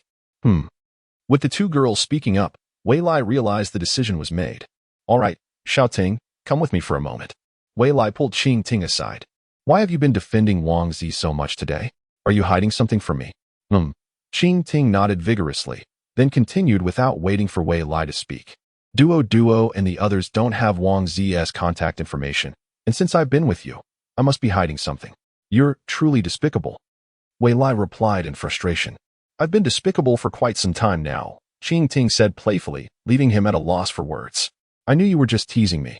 I won't ask further. The rectangular table comfortably seated 8 people, with each person nearly within arm's reach of one another. The server placed 8 cards on the table for everyone to draw. One by one, they reached out for their cards. Someone must ensure either Qing Ting or Wei Lai draws a wolf card, please. Wang Zi silently chanted, as if it pertained to his scheme. I must draw a wolf card and keep Xiao Ting and Wei Lai for the end. Tong Duo, with her simpler thoughts, seemed to have some task in mind. Why isn't there a Cupid role? I want to play that. Ba Xiaowei had previously mentioned she had only heard of Werewolf and was now lamenting the absence of certain cards. Following them were Bao Wan and Ruo Yin, both merely contemplating how the game would unfold. Upon hearing the whispers, Qing Ting glanced at her character card, realizing it was a wolf card, and narrowed her eyes, understanding what she needed to do. After everyone had drawn their cards and confirmed their identities without revealing them to others, the host began explaining the rules. The game consists of day and night phases. During the day, everyone may open their eyes. At night, all must close their eyes first, then follow my instructions to open them. During the night phase, speaking is prohibited. Gestures may be used for communication. After my prompts, the hunter and the witch may make their choices based on their judgments. Do you all understand? The game can commence. Yes, understood, the 8 responded in unison. Night has fallen. Please close your eyes. Wait, may we discuss topics unrelated to the game while our eyes are closed? Tong Duo suddenly remembered something and asked abruptly. The host looked at the others and replied, "Please try to adhere to the game rules. However, if you must chat and the others have no objections, that is acceptable. In that case, I'm good. Please continue." "All right, werewolves, please open your eyes." As the host's voice faded, Qing Ting slowly opened her eyes. Upon seeing Wei lie still with his eyes shut, the cunning glimmer in her eyes became more pronounced. Simultaneously, Tong Duo also opened her eyes. "Shouting." Tong Duo exclaimed with surprise. "What are you doing? Didn't we say to avoid chatting?" Qing Ting shot her a playful glare. "I just wanted to ask which high school you plan to attend." Tong Duo stuck out her tongue, attempting to play innocent while pointing at the others nearby. Mian High School, Qing Ting indicated, causing Tong Duo to widen her eyes in astonishment. Why? Qing Ting was not pointing at anyone else but Wei Lai. Tong Duo found it hard to comprehend. Was Xiao Ting really plotting to harm her husband? Such a maternal wolfishness was beyond belief. Chapter 67, The Long-Awaited Confession. Wei Lai shook his head internally, Xiao Ting still delighted in teasing him. Perhaps it could not be entirely deemed as teasing. During their bus ride, she had already researched the rules of the game, Werewolf. On the first night, her intention was to eliminate him merely to compel the witch to expend the antidote. Throughout 3 years of middle school, although Wei Lai had not discovered a method to further reduce the cooldown of his abilities, he had mastered a new skill. In elementary school, his powers were somewhat erratic in the absence of danger. However, upon entering middle school, he finally gained the ability to wield them at will. Yet, there remained a restriction. He could only foresee events related to what he could see or a particular location. Now, however, things had changed, even with his eyes closed. He could predict the future concerning himself and his surroundings. After closing his eyes, he utilized his ability and realized that Qing Ting and Tong Duo had drawn wolf cards, while Wang Zi had drawn the witch. What else could it be but a desire for a more vibrant high school life? Qing Ting picked up on Tong Duo's words, her gaze directed at the host. The host, understanding the cue, inquired, "Has the werewolf confirmed the target for elimination?" Qing Ting nodded, and Tong Duo pouted before following suit. "Werewolves, please close your eyes." Upon seeing 2 players shut their eyes, the host continued the game. "Witch, please open your eyes. The player slated for elimination tonight is him. Do you wish to save him?" The host pointed at Wei Lai.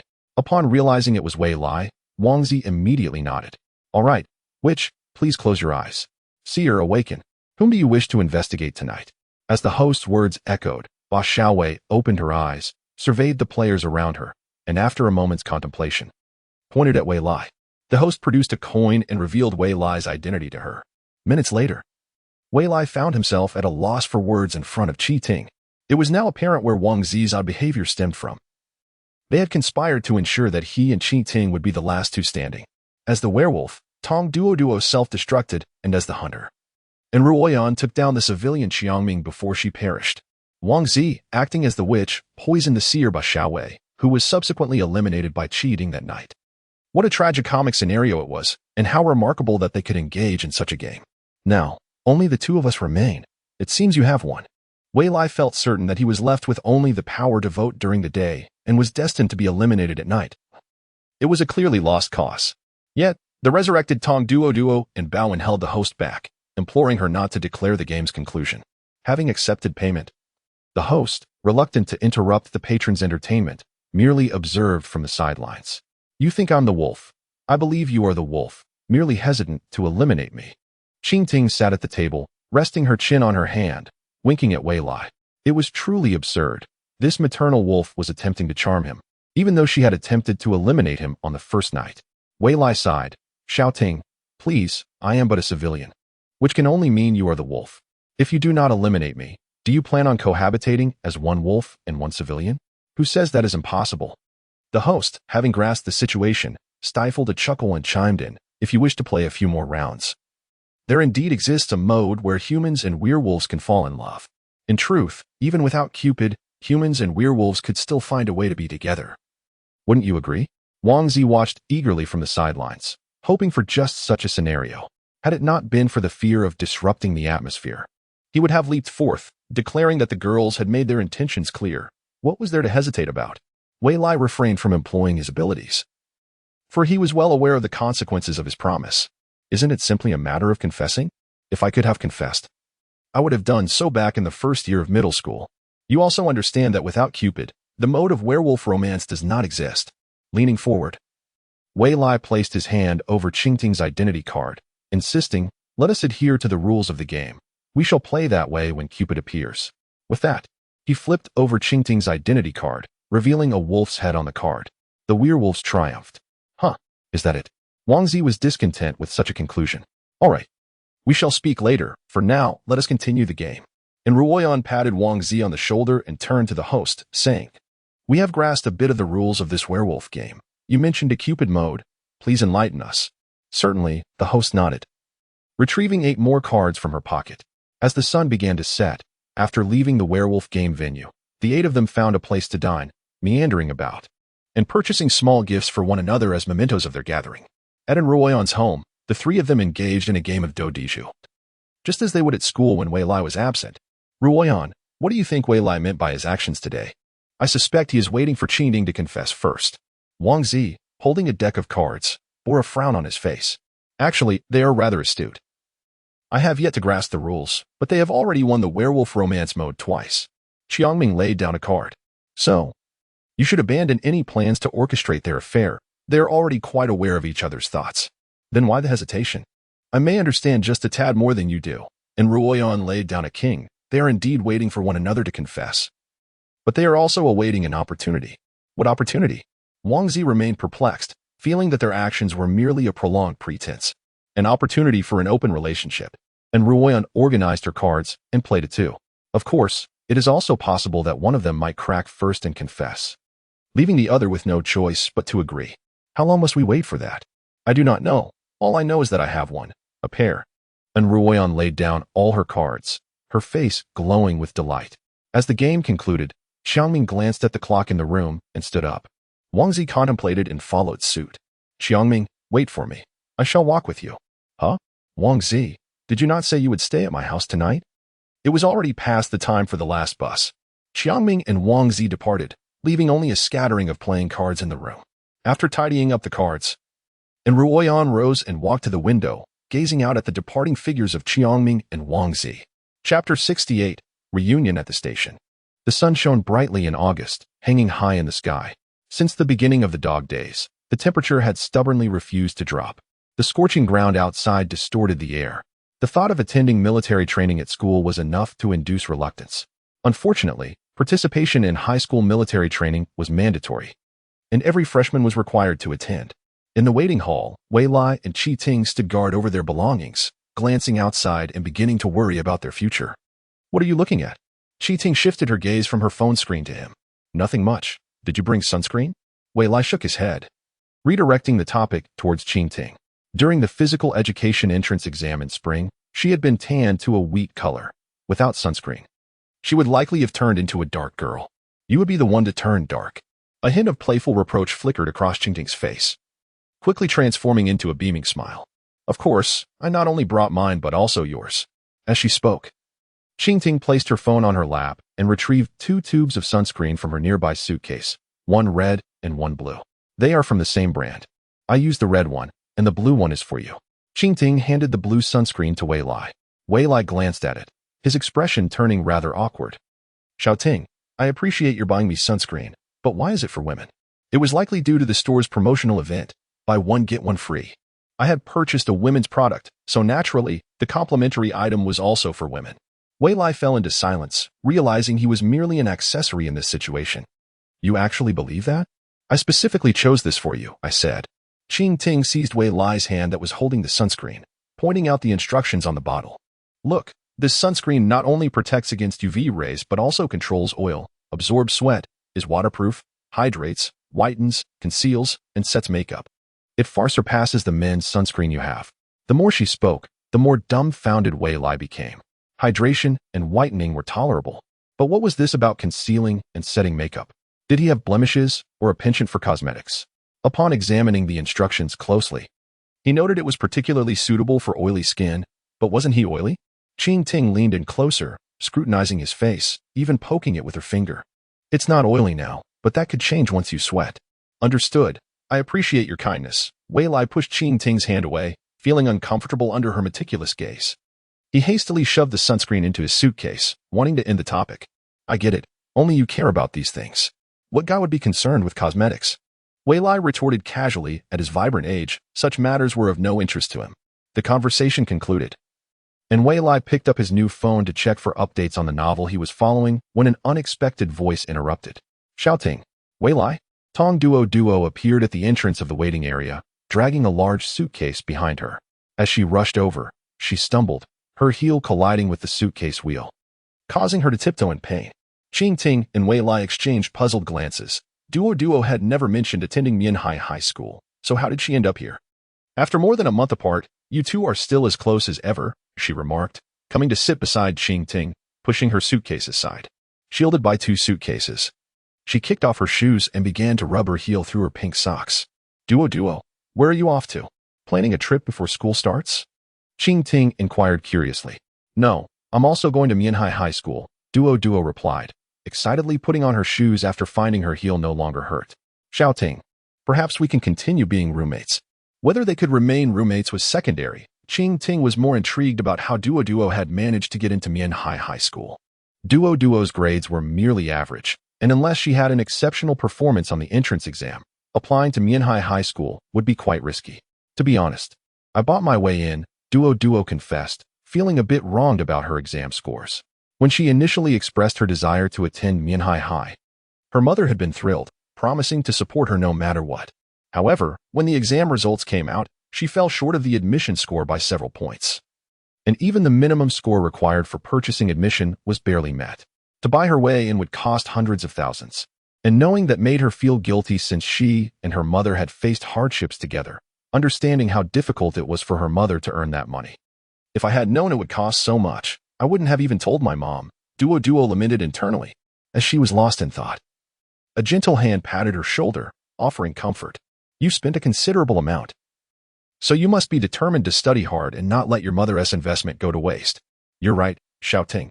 If my mother's money goes to waste, it won't just be a simple issue. Duo nodded vigorously, her previous distress dissipating. She still couldn't comprehend why she was seeking admission to Mianhai High School when staying at City No. 1 Middle School would have been more sensible, less expense, closer to home, and ultimately more enjoyable. It's different. You wouldn't understand, Duo retorted, lifting her chin defiantly. Her mother had explained the differences to her when she was worried about the money, and although she hadn't listened then, she recognized that the distinctions were significant. Despite City No. 1 Middle School having a 90 college admission rate, it remained a second-tier provincial school, comparable to City No. 2 Middle School, which made a difference. Qing Ting chimed in to clarify, it's primarily about the admission rates, but the quality of teaching facilities also varies. For instance, I've heard Mianhai High has a large library. Exactly. What do you know? You don't understand anything, Duo teased Wei Lai, sticking out her tongue. Yes, I know nothing. Please spare me, lovely ladies. Wei Lai pleaded, looking up at the station's large display screen. We should hurry. The train to the new district is starting to check tickets. As Wei Lai stood up, Qing Ting and Duo followed suit, pulling their suitcases alongside him. Seated on the train, Wei Lai gazed out the window, flanked by Qing Ting and Duo, who had swapped seats with someone else. In truth, he was indifferent to which school Duo attended. His primary concern was that her presence would monopolize Qing Ting's time, leaving them with fewer opportunities to be alone together. However, now that the situation had unfolded, there was no need to dwell on it. He couldn't help but wonder how Wang Zi and the others were faring. Chapter 69, The Ailing One Today marked the beginning of the school year at Mianhai High School. With newcomers streaming in like ants dragging their suitcases, a tide of humanity flowing into the school as if rivers were merging into the sea. Li Mengqin was among them, her efforts during middle school paying off as she finally secured a spot at the same high school as her cousin. However, her cousin had only managed to reach the admission cutoff for Mianhai High, while she had legitimately achieved the admission score. This distinction filled her with pride, but she dared not voice it in front of her cousin, as she always sensed her cousin's jealousy. Despite her cousin's slight insecurities, she was generally kind to her. Mengqin. Over here. Sister. Li Xiaya stood at the entrance of the girls' dormitory, waving at Li Mengqin, who hurriedly dragged her suitcase over. Upon reaching her, Li Mengqin felt a bit shy. Sister, I'm sorry to trouble you with my enrollment. Since Uncle entrusted me with your care, I have no reason to decline. Li Xiaya replied, leading the way up the steps of the girls' dormitory. Your dormitory assignment is posted on the bulletin board opposite the dorm supervisor's office. Would you like to check it first, or shall I take you to your dorm? I'll check first. I want to remember which dorm it is in case I forget. Li Mingqin replied, struggling to lift her suitcase up the steps, regretting that she had packed her favorite books. All right, come on then, Li Xiaoya said, walking to the bulletin board while Li Mingqin dragged her suitcase behind her. Upon seeing her assigned dorm on the 3rd floor of the girls' dormitory, her face fell. The 3rd floor? She would have to haul her suitcase all the way up there. The 1st floor was reserved for seniors to facilitate their late-night studies. Hence, all 3 buildings housed students on the 3rd floor. Noticing Li Mingqin's expression, Li Xiaoya explained, the 3rd floor is for your convenience. Li Xiaoya, now in her 2nd year, had grown taller and appeared stronger than Li Mingqin, prompting her to hesitantly ask, Sister, could you help me? Are you referring to the dorm key? It's already in the drawer of your dorm. Just push the door open to retrieve it, Li Xiaoya said, her phone alarm ringing. Oh, I have a student council meeting to attend, so I must go now. Wait. Li Mingqin watched helplessly as Li Xiaoya left her alone. It would have been nice if she could at least help her carry her luggage to the dorm before departing. Looking up at the steps beside the dorm supervisor's office, Li Mingqin took a deep breath, gritted her teeth, and began her arduous climb with her suitcase, reminiscent of the mythic figure Yugong moving mountains. Although they had taken the train, Wei Lai and Qing Ting missed the peak influx of students arriving at the school due to their later departure time. Only a small group of freshmen entered the school gate together. Ah, I too have entered Mianhai High School. Duo, I didn't know your surname was not Tong, but Fan? Tong Duo dropped her suitcase and joyfully dashed to the school entrance, while Qing Tian could not help but mock her from behind. However, the one being ridiculed paid no heed. Qi Tian was pulled along, shaking her head helplessly. Recalling Wei Lai beside her, she took out her phone from her pocket and waved it at him. Go on. We'll contact later. Wei Lai also took out his phone and waved back. After watching the 2 figures disappear around the corner, Wei Lai continued on alone, dragging his suitcase and casually admiring the scenery along the way. As a provincial key high school situated in the city's new district, Mianhai High School indeed lived up to Qing Tian's description. The educational facilities were exceptional. The sheer expanse of the campus could rival that of an average university.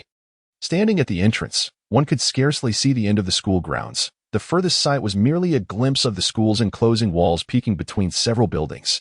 Upon arriving at the student dormitory, it was evident that it differed significantly from Qinghe Middle School.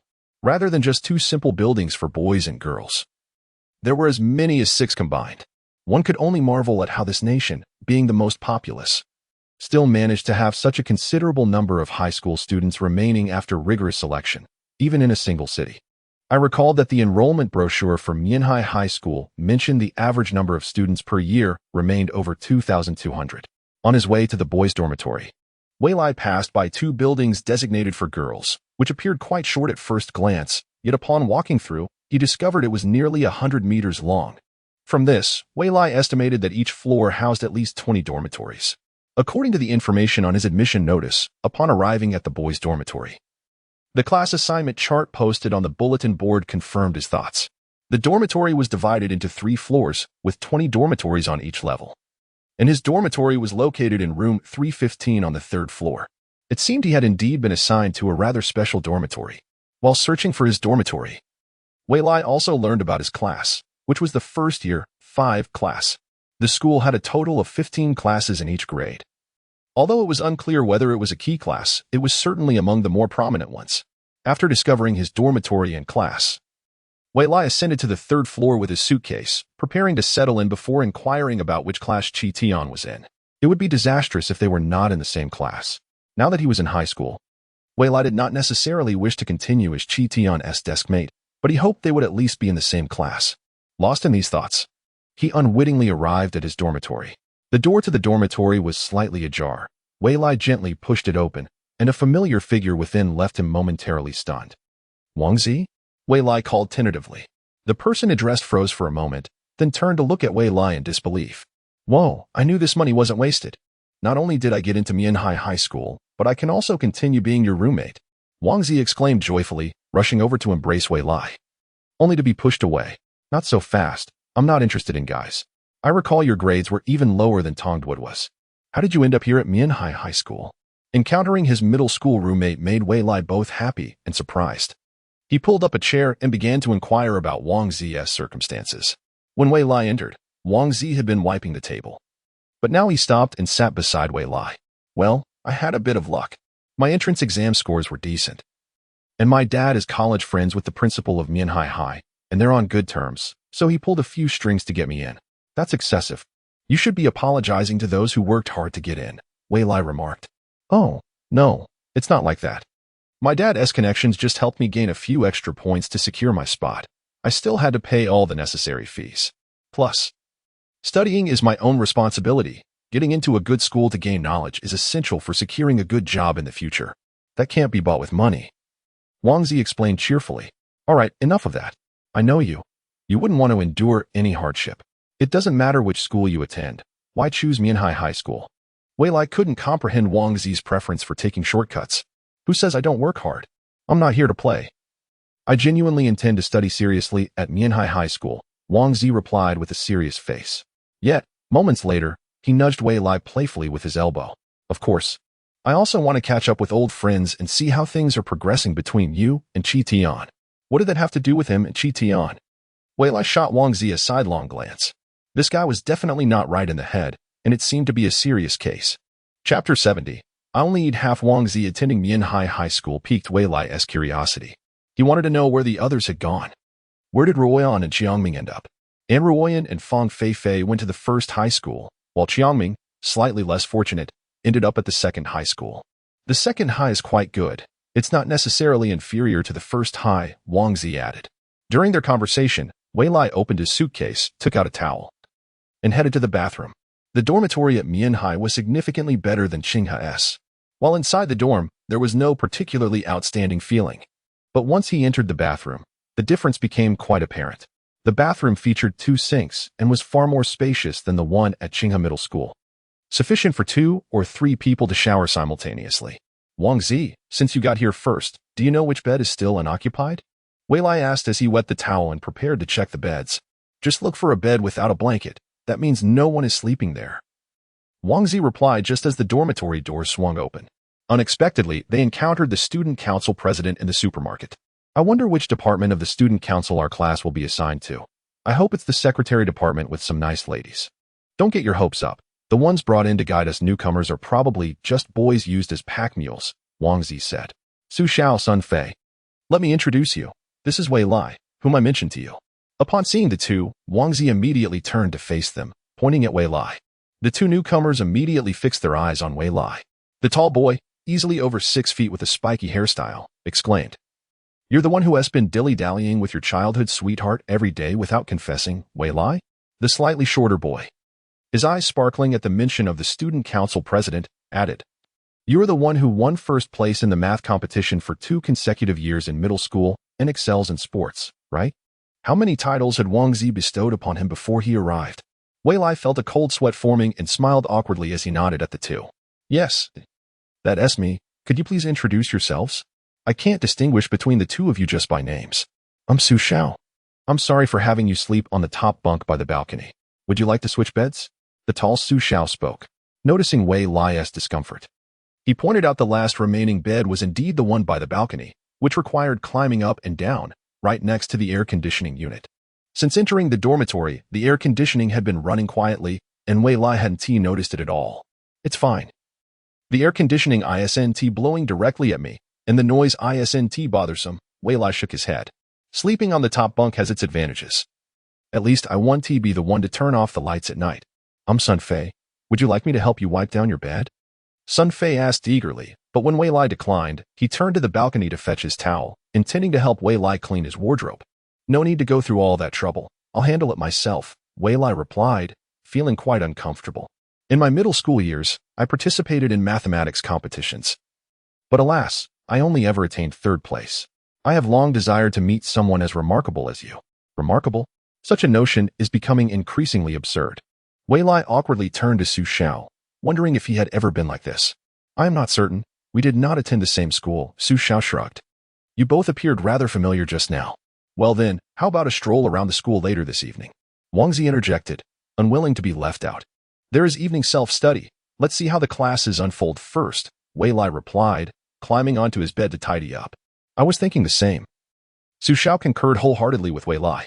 Once Wei Lai finished organizing the dormitory, the sky outside had turned a hazy yellow. The sun emitted its final rays, which despite their warmth, still conveyed a sense of stuffiness mingled with the greasy aroma wafting from the cafeteria and the tangy scent of the surrounding foliage. As Wei Lai walked along the cement path with Su Xiao and the others, he was inexplicably reminded of the university scenes he had seen in old television dramas. If only he were truly in college, he mused, he might be able to bypass the confession and directly propose to Qing Ting.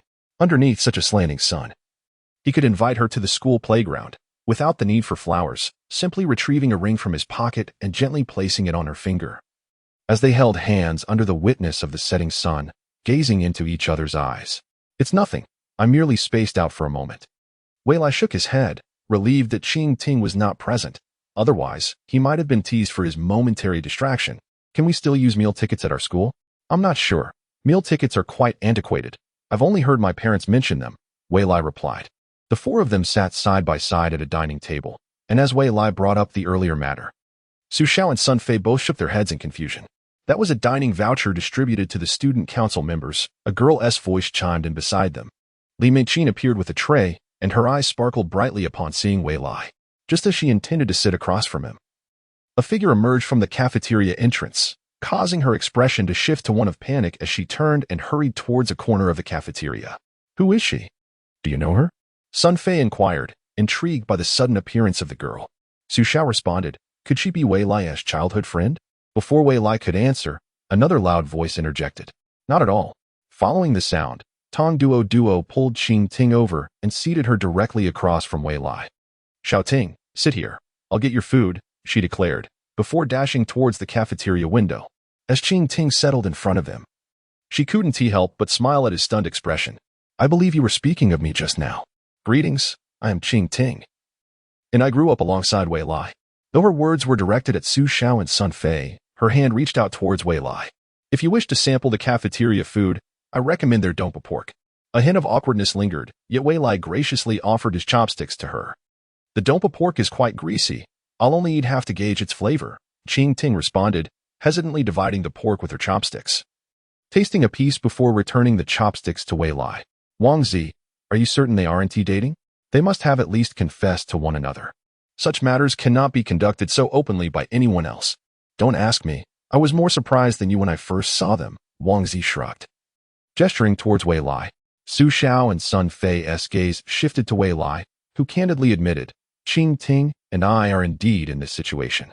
You needn't concern yourselves too much. You will grow accustomed to it." "Indeed, I've grown accustomed to it," Wang Zi added. Su Xiao and Sun Fei exchanged glances, each discerning the unspoken thoughts in the other's eyes. They truly found it hard to accept. Chapter 71. Come over and let me play with you. Once the last rays of twilight faded, the oppressive heat in the campus finally dissipated. The air was infused with the fragrances of various shower gels, particularly pronounced near the girls' dormitory. Some passing boys instinctively cast glances towards the girls' dormitory. Yet once the girls emerged, they feigned nonchalance and departed. Qing Ting and Tong Duo exited the dormitory together, heading to the classroom for evening study. "Xiao Ting, do you think fate favors me? Not only am I in the same class as you, but we are also dorm mates." "Yes," Qing Ting replied softly, tucking a strand of hair behind her ear while her eyes remained glued to her phone. "Don't just stare at your phone. Keep an eye on the road ahead." "If I hadn't spotted that Li Mingqin, she would have impersonated you today," Tong Duo remarked. Noticing that Qing Ting was not paying attention to her and puffing her cheeks as she ran over to cover her phone. "It's nothing. We merely happened to cross paths, and Wei Lai has clarified everything with me." Qing Ting smiled and explained. "You believe him just like that? Why wouldn't I?" Qing Ting's bright eyes met Tong Duo's, causing her to feel a bit bashful. "It's not as if boys are untrustworthy. They've shared so many years of camaraderie. Most importantly, you aren't officially together yet. Doesn't that leave room for others?" Tong Duo thought, feeling a sense of urgency akin to a eunuch waiting on the emperor.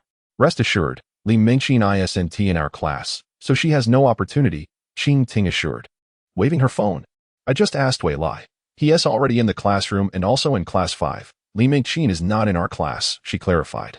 That's a relief, Tong Duo exhaled, feeling a weight lift. As long as she is not in the same class, she should have no chance. "By the way, I learned something from Wei Lai." "What is it?"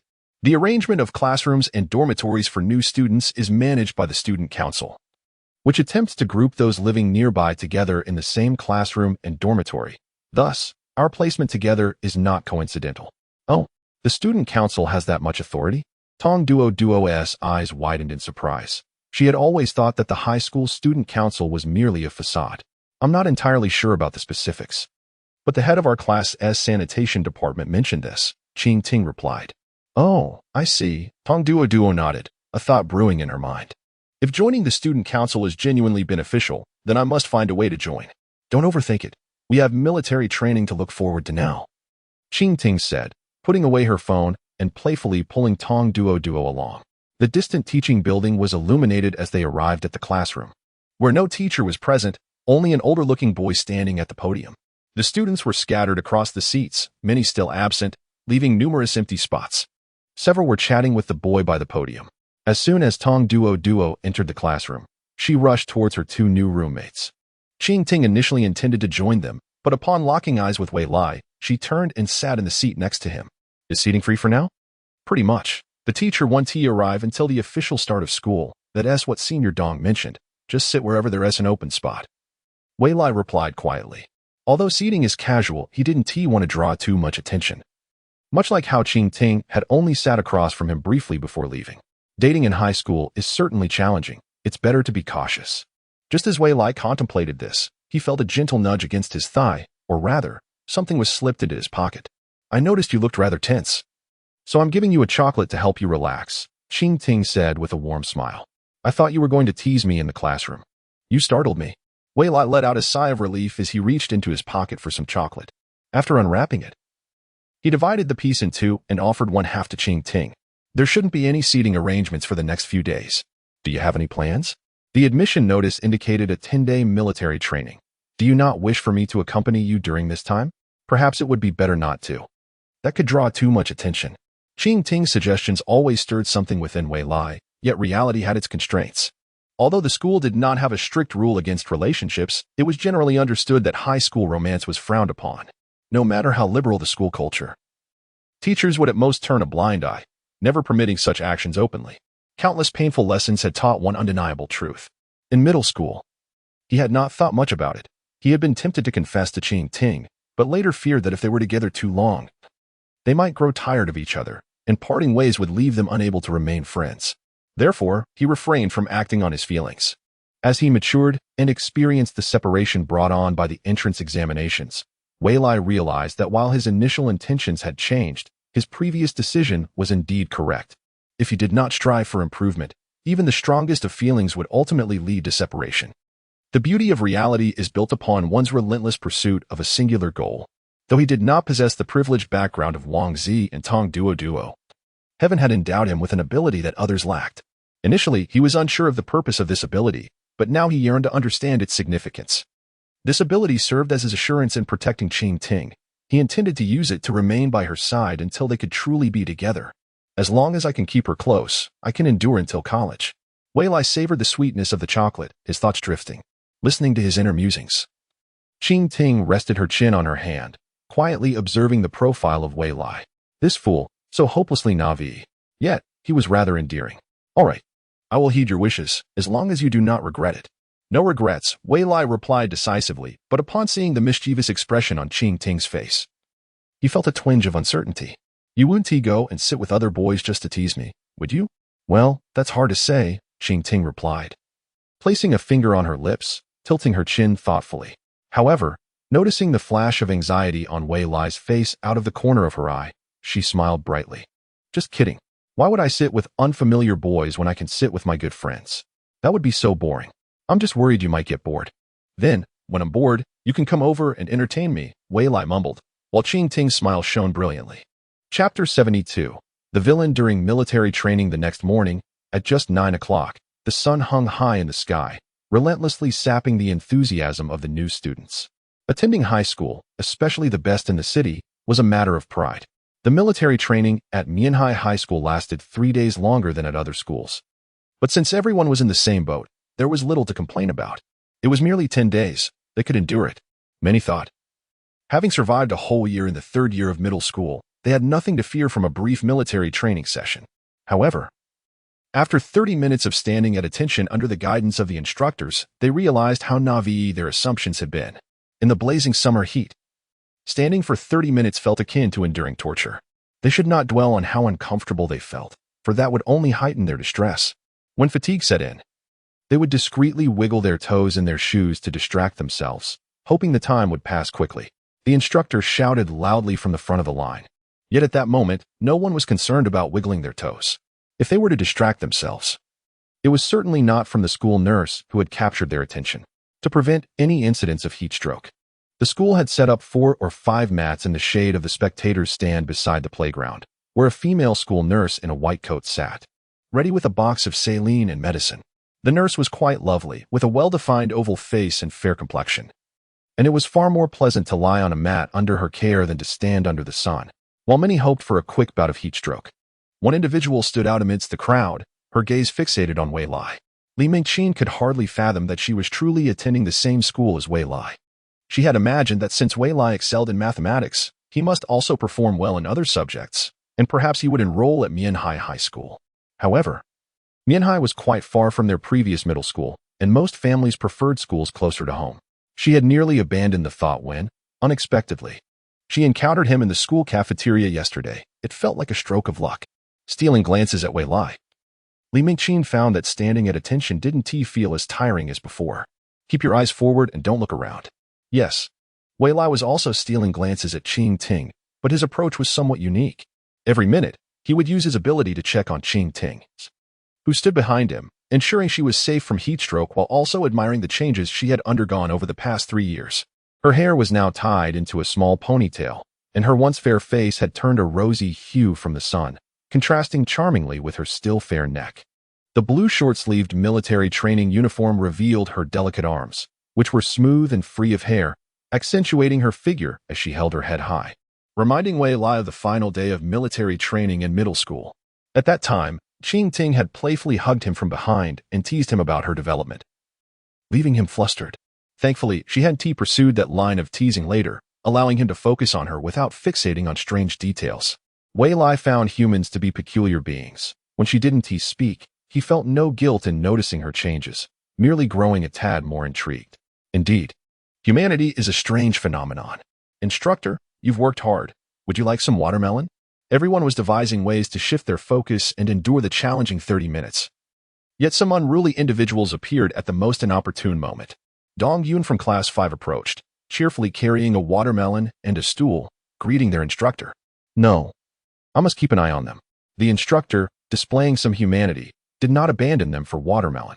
Well, when we take a break, remember to come over for some. We'll save some for you. The moment Dong Yun uttered the word Wei Lai sensed impending trouble and glanced around. To his dismay, 15 student council members approached, each carrying a watermelon, settling in the shade of the spectators' stand to enjoy their fruit. One particularly audacious senior even brought a plastic knife to slice the watermelon on site. As the sound of the watermelon splitting resonated across the playground, their hearts shattered alongside it. Were these the same amiable seniors from the previous night? They were clearly devils in disguise. Observing the envious and jealous expressions of the younger students, Dong Yun's smile widened, and he relished the moment. Sitting with the other student council members, he removed a slice of the already cut watermelon from his bag, savoring the sweet juice that flowed into his mouth, enhancing his delight. President, don't you think my suggestion was brilliant? Nothing beats watching the younger students train while we enjoy watermelon. I bet they all despise you. The student council president replied with a grin before standing up. I'll go deliver watermelon to Sister Bai. You all chat amongst yourselves. Old Yang, do you think we should come back next year to see the next batch of freshmen? This single experience isn't enough enjoyment. Tomorrow marks graduation day. If Uncle Chin over there allows you to enter, then do so. I shall refrain from attending. If you do not come, my presence would be rather meaningless. Time indeed flies. Before we know it, we are already in our senior year. Once the school formally commences and I complete the orientation, I shall finally be able to pass on my position as head of the department and devote myself to my studies. Dong Yun nodded, reflecting on how the management of the hygiene department had kept him exceedingly busy. He recalled how he was initially drawn to the allure of entering the girls' dormitory to check on cleanliness, which led him to join the student council's hygiene department. Such youthful folly. Though it appeared impressive, most members volunteered their time, receiving only a few meal vouchers as compensation each month, and they were occasionally required to attend meetings, which detracted significantly from their study time. Consequently, after being elected as head, He refrained from speaking harshly to the members, for they all worked diligently. Have you finalized your choice for the head of the department? Inquired the head of the External Relations Department. Let them vote for themselves. Whoever wishes to take on the role may do so. I do not wish to burden others, Dong Yun replied casually while munching on a watermelon. What about you? Li Xiaya mentioned that she had another year and expressed her desire to take over, and he planned to support her. Li Xiaya? Ah. She has been instrumental in securing sponsorship for several school events recently. She is already the vice head. Dong Yun glanced at Li Xiaya, who sat at the far end, surrounded by other male student council members. He pondered for a moment and nodded. Having capability is indeed a fortunate thing. Your external relations department is blessed. Fortunate? It is likely that the so-called sponsorship comes from her own family, Dong Yun thought, but refrained from voicing his opinions to avoid being accused of envy towards the affluent. Chapter 73. A breeze on the balcony 2 days later, under a starry sky, the new students in military training uniforms gradually left the classroom. The lights in one of the classrooms were extinguished one by one. Upon seeing Qing Ting, Wei Lai smiled at her, and she reciprocated with a grin. Playfully wiggling her thumb and pinky at him, Wei Lai nodded in understanding. What are you two up to? Playing games? Wang Zi asked, scratching his neck in confusion as he observed the pair. Without offering an explanation, Wei Lai tugged at Wang Zi and walked towards the boys' dormitory. Wang Zi, even more puzzled, leaned in closer to Su Xiao and Sun Fei to inquire, has Wei Lai been acting strangely these past few days? Su Xiao shook his head. You are his closest friend. If you haven't noticed anything, how would I know? I did see them sitting together a couple of days ago, Sun Fei interjected. That's not unusual. They've been deskmates for 10 years. Wait. Wang Zi suddenly realized something was amiss. Senior Dong said we could sit wherever we liked, and Wei Lai's spot has been empty for the past few days. Did they have a fight? Thinking this, Wang Zi hurried to Wei Lai's side. Wei Lai, did you have a fight? Why are you arguing? No argument. I told you not to worry about it. You should focus more on your neck, Wei Lai said, unable to tolerate Wang Zi's curiosity, and he quickened his pace. Upon hearing this, Wang Zi grimaced. Come on, after all these years as brothers. Is it too much to ask? Just let me know what's going on. Though he grumbled, Wang Zi kept pace with Wei Lai, while Su Xiao and Sun Fei watched them depart without rushing to follow. Once back in the dormitory, Wang Zi had no time for anyone else and dashed into the bathroom. Didn't you say your neck hurt? Shouldn't you apply some ointment prescribed by the doctor first? I'll do it after my shower. Wei Lai was rummaging through his wardrobe for clothes when he turned and saw Wang Zi had monopolized the bathroom, with no other option. He took his clothes to his bed and began chatting with Qing Ting on his phone. Qing Ting, if you have time to chat, shouldn't you hurry and shower? I can smell your sweat from several meters away. Wei Lai, Wang Zi has taken over the bathroom. I can't wash up right now. You can't smell me. So just bear with it. Qing Ting, if I were you, I would shower right after military training ends. Qing Ting, then come out to the balcony and chat with me. Let the wind blow away your sweat.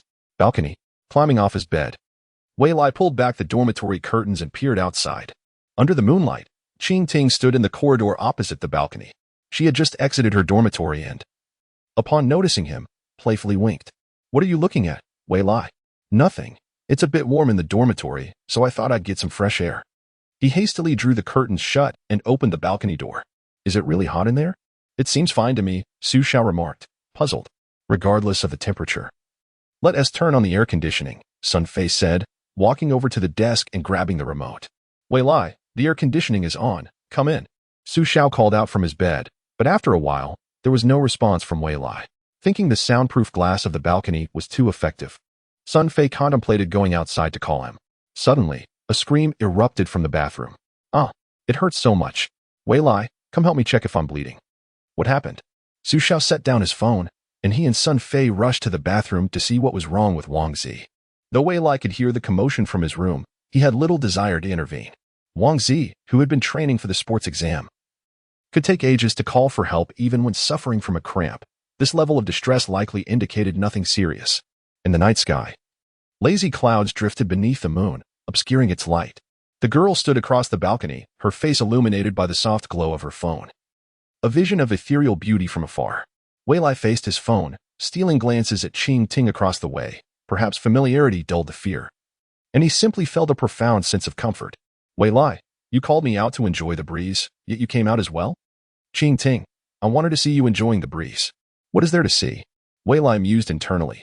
Wei Lai, you must be quite idle. Qing Ting, Someone made a pact with me to minimize our interactions at school. Can I not be idle? Wei Lai, I merely suggested that during military training. You mentioned I was sweating. Qing Ting, look up and read my lips. Wei Lai? Lifting his head, Wei Lai saw Qing Ting mouthing words.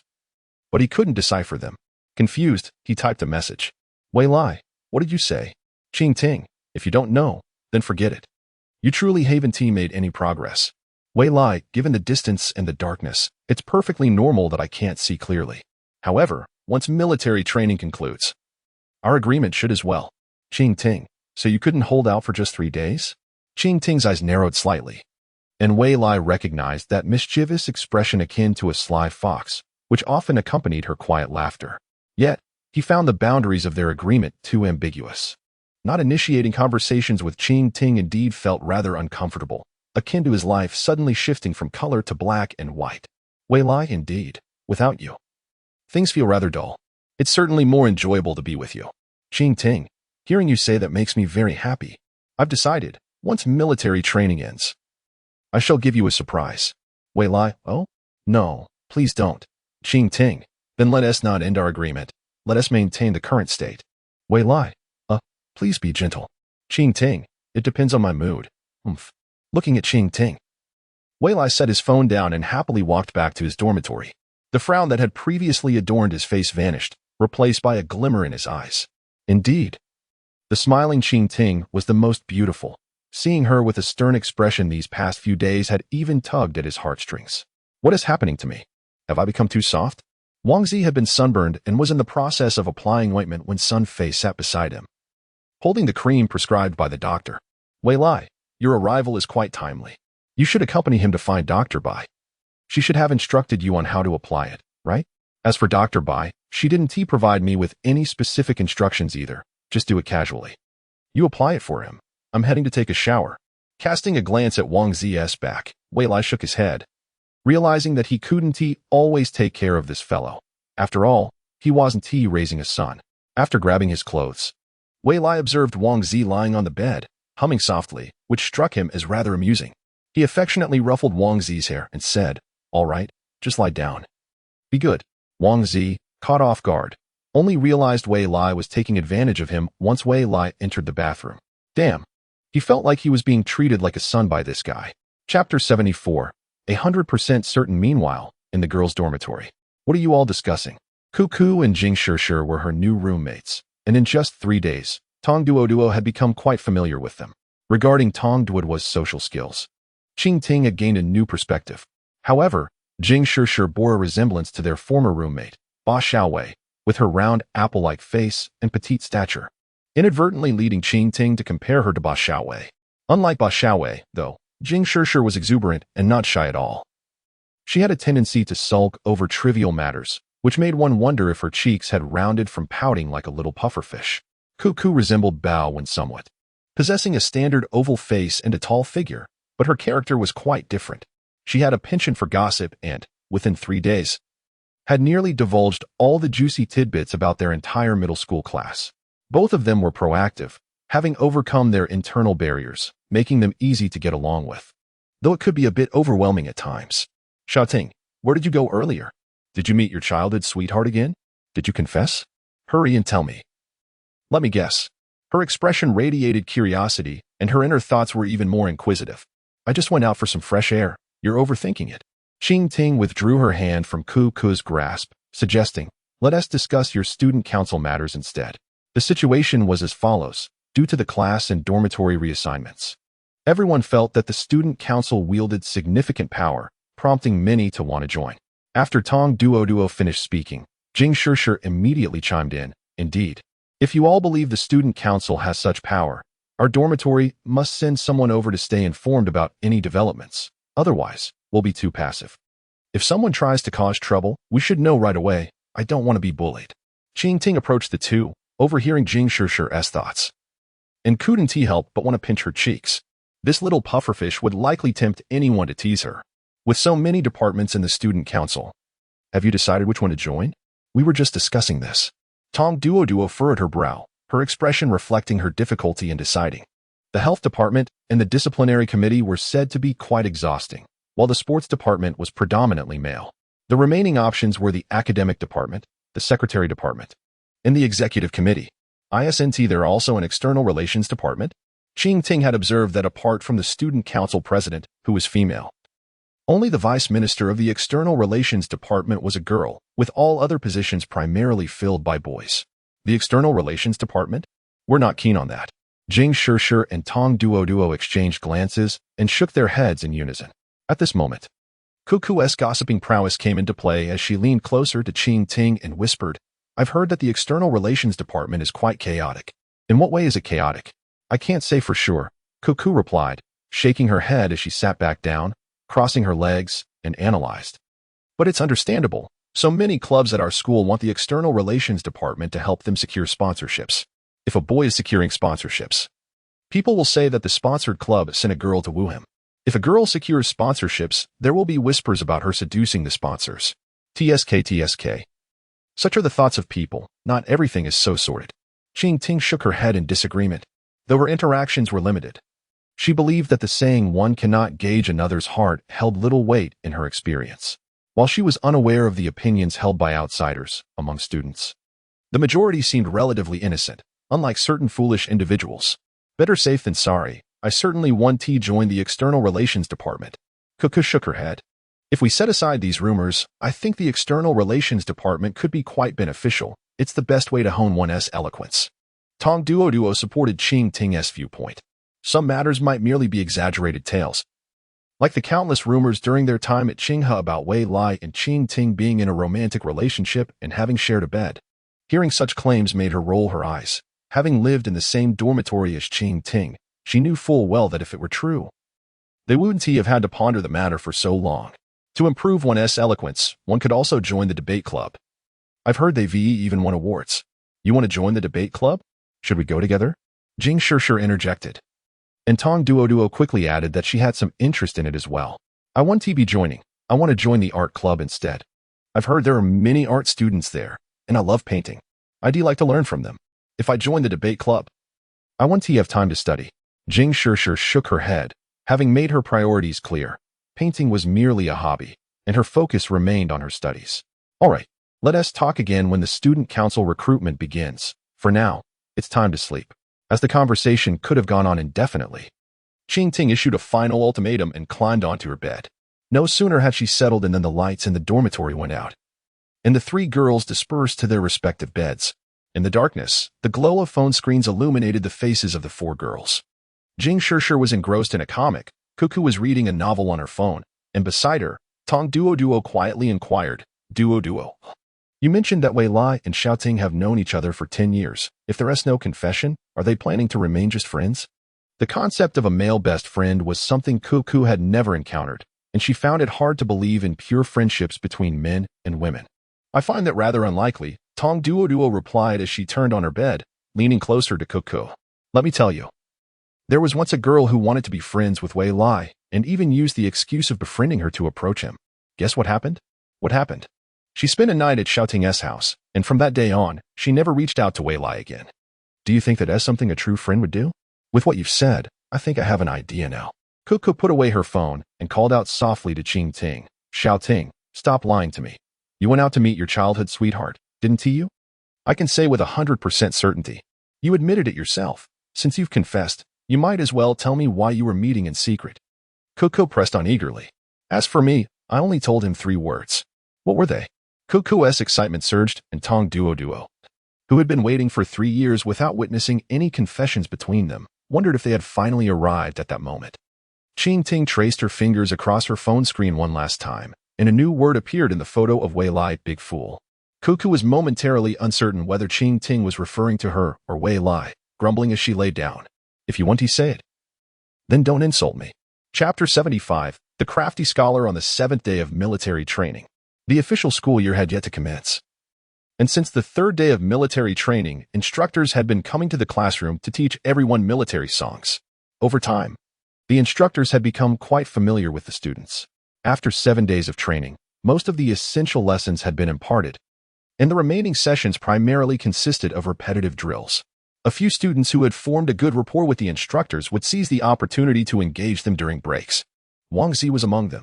The instructor chuckled and scolded, "You little rascals, you've exhausted all my stories." He pulled out a watermelon and said, "Take this watermelon and share it among yourselves, then go about your business." With 45 students in our class, this small watermelon wouldn't suffice to satisfy our appetites. Wang Zi was quite eager for a taste, but the boy beside him was reluctant to be easily bribed.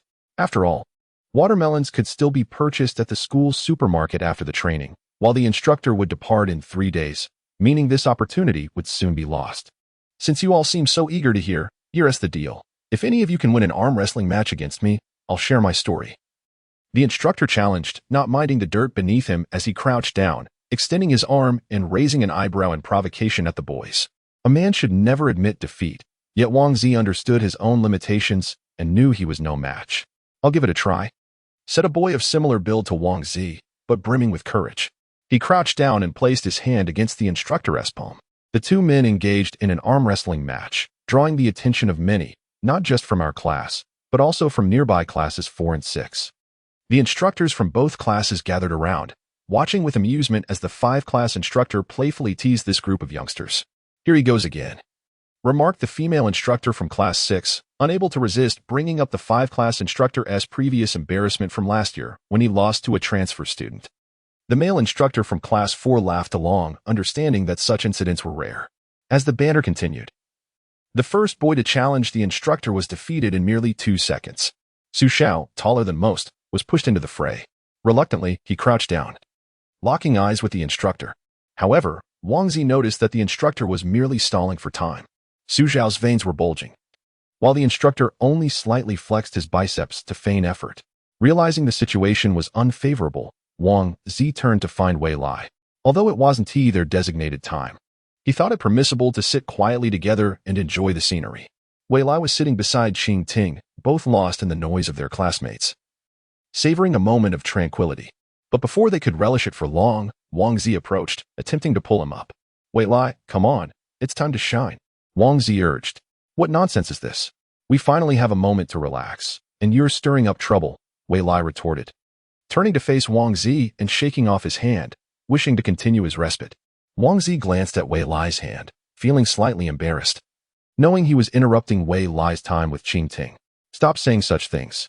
I'm just sitting here resting, and coincidentally, Qing Ting is beside me," Wei Lai protested, covering Wang Zi's mouth. Wang Zi blinked in confusion, pointing at Wei Lai's hand. Following his gaze, Wei Lai realized that his hand was indeed resting on Qing Ting's. "Oh," Wei Lai looked up at Qing Ting, who innocently blinked back, as if to say she was unaware of the situation. He felt as though he had been tricked. They had agreed to avoid excessive contact, yet she had cheated. With no evidence in the arrangement being his suggestion, it felt humiliating to confront her now. "Well, I've rested enough," Wei Lai declared, standing up and pulling Wang Zi along. "What did you want from me earlier?" He hadn't forgotten his purpose for seeking out Wei Lai and led him towards the instructor. Behind them, Qing Ting stood up, brushing off the dirt from her clothes and discreetly following them. As Wang Zi brought Wei Lai to the instructor's side, Su Xiao could no longer hold on and released the instructor's hand, exclaiming, "I can't do it anymore. My muscles ache." "Hey, Su Xiao, with your size, you should have some strength," Wang Zi teased. "Height doesn't necessarily correlate with strength," Su Xiao defended himself, feeling embarrassed. "There are 10 minutes left. If no one else comes, you might as well take a break," the instructor suggested kindly, though amusement sparkled in his eyes. "No, there is still one more person, Wei Lai. You're up. The whole class is counting on you," Wang Zi urged, pushing Wei Lai forward. Wei Lai, realizing Wang Zi wanted him to arm wrestle the instructor, shook his head in resignation. "Instructor, I'm left-handed. Could we use my left for the match?" Wei Lai wished to conclude this farce quickly. He anticipated that the instructor, being left-handed too, would switch to his left hand after losing with his right. "Fine, likewise, I've never lost with this hand," the instructor replied, extending his left hand. As they crouched down, Wang Zi took on the role of referee. "On 3. 1, 2, 3, go." Initially, both the instructor and Wei Lai were casual in their grip. But suddenly the instructor's demeanor shifted, and he exerted greater force. Wei Lai momentarily hesitated but matched the instructor's strength, realizing the reason behind the instructor's sudden intensity. "Instructor, you're quite impressive. Just by looking at my hand, you discern my deceit. But my left hand is equally strong. So I had no intention of taking advantage of you," Wei Lai admitted, intending to further elaborate on the instructor's cleverness. Noting the absence of calluses on his left fingers from his usual writing, now that the instructor had directly acknowledged this, it felt as though he was conceding to Wei Lai. If he had used his right hand from the start, Wei Lai suspected he would have lost. The instructor appeared momentarily taken aback by Wei Lai's words, then smiled broadly. Wei Lai was determined to end this quickly, but he also understood the instructor's perspective. After all, losing to a student like him wouldn't be a proud moment, especially if it wasn't he with his dominant hand. As they struggled, anticipating the instructor's next words, Wei Lai gritted his teeth and gradually pushed the instructor's hand down, all the while voicing, "Your strength is still formidable. When you have a girlfriend, you should be mindful of your strength." The instructor stood up, shaking his hand and conceding, "I admit defeat. However, I must save the continuation of yesterday's story for tonight." "How could you do this?" Wang Zi protested, feeling that their earlier efforts had been in vain. "I intended to give you a surprise, but now that we're all gathered, Sun Fei, you lead the way. Let's sing a song with Class 6. The instructor called, summoning everyone back together. As Wei Lai walked towards the gathering crowd, Qing Ting whispered beside him, "But remember what the instructor said. When you hold my hand next time, don't use so much strength." "I have no idea who used to drag me around when I was little," he mused. Chapter 76. The three sisters of the Cheong family. The singing duel wasn't a new occurrence. It had begun a couple of days prior during breaks, with some instructors leading the two classes in song. The two groups squatted facing each other, with the brightest voices taking the lead. The instructor from Class 5 initiated the song, and the female instructor from Class 6, sensing the lively atmosphere, stood off to the side to watch. "This is quite lively. This batch of students is full of energy," she remarked, observing that this was exactly as it should be for their age. The female instructor crossed her arms and casually replied, then turned to glance at those nearby. "Shall we chat after today's military training concludes?" "Sure. I'll tidy up my room first, and we can meet there after dinner," she added. "Come on, are you interested in someone among us? I can inquire on your behalf." The female instructor remarked skeptically, casting a sideways glance at Xiongyu. Xiongyu was perplexed. "Why would you think that? All the soldiers are fine. But they are not my type." "Then why did you come here without cleaning your dorm?" The realization dawned on Xiongyu. She had indeed just dropped off her belongings in the dorm before heading to the training ground. However, her reason was not romantic interest. "I merely wanted to see the new students in my class and get acquainted with the two individuals my sister and younger sister mentioned, Wei Lai and Qing Ting." Xiongyu smiled brightly. "Each year, only a few from our town make it into Mianhai High School, and even fewer are in my charge. I heard they are childhood friends who grew up together. My eldest sister taught them in elementary school, and my third sister taught them in middle school. Now they've been placed in my class. I must get to know them better." "Oh, then go ahead and introduce yourself. The break is almost over. I'll head back first," the female instructor said, sensing Xiongyu's growing excitement. Leaving with those words, she walked towards Class 6. Xiongyu chose not to follow her and turned to observe Class 5's military training. After the singing session concluded, everyone resumed their training. Wei Lai noticed Xiongyu, who stood nearby with her arms crossed, and presumed she must be a teacher. Dong Yun even approached her to greet her. However, after a brief moment, she departed, leaving him without an opportunity for confirmation. It wasn't until the final evening study session of military training that Dong Yun brought Xiongyu over and introduced her as their homeroom teacher.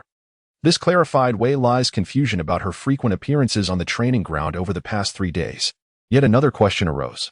Why had Xiongyu come to school 3 days early, while other homeroom teachers remained absent during military training? With this question lingering in his mind, Wei Lai planned to inquire with Xiongyu when another opportunity arose. However, he was caught off guard when Xiongyu sought him out. She called him from behind. And as Wang Zi and the others headed towards the dormitory, Wei Lai approached her. "Did you need something, teacher?" "Yes, let's find a private place to talk," she replied. "What could be so mysterious? I wouldn't have called you over if there weren't something to discuss."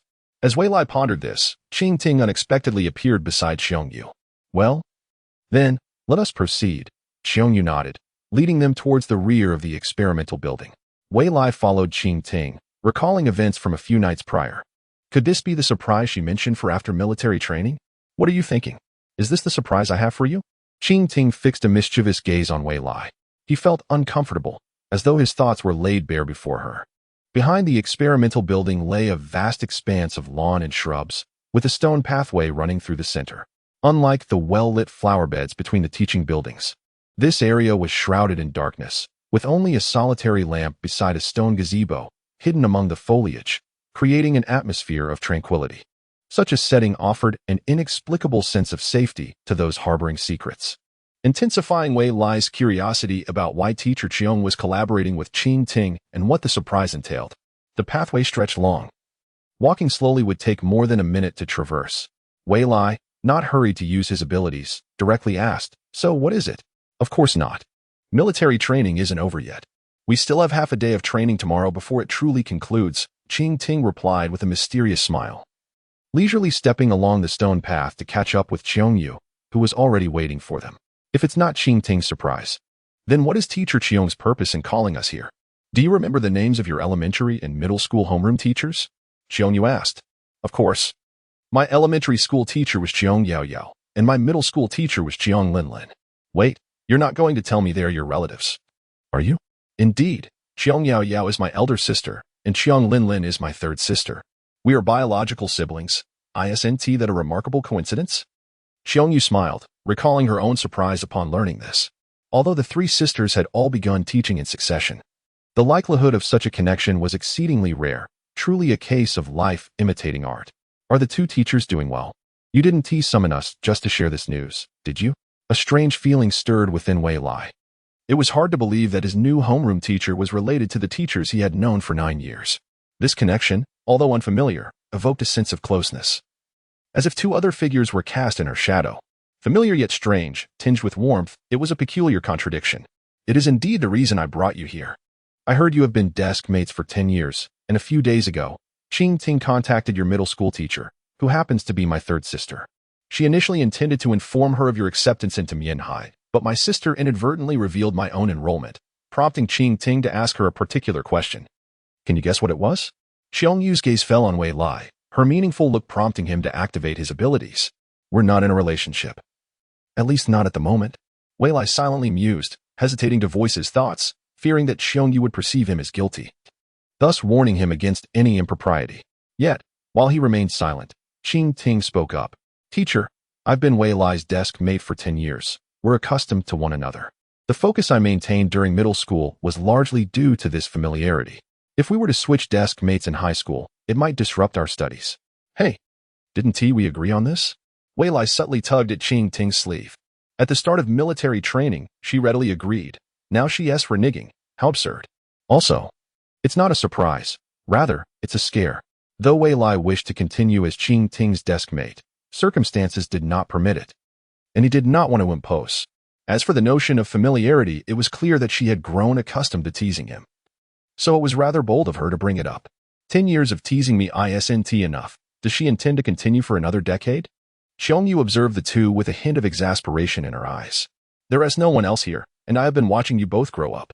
If you wish to remain desk mates, it's not impossible, but you must agree to 2 conditions." "What conditions?" Wei Lai instinctively looked up, but upon noticing Qing Ting's teasing expression, he lowered his gaze once more. "First, regardless of your relationship, no hugging, kissing, or any such behavior in public. You must conduct yourselves like other students. Second, as for the class monitor and vice monitor roles, you two should discuss who will take which position." Chapter 77. Pure and innocent as the evening breeze rose, it carried a hint of coolness. The three emerged from the thicket behind the experimental building. Wei Lai glanced at the distant sky, where a few stars peeked through the dense gray clouds, reminiscent of his feelings at that moment.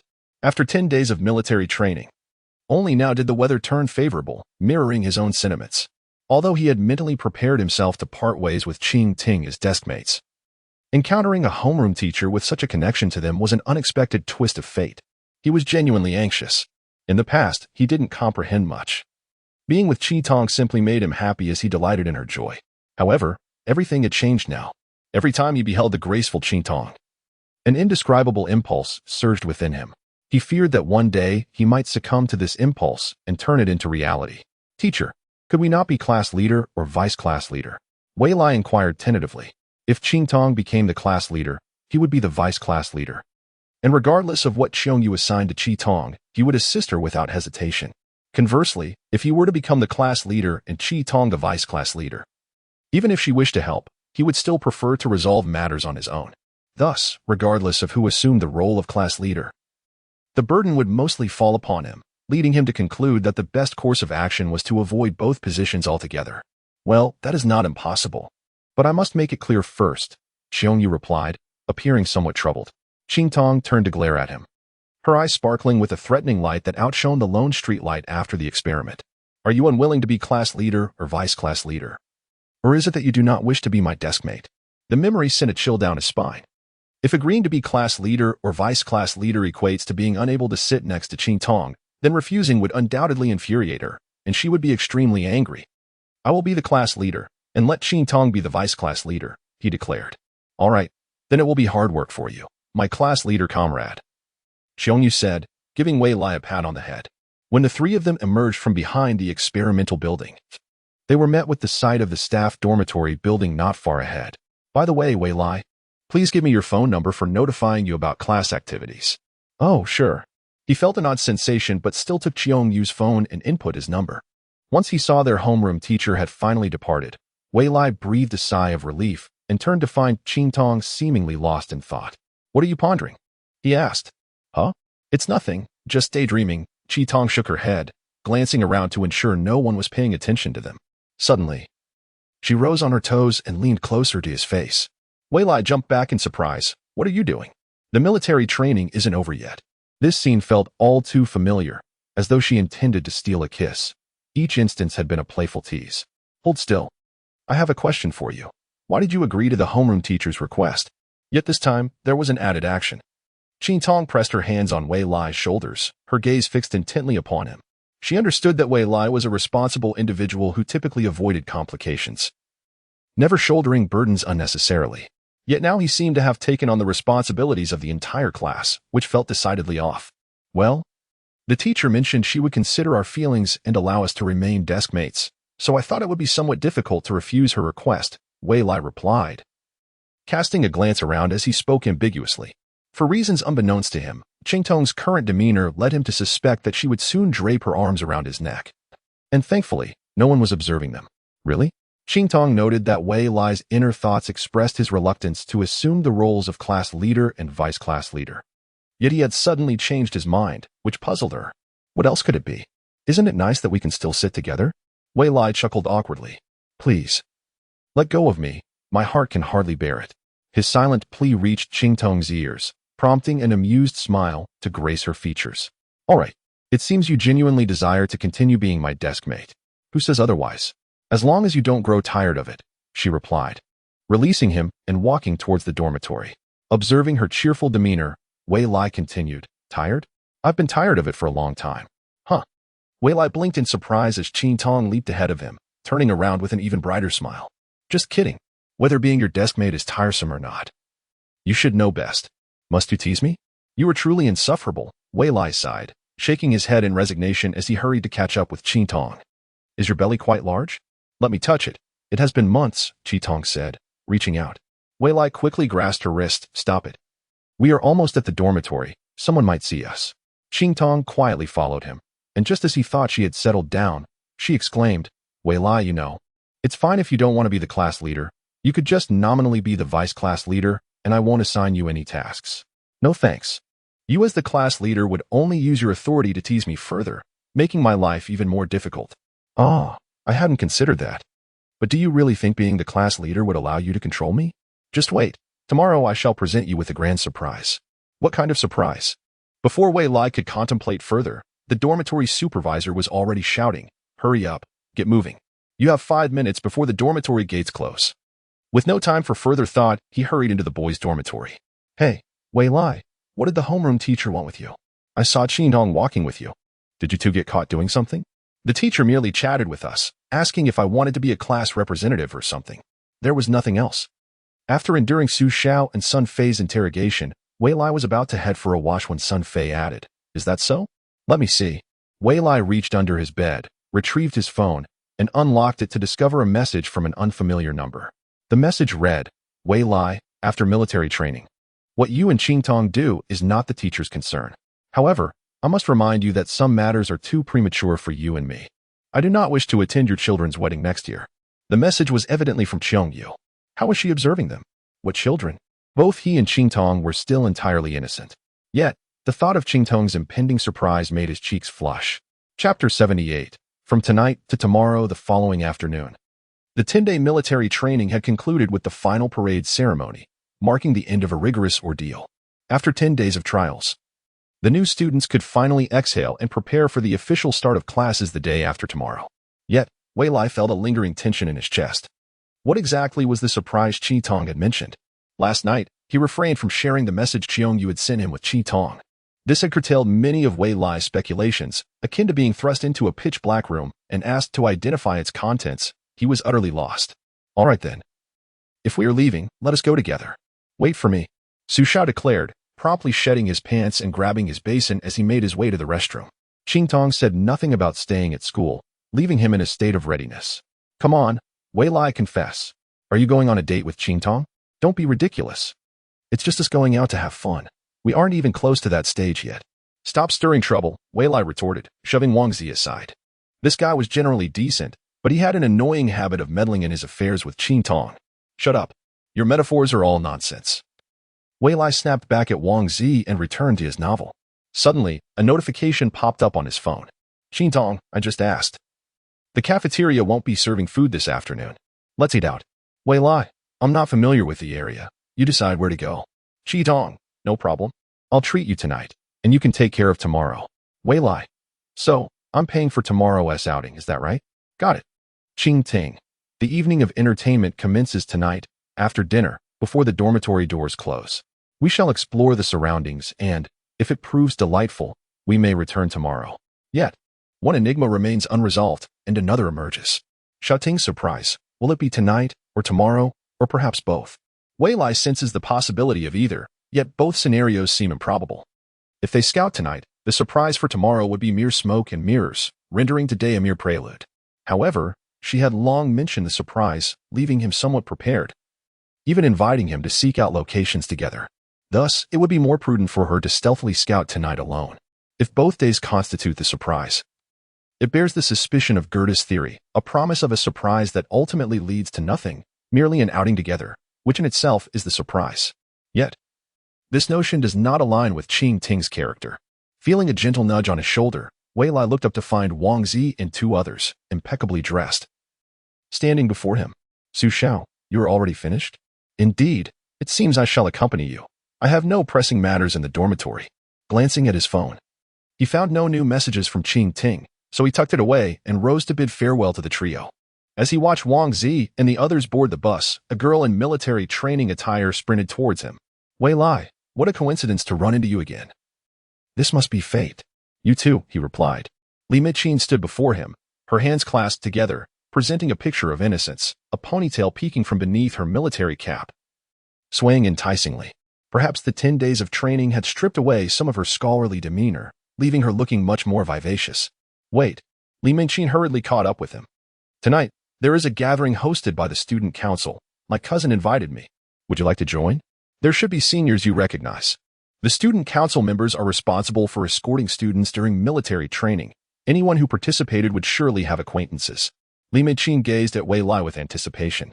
I do know a few, but I am not particularly close with Senior Dong, so perhaps it's best to pass. Wei Lai shook his head, as his interactions with Senior Dong during the training barely exceeded 10 words. That's impossible. I heard them discussing you today, saying you possess great strength. And the sports minister is quite interested in you. Wei Lai was unfamiliar with the sports minister and found Li Mingqin's earnest invitation somewhat perplexing. Their encounters could be counted on one hand. What drove her to pursue him so tenaciously? Scanning the surroundings, he noticed Qingtong was likely still in the dormitory, preparing for dinner. To be candid, I have already made plans to go out with someone else tonight, so I truly cannot join you. My apologies. Wei Lai wished to keep his itinerary with Qingtong private, a necessity brought on by Li Mingqin's persistence. If that is the case, then forget it. I hope you have fun tonight, she replied, her hands clasped for a moment before she released them and dashed toward the girls' dormitory. What was she thinking? It was all rather baffling. As he watched her sprint into the dormitory, Wei Lai pulled out his phone to check for any messages from Qingtong while muttering to himself. Sometimes he genuinely wished for an ability to discern the thoughts of others. Chapter 79. Let us compete as the sun dipped below the horizon. The sky was adorned with a lingering glow of twilight, though it was said to be out of concern for her unfamiliarity with the surroundings. He had waited without news of her return from the shower. Since it was evening, Li Michin stood on the balcony, phone in hand, contemplating whether to call her if she didn't arrive after dark. Should any unforeseen circumstances arise, her roommates had left instant noodles and cookies for her. Aware that the cafeteria would be closed for the next 2 days, it was still early August, and the evening breeze on the balcony retained a hint of warmth. Dressed in a short-sleeved top and skirt, the caress of the wind against her skin was quite pleasant, reminiscent of fluffy puppies playfully circling her. Earlier, when she had encountered Wei Lai at the school gate, he had mentioned that he had already made plans with someone else, and she needed no divination to discern that the companion was Qing Ting, peering down from the balcony. She indeed spotted Wei Lai waiting at the entrance of the girls' dormitory diagonally across. Moments later, Qing Ting emerged, donning a cool tank top and skirt, exuding freshness and beauty, undoubtedly more appealing to the boys than she herself. The two strolled side by side, laughter and conversation flowing freely, igniting a twinge of envy within her. It seemed he favored her after all. His demeanor during military training must have been a facade. Li Michin leaned over the balcony railing and couldn't help but murmur to herself. During training, Wei Lai had been exceedingly earnest, hardly glancing her way. Even when Qing Ting stood before him, he appeared to treat her merely as a friend. In retrospect, it was merely Wei Lai's dedication to his tasks, unrelated to any feelings of affection. "Mei Qin, are you there?" "Yes. Sister, you finally arrived." A knock echoed from outside the dormitory door as Li Xiaoyu called out. Li Michin quickly set aside her thoughts and rushed to open the door. Students staying overnight must register with the dormitory supervisor. While registering, Wei Lai specifically inquired about the dormitory closing time during holidays.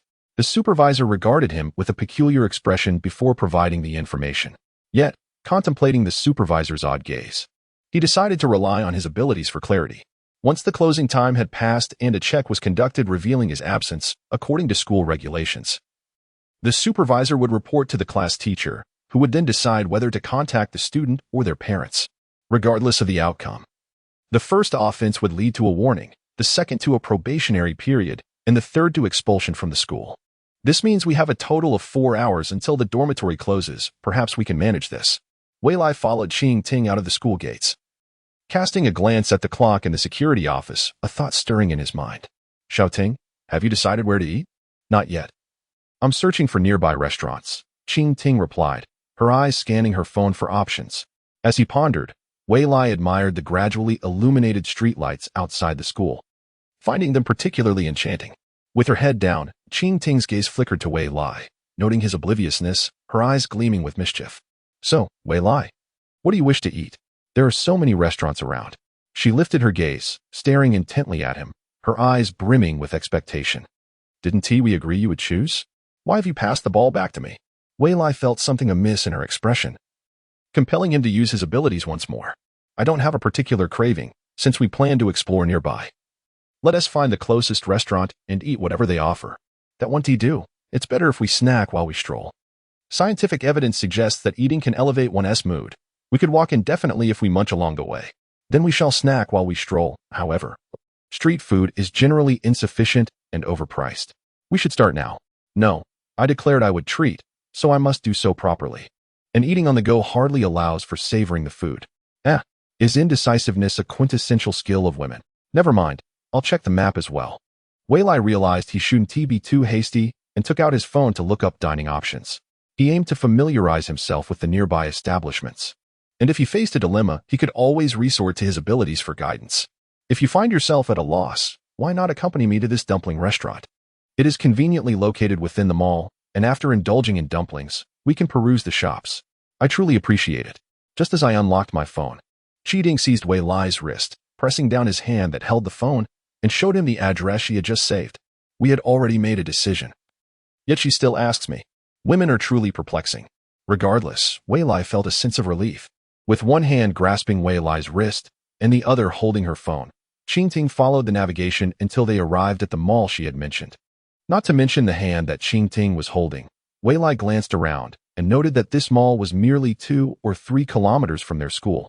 Not far at all. Even if they strolled leisurely, it would take no more than an hour. Why did you choose this dumpling restaurant? Xiaoying, are you particularly craving dumplings? The variety of dumplings offered was quite extensive, yet just a few would suffice to satiate hunger. What do you intend to do with the time saved? Seated in the dumpling restaurant, Wei Lai picked up the menu from the table and engaged in conversation with Qi Ting. The decor of the establishment was a warm, vintage style.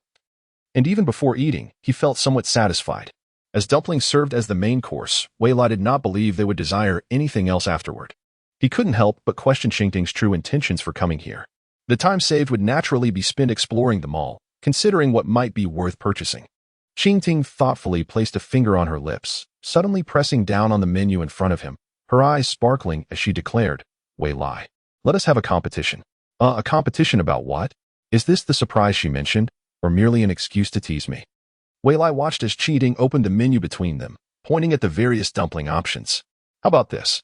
I will select a dumpling for you, and you will choose one for me. We shall see who finishes first. The loser must help the other pick out something in this mall. Just selecting.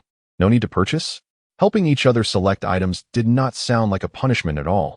Regardless of the outcome, they would not be spending their own money. Rather, it felt more like an opportunity for shouting to elicit his amusement. Chapter 80. The beginning of writing and love. Few individuals fancy dumplings in the summer.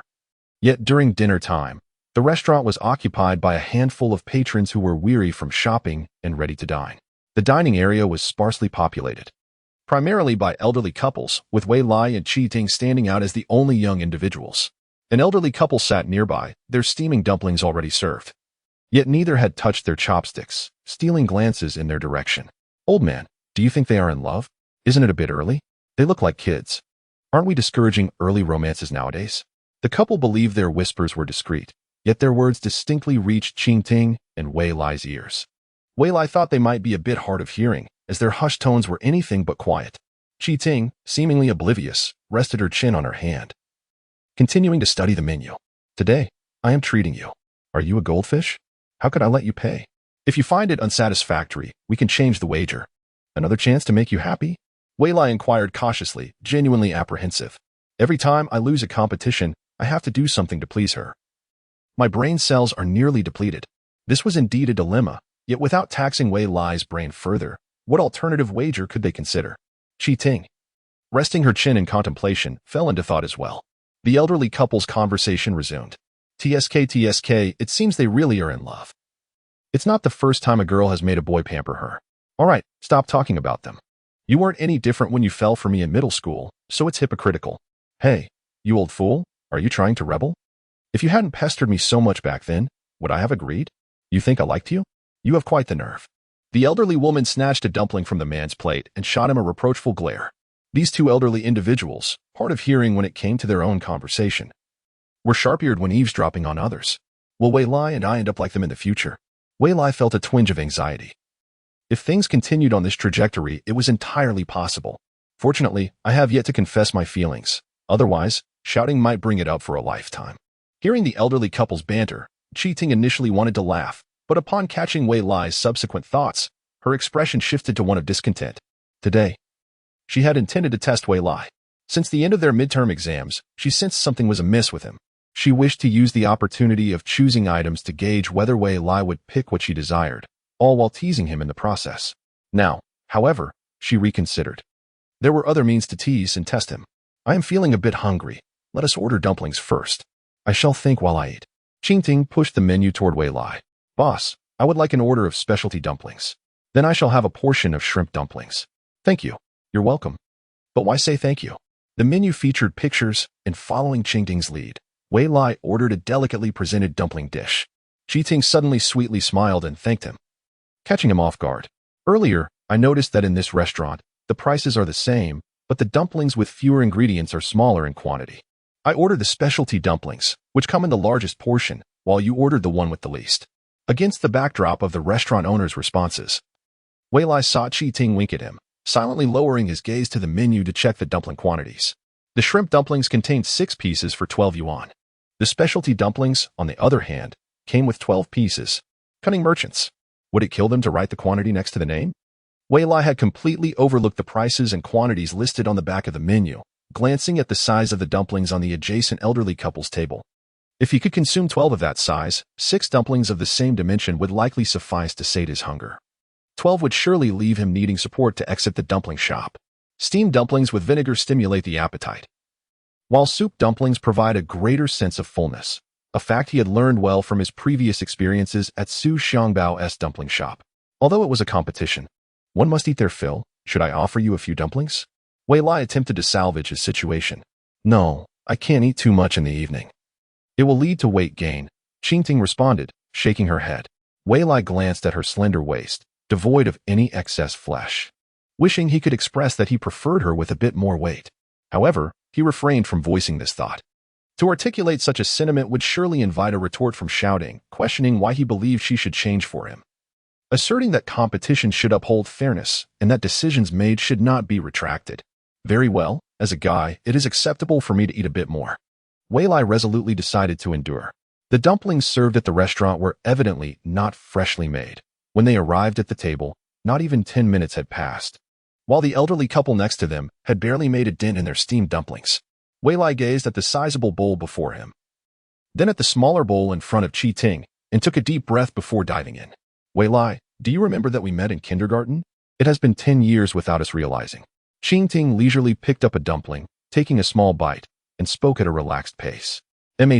Wei Lai puffed his cheeks, making an effort to swallow the dumpling in his mouth. Back then, I thought you would sit behind me. I never imagined you would sit beside me. Do you know what 10 years signifies? The specialty dumplings, despite their appealing name, were essentially half-vegetarian dumplings. Wei Lai seriously suspected the owner had used leftover ingredients to create them, as they lacked any meaty flavor, yet were quite greasy. The girl's words were rather intriguing. Upon reflection, it seems that the old man proposed to me 10 years ago when we first met. We became acquainted in middle school, and after a decade of knowing each other, we have been in a relationship for 6 years. If I do not propose to you soon, your mother might marry you off to someone else. When you proposed to me, I couldn't help but wonder, given your humble beginnings, if I would endure hardships alongside you.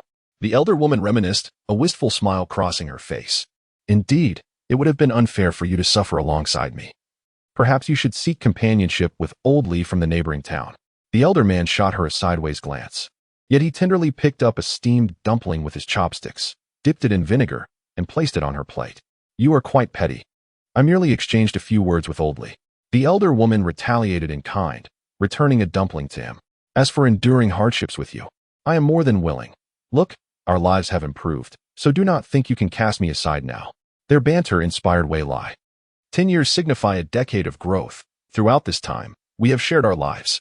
Thank you for accompanying me for 10 years. It brings me great joy. With nothing else at hand, Wei Lai placed a dumpling in front of Qingting. Without a second thought, she bit into it and handed him one in return. Feeling awkward, Wei Lai accepted and took a bite. After savoring the flavor of the dumplings, he was suddenly captivated by the shrimp dumplings, only to find that Qingting's eyes sparkled even brighter than his. What's wrong? Do you enjoy the flavored dumplings? I can share some more with you. I told you 6 dumplings wouldn't be enough. No, I won. Qingting pushed her bowl, now empty except for the broth, towards Wei Lai, a triumphant grin on her face. When did that happen? You were busy with the dumpling soup. All right, I concede. Have you thought of a punishment? Wei Lai glanced at the bowl, conceding without much surprise. He was already accustomed to such outcomes, given that we have been together for 10 years. I believe it is time, Wei Lai. Let us practice love. Huh? What do you mean? Practice, as in rehearsal. Do not overthink it and assume I am confessing my feelings. I merely think that as we approach 16, I might find someone I like or receive a confession from another. We should practice in advance. You must accompany me in this endeavor. Qingting gazed earnestly at Wei Lai, leaving him somewhat bewildered.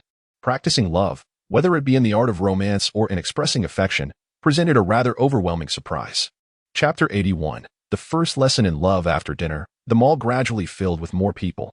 Wei Lai emerged from the dumpling shop, clutching the uneaten dumplings, still feeling as though he were in a dream, shouting, "Could it be that your earlier words were the surprise you mentioned?" Wei Lai remained skeptical, suspecting it was all a prank. Of course not. How could a surprise I prepared be revealed in such a crowded place? Qingting linked her arm with his and led him away, insisting that he accompany her shopping if he wished to uncover the surprise. What are we buying? A dress. You already have so many dresses. Why buy more? Those are for everyday wear. I need a dress for dancing at the dance club. Very well, I shall accompany you. But do not pull me along. Wei Lai had known of Qingting's aspirations to join the dance club at Mianhai after the high school entrance examinations. Yet he was surprised that she had not forgotten it until now. You had better listen to me. Otherwise, beware that I might grade your performance in our practice. Huh? There will be grading? Certainly. If you perform well, I shall issue you a certificate. What sort of certificate? A secret. Throughout his life, Wei Lai had always been dragged around by shouting, yet this was the first time she had so affectionately linked arms with him. With every smile and movement, a peculiar sensation coursed through his arm. So soft, Wei Lai lowered his head, stealing glances at the girl beside him. Qing Ting tilted her chin up, allowing him to gaze. The escalator leading to the shopping area moved slowly, and an indescribable atmosphere began to envelop them. Wei Lai, are you also here shopping? Two girls passed by the escalator, and he nearly bumped into one of them. The girl wore a stern expression, clearly not in good spirits, and was draped in a boy's oversized shirt. The girl next to her, whom both Wei Lai and Qing Ting recognized, was Li Mei-chin, with whom they had crossed paths before. What brings you here? We have a student gathering today, and one of the seniors drank too much and vomited all over my sister. I brought her here to buy a change of clothes. Li Mei-chin and Li Xiaoya were sisters. Li Xiaoya's icy demeanor was quite formidable, while Li Mei-chin's eyes sparkled brightly. They did not appear to be under the influence of alcohol at all. Senior students in the student council are likely those who are already in their third year. They were probably just sipping juice nearby. It is not surprising to be angered after such an incident. Hee, it's a bit of a special situation. So let us not delve into it. Li Mei-chin laughed awkwardly as she pulled Li Xiaoya away, saying, Sister, let us see if there are any clothes you like. Whether I like them or not is irrelevant, as long as they are wearable. That guy was so disgusting. He tried to confess to me while drunk. I want to toss this shirt into the trash immediately. I do not even want to touch it again. Understood. Let us hurry. You wouldn't want to run into someone you know. Li Mei-chin and Li Xiaoya gradually walked away, their voices still audible to Wei Lai and Qing Ting, shouting, Do you think there are really boys who confess while drunk? Perhaps as they prepare for the college entrance examination, they wish to leave no regrets. Initially, Wei Lai did not quite understand those who confessed while intoxicated, but after hearing Qing Ting's perspective, he began to grasp it. However, confessing while drunk can be rather embarrassing.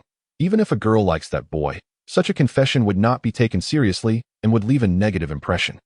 Qing Ting's words interrupted Wei Lai's contemplations, and when he glanced at her, her piercing gaze seemed to threaten him in some way. Wei Lai couldn't help but chuckle awkwardly. Indeed, confessing while drunk was foolish, and he would never do such a thing.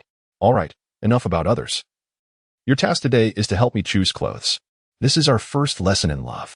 Qing Ting tugged at Wei Lai's arm. I understand, but please stop pulling me. Let go, all right? Wei Lai could feel his heart racing. If I had known, I would have accepted the first bet. I feel like I have invested too much. Though it was termed as the first lesson in love, it merely entailed helping her select clothing. He wondered what the subsequent lessons would entail. The third floor of the mall was lined with clothing stores. Through the glass of the storefronts, they could see most of the other clothing shops on the same floor. Li Xiaoya emerged from the fitting room, enveloped in a fragrant scent of roses. The perfume was one she had just purchased on the second floor, and she had sprayed it all over her body, yet she remained unsatisfied. She patted Li Mei-chin's shoulder and stuffed a bag of dirty clothes into her arms. Ah. Fine, let us go then. Li Mei-chin, looking as though she had been caught in a trap, nodded awkwardly and led the way out of the store. Observing her younger cousin's skittish demeanor piqued Li Xiaoya's interest. Mei-chin, you seemed perfectly fine at the gathering, but ever since you met that boy named Wei Lai, you've been so distracted. You wouldn't have developed feelings for him, would you? No, absolutely not. I merely admire him. Li Mei-chin shook her head vigorously. In no time, they reached the escalator. Wei Lai emerged from a store alone, an expression of confusion on his face. Upon seeing the two girls, he nodded in greeting. That boy named Wei Lai doesn't seem particularly impressive. What is there to admire? No, you don't understand. He excels in mathematics and is overall a remarkable person. He approaches tasks with great seriousness. I am genuinely perplexed by you. You know nothing about him, yet you act like a lovesick fool. I'm not, as I've already stated. I merely admire him, and besides, he already has someone by his side. Though Li Mei-chin spoke these words, the way she clutched the bag of dirty clothes rendered her argument unconvincing. If I were you, I wouldn't be so restrained. If you like someone, demonstrate your charm in front of them. Regardless of whether they are in a relationship, I would still make my move. Li Xiaoya patted Li Mei-chin's back, urging her not to hold the clothes so tightly. After all, they were merely discarded items that would soon find their way to a trash bin. Hey, these clothes are still quite new. With a wash, they could be worn again. It's just a piece of clothing. Didn't your uncle provide you with an allowance? I never keep clothes that have been sullied by others. Luckily, that guy is in his senior year now. so I won't have to encounter him in the student council anymore. Li Xiaoye waved her hand dismissively, clearly irritated, glancing at the dirty clothes in her embrace. Li Mingqin understood that her cousin's disdain was not merely about the garments. Chapter 82. The moonlight's ripples. The summer cicadas continued to chirp outside. The main entrance was ajar as he ascended the steps of the dormitory alone. The dormitory supervisor was quite talkative, inviting Wei Lai to sit in the supervisor's office for a chat. Thank you, but I'm not particularly fond of old television dramas. Wei Lai leaned toward the window of the supervisor's office, catching a glimpse of the show the supervisor was watching, a drama centered on rural mother-in-law and daughter-in-law relationships. He chuckled awkwardly. Indeed, you young people have your own tastes. It seems you are the only one left in your dormitory. If you feel bored, perhaps you could call home to reassure them. The supervisor glanced at the dormitory roster. Understood. I'll head upstairs now. A brief response sufficed, and Wei Lai made his way up. The corridor was eerily quiet. Upon opening the dormitory door, he found it completely empty. Even the balcony displaying only his military training outfit swaying on the hanger. Sitting alone in the dormitory, Wei Lai intended to check his phone for messages, but recalled the supervisor's earlier words and dialed Su Xiang's number instead. Mom, Xiao Wei, are you still at school? With Xiao Ting? You seem to be misusing your abilities again. You've said everything I mentioned. I haven't. I just wanted to put your minds at ease. With merely a month until his 16th birthday, his mother still treated him like a child, leaving him feeling somewhat helpless. Before the 11th holiday, your father will probably lecture you again. However, it's fine. He has you to deal with. You're old enough now. Relying on your son for everything is quite unbecoming. Perhaps it's just a habit of dad's. If there is nothing else, let us leave it at that. Good night, Mom. As he prepared to end the call, Su Xiang's voice stopped him. Wait, there's no rush to sleep, son. I want to ask you, how is Xiao Ting? Are you taking good care of her? Of course. Why do you ask? That's good to hear. If you need money, just let me know. I recently found a stash of your father's secret funds. We can split it 50-50. Oh, all right. I'll let you know if I need money. It's getting late. Good night. After hanging up, Wei Lai took a moment to mourn for comrade Wei Zikong. The woes of a married man, hiding a secret stash only to have it discovered. He shook his head, trying to cast away the bizarre thoughts swirling in his mind. Images of Xiao Ting, hands on her hips, questioning him about his hidden funds flashed through his mind. Likely the result of their recent discussions. He decided to forego reading novels and headed to the bathroom. Wei Lai intended to wash his face and sleep when he received a message on his phone. Moonlight's Ripples? It must be Xiao Ting. She has even changed her penguin nickname. Moonlight's Ripples. You'll know when you leave the dorm. Wei Lai. Yes, I'm on my way out. Setting down the towel, he picked up his phone. Xiao Ting had a penchant for calling him out at midnight, a routine he had grown accustomed to. He recalled an incident in 5th grade when someone in the village claimed to have seen a swarm of fireflies in the fields outside town. She had run to his window in the dead of night, urging him to join her in catching fireflies. He hoped tonight would not be reminiscent of that occasion. Exiting the dormitory, Wei Lai encountered the supervisor again on his way downstairs. Where are you off to now? Just going out to explore the school a bit. All right. Goodbye then. He initially thought Xiao Ting would be waiting outside the dormitory, deliberately delaying the supervisor's gaze from the entrance. Wei Lai, I'm out of the dorm. Where are you? Moonlight's Ripples. Head to the teaching building first. The teaching building was dim, illuminated only by the lonely glow of nearby streetlights. Upon arriving, Wei Lai found no sign of anyone. Wei Lai, I'm here. Where are you? Moonlight's Ripples. Make sure no one sees you, then head toward the playground. Wei Lai, what are you playing at? A spy game? Moonlight's Ripples. You'll find out when you arrive. Wei Lai, since I'm already out. If this is a prank, I'll pinch your cheeks hard tomorrow. With determination, Wei Lai walked towards the playground. Halfway there, his phone buzzed again. Moonlight's Ripples. Look to your left. I'm on the upper floor to your left. To his left was a 2-story building clad in white tiles. Situated between the wind and rain ground and the playground, large and square, yet its purpose was unclear.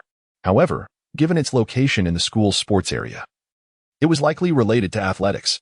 Following the instructions from Qing Ting, Wei Lai proceeded toward the tiled building.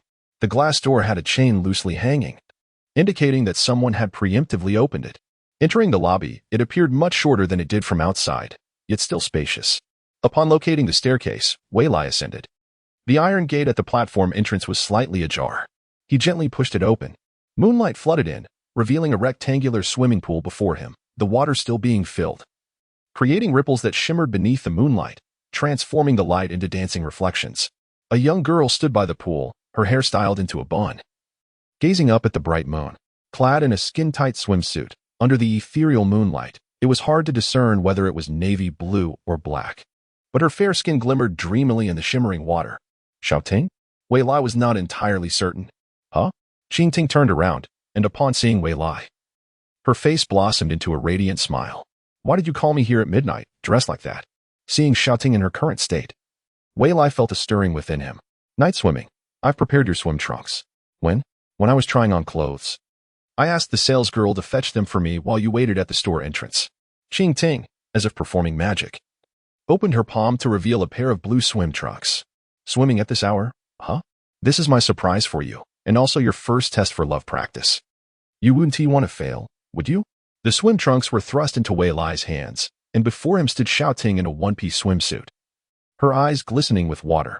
He knew he could not escape this night swim. Chapter 83. From failing to passing, the bright moon hung high in the sky. As they had sneaked in, the lights by the pool remained unlit. I have 3 questions. You may ask. Dressed in her one-piece swimsuit, Qingting stood with her hands behind her back, exuding an air of attentiveness. First, how did you get in? Where did you find the key? I came in the same way you did. The vice president of the sports department is also the president of the swimming club. I overheard him mention that they plan to fill the pool tonight so that swimming club members could swim before school starts again. Ah. So you're taking advantage of the swimming club's pool. Second, why did you want me to go to the teaching building first? Were you waiting for the pool to fill with water? Due to the presence of surveillance cameras at the school, one must evade detection. Being caught would be undesirable. If anyone inquires tomorrow, we shall simply claim we were meandering on the playground. Qi Tian stuck out her little tongue, aware that being discovered for secretly using the school's pool was not a matter of pride. However, having overheard the heartfelt musings of the vice president of the sports department a few days prior, she understood the rarity of this opportunity and felt it would be a pity to forego it. It was only after confirming the situation that she sent a message to Wei Lai. Can you truly swim? This was the primary concern for Wei Lai. Their last aquatic adventure had been during the summer before 5th grade.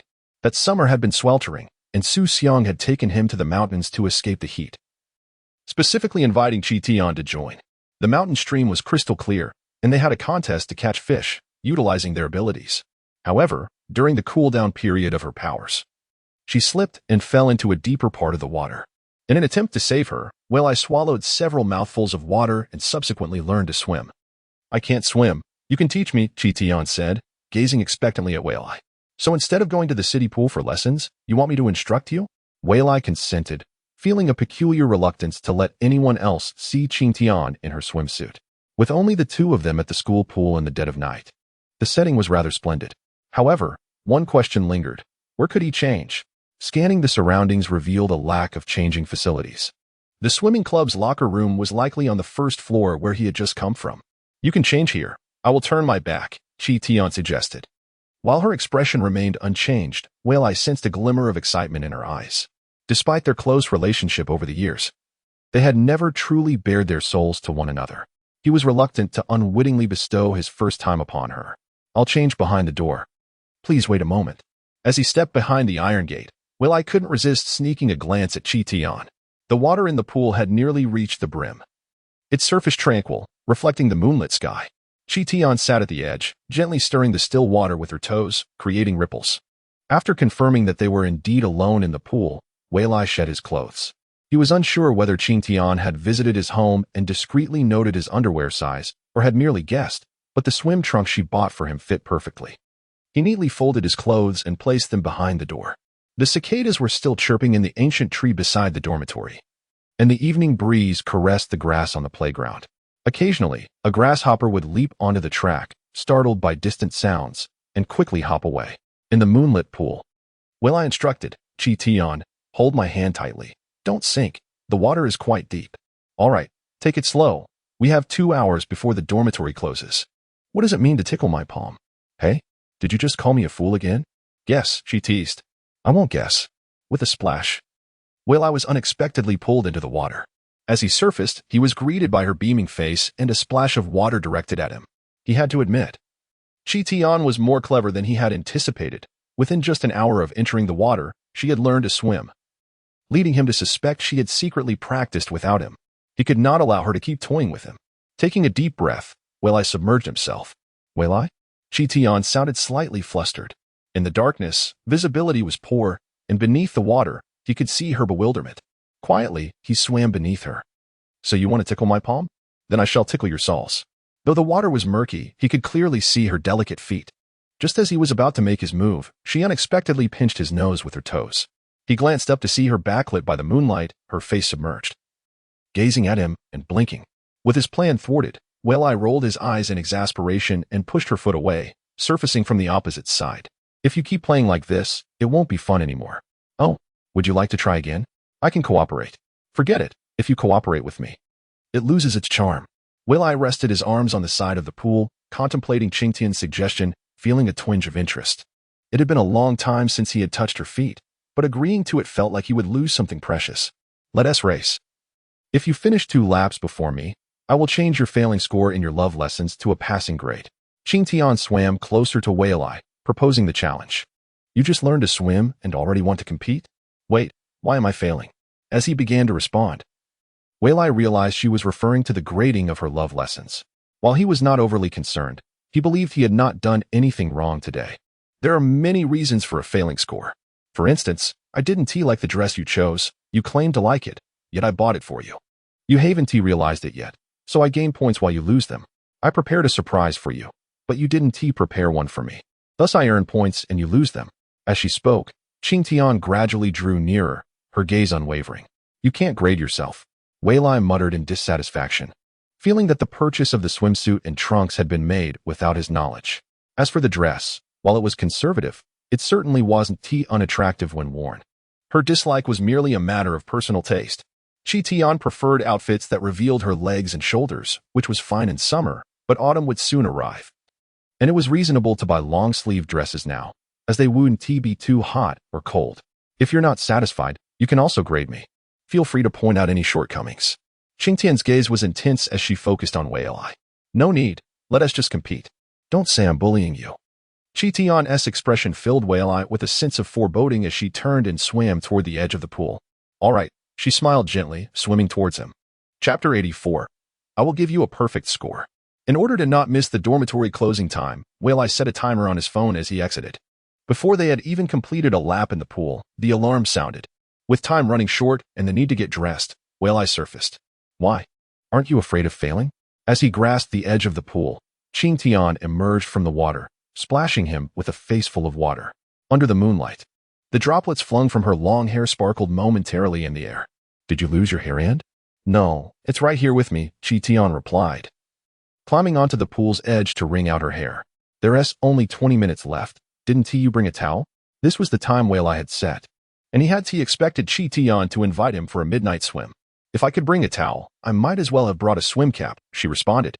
After wringing out her hair, she began to play with her long locks. I didn't bring one. I wore my swimsuit under my clothes. Beside the pool lay her neatly folded clothes and her phone, with nothing else in sight. So, you came here with just a phone and a pair of men's swim trunks? I only brought my phone. Why are you asking so many questions about the swim trunks? Qingtian suddenly realized something mid-sentence, casting Weilai an exasperated glance, her cheeks tinged with a hint of red. So, you wore a one-piece swimsuit underneath a tank top and skirt. But you weren't carrying anything else? Well, I was curious, but seeing Qingtian's expression, he tactfully refrained from asking further questions. Hurry up, I want to get dressed. Climbing up to the pool, Weilai walked barefoot towards the iron gate. As he picked up his phone from his clothing, he noticed that his alarm was set to ring in 10 minutes. How peculiar, there were still 10 minutes left, yet the alarm had not sounded. That was my alarm. And with 10 minutes remaining, I could let my hair dry a little longer. Sitting at the edge of the pool, Qingtian was playing with her hair. Once Weilai changed into his swimwear, wrung out his trunks, and stuffed them into his pocket, he was momentarily captivated by her appearance. Previously, Xiao Ting had her hair in a bun while sitting by the pool, but now, as she let it down, the water's gentle ripples glimmered in the moonlight, creating an enchanting scene reminiscent of a mermaid upon the rocks of the sea. What are you staring at? Qingtian, noticing Weilai's stillness after a prolonged silence, turned her head in curiosity to find him dazed by the iron gate. It's nothing. You go ahead and fix your hair. I'll fetch your clothes and shoes. Avoiding her gaze, Weilai walked towards the corner where her garments lay. After a brief interlude, the two emerged from the swimming facility. Qing Ting cautiously tugged at her tank top, maintaining this gesture throughout, making it difficult for Wei Lai not to notice. Xiao Ting, what are you doing? She replied. I'm not wearing a bra, and if my swimsuit is still wet, it would be quite embarrassing. What's wrong? Nothing, just ignore my question. Wei Lai felt a wave of embarrassment wash over him. Xiao Ting's candidness caught him off guard, and he felt a sense of unease. Aside from the numerous shameful memories that flooded his mind, Wei Lai sensed his heart racing, an indication of his lack of physical fitness. Hearing his inner thoughts, Qing Ting couldn't help but chuckle. Carefully, she adjusted her tank top against her swimsuit, relieved that nothing was visible. The dormitory building was not far off. Just as Qing Ting intended to sprint towards it, she unexpectedly sneezed. Achoo. Are you catching a cold? No, it's probably just my hair still being damp. I feel a bit chilly. Covering her nose, Qing Ting shook her head, not wanting to worry Wei Lai as she hurried towards the dormitory. Her hair, still not completely dry, deepened in color, and her rosy cheeks radiated a bright smile, making her appear exceptionally lively. Having watched Xiao Ting vanish behind the dormitory door, Wei Lai ascended the steps to the boys' dormitory. Dormitory supervisor, may I ask if you have any cold medicine? Just before heading upstairs, he encountered the dormitory supervisor, who was about to lock the dormitory door. Remembering Xiao Ting's earlier appearance, he inquired, Are you catching a cold? It seems I might be a little. Wei Lai admitted, feeling slightly embarrassed. He felt fine himself, but was concerned about Xiao Ting, hence his cautious response. All right, understood. Then it's nothing. You go ahead. With no cold medicine readily available, Wei Lai could only hope that Xiao Ting wasn't truly ill. Sometimes, things do not unfold as one wishes. The following morning, Wei Lai woke early to call Qing Ting, inviting her to breakfast. However, after 2 calls went unanswered, he finally managed to reach her on the 3rd attempt as he stood at the entrance to the girls' dormitory. Hello, are we going to have breakfast together? He asked. But Xiao Ting's voice sounded hoarse, punctuated by a cough. Maybe just a little. What do you mean just a little? You have a cold. I'm going to buy you some cold medicine. You should rest in your dormitory. Really, it's nothing, just feeling a bit tired. I took a hot shower last night. Hello? Hello, Xiao Ting, speak up. The abrupt silence was exasperating, leaving Wei Lai glancing at his phone. Realizing she had fallen asleep mid-conversation, a sign of her weakness despite her insistence that she was fine. Unable to dwell on it further, Wei Lai ended the call and rushed towards the classroom building. Yet, when he arrived breathless at the infirmary door, it was firmly shut, with no sign of life within. The only option left was to purchase medicine outside. With no time to catch his breath, he dashed to the school's entrance. It was still early morning. The school gate was devoid of both departing and returning students. The campus felt eerily deserted, mirroring Xiao Ting's solitude in her dormitory. This won't do. Uncertain of Xiao Ting's condition, he realized that standard cold medicine might not suffice. He needed to take her to the hospital. Midway through his thoughts, he turned back towards the girls' dormitory. Just as the dormitory supervisor opened the door, preparing to step out for her breakfast, she was met with Wei Lai's hasty approach. Young man, this is the girls' dormitory. What do you want? Annie, my classmate seems to have a severe cold. Could you assist me in bringing her out to see a doctor? Your classmate? The supervisor scrutinized Wei Lai, not recalling him among the many who came and went daily. Nonetheless, seeing his urgency, she reluctantly nodded. Just have her tell me which dormitory she is in. In the empty dormitory. The only movement was the swimsuit gently swaying on the balcony. Xiao Ting, drowsily stirring, caught the sound of her phone ringing. With a sluggish movement, she tapped the screen to answer. Xiao Ting, which dormitory are you in? 312? I'm fine. Let me just sleep a bit more. After responding, she felt her eyelids grow heavy and drifted back to sleep. Time passed, and she was roused by the commotion nearby. Hey, you said you were fine. Yet look at you now. It seems quite serious. I'm taking her to the hospital. All right, hurry, we're running out of time. The voices echoed around her. Yet she felt her eyelids weighted down, barely registering Wei Lai's voice amidst the chatter. Soon, she found herself cradled in a sturdy embrace, the familiar scent bringing her comfort. It wasn't until the bothersome sunlight streamed across her face that she mumbled, "Pull the curtains. Let me sleep a bit longer. Just hold on a little longer. We're almost at the hospital." The hospital? Xiao Ting murmured, her eyes fluttering open to see Wei Lai carrying her along the roadside. A building with a red cross in sight. What's wrong with me? You have a severe cold. I'm taking you to the hospital. Why didn't you take a taxi? If I had that time, I would have already carried you to the hospital. Just rest quietly. And you'll feel better when you wake up. Oh. Chapter 85. Who to save first from the river in a cloudless sky. The sun was relentless, offering little reprieve. Wang Zi felt he must have misplaced his senses by taking a train and then a bus to school early in the morning, with minimal luggage. Just a bag of clothes, arriving at school around noon, especially on an empty stomach, felt like a self-imposed punishment. The cafeteria was closed for lunch, leaving him no choice but to hasten to his dormitory. Wei Lai, let us go eat together. Where could that guy have gone? Surely he was tea out with Qing Ting. After tossing his mother's neatly arranged clothes into the wardrobe, Wang Zi glanced around the dormitory, plopped onto his bed, and pulled out his phone. Finding Wei Lai's number, he dialed. The call connected swiftly. Wei Lai, have you eaten? If not, let us go together.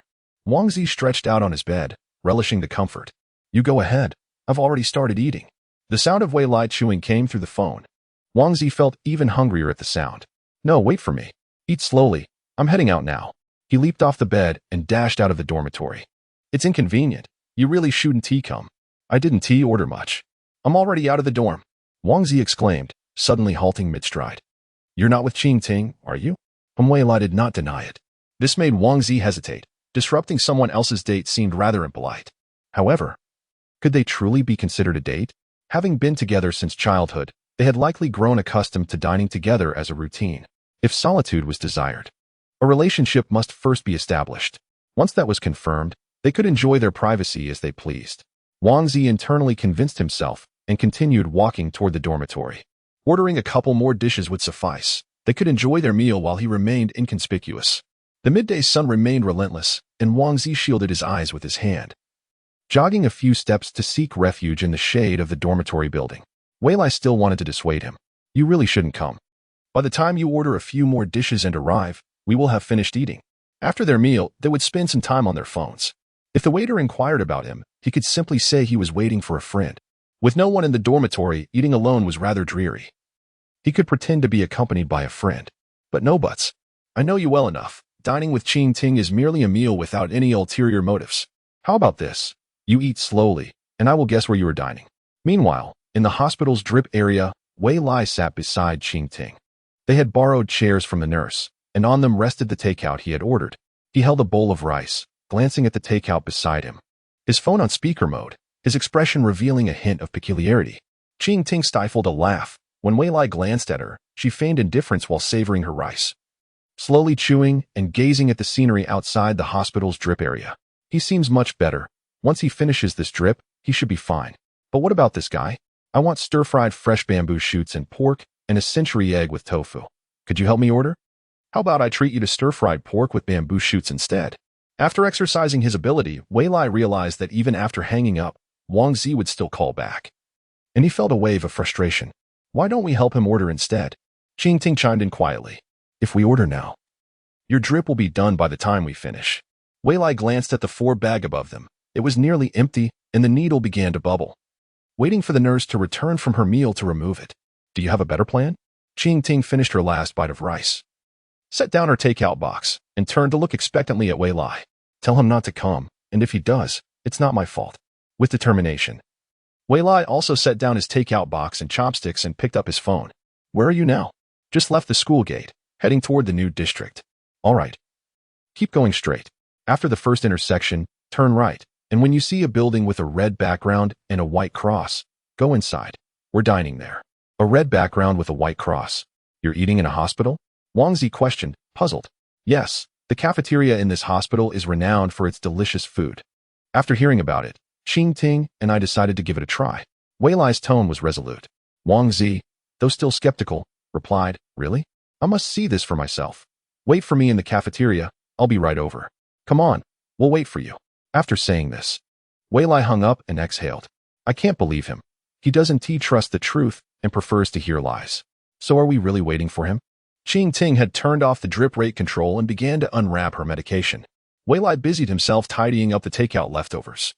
If he discovered that the cafeteria in the hospital was not open to the public, he would learn his lesson. Minutes later, Qing Ting followed Wei Lai to the entrance of the outpatient building.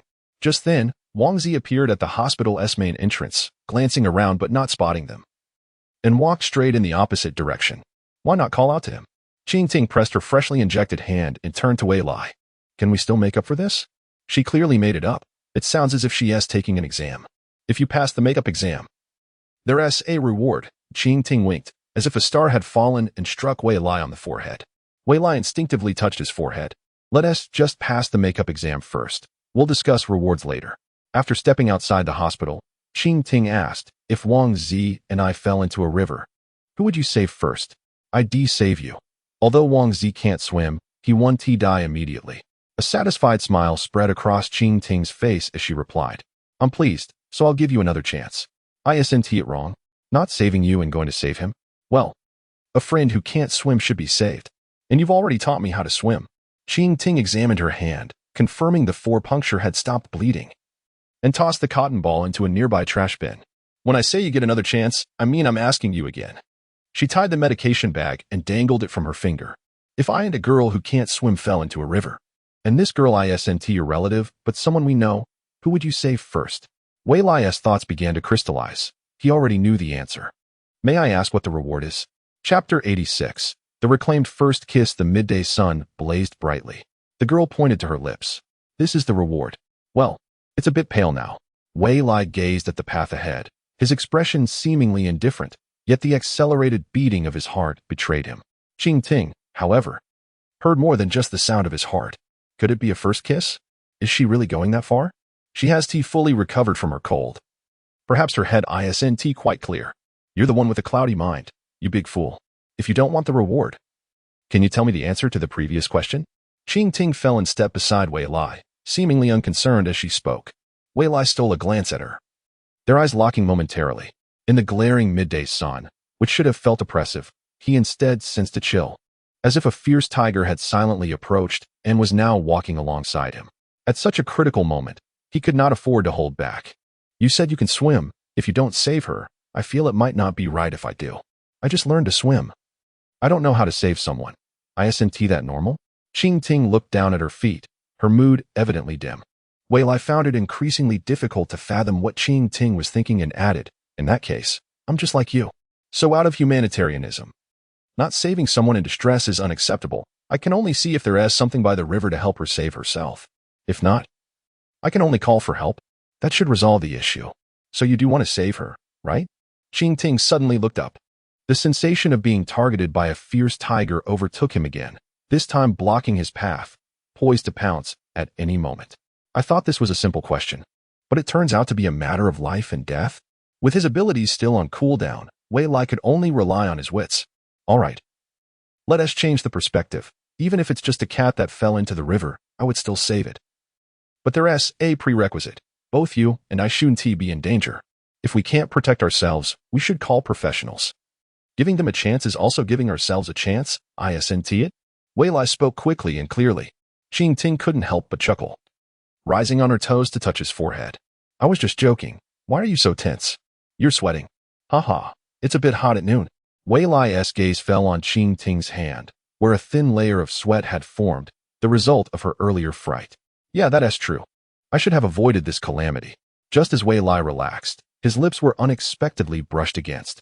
As I turned my head, I discovered Qing Ting standing with her hands behind her back, her face radiating a smile as brilliant as spring blossoms. Although I did not pass, I am nonetheless joyful. Consider this a reward for you. With that remark, she pivoted and dashed towards the school. Was my first kiss lost just like that? By the time Wei Lai realized what had transpired, all he could see was Shouting S figure, arms swinging as she ran. The cold medicine in her hand inadvertently caught in the fray. This must also be considered her first kiss. Shouting, have you recovered from your cold? Slow down.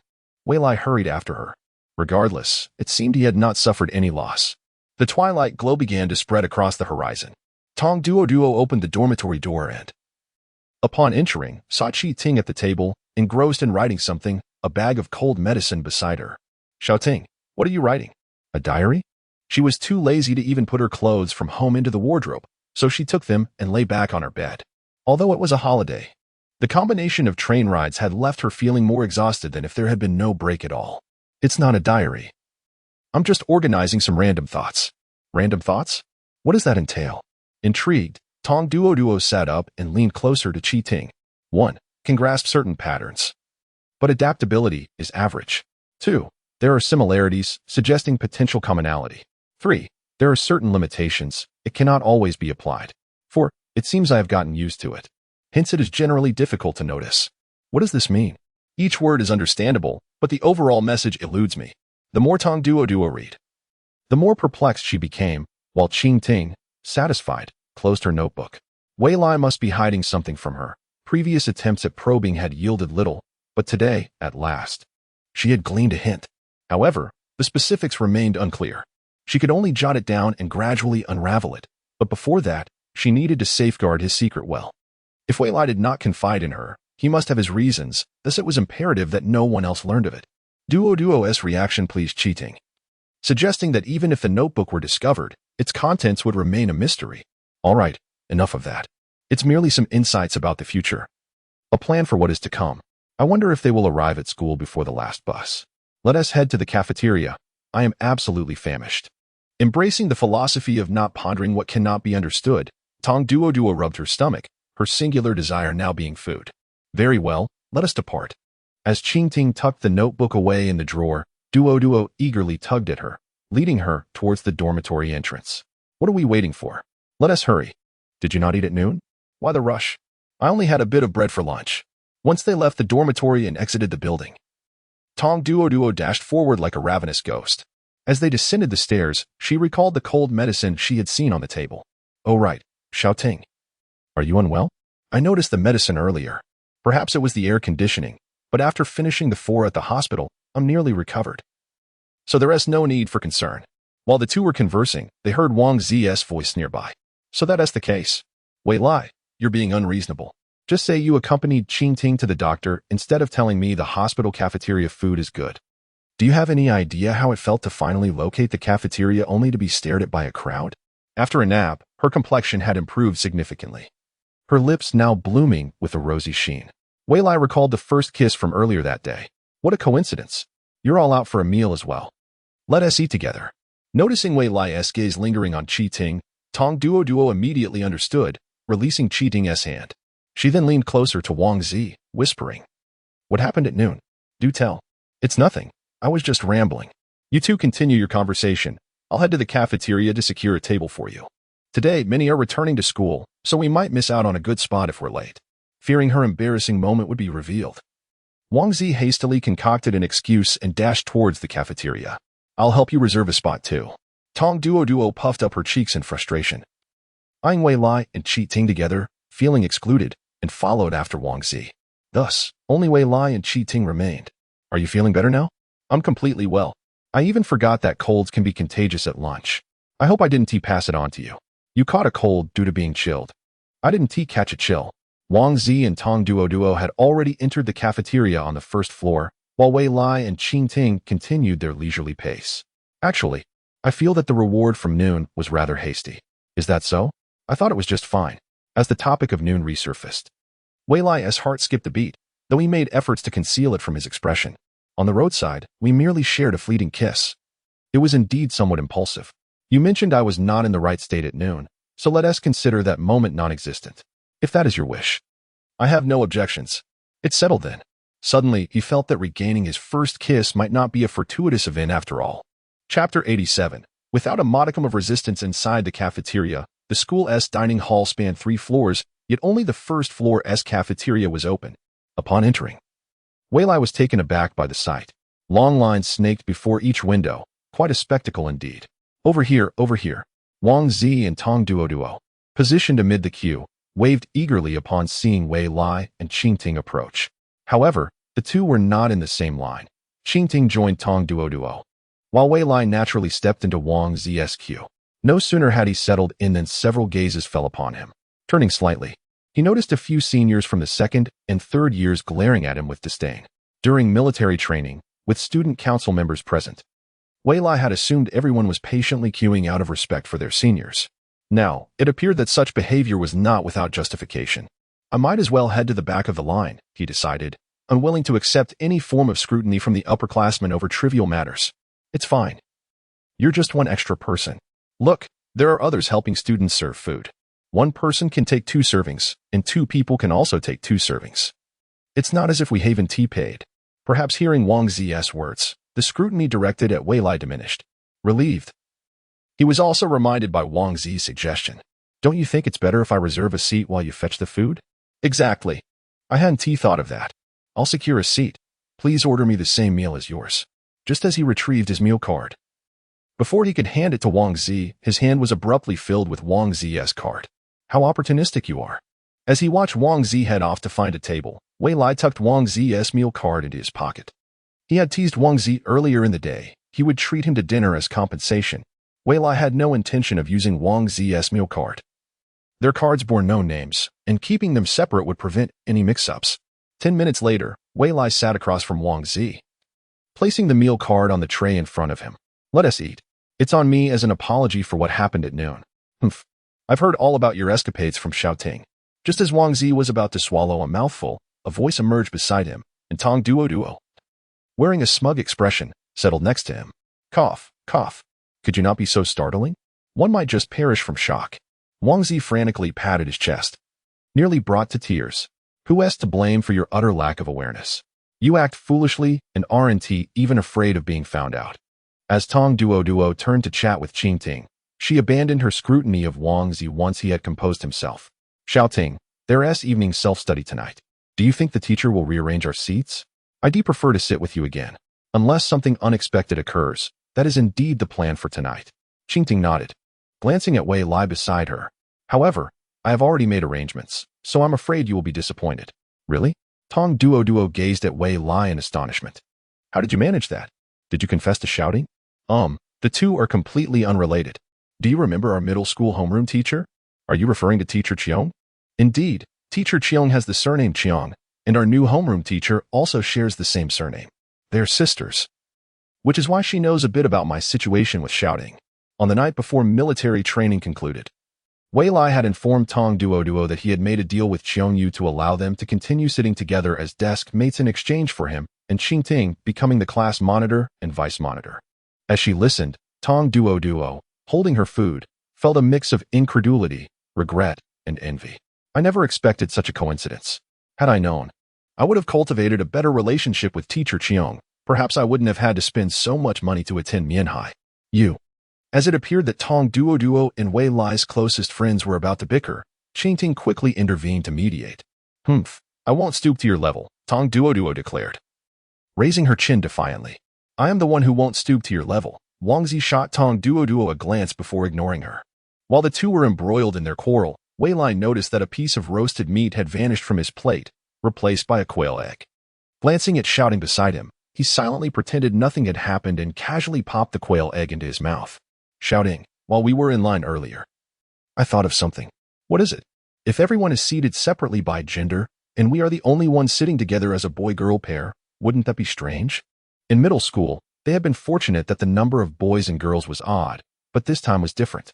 During evening study sessions of military training, he had observed that the number of boys and girls in the class was even, making it perfectly reasonable for them to sit separately. The homeroom teacher wouldn't rearrange the entire class just to fulfill a promise to let us sit together. That would be impractical for management. As he agreed to help Xiong Yu manage the class, Wei Lai knew he would eventually have to grapple with the implications of this arrangement. This was likely Xiong Yu's subtle strategy. You seem to have forgotten something, Qi Ting remarked, resting her chopsticks against her lips, tilting her chin upward. Her expression clearly urging Wei Lai to inquire further. However, it was Tong Duo who first bit the bullet. What did I forget? Shouting, do tell. I forgot that I am the class monitor and she is the vice monitor. Sitting together would make it easier for us to assist the teacher with tasks. Wei Lai chimed in to support Xingting's point. This reasoning had crossed his mind too, but it felt somewhat forced. Is it really impossible to assist the teacher unless we sit together? It sounds as if all matters must be addressed during class. Can't we resolve things after class? Is that so? Tong Duo turned her gaze to Qing Ting. Yes, I believe the teacher would think along those lines too, Qing Ting replied, her eyes discreetly glancing at Wei Lai. A glimmer of light reflecting in them. As Wei Lai consumed his food, pondering strategies, he sensed Qing Ting's gaze upon him. A chill crept up his spine as he caught sight of her faint, benevolent smile. Soon, Tong Duo had a breakthrough, biting her chopsticks. But if we don't sit together, we could still address the teacher's assignments after class, right? Perhaps it's to enhance efficiency, if the tasks are complex and require collaboration. Being seated together allows us to understand each other's situations better. If we have fallen behind due to assignments, and our strengths lie in different subjects, we can assist each other and complete the work more swiftly. Feeling the intensity of Qingting's gaze, Wei Lai was once again struck by the sensation of being targeted. His mind raced, and he rapidly articulated the most reasonable justification he could muster. After hearing his reasoning, Tongwood's eyes sparkled with admiration. Impressive. So, the new teacher Qiong thinks this way. She understands you both so well. She truly lives up to being teacher Qiong's sister. Who says she doesn't? Wei Lai responded awkwardly, stealing a glance at Qi. Perhaps it's more accurate to say she is even more capable. When did she acquire such an impressive gaze? I feel utterly defenseless. Chapter 88. The Adventure of Love. In the third lesson of affection, Wang Zi quietly left behind a remark and departed alone. What did Wang Zi just say to you? He asked me when I would confess. Tell him it's not like I'm going to confess to him. As if you would tell me. Her gaze fell upon their hands, which were almost touching. Qingting bit her lip, tapping Wei Lai's hand with her finger. Huh. Is there something you want to say to me? Wei Lai asked, turning in confusion. Nothing. The girls' dormitory was just ahead, and after a moment's thought, Qingting smiled and said, Good luck with tonight's third lesson of affection. Third lesson of affection? What is that? Guess for yourself. With a playful squint. Wei Lai received a little star from Qingting before she dashed into the girls' dormitory like a deer. Wei Lai rubbed his forehead, perplexed as to how he was supposed to guess the content of a game that Shouting had devised. Hey, have you two started dating? A male voice suddenly emerged from behind him. When he turned around, he found Su Xiao and Sun Fei standing there. While I don't recommend dating in high school, given that you two have been childhood sweethearts for a decade, I can help keep your secret, Su Xiao said solemnly, his expression mismatching his words. Well, thank you, Wei Lai replied, his expression shifting slightly, as he was reluctant to offer extensive explanations. Hey, who confessed first, you or Qingting? Is that what you really want to know? I'm indifferent, but if you don't tell, Sun Fei and Wang Zi won't let it go, Su Xiao shrugged. Indeed, we've been through military training together. You can't keep us in suspense, Wei Lai. Sun Fei's eager eyes betrayed his excitement. Apologies, but you may be disappointed, rather than a confession. Shouting and I are engaged in a game akin to truth or dare. You'll probably get used to it. Here we go again, Su Xiao shook his head, genuinely perplexed by the antics of the childhood sweethearts. Truth or dare? Did you choose dare? Sun Fei asked, his understanding still somewhat vague. One could say that. All right. I believe you, Sun Fei nodded, though only he knew the true thoughts behind his expression.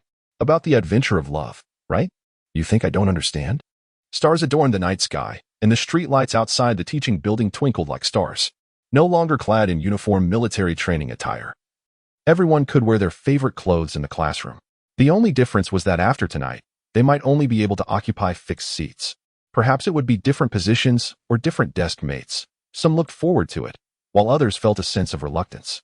After all, they had shared 10 days in their seats and with their desk mates, forming some emotional bonds. Hey, do you think Qingting and Wei Lai are playing a love adventure with each other? Sure, keep your voice down. We just need to know. Wang Zi replied excitedly after finishing his shower on the way to the classroom. He could hardly contain his eagerness to uncover the details. As they settled into their seats, Sun Fei put his arm around Wang Zi's shoulder and whispered, It's probably spot on, but since Wei Lai hasn't admitted it yet, we should be cautious. Let us observe discreetly. Let us do that. Wang Zi turned to steal glances at Qingting and Wei Lai, who were now sitting together. They hadn't been seated together during military training, but now they were, and they had begun a game of love adventure. How far could a confession be? How long until they officially began dating? Everyone take your seats. Before we begin the welcome meeting, I have something to say, Xiongyu announced, standing at the front of the classroom and placing 2 folders down. Once she confirmed that all eyes were on her, she continued, There are 3 matters to discuss. The first matter at hand, after several days of observation during military training, I have decided to appoint Wei Lai and Qingting as class monitor and vice monitor, respectively. I encourage everyone to actively collaborate with them in their class responsibilities. The second matter pertains to the preparations prior to the commencement of the school year. Xiongyu stood at the podium discussing seat arrangements, textbooks, uniforms, and the regular cleaning of the classroom, while Wei Lai appeared to be listening. His mouth continued to inquire about matters concerning the third lesson of romance. Shouting, You merely mentioned the evening self-study class meeting would commence, and I would understand. The teacher is only discussing matters related to the beginning of school, which has nothing to do with romance, right? Do not fret, if all goes according to plan. It will arrive shortly. Qingting, with her gaze fixed on Xiongyu, could not suppress a smile at the corners of her mouth. The essence of the second matter was thus conveyed. The initial adjustment to the school year might be somewhat arduous, yet I hope everyone will still cooperate actively. Xiongyu took a breath, grasped the folder she had brought, and pointed to Wei Lai. Monitor Wei, you and your vice monitor shall take on these responsibilities. Eh? All right. I understand. Wei Lai thought he had misheard. Rather than a single matter, it felt more like a multitude of tasks, many of which were clearly the teacher's responsibilities, yet had been delegated to him. With trepidation, he approached the podium, where Xiongyu handed him 2 folders, accompanied by a playful whisper, "Good luck, my monitor." Wei Lai harbored grave suspicions that this seemingly gentle and amiable teacher possessed a darker core beneath her exterior. The third matter involved the newly instituted school regulations, which unequivocally stipulated that inappropriate relationships and behaviors between boys and girls are absolutely forbidden. Everyone is expected to set a good example and refrain from willful violations, as the penalties will be severe. While the earlier matters were manageable, the moment the prohibition of inappropriate relationships was mentioned, restlessness spread among the audience. Isn't it simpler to just say that dating is not allowed? Why? What about youth and romance? Is it too strict? Are we not even allowed to walk together with boys?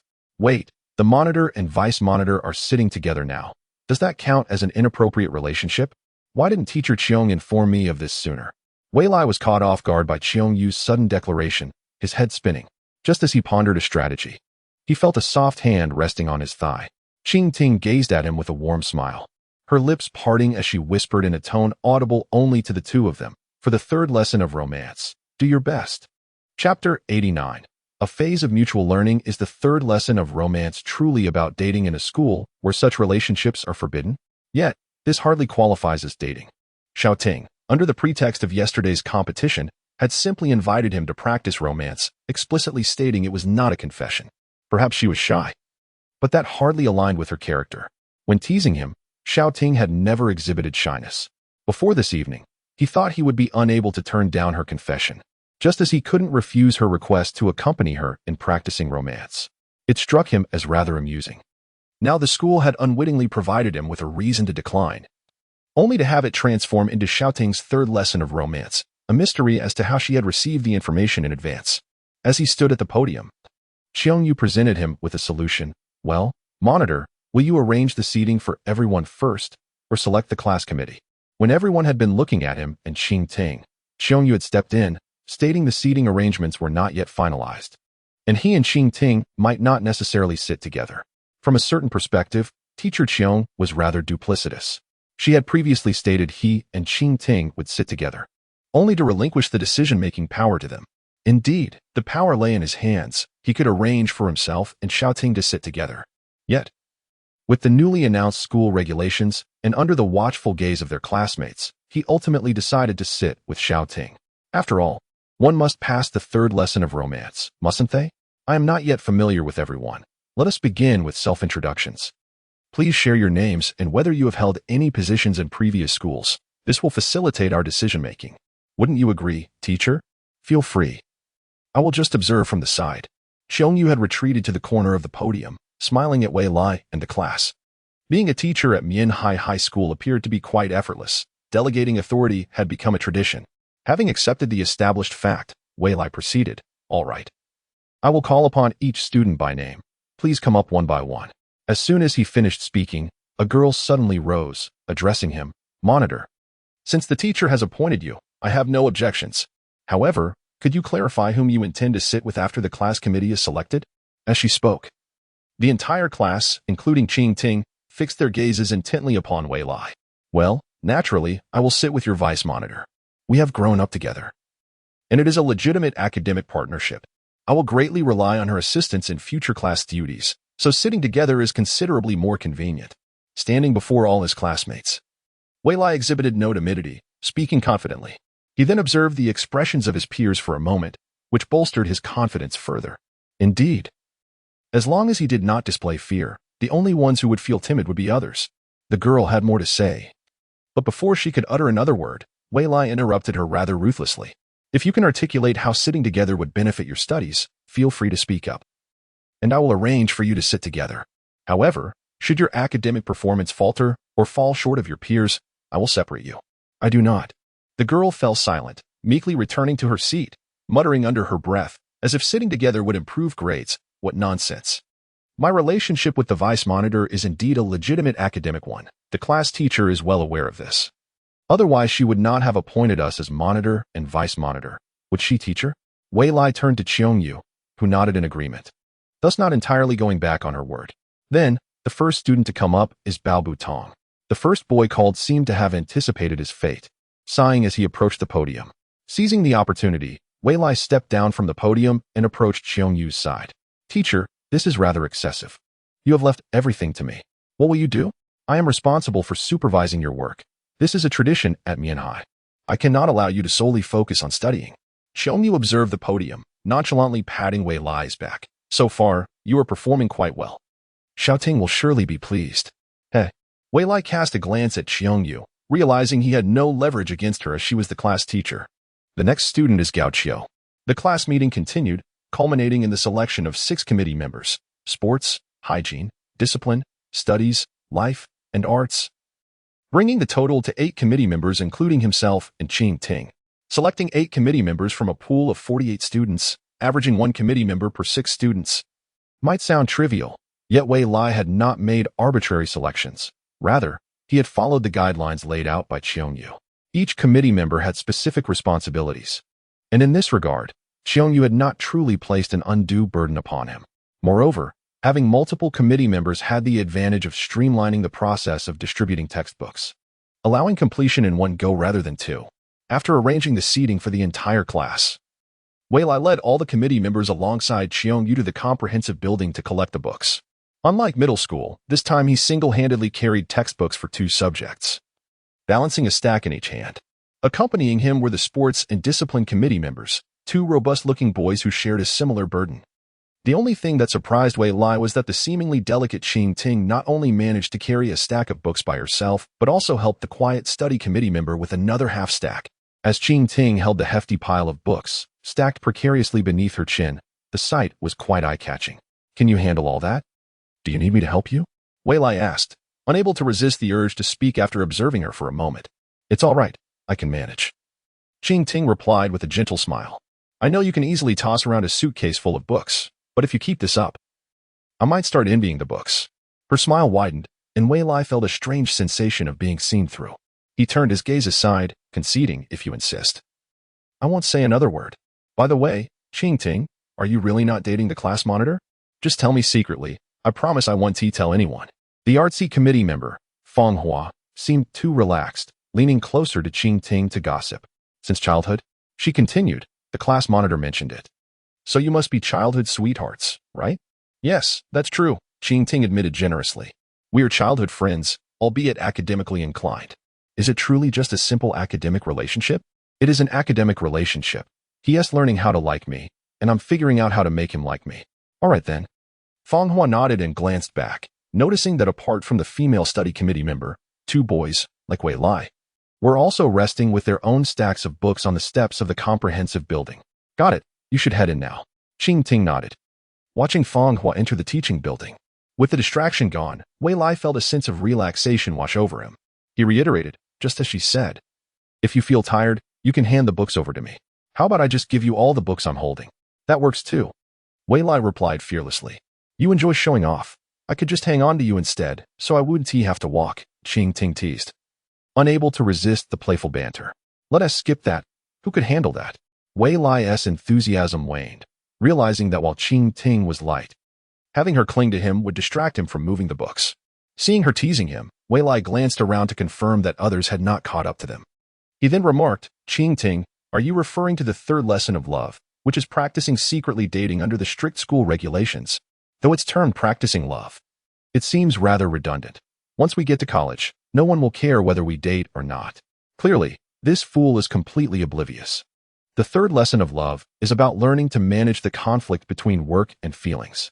Qing Ting lifted her chin and stepped up the stairs to the teaching building. Suddenly, Wei Lai stepped in front of her, arms outstretched, blocking her path. Qing Ting unexpectedly caught sight of the stars above the teaching building, feeling the sturdy arms behind her and the gaze of their owner. Be careful not to look up while climbing the stairs. Oh. Qing Ting felt her cheeks flush and hurriedly stepped away from Wei Lai. Afterward, she hugged her books tightly, her heart racing, and hastily made her way to the classroom. Wei Lai watched her retreating figure, feeling an inexplicable emotion within him. She had just expressed joy during the makeup exam, and he had once again used his abilities to help her, yet she still lingered on the fact that she had failed the first lesson. The thoughts of a girl's heart are indeed complex and hard to decipher. Chapter 90. A Fluttering Heart, Part 1. As the last evening study session before the start of school concluded, everyone gradually left the teaching building. Earlier that evening, Li Xiaoya had sent her a message. Li Xiaoya, Meng Qin, if your class is selecting a committee tonight, do your best to secure a position. Being a committee member makes it easier to join the student council. Why should I join the student council? Li Mingqin felt somewhat bewildered. She simply wanted to focus on her studies and had never considered becoming a class committee member or joining the student council. However, since her cousin had suggested it, she felt compelled to give it a try, with a mindset of giving it a shot. When the homeroom teacher asked who wanted to be a committee member in Class 6, she raised her hand. The teacher immediately focused on her, appointing her as the class monitor and helping her select the other committee members. When she heard her classmates calling her monitor, it felt surreal. Mingqin, unbeknownst to her. As she walked beside the administration building, Li Xiaoya emerged and waved, making her way toward her. Upon reaching Li Mingqin, Li Xiaoya playfully tapped her head. Teasing, still not thinking about your crush? In shock, Li Mingqin instinctively lowered her head. No, don't say that, sis. I don't know why. But the homeroom teacher just appointed me as the monitor, she confessed. Isn't that great? The student council recruitment is the day after tomorrow. You're already set. Li Mingqin felt a mix of confusion and annoyance at suddenly being labeled a class monitor, while Li Xiaoya's eyes sparkled. Once you become part of the student council, remember to support me during the minister election. So you just want my vote, which is why you pushed me to be a committee member. Li Mingqin mused, recalling what had been said at yesterday's gathering. Didn't you already decide on someone else for the minister position? How many people from yesterday do you remember? Li Xiaoya asked, her expression curious. I remember you. The student council president and the vice president, Li Mingqin replied. And then? There were too many people, I didn't pay attention. My dear Qin. You forgot to remember the important ones but recalled those who shouldn't be remembered, Li Xiaoya sighed. Yesterday, I made it clear to the external relations minister that we need his recommendation. It will be a fair vote. Oh, I'll definitely vote for you then. Li Mingqin said, feeling a bit embarrassed. You have to remember me. If you help me become the minister, once I'm the student council president next semester, the minister position will be yours. The dormitory building was just a few hundred meters away when Li Xiaoya dashed off, leaving Li Mingqin standing still, wanting to say something but hesitating. She truly had no desire to be the external relations minister for the student council. Inside the boys' dormitory, monitor, please be reasonable. Why did you seat me next to the podium all alone, without even a partner? Wei Lai casually flipped through the newly distributed books. Since I'm sitting with Xiao Ting, the number of boys and girls in the class has become odd again.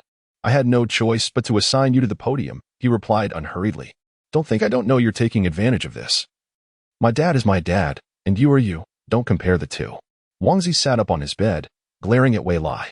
Wei Lai glanced at him, thinking that if Wang Zi were a girl, his face would surely puff up like a pufferfish at that moment. Wang Zi. Sitting next to the podium is actually a good arrangement. If I were taller, I do want to switch places with you.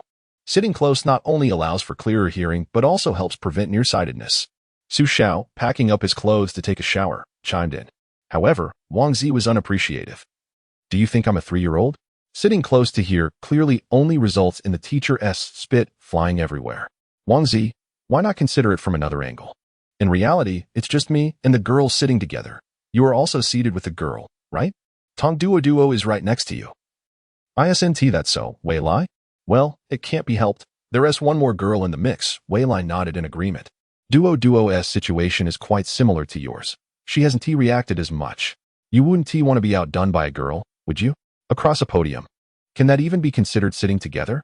Even the boys across the aisle have female classmates. Wang Zi was entirely unconvinced. Moreover, how could you ascertain her reaction was not significant? Perhaps she, like me, refrained from expressing her discontent in the classroom and is now lamenting to your childhood friend in the dormitory. You should acclimatize to the situation. If it truly is as unbearable as you claim, I shall petition the teacher to reserve that seat as a punishment for students who lack attentiveness, relegating you to the back of the classroom. How long will it take to adapt? At least a week, I presume. All right, I shall heed your counsel. But you must keep your word after 1 week. After striving for the opportunity to change seats, Wang Zi finally settled down. Meanwhile, in the girls' dormitory, Qing Ting was diligently examining the class roster, tallying the sizes needed for school uniforms, a task she had wrested from Wei Lai. Physical labor was beyond her capabilities in comparison to Wei Lai, thus she could only assist him with the documentation. At that moment, Tong Duo, just as Wang Zi had suggested, was sulking, albeit with less commotion. Her chosen method of protest involved puffing her cheeks and silently gazing at Qing Ting. Duo, if something is bothering you, just speak up. Don't bottle it all up. To others. Tong Duo seemed merely to be staring at Qing Ting as they transitioned from the classroom to the dormitory. Yet Qing Ting was already quite familiar with Duo's grievances. If it weren't for the fear of appearing too close to Wei Lai, she would have said something. Xiao Ting, I believe you owe me some compensation. Why? Because you've taken advantage of our familiarity. You and Wei Lai have become deskmates after being childhood friends. Why should I have to sit beside the podium next to that annoying fellow? Although the intent was to encourage you to study diligently. If such pettiness results from it, I shall accept the blame. Speak. What compensation do you desire? If Qing Ting did not acquiesce to Tong Duo's whims, she knew that the latter would not rest easily that day. As for compensation, Duo herself had not formulated a clear request. Glancing upwards at the dormitory light, an idea struck her. You must agree to one thing. One thing? Qing Ting paused, her pen in hand, looking at her with curiosity. The other two girls in the dormitory also gazed at her in anticipation, eager to understand her intentions. Indeed, one thing. Tong Duo affirmed resolutely.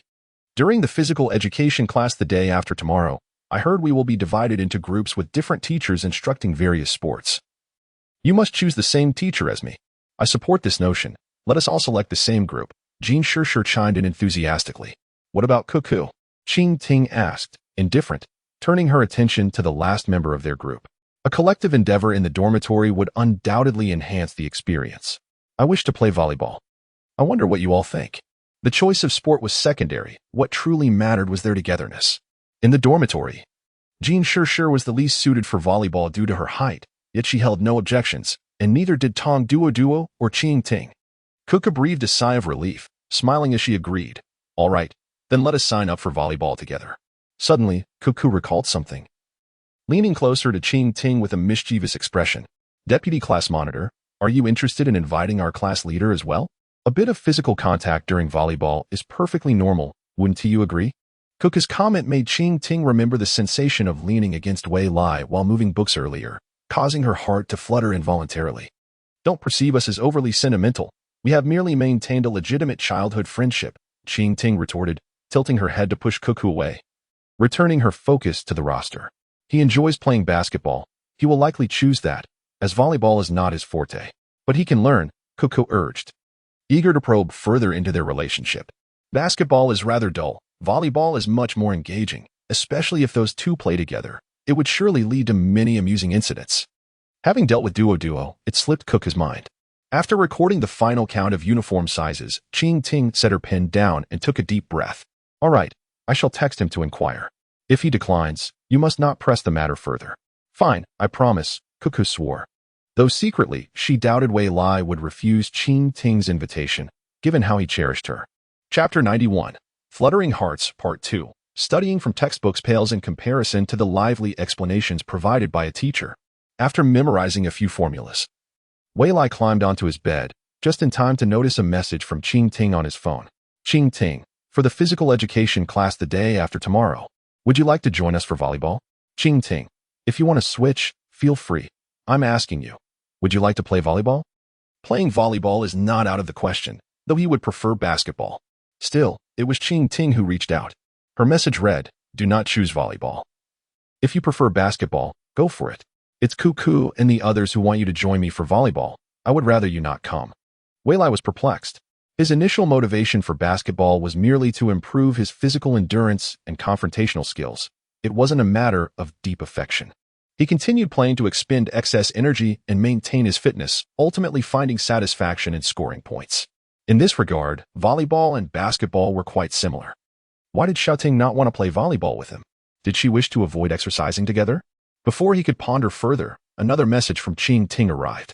Qing Ting, focus on your basketball. I enjoy watching you play. Don't inquire about anything else.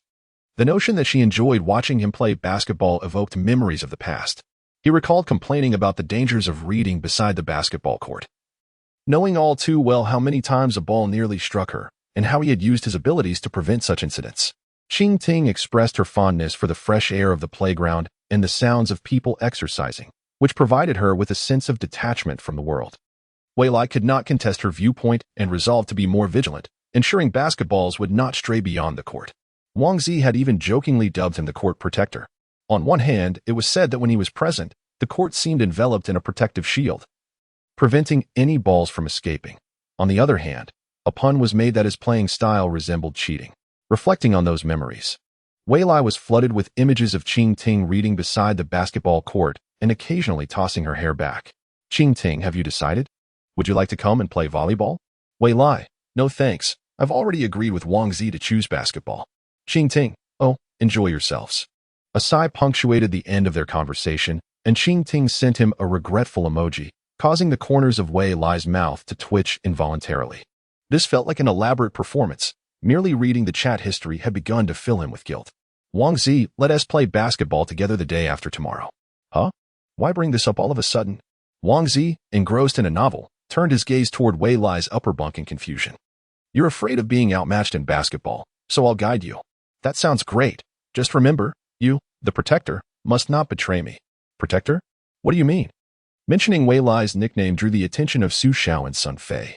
Let me tell you, in the past, whenever Wei Lai, as Wang Zi spoke animatedly about Wei Lai's basketball prowess, even Su Xiao and Sun Fei, who had only a passing interest in basketball from middle school gym class, became captivated by his vivid storytelling. Meanwhile, Wei Lai felt a sense of embarrassment listening to Wang Zi recount his past experiences from her perspective. Su Xiao, can you turn off the light? I want to sleep. Sure. Su Xiao complied, dimming the light while continuing to listen to Wang Zi's tales. Wei Lai lay on his bed, closing his eyes, pretending he could not hear them. 2 days later, the list for the school uniforms had been submitted, and it would take over a week for them to be processed. This was merely for the summer uniforms. The winter ones would take even longer. Fortunately, the temperatures in September were still relatively warm, making the summer attire quite manageable. At the entrance of the rain and wind playground, students continuously streamed in, many clad in shorts or lightweight trousers. Wei Lai and Wang Zi walked amidst the crowd, their eyes drawn to a girl wearing shorts that hugged her figure almost to the waist, and they couldn't help but glance back, captivated by the sight. Since they were about to play volleyball, Qing Ting opted for light blue shorts and a white shirt, revealing much of her thighs and arms, creating a stunning visual alongside Tong Duo and her friends. Wei Lai felt a twinge of annoyance at Wang Zi and Sun Fei, who were staring at the legs of others, lacking any semblance of decorum. What are you looking at? Let's go. The teacher is waiting for us over there. Wang Zi and Sun Fei, caught off guard, were pulled away by the collar, exchanging puzzled glances, unsure of what had provoked Wei Lai's displeasure. Tong Duo, trailing behind Qing Ting, shared their curiosity. Why was Wei Lai in such a hurry before the class bell had rung? Perhaps he was eager to inquire about the training content from the physical education teacher, given his fondness for basketball, as Kuku murmured nearby. She had hoped to witness the affectionate interaction between Wei Lai and Qing Ting, but it appeared that his passion for basketball overshadowed any desire to play volleyball with her. Don't be upset, Kuku. It's not as if you wanted to play volleyball with him. Qing Ting took Kuku's hand, urging her along. Let us go meet the volleyball teacher. Upon entering the rain and wind playground, identifying the volleyball instructor was a simple task. There were only 4 teachers, each stationed beside their respective sports areas.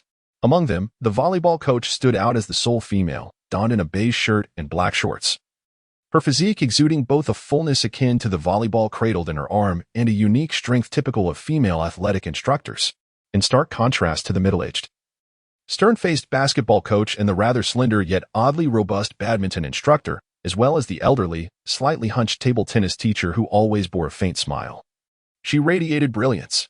Xiaoting, I initially intended to practice badminton, but now I'm relieved I didn't tee. Tong Duo whispered to Qing Ting after surveying the physical education teachers. She had no desire to develop a physique resembling that of the badminton instructor. She preferred the volleyball coach's form instead.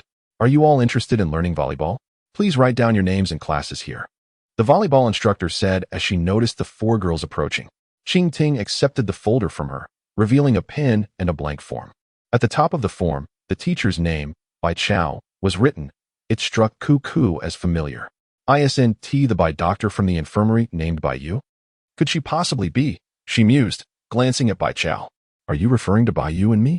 She is my sister. We share the same birthday and named ourselves after Chao from Fengshan Chao, Bai Chao responded, her keen hearing catching Cuckoo's words. Indeed, that name suits you well. Both Bai teachers are quite fit, Qing Ting and Cuckoo remarked as they completed their names. The folder made its way to Tong Duo, who felt a pang of envy at their figures. After jotting down her class, she suddenly questioned, why do we need to write our class as well, Bai teacher? Are there students from other classes? Yes, classes 5 and 6 share physical education lessons, Bai Chao explained just as a figure appeared at the entrance of the playground. Li Meiqin entered, scanning the area until her eyes brightened upon spotting Bai Chao, and she hurried over. However, halfway there, she noticed Qing Ting and the others, halting abruptly. Her expression conflicted. What are you doing just standing there, class monitor? Didn't we agree to play volleyball together? Two girls followed Li Meiqin, curious about her hesitation. The impression Qing Ting left on her 2 months prior lingered heavily, and after much deliberation, Li Meiqin shook her head. No, you all go ahead. I'm going to find the badminton teacher. Just as she turned to head toward the badminton court, someone unexpectedly grasped her hand. We had an agreement. Your word should count. Exactly, you can do it, class monitor. One girl pulled Li Meiqin, while another pushed her from behind, forcibly guiding her to Bai Chao. In the meantime, Tong Duo and Jing Shi had already filled out their names and classes. Bai Chao took the folder and handed it directly to Li Meiqin. If you wish to learn volleyball, please write your name and class here. Li Meiqin appeared distressed. Let me help you with that, said one of the girls, snatching the folder and inscribing their names inside. As time elapsed, more and more students filtered into the playground. Li Meiqin yearned to escape, but her roommates wedged her in, leaving her no opportunity to slip away. As the class bell rang, whistles began to sound, including Bai Chao's. All right, we have waited long enough. Let us line up and commence our lesson. A similar scenario unfolded among Wei Lai and his group. The basketball coach, well acquainted with their prior physical education experience, handed each of them a basketball and led them outside for shooting practice. As they exited the rain and wind playground, Wei Lai glanced towards the volleyball court, spotting both Xiaoting and Li Meiqin together. How did they end up together? What are you standing there for? Let us go. After practice, we have a match to prepare for. Wang Zi urged from the front, prompting Wei Lai to carry the basketball outside. I'm not the only one here. Your urgency is futile. He hoped the teacher would be present to prevent any potential conflicts. A modest portion of the volleyball class consisted of boys, which surprised Bai Chao. As previously, only 2 or 3 boys had attended. After teaching the fundamental techniques of volleyball, she instructed them to pair up for practice, leading several boys to gravitate towards Qing Ting, shedding light on the situation. They were merely youthful boys, unable to restrain themselves in the presence of attractive girls. Tong Duo and Cuckoo exchanged glances, alarmed at the prospect of Qing Ting being harassed by some boy, fearing the class monitor's wrath. Step away. You're not needed as practice partners for our vice class monitor, Tong Duo exclaimed, warding off the oblivious boys with the volleyball given by Bai Chao. Cuckoo positioned herself beside Qing Ting, vigilant against the advances of the boys. With no opportunity left, the boys exchanged glances and dispersed. Not far off, 3 boys spotted Li Meiqin practicing passing against the wall, their eyes lighting up as they approached her. Li Meiqin, her hair in a ponytail for convenience, found it slipping out of her hair tie during exercise. After a few successful passes, she held the volleyball in one hand while letting her hair down with the other. Just as she placed her hair tie in her pocket, the 3 boys surrounded her. Class monitor, let us play together. Yeah, I noticed your passing technique is quite adept. You must have learned before. Li Meiqin found herself at a loss. She was still a novice, just beginning to grasp the basics, and how could she teach others? However, the 3 boys were classmates, and refusing them would not reflect well. Just as she considered randomly selecting one to agree, a volleyball squeezed between the boys, pushing them apart, and a beautiful, warm hand grasped her wrist. Meiqin, let us practice together. Ignore them, said Qing Tian, clutching her volleyball and pulling Li Meiqin towards a corner. This unexpected turn left Cuckoo and Tong Duo in astonishment. Did they know each other? They did, but they were far from friends. Tong Duo relayed everything she knew to Cuckoo, whose eyes sparkled with excitement, as if a fire ignited within. This is too thrilling. Duo, let us hurry and see what shouting is up to. Kuku quickly urged Tong Duo to follow her towards the corner. Concerned for their safety, Duo didn't resist. In the corner of the stormy playground, Chi Tian placed her volleyball deep into the corner and turned to Li Mei-chin. Mei-chin, use your ball. Let us practice volleying. I saw you did quite well just now. All right, Li Mei-chin responded, still bewildered that Chi Tian sought her out. However, noticing that the boys from their class had already departed, she felt she had no other choice. After nervously volleying a few balls with Chi Tian, Li Mei-chin discovered that in their private interactions, Chi Tian was not as intimidating as she had presumed. Her graceful features and striking physique stirred something within Li Mei-chin, even as a fellow girl.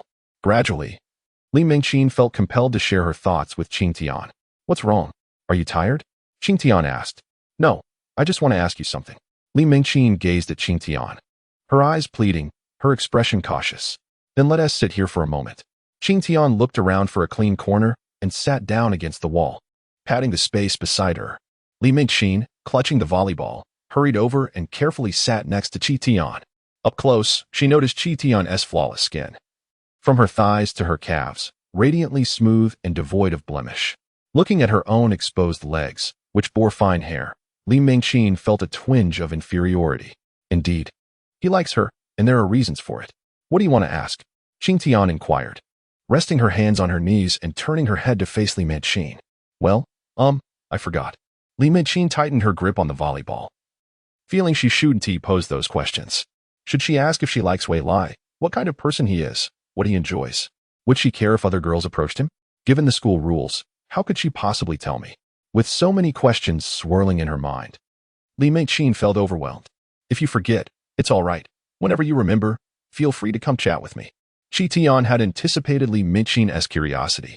Leaning back against the wall, she added, actually, I have things I've wanted to say too. Sometimes I wish to confide in someone. Really? Li Mei-chin couldn't believe that there was anything she couldn't discuss with Wei Lai, considering their relationship.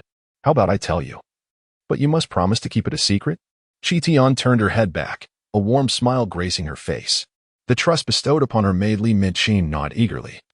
Yes, I promise. Stealing a glance at the two boys observing them from a distance, Chi Tian leaned back against the wall and whispered, you see, I've liked a fool for a long time, so long that I can't even remember when it started. I just know that I enjoy teasing him every day. It brought me such joy. She must be talking about Wei Lai. He truly is pitiful being constantly teased. Li Mei-chin listened in silence, hugging the volleyball tighter. I don't know if that qualifies as love, but I believe he feels something too, though he is uncertain, just like me. Otherwise, he would have run away long ago and wouldn't have promised to stay together. So, this is the innocent emotion they share. I truly envy them. Li Mei-chin held the volleyball even more tightly, feeling that perhaps not being part of their dynamic was for the best. But a fool is still a fool, and particularly timid. Even when he has feelings, he just refuses to express them. What do you plan to do about it? Li Mei-chin ventured to ask. What else can I do? I can't just wait around. If he lacks the courage to define things, I'll help him understand bit by bit what love is. After all, I'm the one who fell for a fool, so this is my own doing. Li Mei-chin was taken aback, turning to face Chi Tian. The school forbids relationships. You wouldn't dare confess to him, would you? Before she could voice her thoughts, Chi Tian smiled slightly and playfully winked. But I want to confess. I don't want that big fool to impulsively agree and then regret it later. I'll teach him slowly, making him realize whether he has room in his heart for only me. He must confess to me. I've never lost in this game, and I absolutely cannot lose this time. Isn't that exhausting? Conveying feelings without words is far too challenging. It's like planting a tree, waiting for it to grow isn't enough. I want it to bear fruit, and it must be fruit that belongs solely to me. Though watering, fertilizing, and pest control are arduous tasks, there is no other way. This is my dream. One day, under the warm sun, I long to hear him utter those long-awaited words. The afternoon sunlight streamed through the glass window, casting shadows on the wall opposite them. Chi Tian gazed at the play of light, while Li Mei-chin couldn't help but steal glances at the girl beside her. The smooth, delicate face, now devoid of the flush from playing, bore a single bead of sweat at her temple, glimmering subtly. Previously, Li Mei-chin thought that Wei Lai's teasing would be torturous. But now she realized how challenging it was for the girl beside her, someone her age, who knew she could easily have what she desired, yet still waited with caution. Wei Lai is truly fortunate to have such a childhood friend devoted to him. This bond is irreplaceable in my lifetime. Gradually, Li Mingqin picked up the volleyball. Standing to her feet, resting it against her waist, and extending a hand to Qi Tian. It's probably almost time for class. Let us return the volleyball to the teacher together. Indeed, Qi Tian agreed, taking Li Mingqin's hand and effortlessly rising from the ground. As the class bell rang, Bai Chao blew the whistle hanging around her neck, signaling everyone to return their balls to her cart. Suddenly, a commotion erupted outside. Just as Li Mingqin and Qi Tian placed their volleyballs into the cart, Tong Duo rushed to the entrance, calling out, shouting, "Come quickly. Something big has happened." "It's the class president and the others." "What happened?" Qi Tian asked, hurrying forward, with Li Mingqin closely behind. Upon reaching the outdoor basketball court, they found it surrounded by a throng of people. Excited girls occasionally shouted, "He is coming. She is coming." Qi Tian rose on her toes to see, while Li Mingqin also tried but could only jump to catch a glimpse. In the midst of her flowing hair, she spotted Wei Lai, gripping a basketball and skillfully sinking it into the hoop. The afternoon sun was not particularly intense, yet the atmosphere surged with energy. As beads of sweat cascaded from Wei Lai's hair, sparkling in the sunlight, he looked incredibly handsome. No, he was simply charming. A flutter of excitement stirred within Li Mingqin, but seeing Qi Tian nearby, she quickly suppressed her feelings. In the midst of the crowd, numerous first-year students, freshly released from class, mingled with those from the second and third years, including Li Xiaya. "Sister, what brings you here?" Li Mingqin exclaimed upon noticing something peculiar in Li Xiaya's gaze, prompting her to swiftly bypass Qing Ting and approach her. A significant portion of the second and third-year students had simply come to borrow badminton equipment from the sports equipment room at the rain-soaked playground, intending to unwind.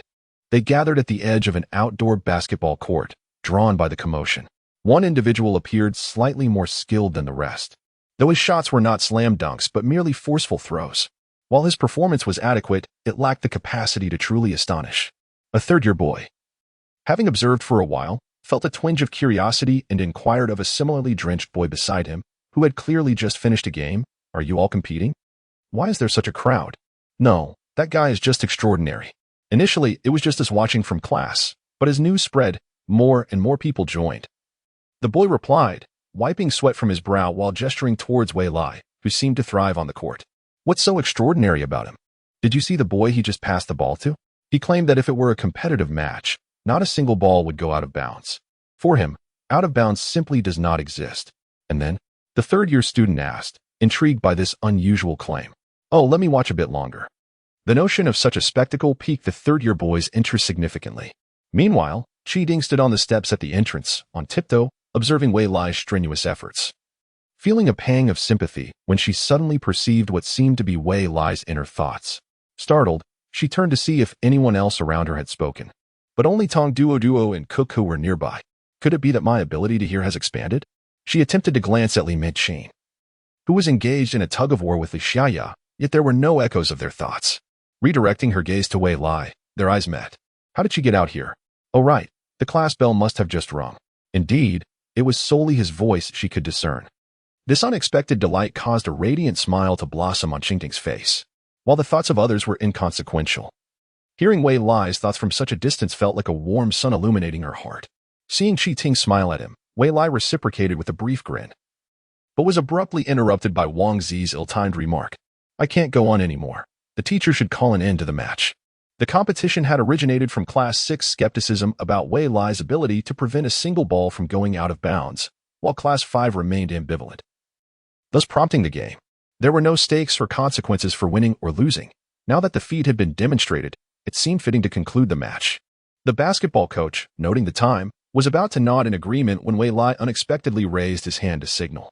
The other players exchanged glances, feeling a sense of reluctance, yet their stamina was indeed waning, leaving them in a state of indecision.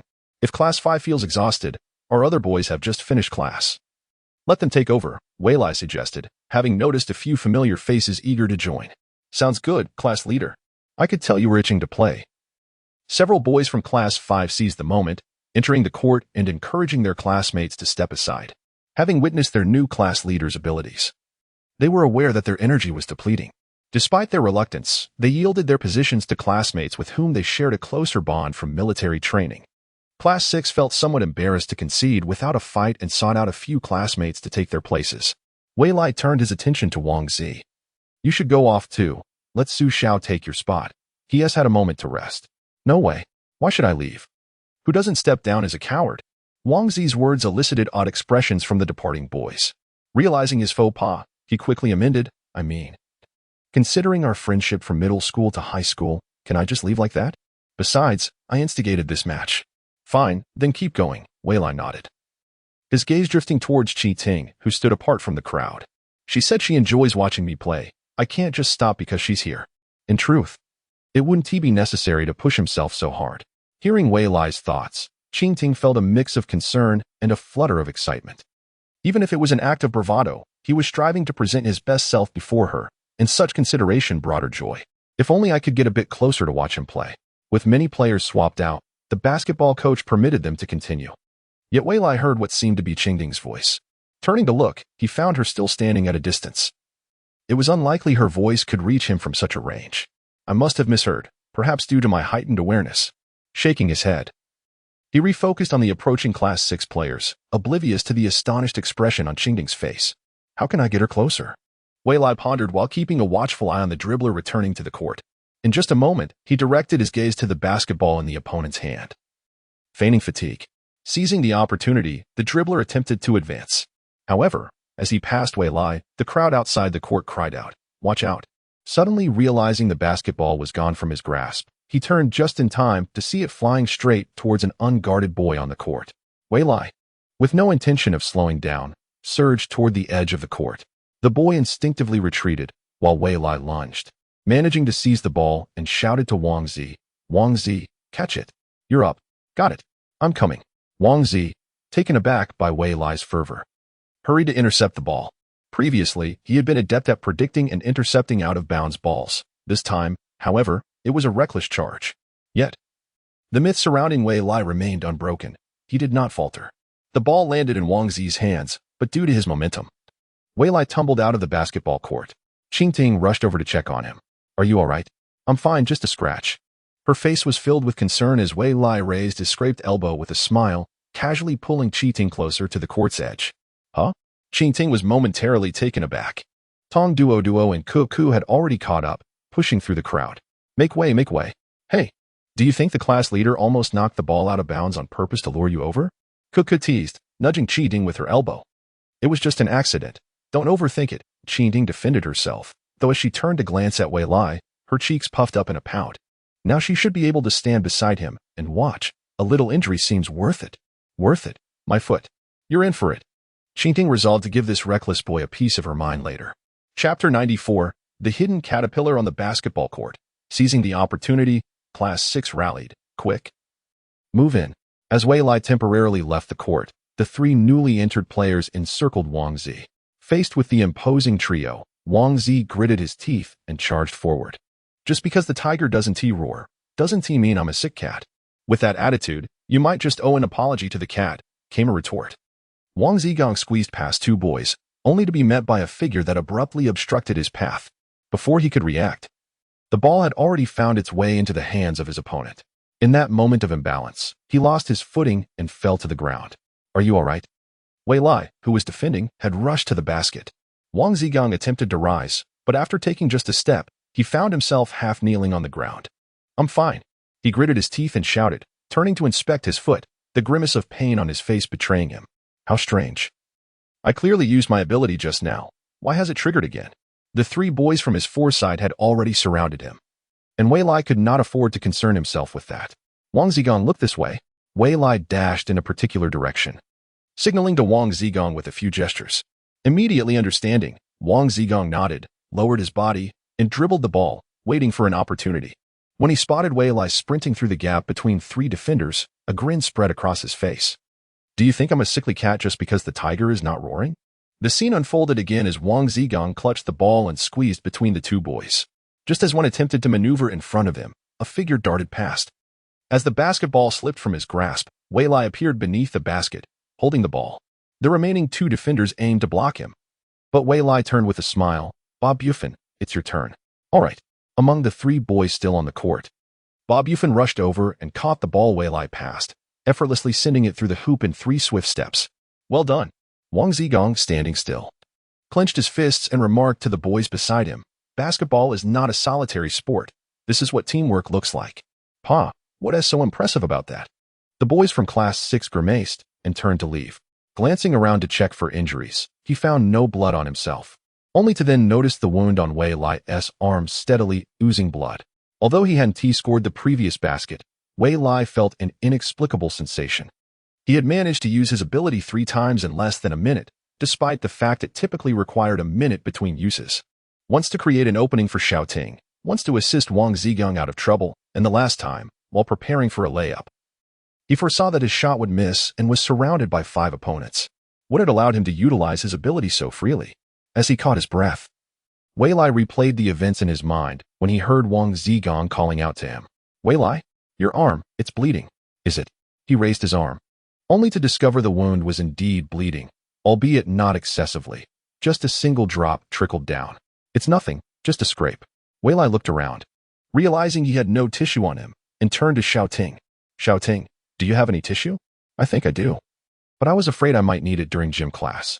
Tong Duo, hearing this, rummaged through her pockets and found a tissue, only to realize it was unnecessary at that moment. Qing Ting approached with a stern expression, pulling him away as if she were a newlywed wife dragging her husband back from mischief. If only she had yanked his ear, it would have been more fitting. Wang Zigong stood dazed, realizing it was the first time he had seen Qing Ting angry with Wei Lai. It was indeed a rare sight. As he observed Wei Lai, Qing Ting, and the boys from Class 6, Wang Zigong sensed the tension and shouted, "What are you all staring at? Is it strange that the class leader is injured and the vice leader is taking him to the infirmary? Even without him, we still crushed you." Such bravado. The boys from Class 6 were not to be outdone, feeling even more humiliated after allowing anyone but Wei Lai to score. Mengqin, why did you pull me out here? Li Xiaya questioned as Li Mengqin dragged her from the basketball court towards the teaching building. She couldn't comprehend why her usually timid cousin had suddenly turned assertive. I wanted to ask you why you came to the court. ISN to the student council recruitment today? Shouldn't you be busy? Li Mengqin stared wide-eyed at Li Xiaya. Li Xiaya's gaze towards Wei Lai earlier had mirrored that of the other girls surrounding the court, which was highly unusual.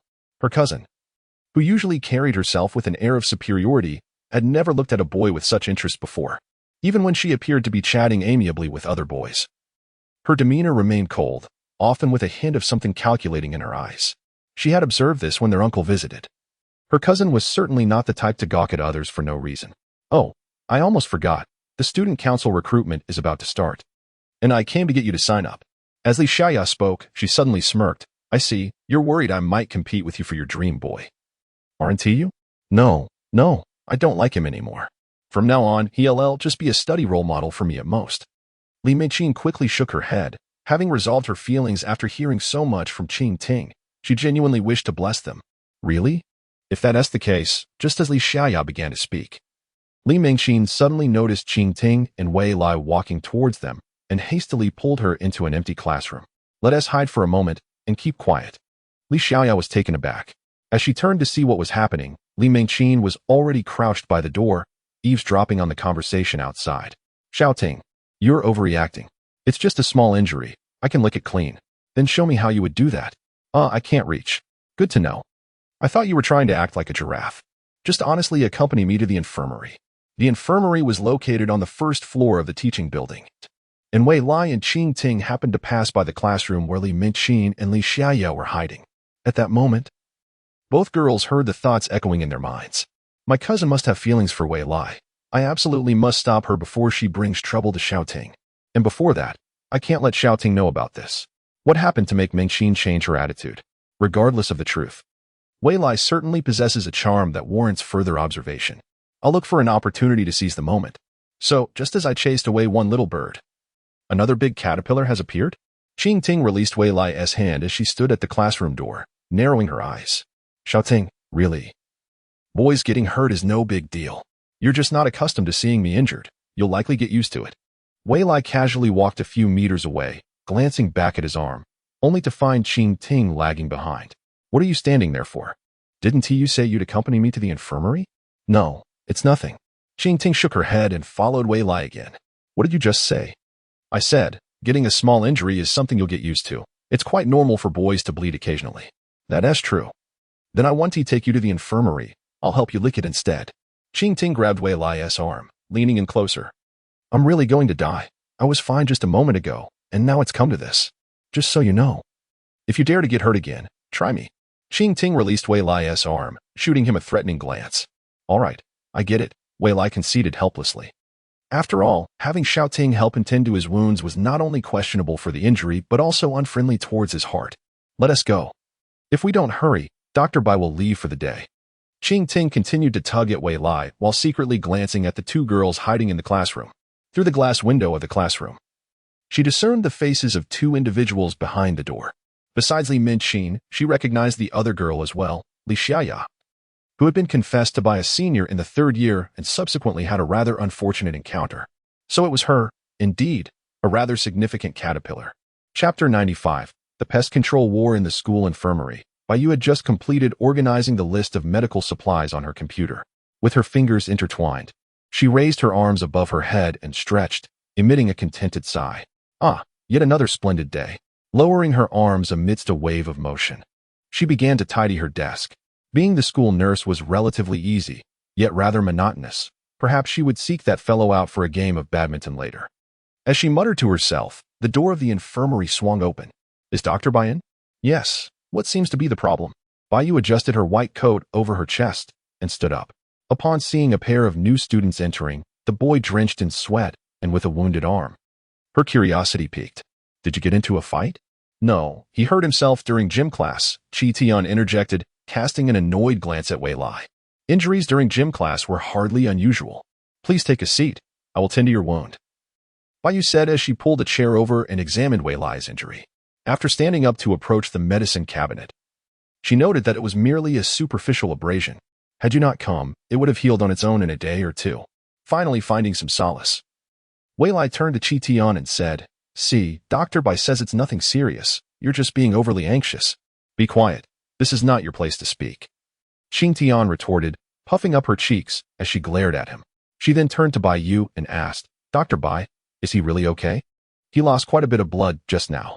Yu glanced at Qi Tian, seemingly understanding her concern. Initially, it was indeed a trivial matter. If he rested quietly, the wound would close naturally. However, seeing how drenched in sweat he was, it appeared he had continued playing after the injury without proper care. That is not advisable. Repeatedly straining the wound could lead to infection. We must clean it. Retrieving medical cotton and iodine from the cabinet, Yu returned to Wei Lai's side. Qi Tian watched attentively as Wei Lai reluctantly extended his arm. It might sting a bit. Bear with it. It's fine. Do as you wish, Wei Lai replied. Just as he finished speaking, Yu chuckled softly, ready to apply the iodine when Qi Tian suddenly tugged at her sleeve. Dr. Bai, may I do it instead? Sure. Yu nodded, handing over the supplies while observing the glimmer in Qi Tian's eyes. The bond between these two is quite remarkable. It reminds me of my own youth. With her back turned to them, Yu sighed inwardly, only to be startled by a dramatic exclamation. Ouch. Qi Tian, are you applying medicine or inflicting torture? Bear with it. Didn't you say it was fine? This is my first time treating someone, and I lack experience. I will get better with practice. With a gentle smile gracing her face, Qi Tian continued, while Wei Lai could only suppress his complaints internally. She treats me like a goldfish. Clearly, when I first got injured, she used alcohol to clean my wounds, and now she is torturing me. Qi Tian looked up at Wei Lai, causing him to feel a pang of guilt. I remember giving you a goldfish. What happened to it? Did it end up in the soil or in a cat's belly? That goldfish is still alive and thriving. Qi Tian replied, reminiscing about happier times. It's remarkable that it has lasted so long. My mother is even contemplating whether to give it away for study. Did you end up giving it away? Of course not. It belongs to me. How could I part with it? I never agreed to that. Oh, in the brief exchange, the medicine was applied, and Qi Tian expressed her gratitude. Thank you, Dr. Bai. The afternoon was peculiar. She realized she could hear Wei Lai's thoughts from several meters away, leaving her perplexed. The only clue to unraveling this mystery was Wei Lai's unusual nature. It was clear he was not like others during their game. He had mentioned possessing abilities similar to hers. Whether this was mere coincidence or indicative of a deeper connection remained uncertain. Hence, these two matters warranted further investigation. Qi Tian walked in silence, while Wei Lai, unable to contain himself, spoke up. I don't mind you wearing short sleeves, but those shorts, just showing a bit of thigh, make me uncomfortable. Can we discuss something? Are you really concerned? Chi playfully emerged from behind him, her eyes mischievous. Perhaps a little. It just feels like it might attract unnecessary attention. Hee hee, what if I said I wore them specifically for you? Would you still care? A glint of mischief sparkled in her eyes. Wei Lai was momentarily speechless.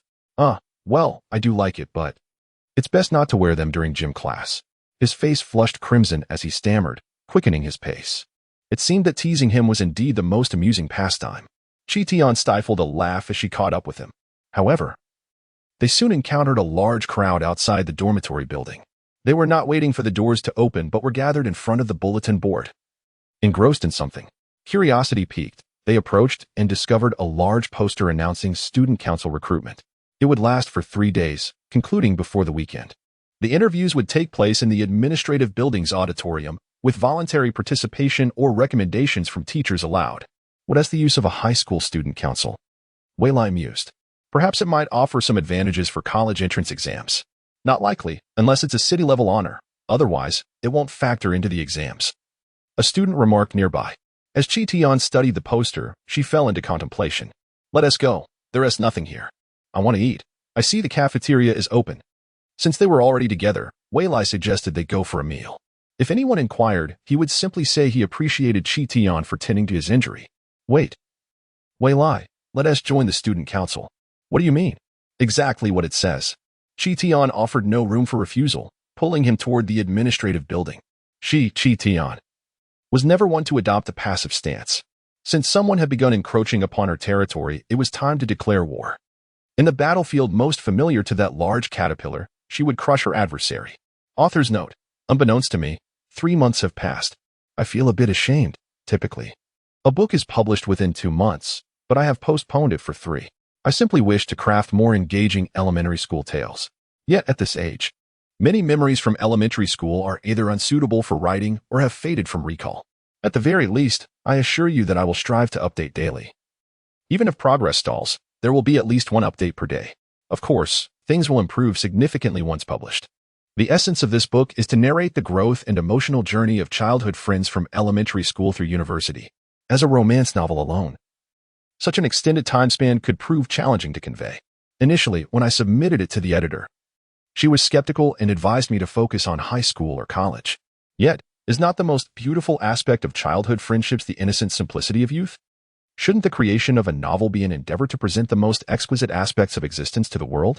Despite the pressure, I resolved to commence my writing journey from elementary school, only to be met with a barrage of critiques, laughs. Currently, my collection stands at a mere 7,000. Barely scratching the surface, and the number of recommendations is modest. Given these results, one might assume that an author like me, with such a substantial word count, would find it challenging to continue. This realization has illuminated for me why so many authors who write about childhood sweethearts often fade away. There is a lack of conflict and a dearth of diverse female protagonists to captivate readers and broaden the audience. However, shall we concede to such circumstances? Absolutely not. Let us, together, demonstrate that pure love between childhood friends still holds promise. In this battleground of chaos, amidst political strife and dissent, let our unwavering bond prevail as we embark on a quest to vanquish the minotaurs ensnared in darkness.